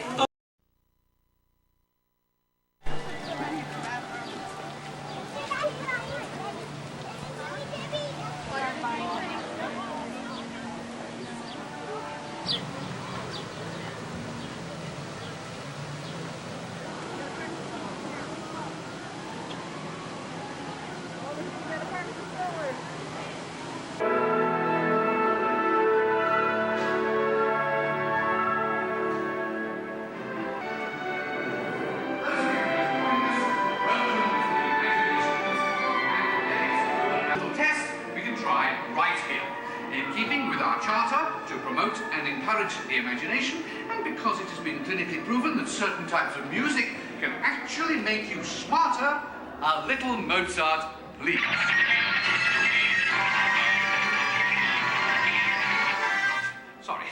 Sorry, that was the wrong type of music. And for those of you who might have dropped a few IQ points, just follow the people in front of you and we'll get you some help. And now, a little Mozart.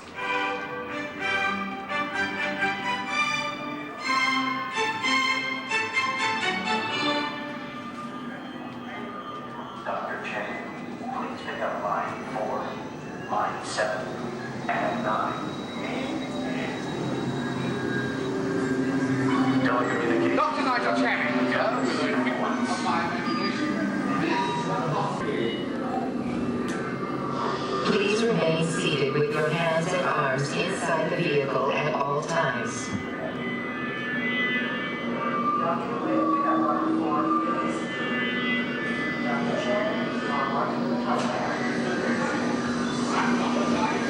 Please remain seated with your hands and arms inside the vehicle.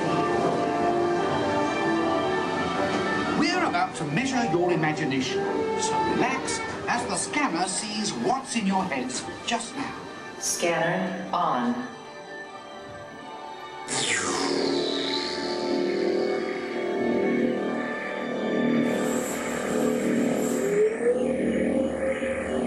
Well, as you can see, there's not much going on upstairs, imagination-wise, but that's just perfect for our experiments. Yeah, I got the same ring at bottom, the mark right there. Perfect. And the sequence. Give me tones and rapid description.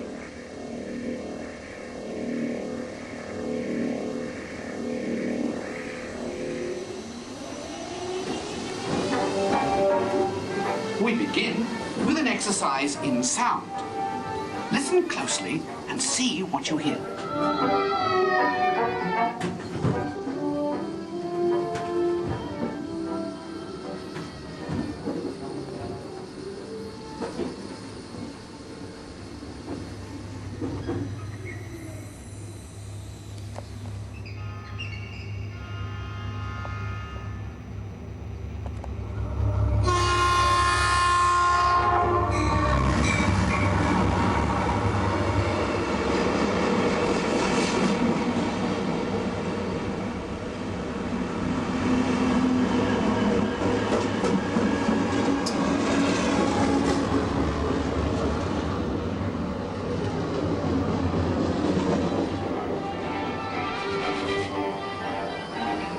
Is this looking glass actually magnifying, or is it your imagination? Here, one quickly learns that when the laws of physics and common sense are shattered,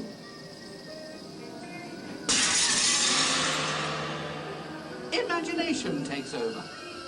Welcome to the Illusion Lab, where things are not always what they seem. Looks can be deceiving, can't they? Well then, take a second look. Now what do you see? When you use your imagination, nothing can truly hold you back.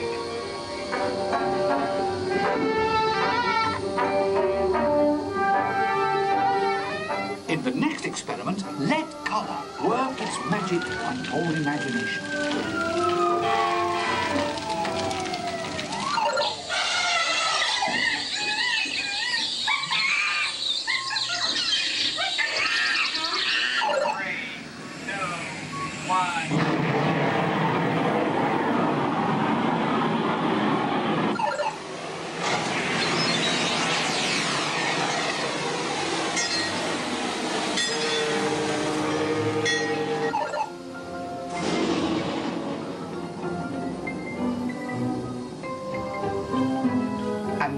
Exercise all about making connections.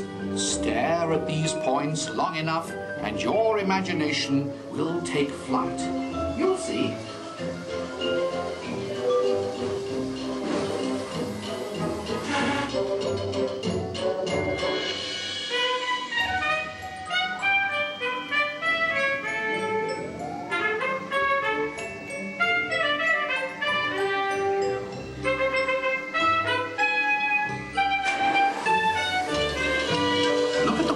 Different angle, and anything is possible in the Gravity Lab.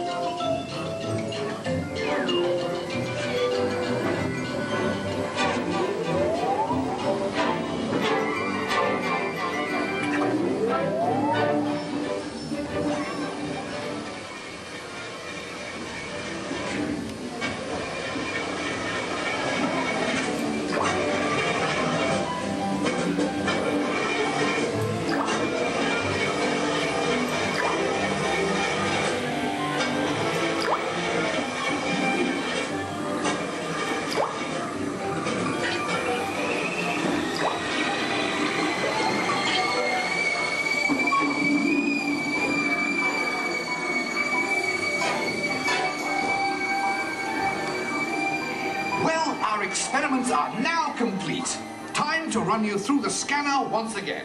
Who knows what we'll find in your imagination this time? Scanner on. Initiate feedback program. Strong believing this. Recalibrate for a wider scan. Interesting. Recalibrate. Settings as full. Scanner readings at 150, 175. Test for existing performance level at optimum. You've pushed the scanner to the limit. This is absolutely unbelievable. Fantastic! Look what your imaginations have created.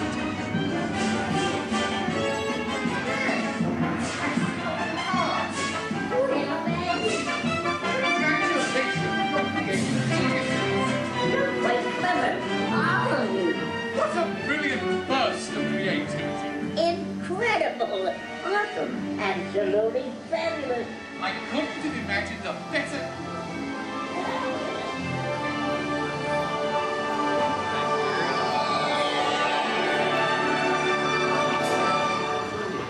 Reality restored.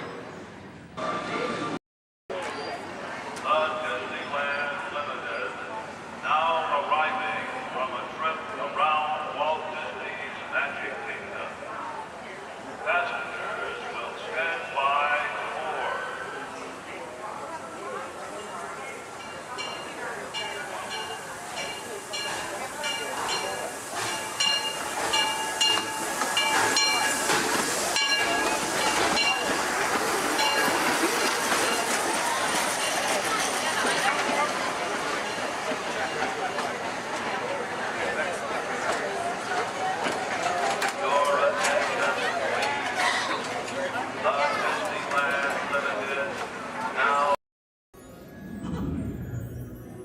Oh boy!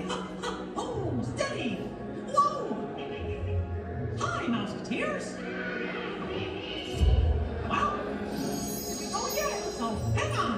Anything goes! You ready?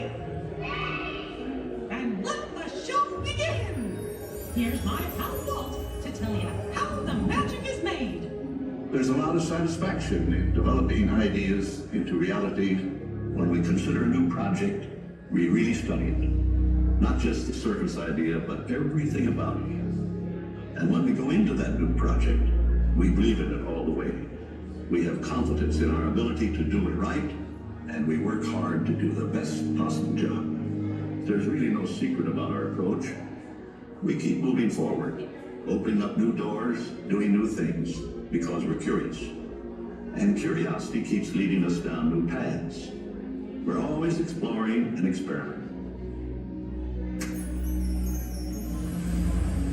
Everybody ready? Then on with the show! Y mantenga sus manos, brazos, pies y piernas dentro del tren. Cuide a sus pequeños. Muchas gracias. Howdy, partners. For your safety, remain seated with your hands, arms, feet, and legs inside the train, and be sure to watch your kids. If any of you folks are wearing hats or glasses, best remove them, because this here's the wildest ride in the wilderness.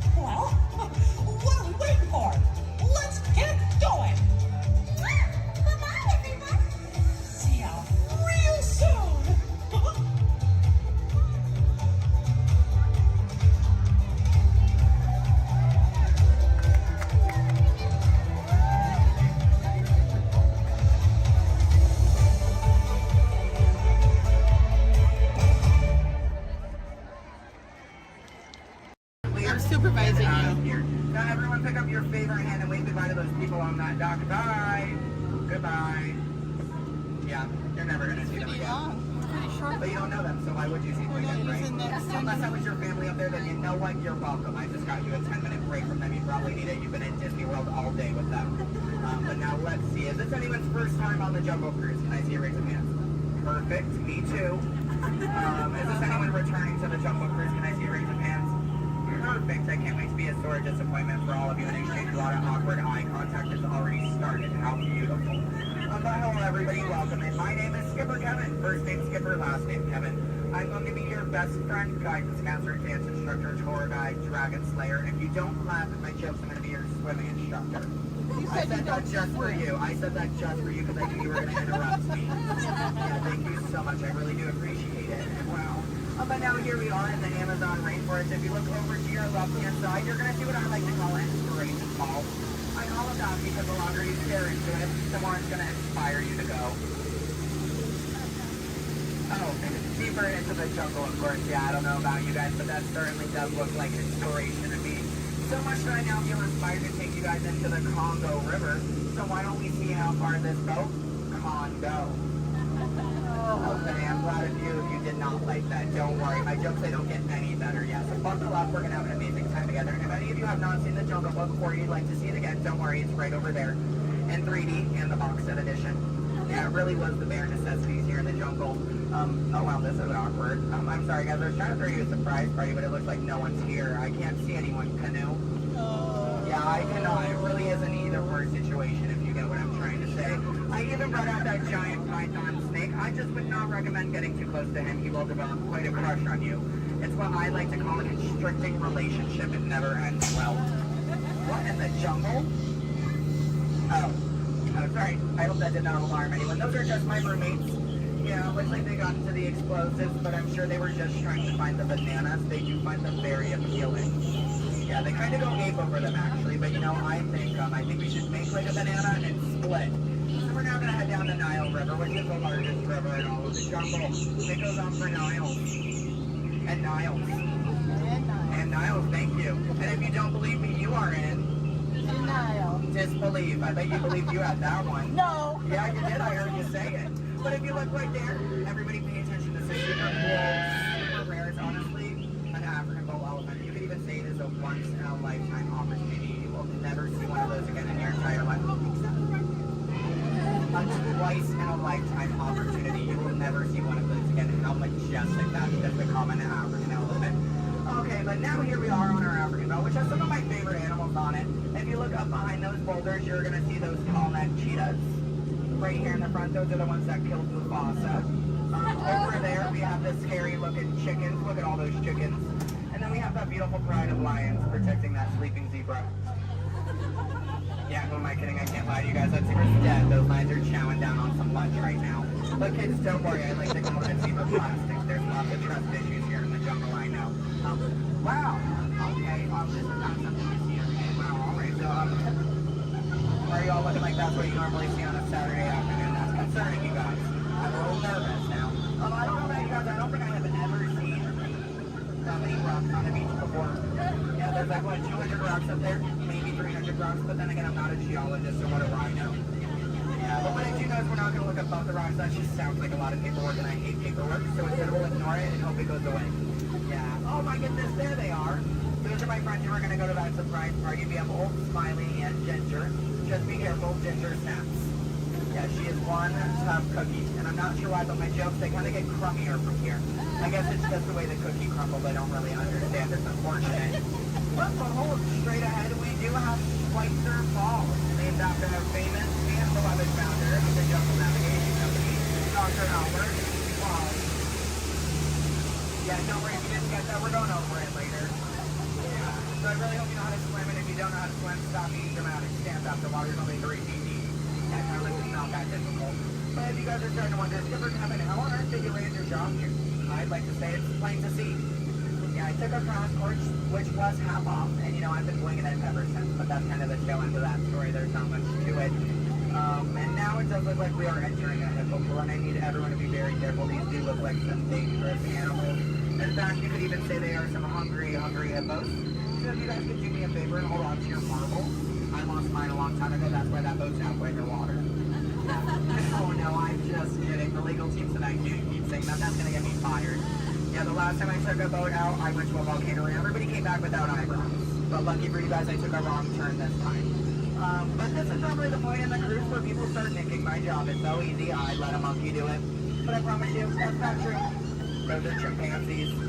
Yeah, there's a very clear difference between the two. Just don't ask me what it is. I have no idea, and I didn't think we'd actually see any, so that's kind of crazy. But lucky for you, I do have a very fun fact about monkeys. So apparently, humans eat more bananas than monkeys. But I don't know if I believe that, because I don't know the last time I ate a monkey, do you? Yeah, that's bananas. And don't worry, if you don't get that joke, I'll give you about 10 seconds. I get it. You're a late bloomer, you just need a moment to digest that one. You're welcome. Yeah, so please take your time. And it is now the moment that we have all been waiting for. It is the amazing, the colossal, it is the eighth wonder of the world. The backside of water! Oh, 2H! Oh, 2H!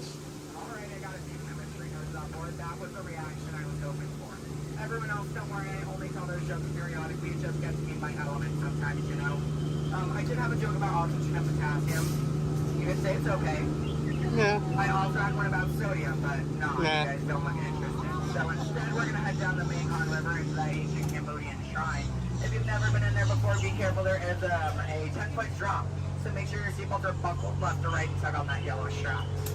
Yeah, if you're looking for your seatbelt, you can't find one, hold on tight. Let me know how that goes for you.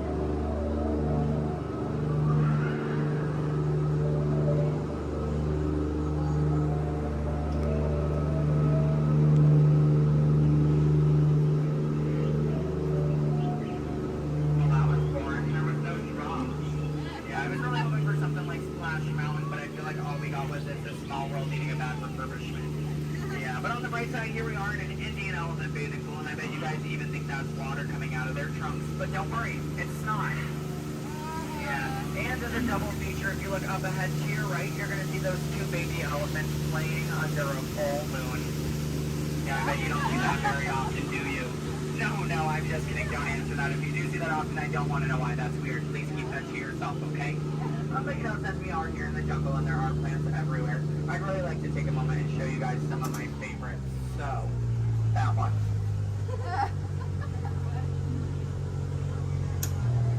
That one. Okay, pay attention everyone. The one right there with the green leaves. The one next to it. That one. Yeah, they're great, aren't they? Yeah, sorry if you wanted their names. I don't know any of them. I barely know how to do this thing forwards. Yeah, so I can only give you so much. But what I can tell you is I'm sorry to let you know. We're coming up to the end of our cruise. And you know that's happening because look to your left. That's a gift shop.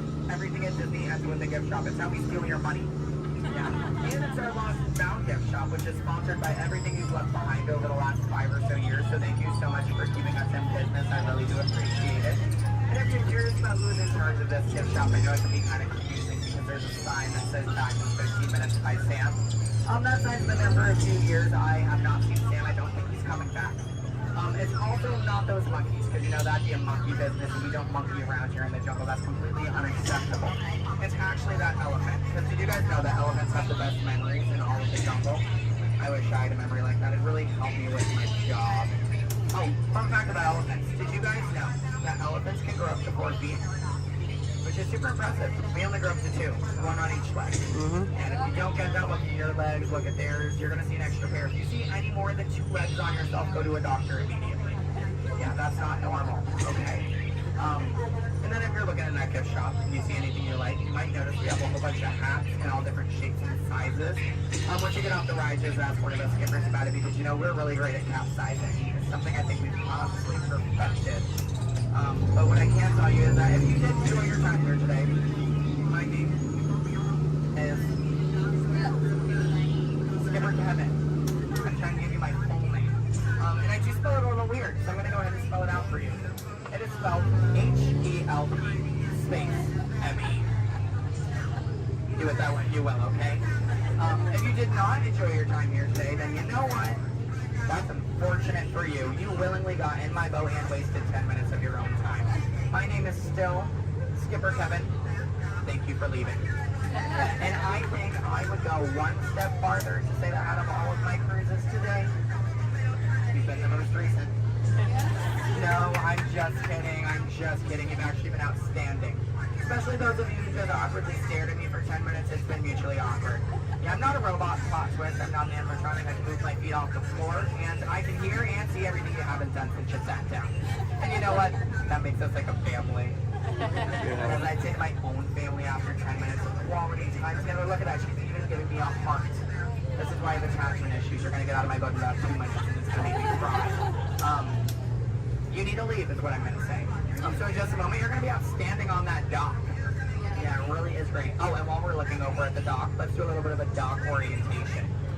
Everybody on this side, this is where we're going to be getting out. So if any of your rebels are hanging out of the boat right now, leave them there, stay comfortable. But when we get over there, you might want to pull it in the boat because that dock is really hard to replace. Yeah, your elbow, I can send you to an urgent care lab dock. I don't have a contact card for it. I don't know how to replace it. But you're going to see those 2 docks in between the boat. I like to call them the paradox. Yeah. The 2 skippers, they're the paradorks. Yeah, they really are adorkable, aren't they? And you can tell them I said that. They're going to hate it, but I love it. Yeah, and thank you for saying I'm so funny. You're really inflating my ego as we speak. Yeah. I'm getting some compliments from you. She's falling in love with me. She's stealing my jokes. He's recording me. This is like a reality TV show. I'm better than the Kardashians. Yeah. Oh my goodness. And what do you do? What's your story? Do you walk across the country? Yeah. You do? That's I have interesting. medals for it. So. Do you? Yeah. What kind of medal? Golden ones, silver. Do you sell them? No, I just wear them. You just, but, so have you not won any? No. You haven't, yeah, you're not wearing any, so I kind of assumed. Yeah. When you get one, are you just going to wear it all the time? Yep. Oh, are you going to name it? No, not. Why not? If it's going to be that important to you, I think it deserves a name. Why do you think your mother named you? I'm just saying. Okay, your story's boring me now. What is your story? Talk to me, Miss Epcot Center. She's wearing a shirt that says Epcot. Is that your story? Yeah. That's it? Yeah, and that I'm sticking to it. That was a pretty short story. Yeah, it's been a long life. Short story for a long life. Something about that doesn't make sense. Oh, goodness gracious. My friend in the middle with the Leia shirt. Hello. Are you a Star Wars fan? Good to know. What's your story? Alabama? My friend's from Alabama. He's bald. He normally works here, but he's not. His name's similar to mine. It's Brevin. I'm Kevin. We also have a Devin and a Heaven. If you can, yeah. How do you think we feel? You hear us on the microphone, you just hear a name, all you hear is Evan. We all come flocking too. Yeah, it's great. Okay, my friends in the back, why are you so quiet? You're still quiet. Are you having fun back there? Just making sure you're not asleep. Your bucket has a little no. You're wearing sunglasses. You're wearing sunglasses. He's behind my engine. Can't see any of you. And then what about you two over there with the extra set of ears? How you doing? Thank you. Are the nicest one here. No one asked me how I'm doing. Thank you. You are all horrible people. Just know that. Just know that, please. Except, well, no, you can love me all you want, but that doesn't mean you ask me how I'm doing. You know what? I think I'm ready to cut our time a little short together. So, now this is a word from legal. Make sure your hands, arms, legs, and feet are inside the boat. Parents, supervise your children. I don't have any, I don't want yours. Children, supervise your parents. I don't trust them, neither should you. And that number 2 they're holding on means that we have to do this 2 more times because you guys just didn't make me feel good enough about myself. So hello everybody, welcome aboard the world famous Jungle Cruise. My name is Skipper Kevin and I would never do that again. That's treacherous. The only thing I'm going to do is make you 2 times farther from the exit for your inconvenience. You're welcome. And I really would like to tell you what my parents told me on my 18th birthday. They looked at me and they did say, Skipper Kevin, happy birthday. Why are you staring at me? That's all they said. Okay, well now that you guys are just doing weird things, get out. Goodbye. Yay. Stop. Don't stop. I need it. Yeah, guys, give me a standing ovation. I am a middle child. I love validation. Yeah, thank you.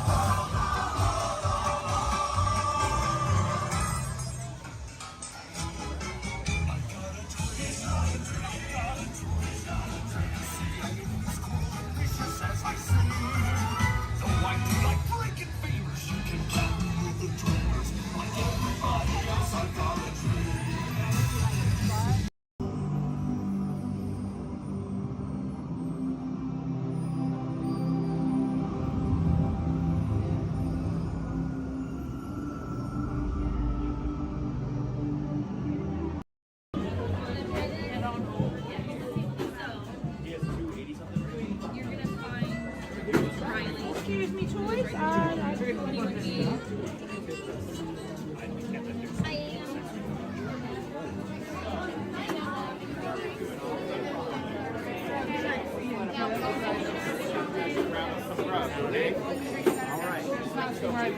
But I promise turn right over here. Passing right side, go keep underneath that.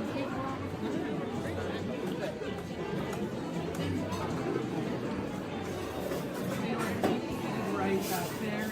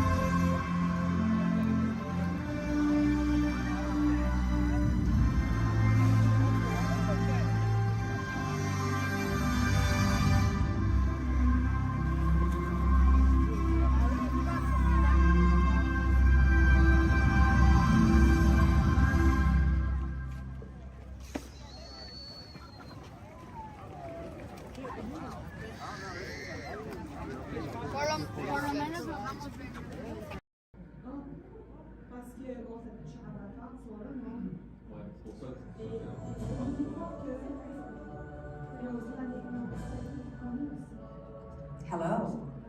I'm Dr. Marsh, director of the Dino Institute, and I hope you enjoyed those quaint exhibits in the old wing. That's how dinosaurs have been presented to the public since the study of fossils began over 150 years ago. Today, that bare bones approach is about to become extinct. In a perfect blending of science and technology, the Dino Institute has created the Time Rover, an amazing vehicle that will literally transport you to the age of the dinosaurs. How? That's proprietary. But the result is a breathtaking journey through a prehistoric world where you will witness the most spectacular creatures to ever walk the earth.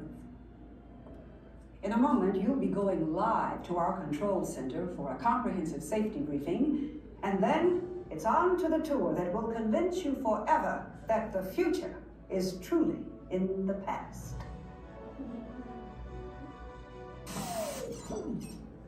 Hello there. Welcome to our little trans-dimensional joyride, folks. I'm Dr. Seeker, your friendly controller, and a heck of a paleontologist, if I do say so myself. But let's not talk about me, let's talk about you, and how you can help me make history today with the Time Rover. It's like this. If I can bring you back from the Cretaceous period, it stands to reason that I can bring back a live dinosaur with you. And not just any dinosaur. Take a look at this guy. He's an iguanodon, and I'm certain that he is the key to understanding these magnificent creatures. I tagged him with a locator during an unauthorized field trip. Otherwise, I'd be traveling with you. Right now, our dino should be about here, at the very end of the Cretaceous period. That's where you're going today. I've arrived, it seems, just in time to correct a little misstatement. Dr. Marsh. That is impossibly close to the giant asteroid impact that destroyed most life forms on Earth. Our tours are designed to take you to the early Cretaceous period, and I can assure you that all time rovers have been securely locked on those coordinates. That's right. See? Securely locked. Access denied. Continue. Of course. We were just talking about seatbelts. Plug them in, use them. It can get kind of choppy out there, so keep your hands and arms inside the vehicle at all times. Flash photography? I wouldn't. It alters the homing signal, and that's not good. Oh, and one more thing. Those locked coordinates? We're in. Now, here's the drill.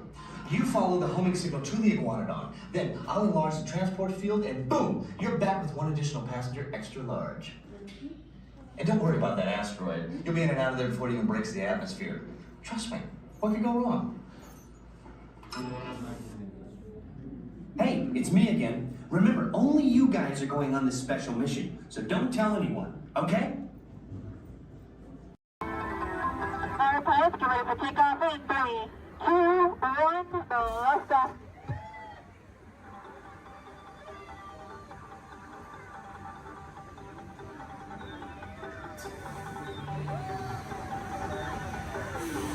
Just as a reminder, pushing and pulling the lever in front of you will control your height.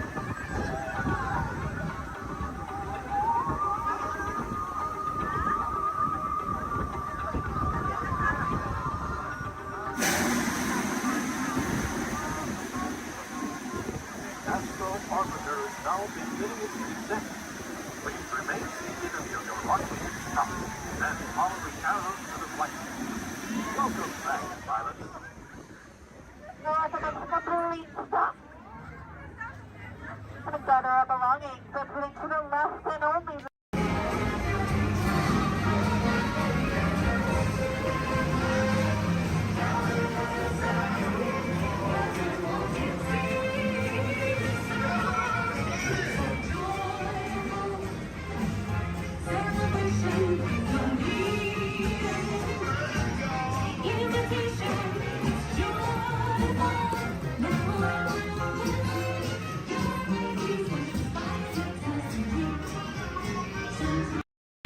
the center, Goofy in the left, Minnie in the right, and your happy driver in the bus, Carlos. We want to give you a very warm welcome to Walt Disney World. Welcome, everyone. If you are ready, give me a big yes.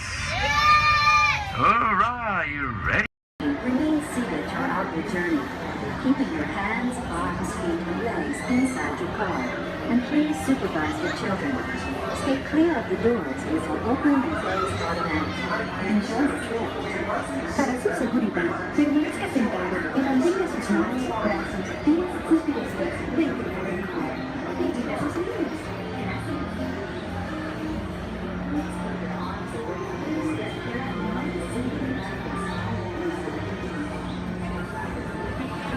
Welcome aboard the Tomorrowland Transit Authority People Mover. Your quiet and carefree highway in the sky. We invite you to sit back, relax, and enjoy your grand circumstance. Along the way, you can preview many of the exciting places you'll want to be sure to enjoy today while visiting this land of tomorrow.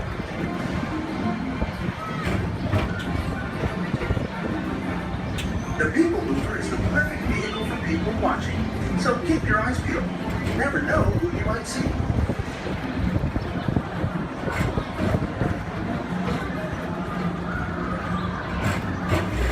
Coming up, Stitch's Great Escape, where you can report for duty as a security agent for the Galactic Federation.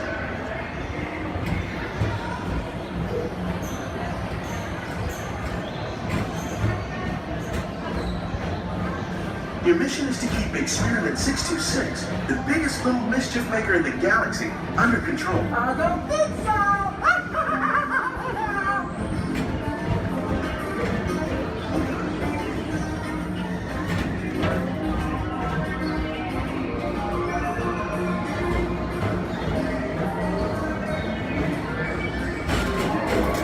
And now, Tomorrowland Transit Authority presents Progress City, Walt Disney's dream for an experimental prototype radiant tomorrow. Progress City was the inspiration for everyone. With the power of the mind.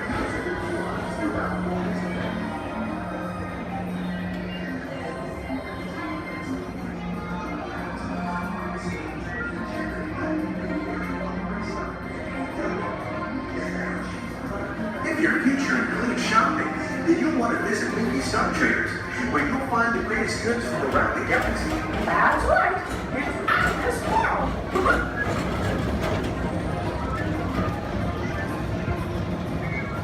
At the Tomorrowland Speedway, put the pedal to the metal and speed towards the checkered flag in your very own race car. Young or old, this is your chance to drive in the fast lane without worrying about getting a speeding ticket.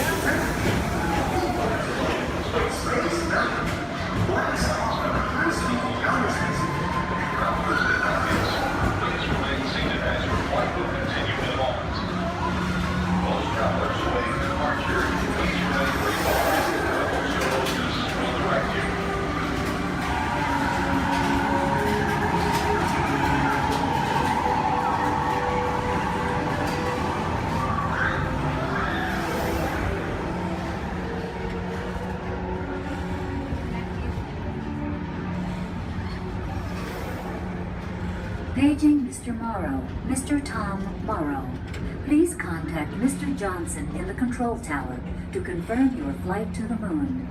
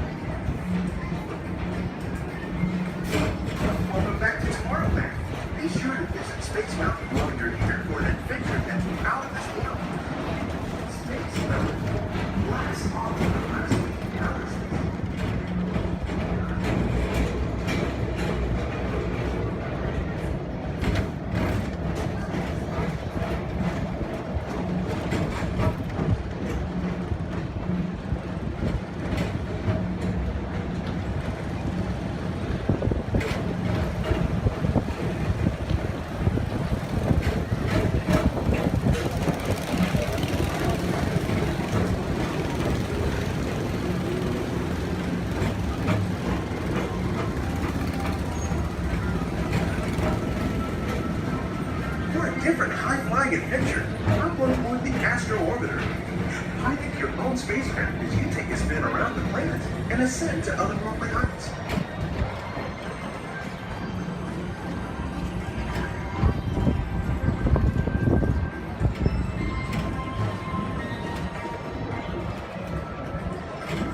We're now approaching Walt Disney's Carousel of Progress. Inside this rotating theater, whole families welcome you into their homes from yesterday and today, starting way back at the turn of the 20th century. First presented at the New York World's Fair, this legendary circular theater celebrates the progress that has made our lives better. It's a perfect reminder that there's always a great, big, beautiful tomorrow shining at the end of every day.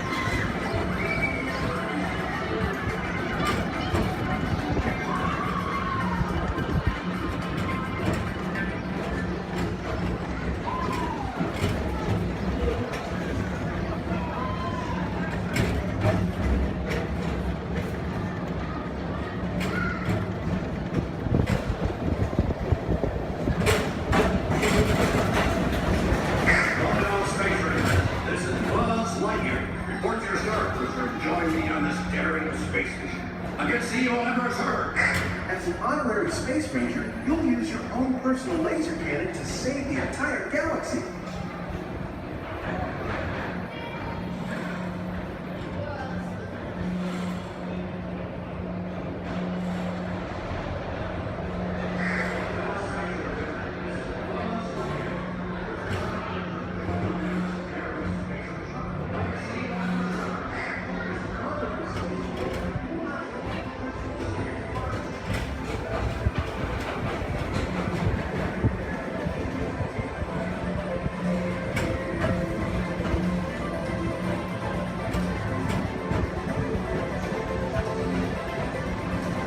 This time it's laughter they're after at Monsters Incorporated. So drop in and join Mike Wazowski and all his pals at Monsters Incorporated platform. Share the fun. Yeah, very good. Keep it moving. We're on a tight schedule here.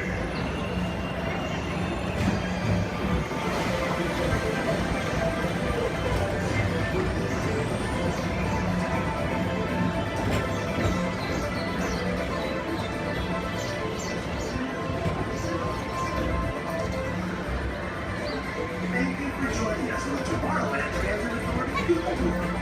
It's been a pleasure to have you aboard.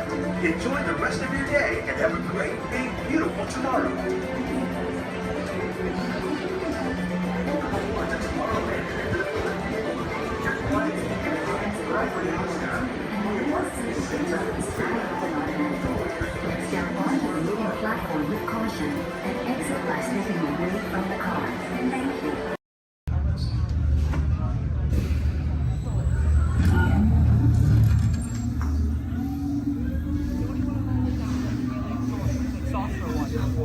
This flight is never gonna work. Well,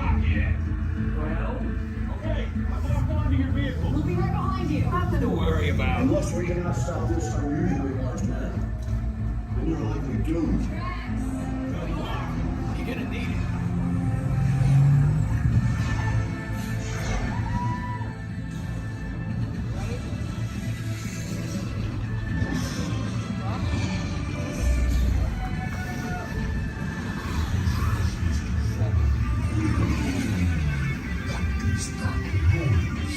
Noise.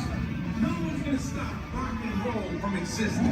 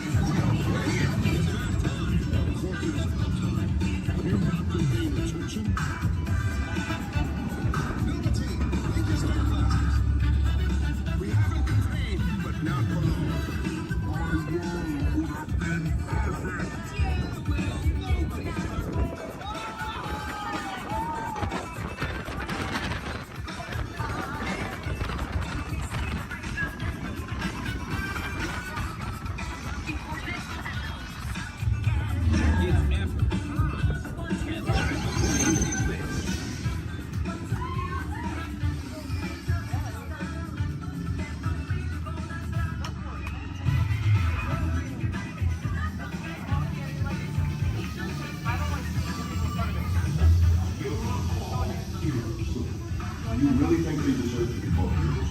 Do you see how they dress? It's just a figure of speech, Drax. You are lying to them. Now I understand.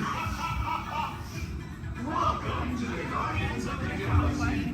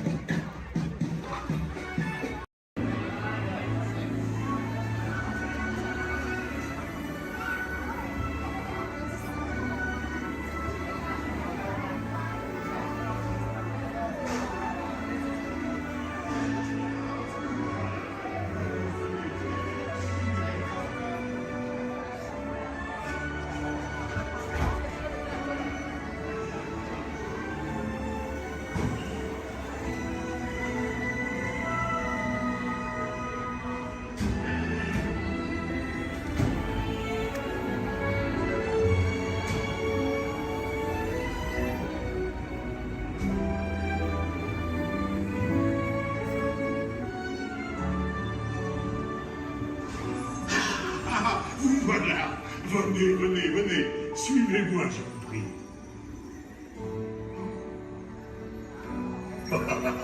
Chef Remy is waiting for you. This way.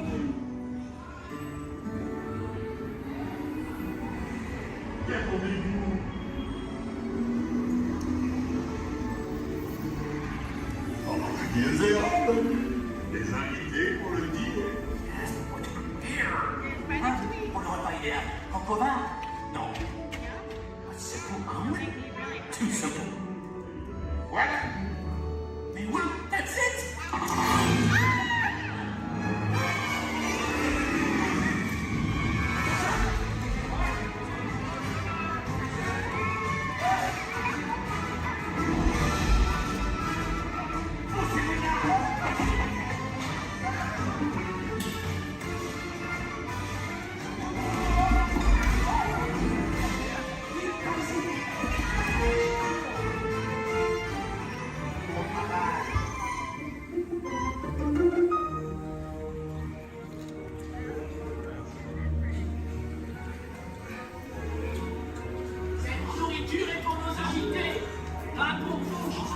Hey guys, the food is for them, not you.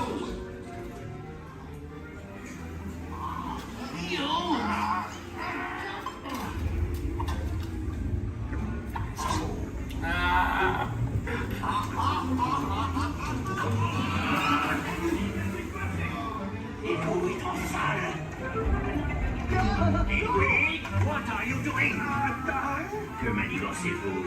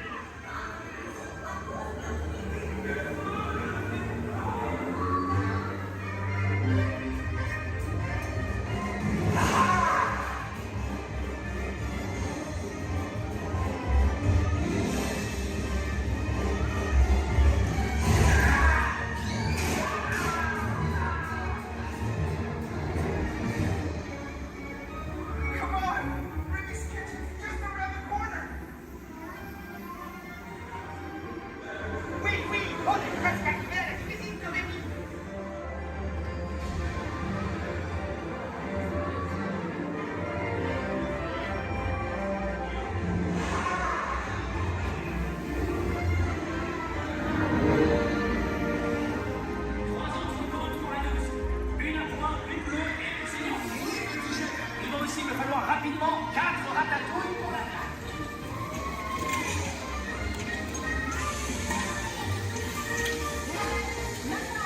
Oui, ma chérie.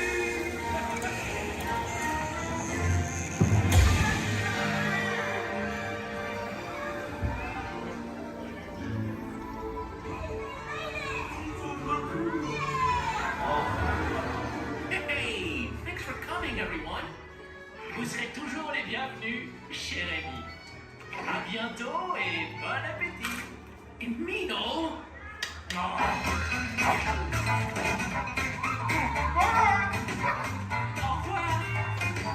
Table for you, right this way. You are always welcome and please to share the day. Over.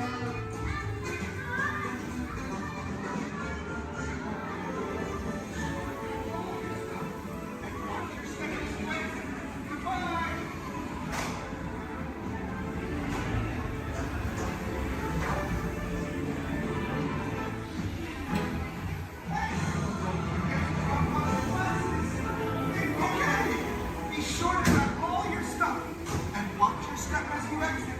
Goodbye.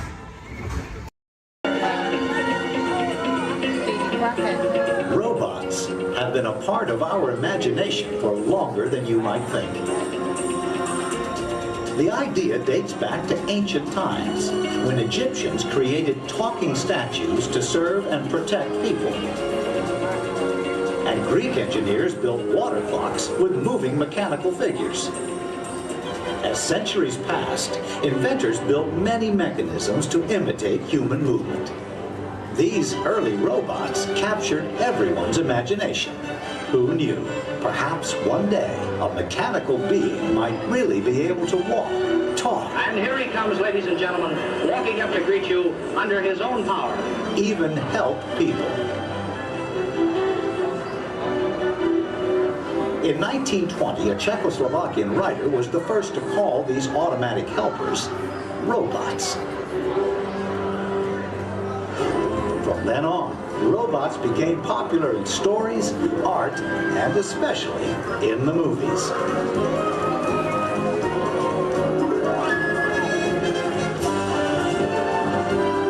Movie robots often had fantastic abilities. And not all were helpful. Some were downright scary. Like most 20th century kids, Walt Disney grew up fascinated by robots. They quickly found their way into classic Disney cartoons.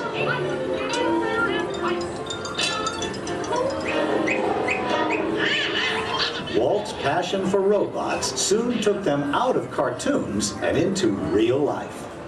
Whatever the man in the harness does, this figure will respond simultaneously in the same manner. But you care for your life. I don't think we better go smoking on the stage. His magic kingdom became a welcome home for mechanical creatures of all kinds.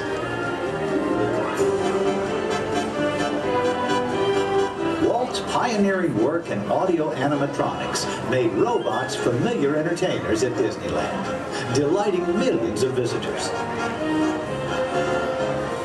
Meanwhile, in the world of science, advances in hydraulics, microcircuitry, and digital computers were turning science fiction into science fact.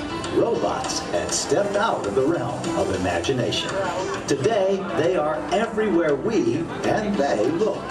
In outer space, in factories, even in our homes.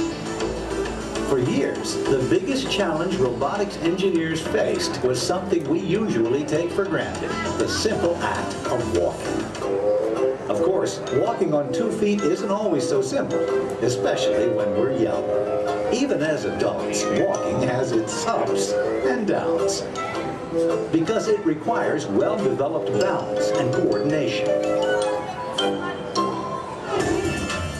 Making a humanoid robot walk on its own 2 feet is very complicated. Yet this is the challenge that Honda, the mobility company, took on almost 20 years ago. Honda's first prototypes walked in a straight line only, and falling down was a big part of learning. The next prototypes had better balance, but turning was a very slow process. Step by step, the engineers persisted. They built more and more capable models, and finally succeeded in making the most sophisticated humanoid robot the world has ever seen. A machine designed to help people. Han's advanced step in innovative mobility. Asimo.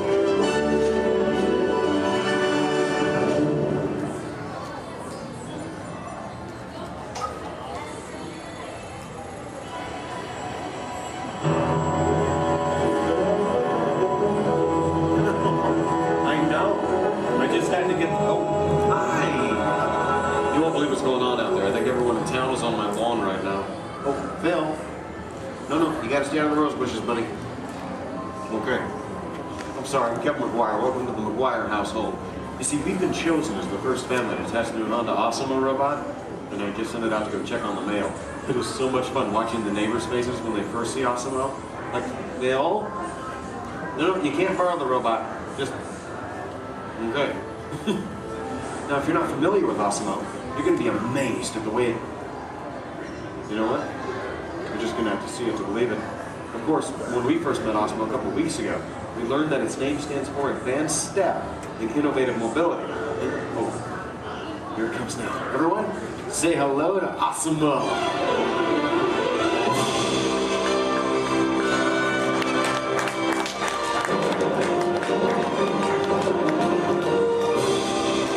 That's a good idea. Everyone welcome the newest member of the McGuire family, Asimo.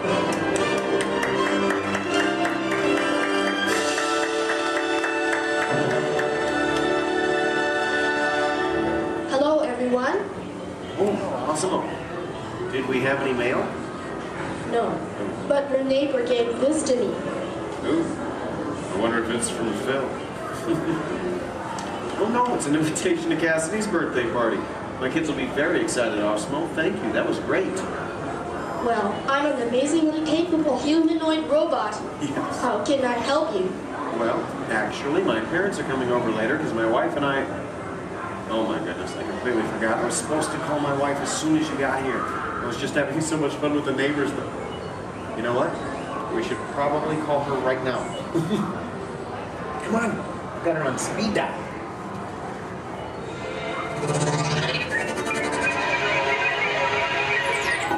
Hi, honey. Hi. Hey, look what just arrived. Asimo. Yeah.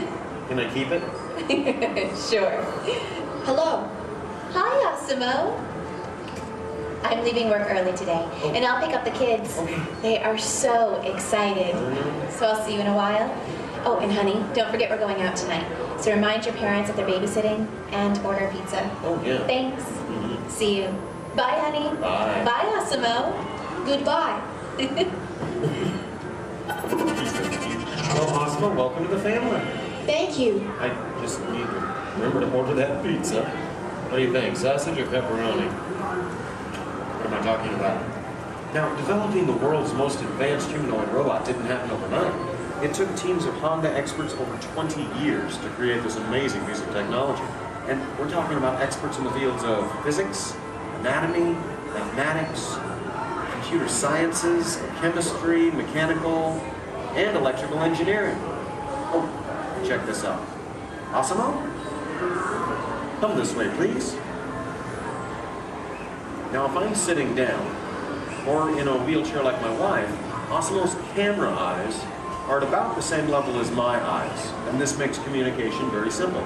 In fact, if you take a look at the screen, you can see Asimo looking at me. Hello, Asimo. Hello, Kevin. Oh, Asimo, please turn out to all of our new friends. And everyone, wave and say, hello, Asimo. Hello, everybody. And there you are. Now, you might be wondering why Asimo isn't on wheels or treads or something like that. Well, Asimo is designed to help people and to be a helper in our world, a world where we need to reach for things and pick things up, or to navigate along floors and sidewalks, even just from a set of stairs. What better design than that of a humanoid robot? One that has 2 arms and 2 legs. And Asimo, How tall are you? I'm 4 feet and 3 inches tall. Which is the perfect height for opening and closing doors, or turning lights on and off, even working at table services, or just moving things around the inside of a house. And Asimo, how much do you weigh? I weigh 119 pounds. And I wonder what all that would be in metric. Carry the one. I'm 130 centimeters tall and weigh 54 kilograms. All right. Oh, and how fast can you walk? I can walk about 2 miles per hour. And in metric, that would be about... That would be about 3 kilometers per hour. Yeah, that's great, Asimo. Thank you, Kevin. Now, in order for a robot to operate in our world, it must have the ability to walk. And walking can be very complicated. Follow me on this. You see, with each step that I take, my brain sends thousands of signals at lightning fast speed throughout my nervous system. Now, these signals have to... These signals travel to the muscles, tendons, and ligaments in my legs, hips, arms, and shoulders, which all have to move in sync just for me to keep my balance. But the really amazing thing is...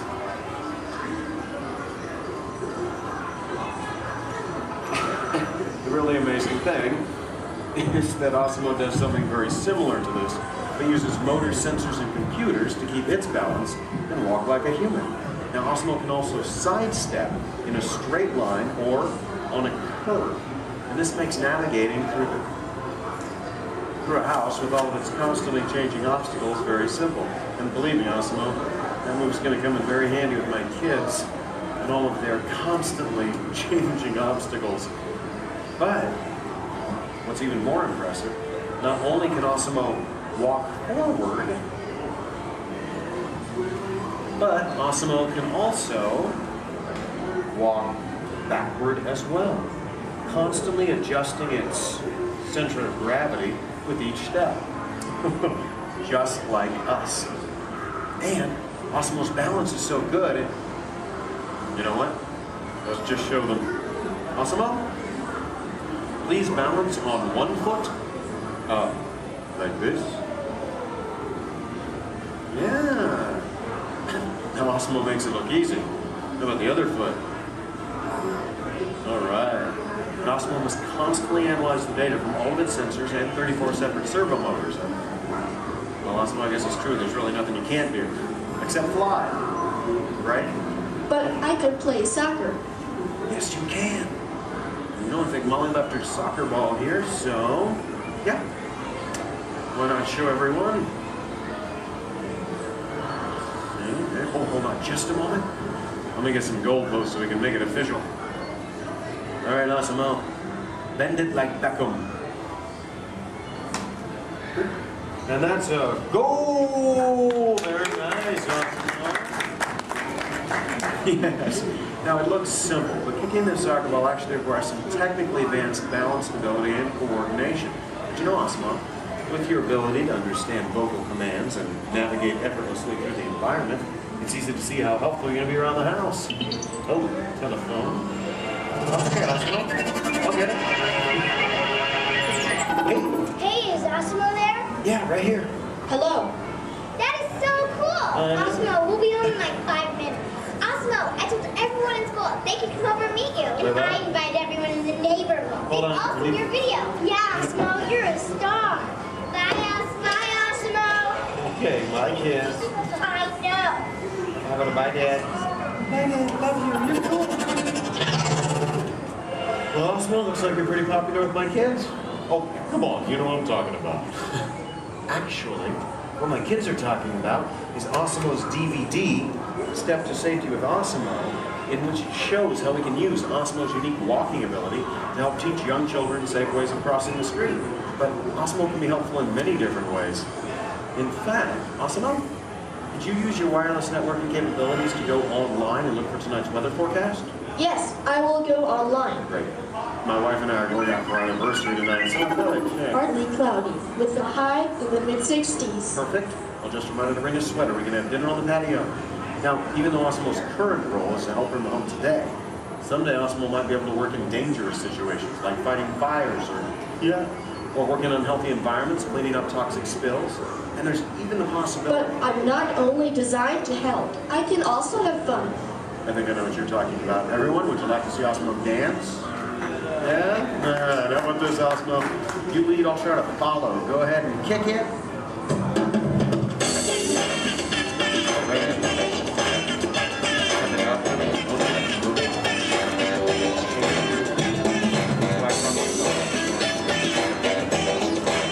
I have no real sense of rhythm. Maybe I don't have it.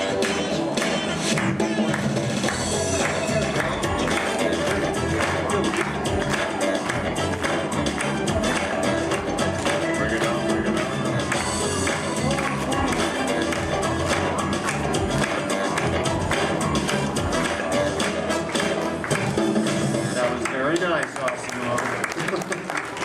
Take a bit. Hey guys. It's on, Dorothy. Hello. Oh, hi dear. Hi, Mom. What are you doing? Trying to keep the rhythm. Tell them to be over in a while. Oh, your father says to tell you we'll be over in a while to watch the kids. Okay. Ask about the robot. Oh, did that cute little robot arrive? Yes, Mom. Osmo's right here. Oh, good. Well, we'll see you soon. Okay. Make sure our room is ready. Make sure our room is ready. Dad, I can hear you. We can all hear you. I can hear you, Earl. We're good. Okay, honey. Bye. Bye. How do I turn this thing off, Earl? Use the remote. Use the button on the right. My parents and technology don't always mesh well. There you go. Although, you know, this is the first time in a long time my parents have actually volunteered to watch the kids. I wonder why. It's a mystery. Anyway, if you'll excuse me a moment, I need to go check on that. Second, Osmo, could you do me a favor? Yes, Kevin. Could you go upstairs and look into the room on the right to see if it's ready for my parents? Of course. Great. Now, what you're about to see is one of Osmo's most challenging maneuvers, made possible by combining all of its onboard technology. The ability to climb a set of stairs with balance and precision is a culmination of over 2 decades of research and development. Now, first, Osmo stops momentarily at the foot of the stairs and adjusts its position by reading a mark on the floor using the sensor in its torso. Oh, are you all ready, Osmo?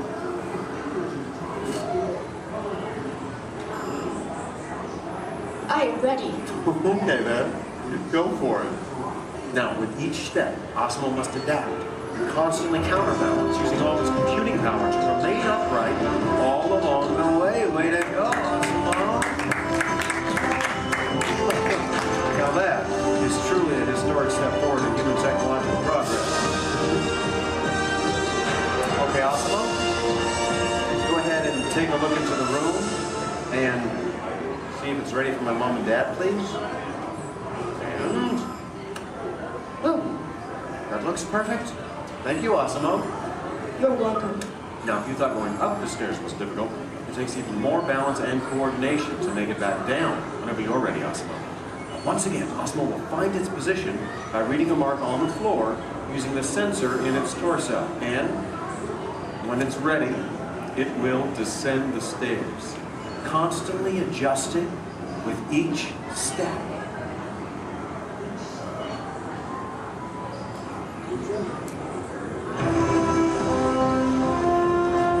All the way down. That was amazing. Honestly, Osmo, I don't think there's anything that can top that. So, Excuse me. Oh, yes? I can even run. That's right, you can. And we have the room. Okay, well, you get ready. I'm going to tell them. Folks, you're in for a real treat. This is something that I've heard about, but have never seen in person. You see, Osmo can actually run. Yeah.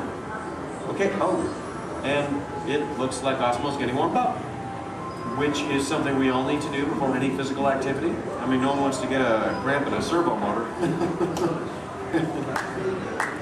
Now, in order for Osmo to run, both of its feet must leave the ground at the same time, if only for a moment. And Osmo is the only life-sized humanoid robot in the world that can accomplish this, moving at speeds of nearly 4 miles per hour, or in metric, 6 kilometers per hour.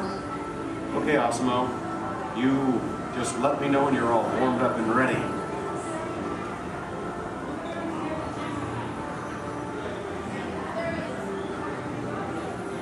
ready. Alrighty then. On your mark, get set, go!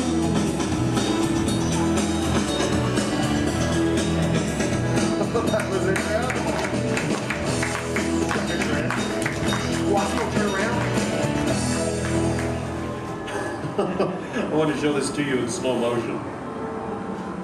Now this is truly an amazing accomplishment. Osmo's airborne, meaning both of its feet leave the ground for about 0.08 seconds, running very similar to that of a human. Very impressive.